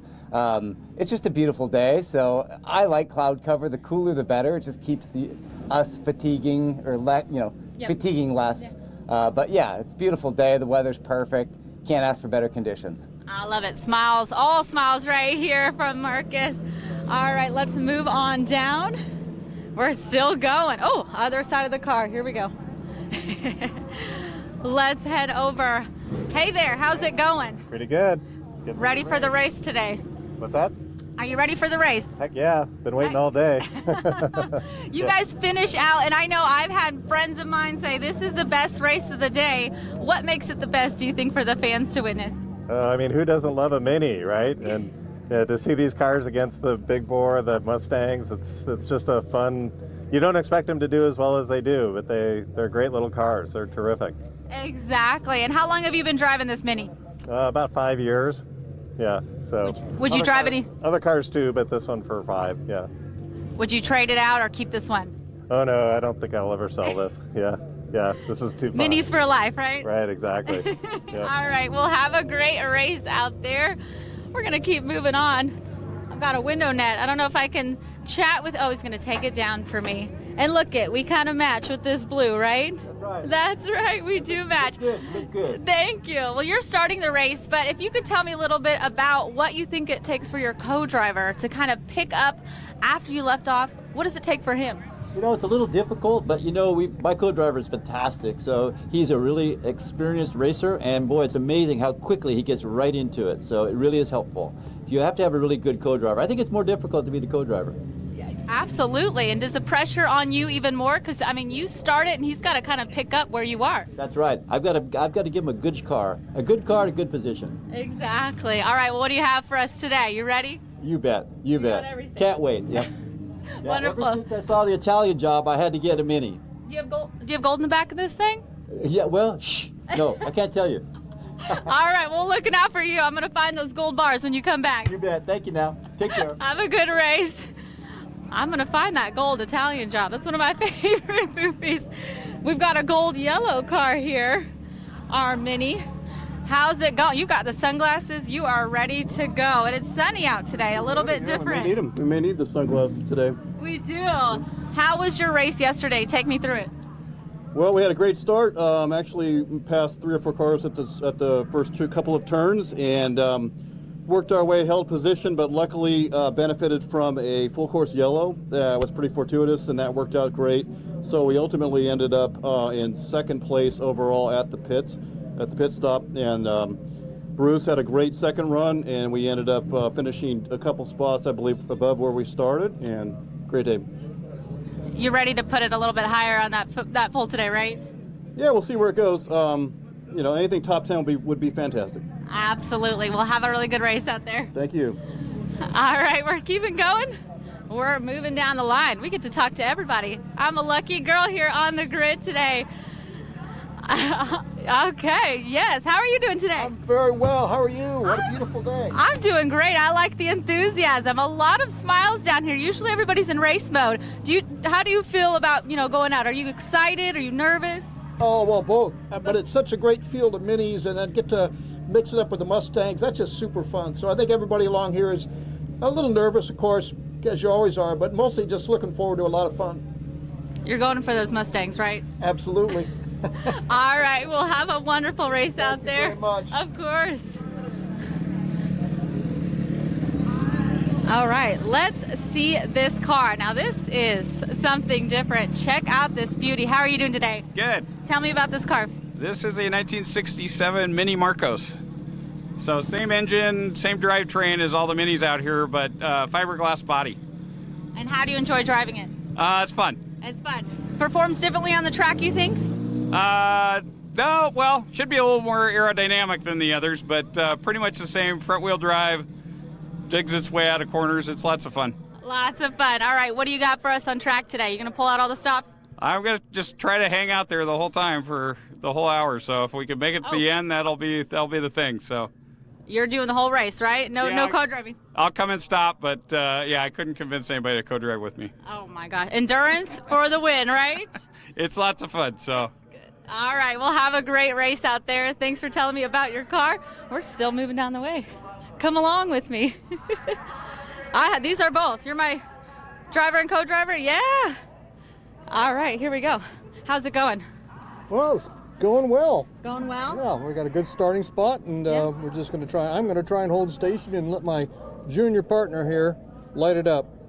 Are you ready for the second half? Yeah, we'll see what happens. I think we got a good shot at moving up the field. Everything looks like it should go okay. Are you putting the pressure on him right now, saying you better have me up in those spots when I jump in, right? Yeah, I'm trying to, mess with his head as much as I can.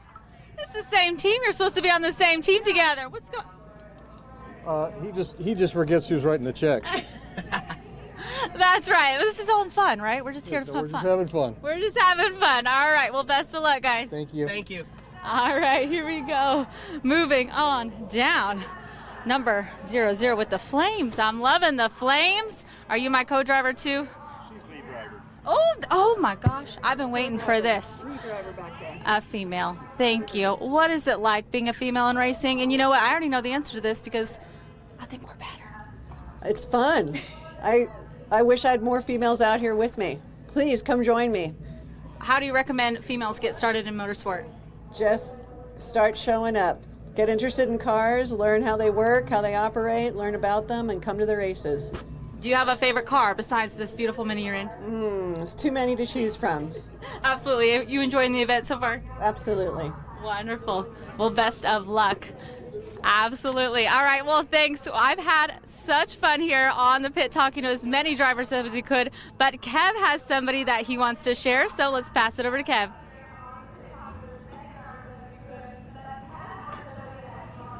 Lovely, thanks Taylor. I'm at the bottom end of the grid here, catching up with a car that I was announcing yesterday. 111, Mike Bocciato. Mike, great to see you here once again, back of the grid. You were racing really well yesterday. You're very calm in the car at the moment. How are you feeling? You ready to go? I'm feeling good, starting in the back, but it's a long race, and take my time, and we'll weed them one by one.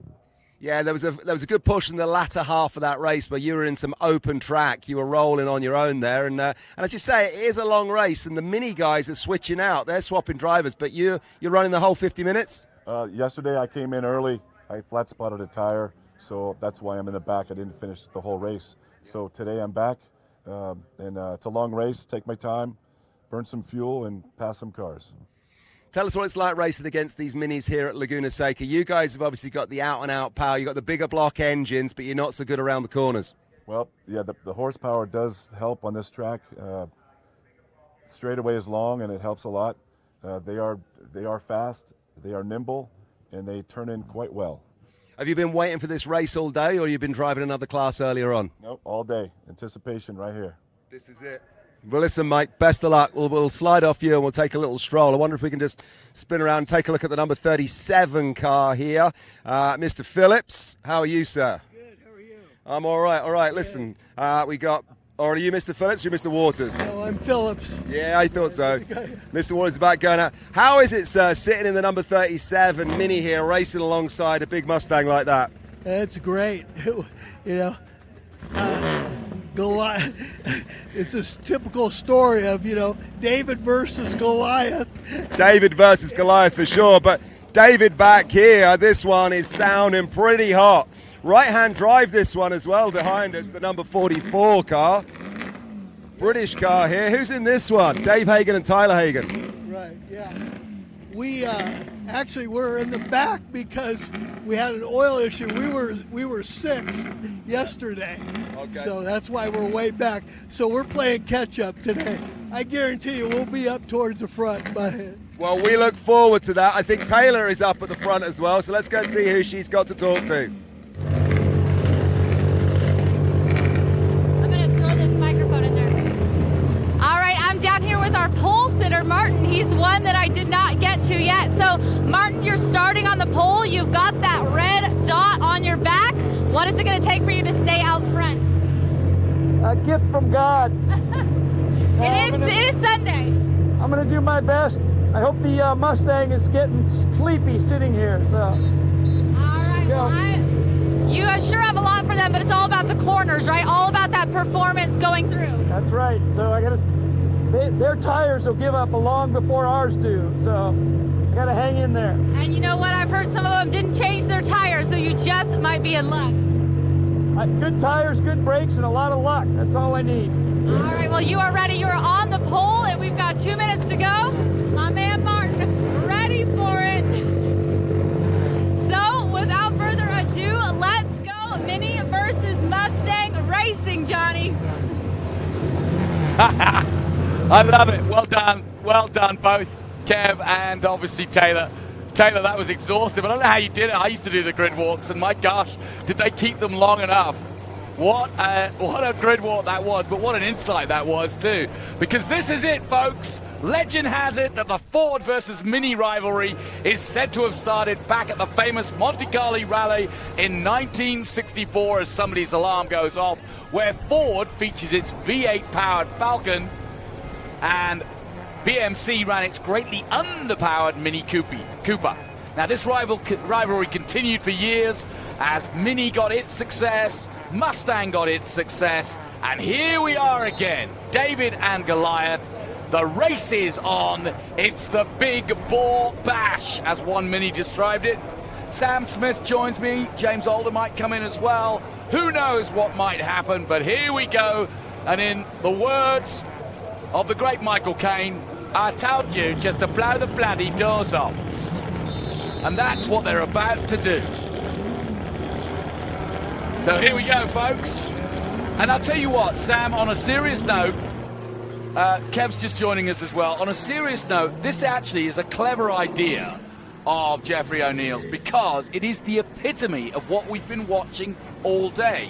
Because the physics of this, and I mean big bore versus small displacement, small European cars against the big American muscle cars, is almost the essence of the day.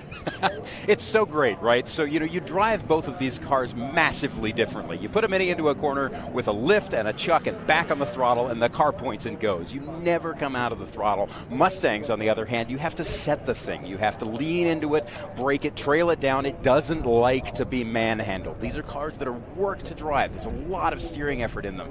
Big, heavy gearboxes and a lot of torque and a lot of power that they can't always use. It was great watching yesterday. We'd see the cars come off of turn 11, and they had closed up into a tight pack, but going down the front straight, some of the Minis would pop out and get a 3 to 4 mile an hour run on the Mustangs, which is a lot, and pop out to try and pass, and then the Mustangs would just get a run and just go, because they've got the motor, they've got top speed, but again, the Minis close it back up under braking, they close it up on entry. Everything that the Mustang does well, the Mini doesn't, but everything that the Mini does well, the Mustang doesn't, which means that the field is constantly changing. The battle yesterday evening as the sun was setting, was those two cars at the front, one Mini and one Mustang, and they traded constantly, and they were never more than a car length apart. And if you waited, if you sneezed, the order changed. It was great. Kev, you've had so much fun this weekend. By the way, I've got to say, I'm going to replay that Pathé Ragtime Racers. That was brilliant. And I say, mean that. James Harrison the First reporting from If you Western missed Australia. it, wind back, go back on Facebook or YouTube. Have a look at Kev Harris in his absolute element. I was trying to be a Pathé newsreel Englishman from back in the day, and I went a little bit Terry Thomas as well. So it was perfect. It was a mix-up. But it was really exciting. What was also really exciting, listening to you there, Sam, as well, what you were talking about, how to drive the Minis. Earlier on, I chatted to the drivers from Car 62, Martin Lauber and Andrew Waite, and Andrew in particular was exactly describing what you just said about how to turn in, let the chassis do the braking, and then just dab the brake a little bit, feather it, see how much you need to use it, and then lift, and then you go again. And that's exactly what he was saying. And those two guys, Car 62, they won the race yesterday, and they're running the same order today. Martin first in the first session, Andrew in the second session. And I'm looking forward to seeing what they can do. But also 177, Don Racine and Dennis Racine. And one thing I learned, Johnny, and I don't know whether you know this as well, Sam, Don Racine is actually responsible for all of the Minis. Oh, right. The cars themselves are not actually owned by all of the guys that you see here. Don actually owns most of them. The guys are running other classes during the weekend, but then they get on the phone to Don and say, Don, can we actually rent one of your Minis for the weekend so we can run the Mini versus Mustang race as well? In the case of Martin Lauber, I think he's in a Group 5 Porsche car, but he's doing this as a little bit of extra fun on the weekend, so it was great to learn that. That's a good story, because I did not know that. No. That's something that I hadn't really thought about. I had no idea. One of the other great things about Don is that, in U.S. mini circles, he's something of a celebrity. He must be. He helped start a company called Mini Mania that was essentially the largest parts supplier in the country, and he's been racing minis for longer than I've been alive, and I'm not a young person, but he's really, really quick in the car. But you watch him, and it's great. So Jeff was kind enough to run a preview day for media last year at Thunder Hill that I got to visit, and he had a couple of cars out that were coming from last year's Velocity Invitational, and one of them was Don in that Mini, and I got a chance to drive it, and it was so well set up. But it was interesting because when you overwork the car, remember, these are front drive cars. A Mustang's a rear drive car, and the thing about a front drive car, and the lighter and the simpler it is, the more critical it is. But in a front drive car, the front tires have to do everything. They turn, they stop, they accelerate. They can't do any of that all at once, which means the Mini, just as a Mustang, when you put it into a corner and you give it the wrong thing, it will tell you you've done the wrong thing. That's exactly it. A Mini will tell you the same thing. The steering gets heavier, it slows down. If you oversteer it or overdrive it, it gets slower. It doesn't get violent, but it slaps you on the back and says, hey, pay more attention. But the best thing there is that, these are, because the front tires are pulling the car through the corner, the rears are basically along for the ride, which means the moment you come out of the throttle, they go sideways, and the moment you get back into it, they drag themselves back in line. It's a hoot to watch, and they're so much fun to drive. I'm actually supposed to be in this race, but our car broke. Sam. And on that note, here we go. Here we go. Minis, Mustangs, magnificent men and women in their flying machines. Away they go into the Andretti for the first time, and it is Mustang, no surprise, that picks up the lead ahead of 3 Minis, now 5 Minis, could be 6, and then finally the 86 Mustang has come to play as we dive into turn 3. Here we go, side by side. Watch that Mustang go. American muscle. Cheer him if you want. But watch that all-orange Mini under braking come back at you. So anything you can do, I can do better. So look at that. The gap between the Mustang and the Mini opens up in the straight. The Mini got a great run. It closes again under braking. They put the cars into the corner. It goes in and out as the cars do what they do well. Because it's constantly changing. There is nothing boring about this race. And any part of the grid you look at, there will be a battle. Well, I can tell you a story. Gilbert Hakim, who's leading the race at the moment, came over to me earlier today, and he's in that 66 Ford Shelby leading the way, and he goes, don't forget to mention my Shelby. He goes, and how much fun are we having out there? He said, look at this. Look at the inside. Go, go, go, go. Oh. Wheel to wheel, around the outside, around the inside next, into Rainey. What an overtake. Fantastic stuff. Well, that's my man Martin Lauber in the 62 car there, running with Andrew Waite, and he's been out already today in a vintage Porsche, so he knows this track and he knows top speed, and it shows. Look at the gap he's breaking. That's awesome. That Mini right now. Boy. That's a fine piece of driving, right? We're talking about a 4-cylinder car and an 8-cylinder car. He's using every last bit of power that thing has. I thought he just dropped it into neutral as he dropped off the corkscrew. The other thing that he's doing as well is using every inch of the racetrack, and you'll know this, Sam, and they tell it to anyone who races karts as well. And again, from my chat with Andrew, use all of the racetrack. Don't dump your speed by pulling it in too early. Yeah. Wow, look at this. This is so good. They are having so much fun in these opening laps, and we're only, 2 minutes, 10 seconds into it. 50 minutes to go. So, oh, Sam, boy. how did you avoid this mayhem and manage to get the short straw and have to talk about it? Why aren't you out there? Well, so Velocity, the people who run Velocity were kind enough to have me in and invite me to drive one of the minis. They put me with a lovely gentleman named Andrew Fox. He's actually a Brit. He's, everybody calls him Foxy. But he bought the car earlier this year, had Don Racine actually build a motor for it, and tested it, and everything went fine. And he went on Friday and practice, and the practice is an hour long, and there's a driver change in the middle. So I got all kitted up. I got my helmet, I got my Hans device, I went and stood on the wall, saw Foxy go around once, twice, 3, 4 times, and then I didn't come back around. He was sitting by the side of the track. They dragged him in on the hook, looked at it, had an electrical problem, dealt with it. And then yesterday, the exact same thing. He started again. Oh!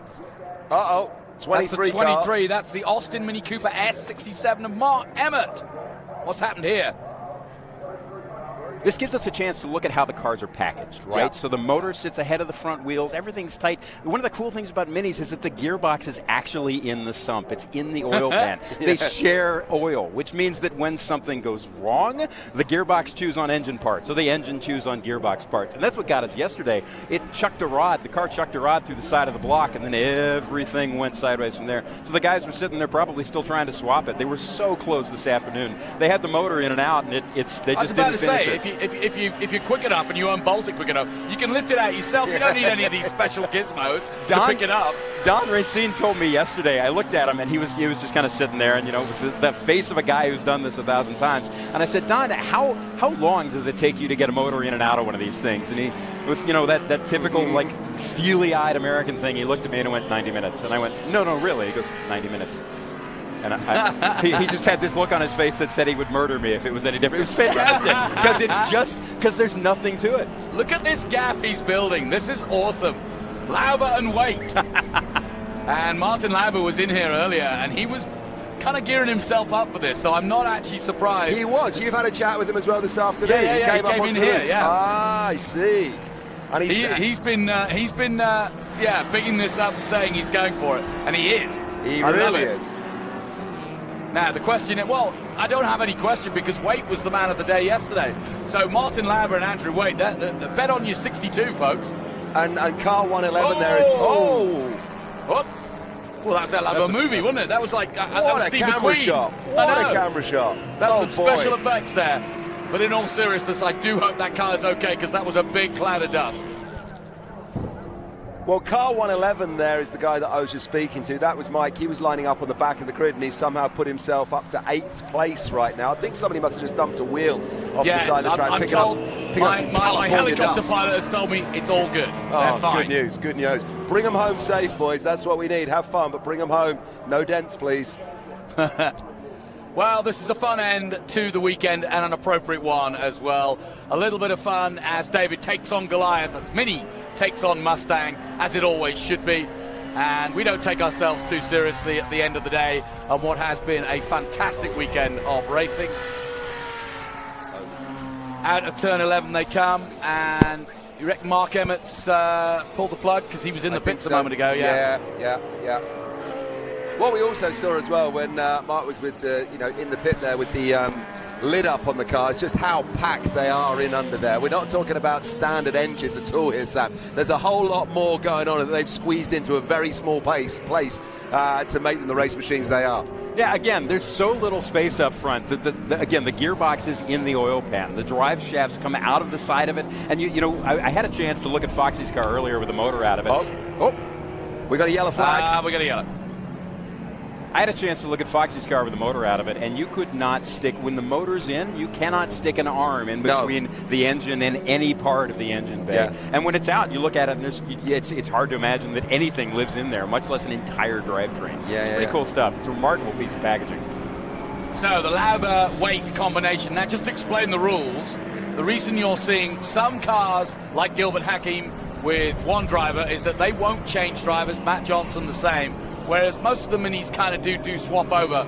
And the way the 50-minute races run is that you have to take a pit stop in order to do that change, and you have to do it 15 minutes within a gap 15 minutes before the end of the race. So the least you can do with the second driver is 15 minutes to make it, you know, that you've actually used both drivers.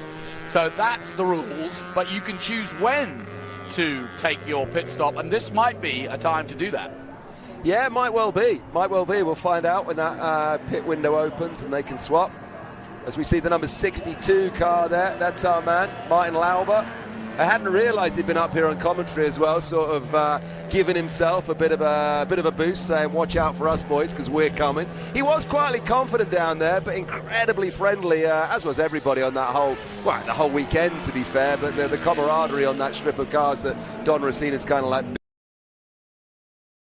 together and hanging out on that row, it was quite something. But yeah, they were quietly confident, were Martin and Andrew, when I chatted to them earlier. They didn't want to say too much, but you know, great thing was as well, they had a lot of family and friends watching them and listening. They really enjoyed. Andrew said to me that he was loving our Michael Caine impressions, wasn't he? Our bloody Michael Caine impressions, right. Right. Where the bloody hell's the goal? I've just been told the pit lane is open. Great news. Okay, so we can start. I mean, we're only 9 minutes into this. Yeah. We're under the pace car. Yeah. So everything slows down. Go ahead. I was going to say, one of the things to remember about the pit stops with this is that to equalize everything, these aren't rushed stops. The cars aren't getting fuel. They're not getting tires. They come in. There's a minimum 5-minute window between the end of the straight and the other end of the straight, the pit straight, where you come in, you have to spend 5 minutes in there before exit. You do know why that is? Oh, tell me. Well, because when you've got your flask, it takes 3 minutes to boil the kettle, 2 minutes to brew the tea, and then you have to screw the top on the flask. That's 5 minutes. Everything with the English comes down to tea, doesn't it? It's always tea. It's always tea. Absolutely. Why don't people understand this? I have no clue, sir, because I haven't had a decent cup all weekend. I know. No one's offered me one. Frightful. Frightful, old man. What's so difficult about it? It's just leaves in a cup. Why do you get picky about it? You pull some leaves in the water. How about this? I mean, this is such a salubrious situation. How about we get Yorkshire Gold tea bags to sponsor a vendor here? That would be tea, afternoon tea at the Velocity. See how I did that? At the Velocity. I'm very impressed. At the Velocity. Oh, I'm all over that. I'm all over that. Tea and scones, afternoon tea. Scones, we can have. Nice sandwiches, kinds of triangles. I know my friend Roger would like Marmite with his scones. Well, that's a whole other thing. It should just be simply cream and jam. Exactly. What I love about the two of you is that it's so completely obvious you're from Kansas. You know, it just comes through in everything you say. Exactly. Yes, clearly. What part of Canvas are you from? I have no clue.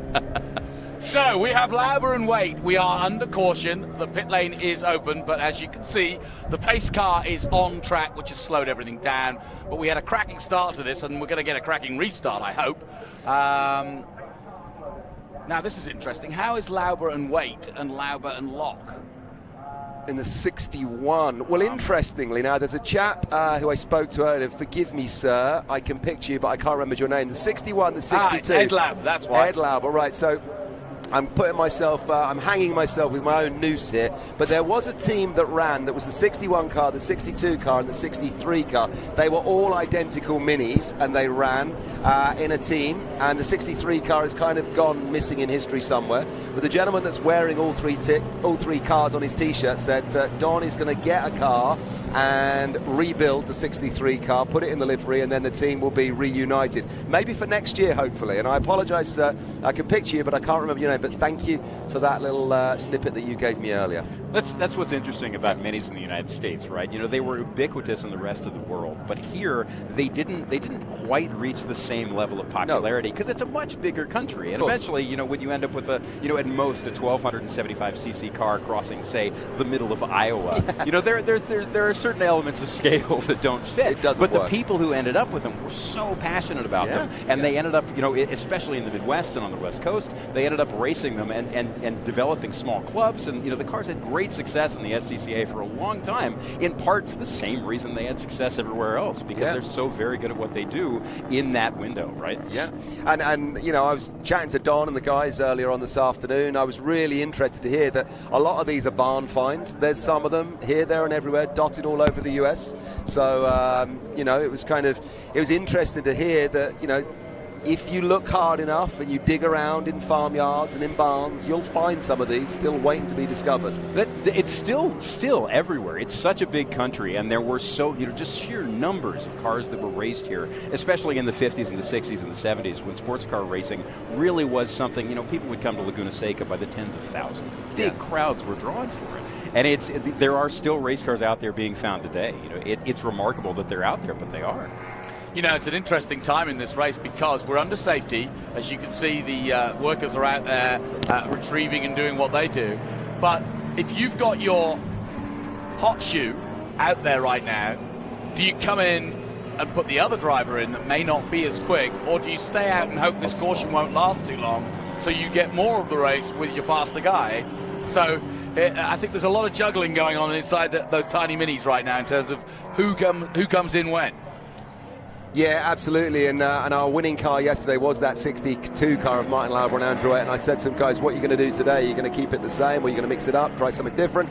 And they said, no, we think we're just going to keep it as is. We know what we're doing. We're going to switch it up, and we're going to keep it the same. We're not going to switch it up, rather. And that's what they're doing. It seems to be working for them. Yeah, so here we go, look at this. Mike Kimball's in, but Mike Kimball, as far as I can see, is on his own. I'll check. Yeah, and being given some telemetry or data from an iPhone there. Someone's got some sort of app that's tracking that car. I think they're just booking dinner, to be fair. Mike Kimball. Wendy Epstein is in the car right now. Mike Kimball will replace. Gotcha. Now, listen, we're under this safety car, and it's not what we want to see, because we want to see racing, but the good news for us is when they do restart it, as you said, Sam, they're all bunched up again. We're almost going to get a restart and a bit more excitement with them close together. Yeah, the helicopter cam's great in particular, just because I was watching earlier, and you could see the Mustangs leaving the corner, some of them just a little bit sideways, and the Minis were taking a tighter line, a longer apex. You really can't see how the cars are driven differently, and it varies not just from car to car, but driver to driver in style. Yeah. And we've got a good field of cars here this weekend. Chatting to Don earlier, he said he's got a good number of them here, and it's only going to build, because I think this thing is going to grow. As the Velocity Invitational grows, this will grow, and more minis here this year than we've had previously last year, and we'll probably see the same next year. Yeah, it was nice, and it's cool, too, how prepared Don came. I had a chance to speak into his trailer earlier today, and there were just motors stacked up, tied up against the wall. Yeah, he brought them, because, again, when you can change one in 90 minutes, you throw one in the car. And the guy knows what he's doing. He's so good at what he does. He really does, and interesting as well, coming back to that point that, he owns most of these cars and effectively rents them out to the guys that are driving them. He's responsible. He's got a sort of production line of preparing them, so they all kind of turn up there or thereabouts. They're fairly well stocked, basically, and then they get given to the guys, and the guys obviously sort of look after them for the weekend, but it's a level playing field. Yeah, and I had a chance earlier to look under most of the cars in the lineup, because, again, had a lot of spare time because our car was broken, and most of them are wearing, about 90% of them have the same suspension setup, they're wearing the same arms, same shocks, same everything all down the line, which means it really does come down to the driver. Yeah. I'll bore you with a stat. You were mentioning Andrew Fox. This car, this Austin Cooper that you were supposed to be in, right, competed in the Midwest in SCCA events in 1973, racing Nelson Ledger's Indianapolis Raceway and Grattan National. Yes, I have actually been to Grattan. I've been to Nelson. These are grassroots tracks in the middle of the country. And one of the things Foxy told me about that car is that it actually started out life as a drag racing car. No way! Guy bought it, took it to drag strips, cleaned up, and that's where the nickname that's on the side of it is. In gold lettering, someone painted Wonder Box because nobody understood why it was winning, but it did. That is awesome. Well, we're under safety. We've got 34 minutes to go, but it should be a half hour of hilarity. It should be, and I've just seen the number 62 car go past our camera shot, and my senior moment, my brain has flashed into action. The gentleman who I was mentioning, whose name I forgot, for the 61, 62, 63 car that used to run as a team, his name is on the side of that 62 car. So if we get a close enough shot, just above the number 62 is the name of the man that I spoke to earlier, because I do want to give him some court time. And if there's anybody else near the commentary booth who knows it straight away, and say, Kev, come on, it's that guy. Come and tell me, in case we don't see his name. The 62 is driven by Andrew Waite at the moment, isn't it? Yeah, that's right, yeah. But the original owner who ran it in a team was 61, 62, 63. His name is on the car above the number 62. He's not driving it here today. He's driving another one. Let me have a look at this list. Johnny, I'm going to glance at this list. I might remind myself. I'll tell you what, I'm going to bring a driver in. Let's get a driver in. A real driver. And with a British flag, no less. Come on. Shannon's popping in. Hang on, where do I get one of these shirts, first and foremost, Shannon? I got this on eBay. That's awesome. That's a British flag with a Cooper S logo. Get down, get down in indeed. the shape of the UK. Of course. So welcome aboard. Why on earth are you not out there? A little bit of car, wasn't prepped enough and ran out of time.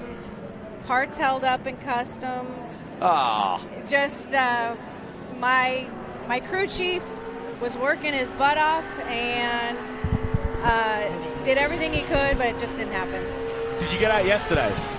No, we didn't get the car here at all.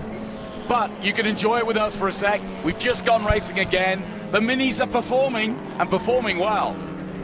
Yes, they are. That first lap was amazing.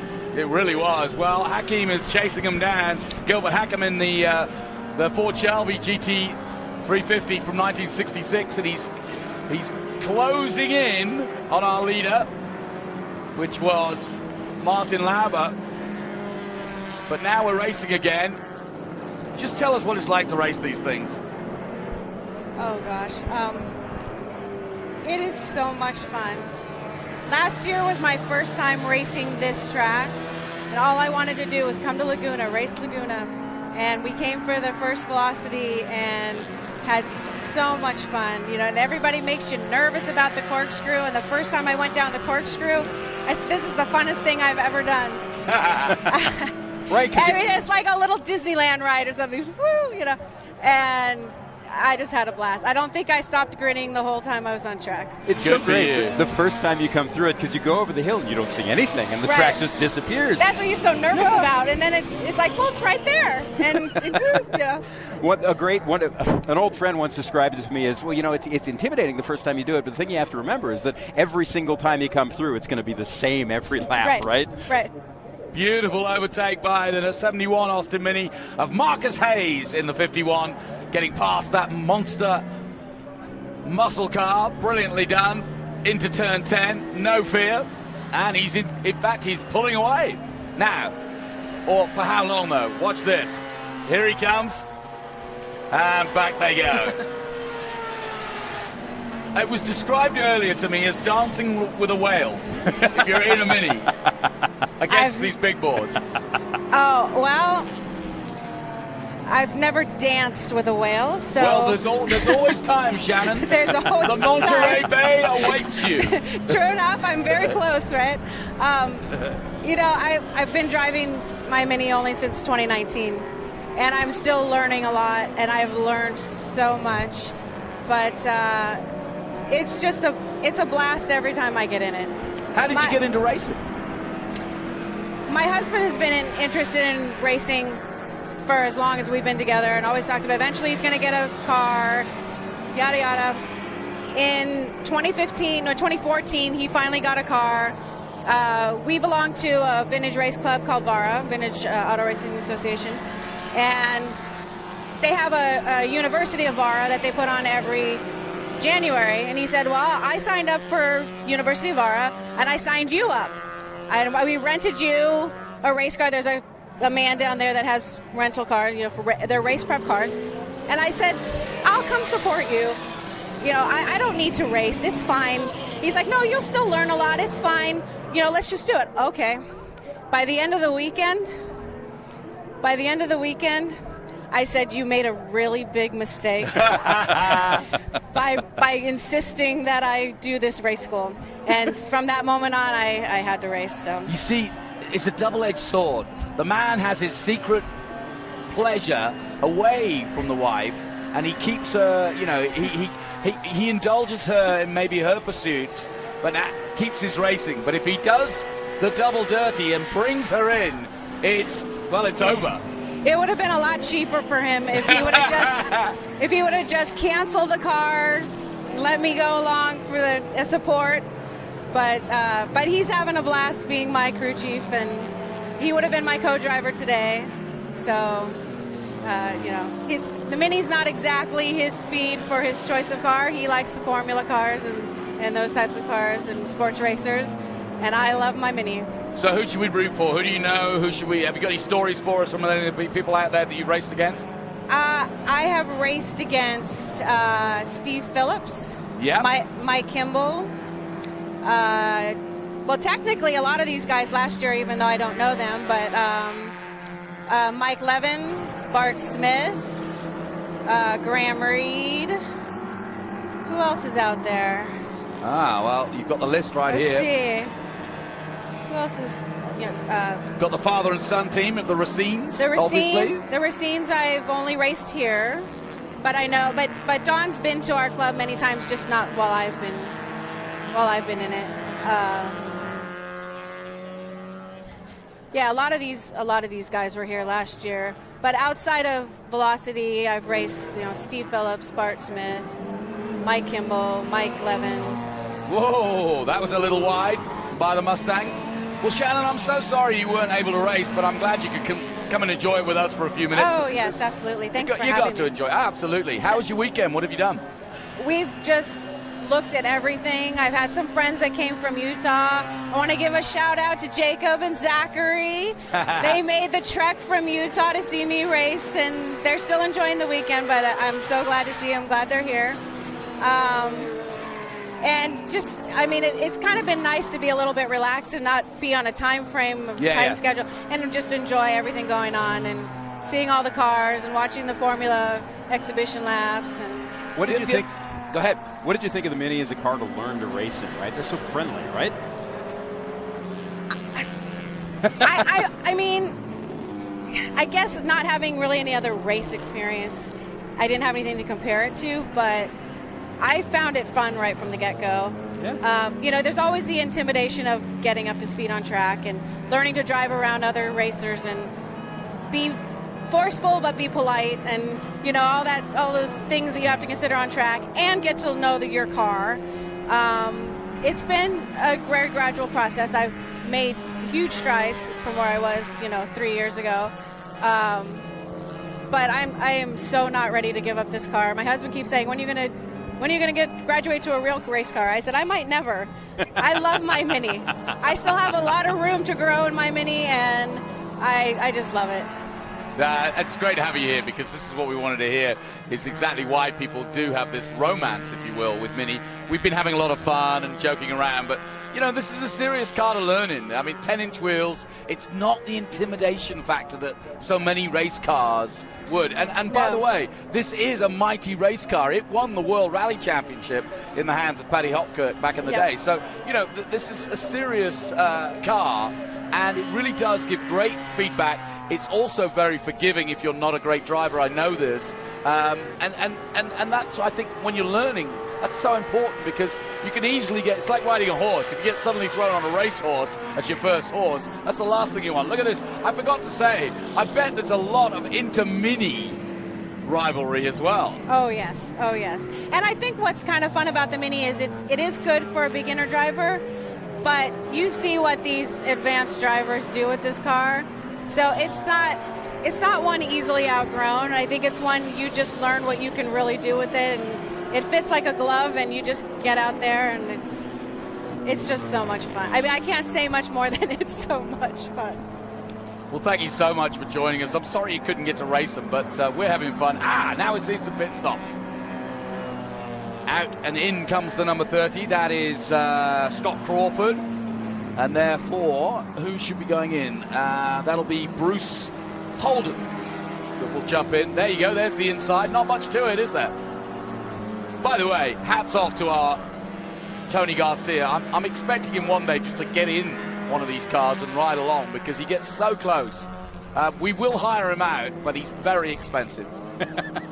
I love the scale of these cars, right? We had that shot inside the car in the pit lane, and you could see the hanging pedals that were almost horizontal. You could see the dash. You know, the wheel ends up in your chest. If I'm about 5'10", I'm roughly the right size, but some of the larger people get into them, taller people, and their knees are up in their ears. But you say that. My brother-in-law is 6'2", and he sits quite comfortably in a Mini, and I don't understand the physics of that. Because you look at that car, you stand over it, and you think it's impossible. But I bet you we could get Shaq in one of these. Well, that's the cool packaging thing, right? You know, so one of the geniuses of Alec Izagonis, the man who designed this car, was partly the drivetrain, but also partly the fact that you really can fit 4 adults into a Mini road car. And when you put, you know, they only really get cramped as race cars because there's a cage, there's a seat that doesn't move very much, there's the column, the wheel, everything is in a fixed position. Ooh, a little bit of brake lock up. And by the way, it seems normal. My mum, when I was a schoolboy of about 6, used to take me to school in her Triumph Spitfire, bright yellow, which didn't even have back seats, but we fit me, my sister in the passenger seat, and 2 Afghan hounds. Those are big dogs. Are you serious? Omar and Khyber. And I would arrive with my blazer on at school, covered in Afghan, but blown by our Spitfire. That's how, I mean, you ask how you got into racing. My mum taking me to school. I couldn't wait till 3:30 to get picked up again. So you basically grew up in a Tintin cartoon, is what you say. That sounds amazing. Yeah. Basically, that's yes. amazing. Here's another one for you, and I know Kev's got one like this. When we were at school, we would wait for the teacher that had a Mini or a Triumph, and what we would do is we'd wait till there was a break, and they would disappear to the master's office, go for their cup of tea, and we would all rush out, about 20 of us from the classroom, pick up the Mini, and take it to a place in the schoolyard that he couldn't drive out of. And we'd do this once a month, and he'd come back and we'd all sit there, nobody said a word. We got away with it for weeks, but you know, that's what you can do with a Mini. I think they were putting something in your tea. Here we go then, 21 minutes remaining. Who's it going to be, Mustang or Mini? The Big Bore Bash, as one of the Minis called it. Love it. It's interesting, too. Look at the brake lights pop on in that Mustang. You know, Mustangs have heat-limited brakes. They will go away if you use them too much. So a lot of those drivers end up having to brake earlier and lighter in order to keep them under the car for the rest of the race. Whereas the Minis, the brake lights, if they pop on at all, they'll pop on and then flash off, and the car's immediately into the corner. We can hear it here, sitting, listening to Turn 2 and Turn 3 behind us. The Minis are a breathe out of the throttle and then always on it, and the Mustangs are feathering it constantly. I tell you one thing the Mustangs have learned from last year. They all showed up last year with no headlights, trying to save some, save some weight, because what do you need headlights for? Well, the Minis all had their array of 4 headlights. That's Mini styly, but of course it went dark. Yeah. And we ran it in the dark. I think that was, what have we got here? 2 minutes to go left. Oh, this is them timing. I see. They're timing their 5-minute stop, as you quite rightly pointed out. Now, he should have boiled the tea by now, and off he'll go. But yeah, I mean, so basically the Mustangs have now brought back their full headlights, weight or no weight. They're going to make sure that if it does go dark or we go long, that they're ready. That's what I love about Laguna Seca, is that, you know, the weather is either like this or there is something happening with the thick clouds. Smog, yeah, and the clouds are, you know, half the time you come here, there's a fog delay in the morning. But, you know, on Friday during practice with the Mustangs and Minis, the fog rolled in and it didn't get dark, but you couldn't see large parts of the track. It was really cool. The headlights were popping out of the haze. It was neat. I seem to have forgotten about all these Ferraris parked up over here. This is far more interesting. Mustang versus Mini, David versus Goliath here at Laguna Seca 2022. They're going to repave Laguna fairly soon, so this will go down in history as one of the great races that finished off an era for Laguna Seca, no doubt.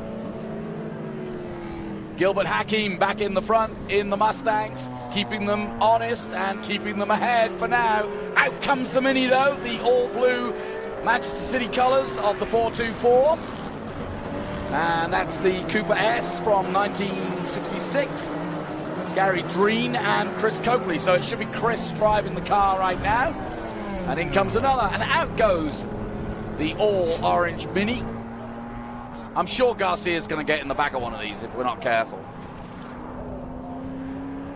Sun going down here on the peninsula, but a beautiful day and a great way to finish the weekend. Guys, Shannon first, have you enjoyed your weekend? We've had a great weekend. Good. We've had a great weekend. Despite not racing, we've had a great weekend. Me too. It's such a nice event. They really do a great job with the whole event. So we're really happy to be a part of it for 2 years now. And Sam, I know you have. I've dragged you in here, but I think you were having a good time before that. Oh, I mean, it's, you know, there are bad weekends in Laguna Seca, but there are no bad weekends in Laguna Seca. Every time I come here, I have a great time. The hills, the way the place looks, the way it feels in the morning. It's a magical, special little bowl on top of a mountain where nothing ever changes, and it's a snow globe of motorsport. It's I think that is actually, you just said it there. Whenever you arrive early in the morning at Laguna and it's cold and you're kind of like, I wish I hadn't stayed up as late as I did, and oh my word, we got a whole day ahead of us, and you see the fog and you think, oh, it's never going to rise. But then as you come into the circuit, you park up, you look down on the hill, you look across the peninsula, and you say, is a whole day of racing to come. That fog's going to clear, and we're going to be at Laguna. It's a very special place. Well, we're in the campground, and 8 o'clock, you hear the cars starting. It's like, all right, time to get up. Let's go. We are once again under caution.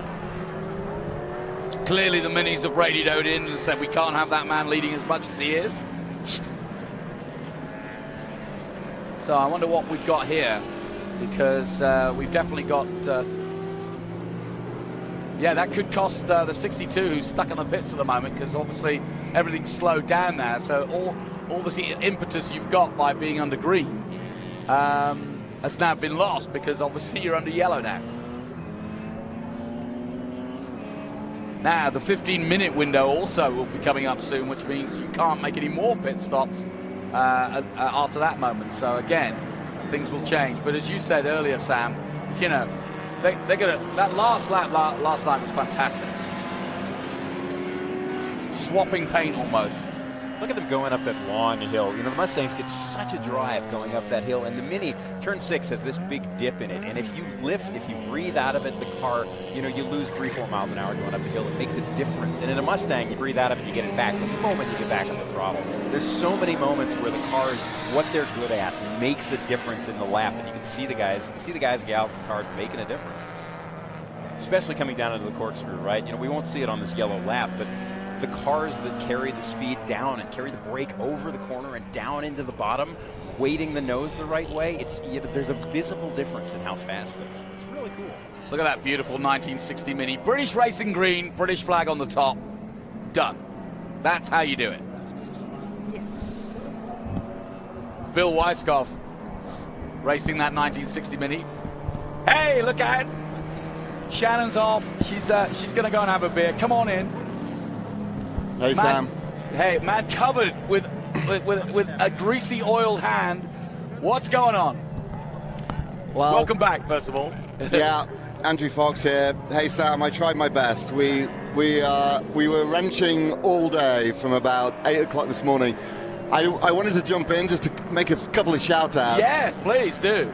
So there's Jeff Saculo, my pit man, and a massive shout-out to Andy Biddle, who actually got up at, I don't know, 5 a.m. this morning, drove back to San Jose to get parts, went to Fremont to get drive shafts. Oh, you're kidding. Yeah, came back down here. On his way, his F-150 truck's transmission blew up. He had to borrow another truck. No. Got back here, and then we've been, like, wrenching for the last, I don't know, 8 hours. I can see from your hands, yeah.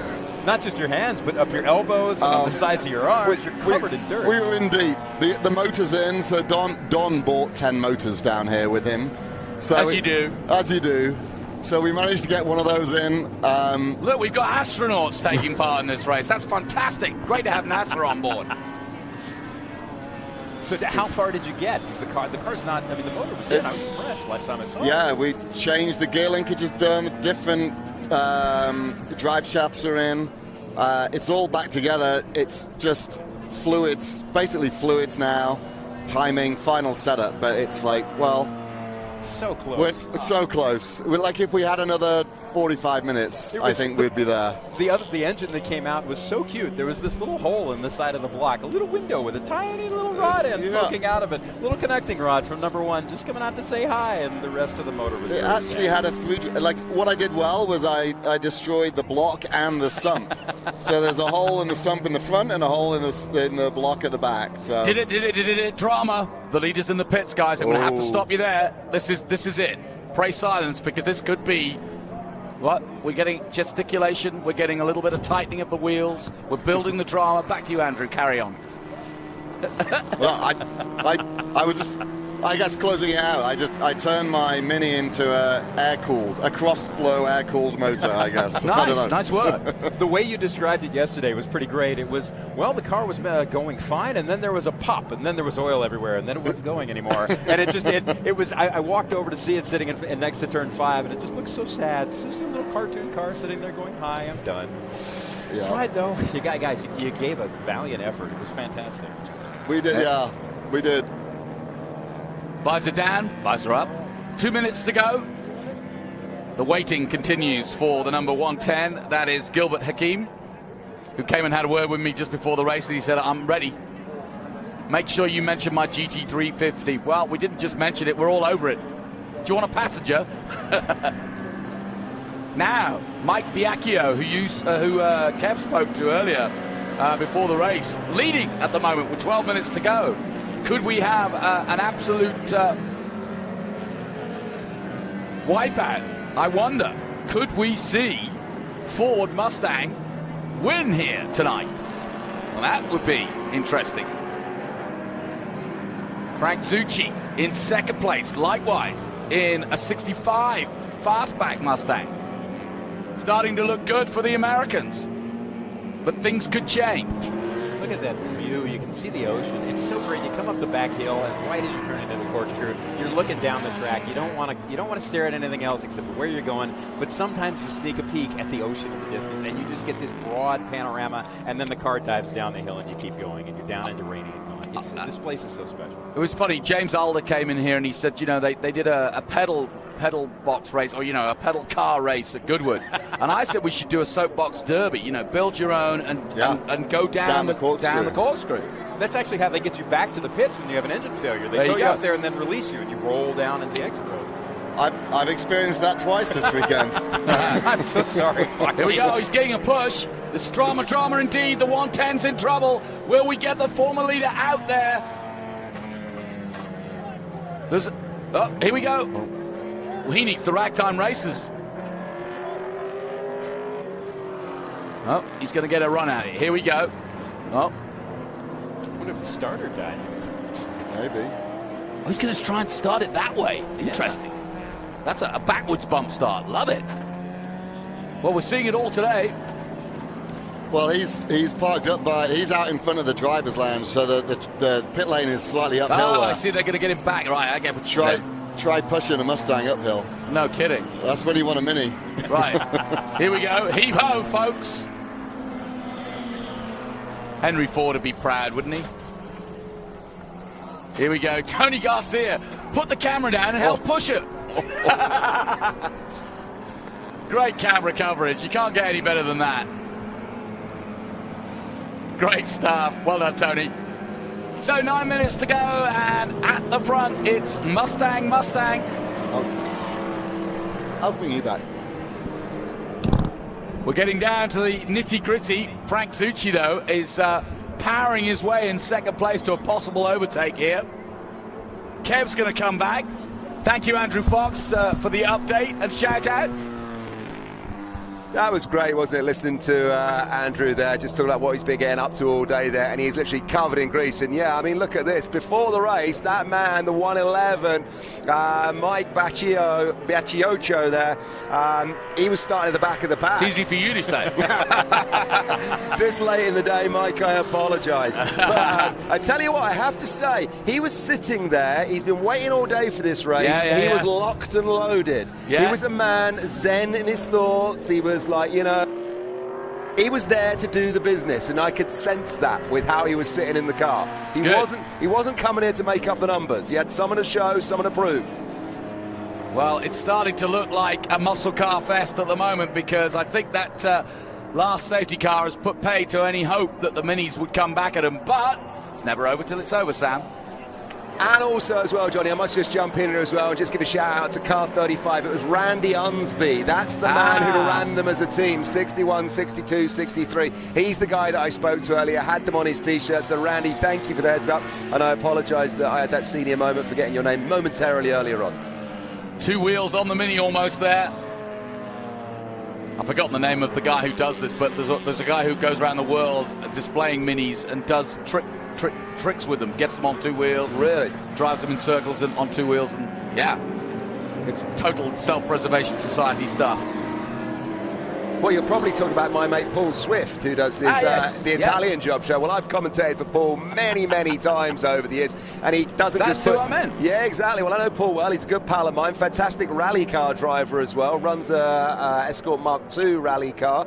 And he'll put any car on 2 wheels. And it is quite remarkable. And I've been there as the passenger, and I've been there in the middle of the arena as he's gone past me on 2 wheels. It's incredible. There's no trick photography. There's no trick anything. As long as you can lock the differential, he goes up a little wooden ramp and he'll do a lap of the arena on 2 wheels. That's nothing. I could put any car on his roof. I was going to say, when you say put any car on 2 wheels, that sounds like a threat. Yeah. Honestly, it's quite remarkable, and he does it in the smallest space as well. You don't need a big run up. You don't need a big run up. Just goes up a wooden ramp. Any production car, could be a Ford, could be a Mini, could be a whatever, and he puts it up on 2 wheels. Does a lap of the arena, and the crowd go wild. It's incredible. And he doesn't spill his tea. He doesn't spill his tea. He doesn't spill his tea. You think about the learning curve for that, right? Does it end up with a bunch of cars and a bunch of roofs while you're trying to learn how to do it? Like, how does while you're getting it wrong. Right. Yeah.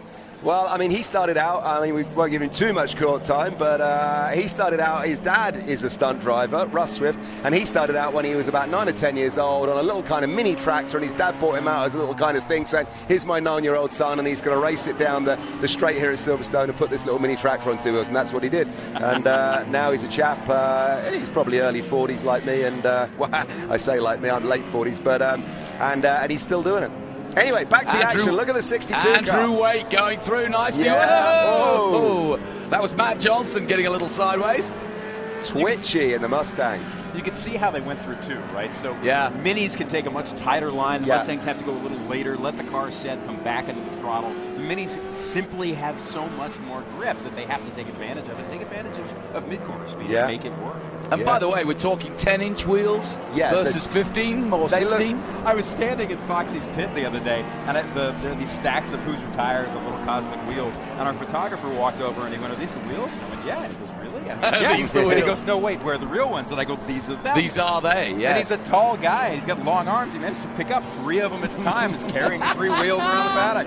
Because they're 10 inches. They look incredibly tiny when you walk near anything else down that row of cars down there. Just quite incredible. And the cars themselves, they are obviously tiny. And when you sit in them, and you'll know this, Sam, I mean, I said to these guys, what's it like when you point it down the corkscrew? You must feel so small and, like, vulnerable in that little thing on this big racetrack. No, you huck it in, and it just, the whole thing, you think in the car turns. A Mustang, there's so much steering effort, and it's a great experience on its own, but you're in a big negotiation with the car. The Minis, you just kind of go, I want to go over there, and the car goes, boop, and then it's over there. It's fantastic. Well, the discussion we had yesterday was the Mini, you have to be, if you're racing it, you have to be more precise almost than you would be in a Mustang, because you've got so much grunt in the Mustang that if you make a mistake, you can almost power out of it, whereas with a Mini, you're almost being a little bit more precise, because you can't get it back once you've gone wide or whatever. There's no way of powering out of it. You're there for as long as it wants you to be there. Until you do what you're told. Like I said, I had a chance to test one of Don Racine's cars, actually the 62 car that he's running here. And what I found amazing about it was that, when you put the car into a corner and you get it right, the car's like, hey man, everything's fine. And when you do it just a little bit wrong, you feel it for the next 2 corners, because you've lost that 2 or 5 miles an hour, and it doesn't come back easy. It just takes glacial ages to get back into it. It's so great. That is exactly the same. You're saying the same things that Andrew Waite said to me earlier on this afternoon. This is great. I love listening to guys like yourself who race these things and know all about it, because you're so in tune with what's going on. He said exactly the same thing. He said, you turn it into the corner, you start to get it wrong, the thing is going to let you know. Yeah. And it's just, and you just feel it. And you're like, no, all right, I can't do that. Sorry, I'll try someone else. Well, now we've got a battle for the minis. Oh, wow. If he gets that under control, that's going to be one hell of an overtake. Wow, that was sensational. Well done. Dennis, is that Dennis or Don Racine? Who's going second? I think Dennis Racine. Dennis Racine. That was brilliant. Look at how much of a gap he built. Yeah, that was flew. Yeah, he really did. I don't think he used. I think he just dropped it into Watch third. this though. Watch Andrew Waite. He's going to have a look up the inside. That's the 62 car coming up on the 61. Puts it up the inside. Now he's going to try the long way round. Look at this. Oh, and he's done it. And he's done it. Nicely done, then. So the Minis putting on a show here. They may not win the race, but they're going to fight each other tooth and nail for the Mini win, as it were. Lauber and Waite in that 62 car are now up to 6. After that yellow flag and safety car, they were down in about 9 and nowhere to be seen. They've got pride on the line. They want to put this up higher. This is great. I love watching the cars go through 6, right? You just saw that Mustang. There's a dip in the middle, and you see the Mustangs take this. They visibly see their weight. This whoop as they come down, and the Minis just go dip and then back up again. It's so obvious what's going on. Look at this. Look at this. Here's our leader creeping up. And past he goes. It's like a bigger fish swallowing something much smaller as it goes by. You got no chance there, buddy. Dancing with whales, as it was described earlier. Oh, is that what we had? Somebody, Oh, yeah, that's it. That's it. A friend of mine once described driving a fast Mustang as a nuclear sofa, right? You have everything and nothing all at once. Yes, I like that. That's a good description. 2 minutes to go then in our final race. Mini versus Mustang, a great way to end the weekend on what has been a truly spectacular weekend of racing. If you haven't enjoyed it, whatever part of racing you love, then you haven't got a pulse, because there's been so much to edify here and enjoy. It's been fun. It's been good. It's been good, good fun racing. It's been good, clean racing. We've had some moments, but all in all, most of the cars, I think, are going to be going home safe. And that checkered flag on the top of that car could well be used in about a minute or so. Yeah, that's my man Randy Unsby, who I was talking about earlier. He's actually racing that 35 car. He's the man that used to own or run the team that's 61, 62, 63, out in the 35 car with the checker block roof. Like it. Wow. Here we go. So a minute to go, and it looks as though Mustang are headed for victory, but that makes sense because it is a 66 Mustang he's driving, and for those who know their history, stand by though, look out for Lauber and Waite. They're going up from 6th. We're going to see him 5th with that move there, I think. Yeah, I think that is. Yeah, you're absolutely right. Well, in fact, Racine was 7th. That's 177. Yeah.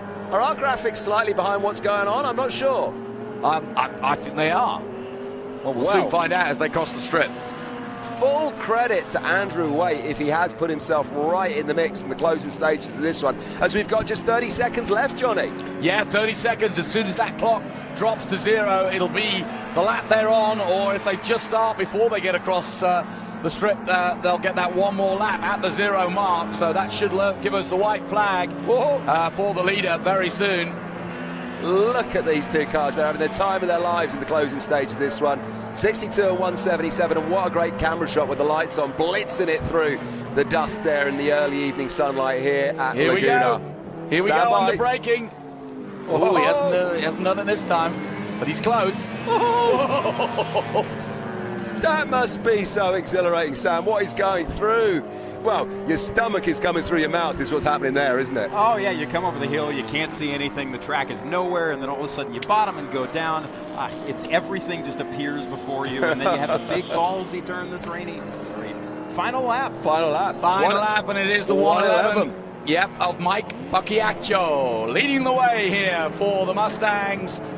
And like I said, it's appropriate that it is a 66 Mustang because, of course, that's when Trans Am began some 56 years ago, and somewhat appropriate then that Mustangs here in 2022 would finish off a weekend of Velocity Invitational as the head of the pack in our All-American festival of speed.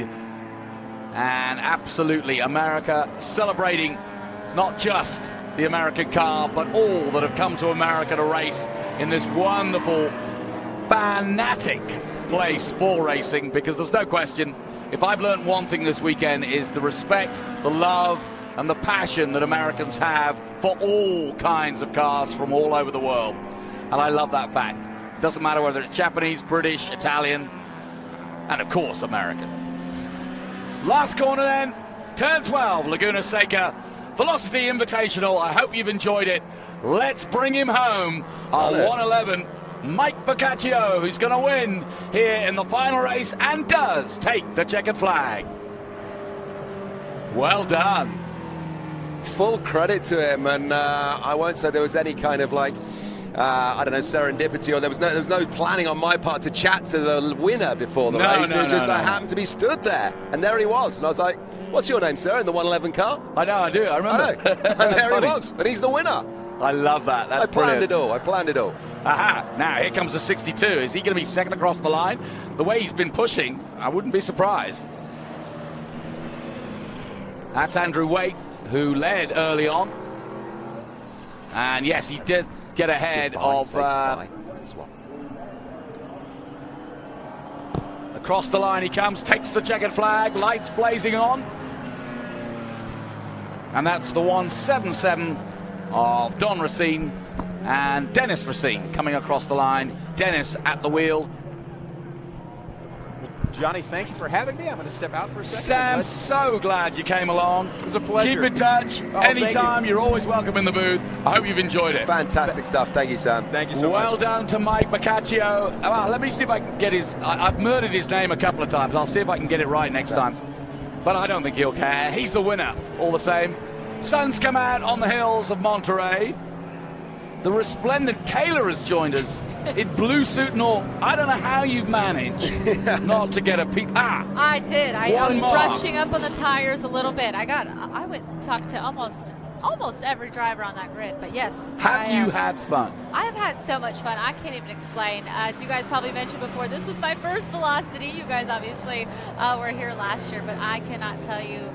This smile has not left my face all day. How about that Ragtime Racers? I was living for that suit. I was next year. We're switching. I'm in that suit. Good luck trying to top that. I say, I'll hand the baton on to this one, Johnny. How about you? Well, she's rather brave, I'd say. Rather. What a scallywag. Thinking she could take you on. I have to practice my verbiage before I get over there. You've got to get your Pathé verbiage down before you do that. Yes, indeed. But what guys, we're going to see the sun's going down. Let's sum up the day and sum up the weekend, really. Hats off to the organisers. They've done it again. And I know that Jeff and Ryan and everybody else don't like to sort of say, oh, it's Goodwood here in America. It's not. It's America's version of something very similar, but everybody's liking it to that. Yeah.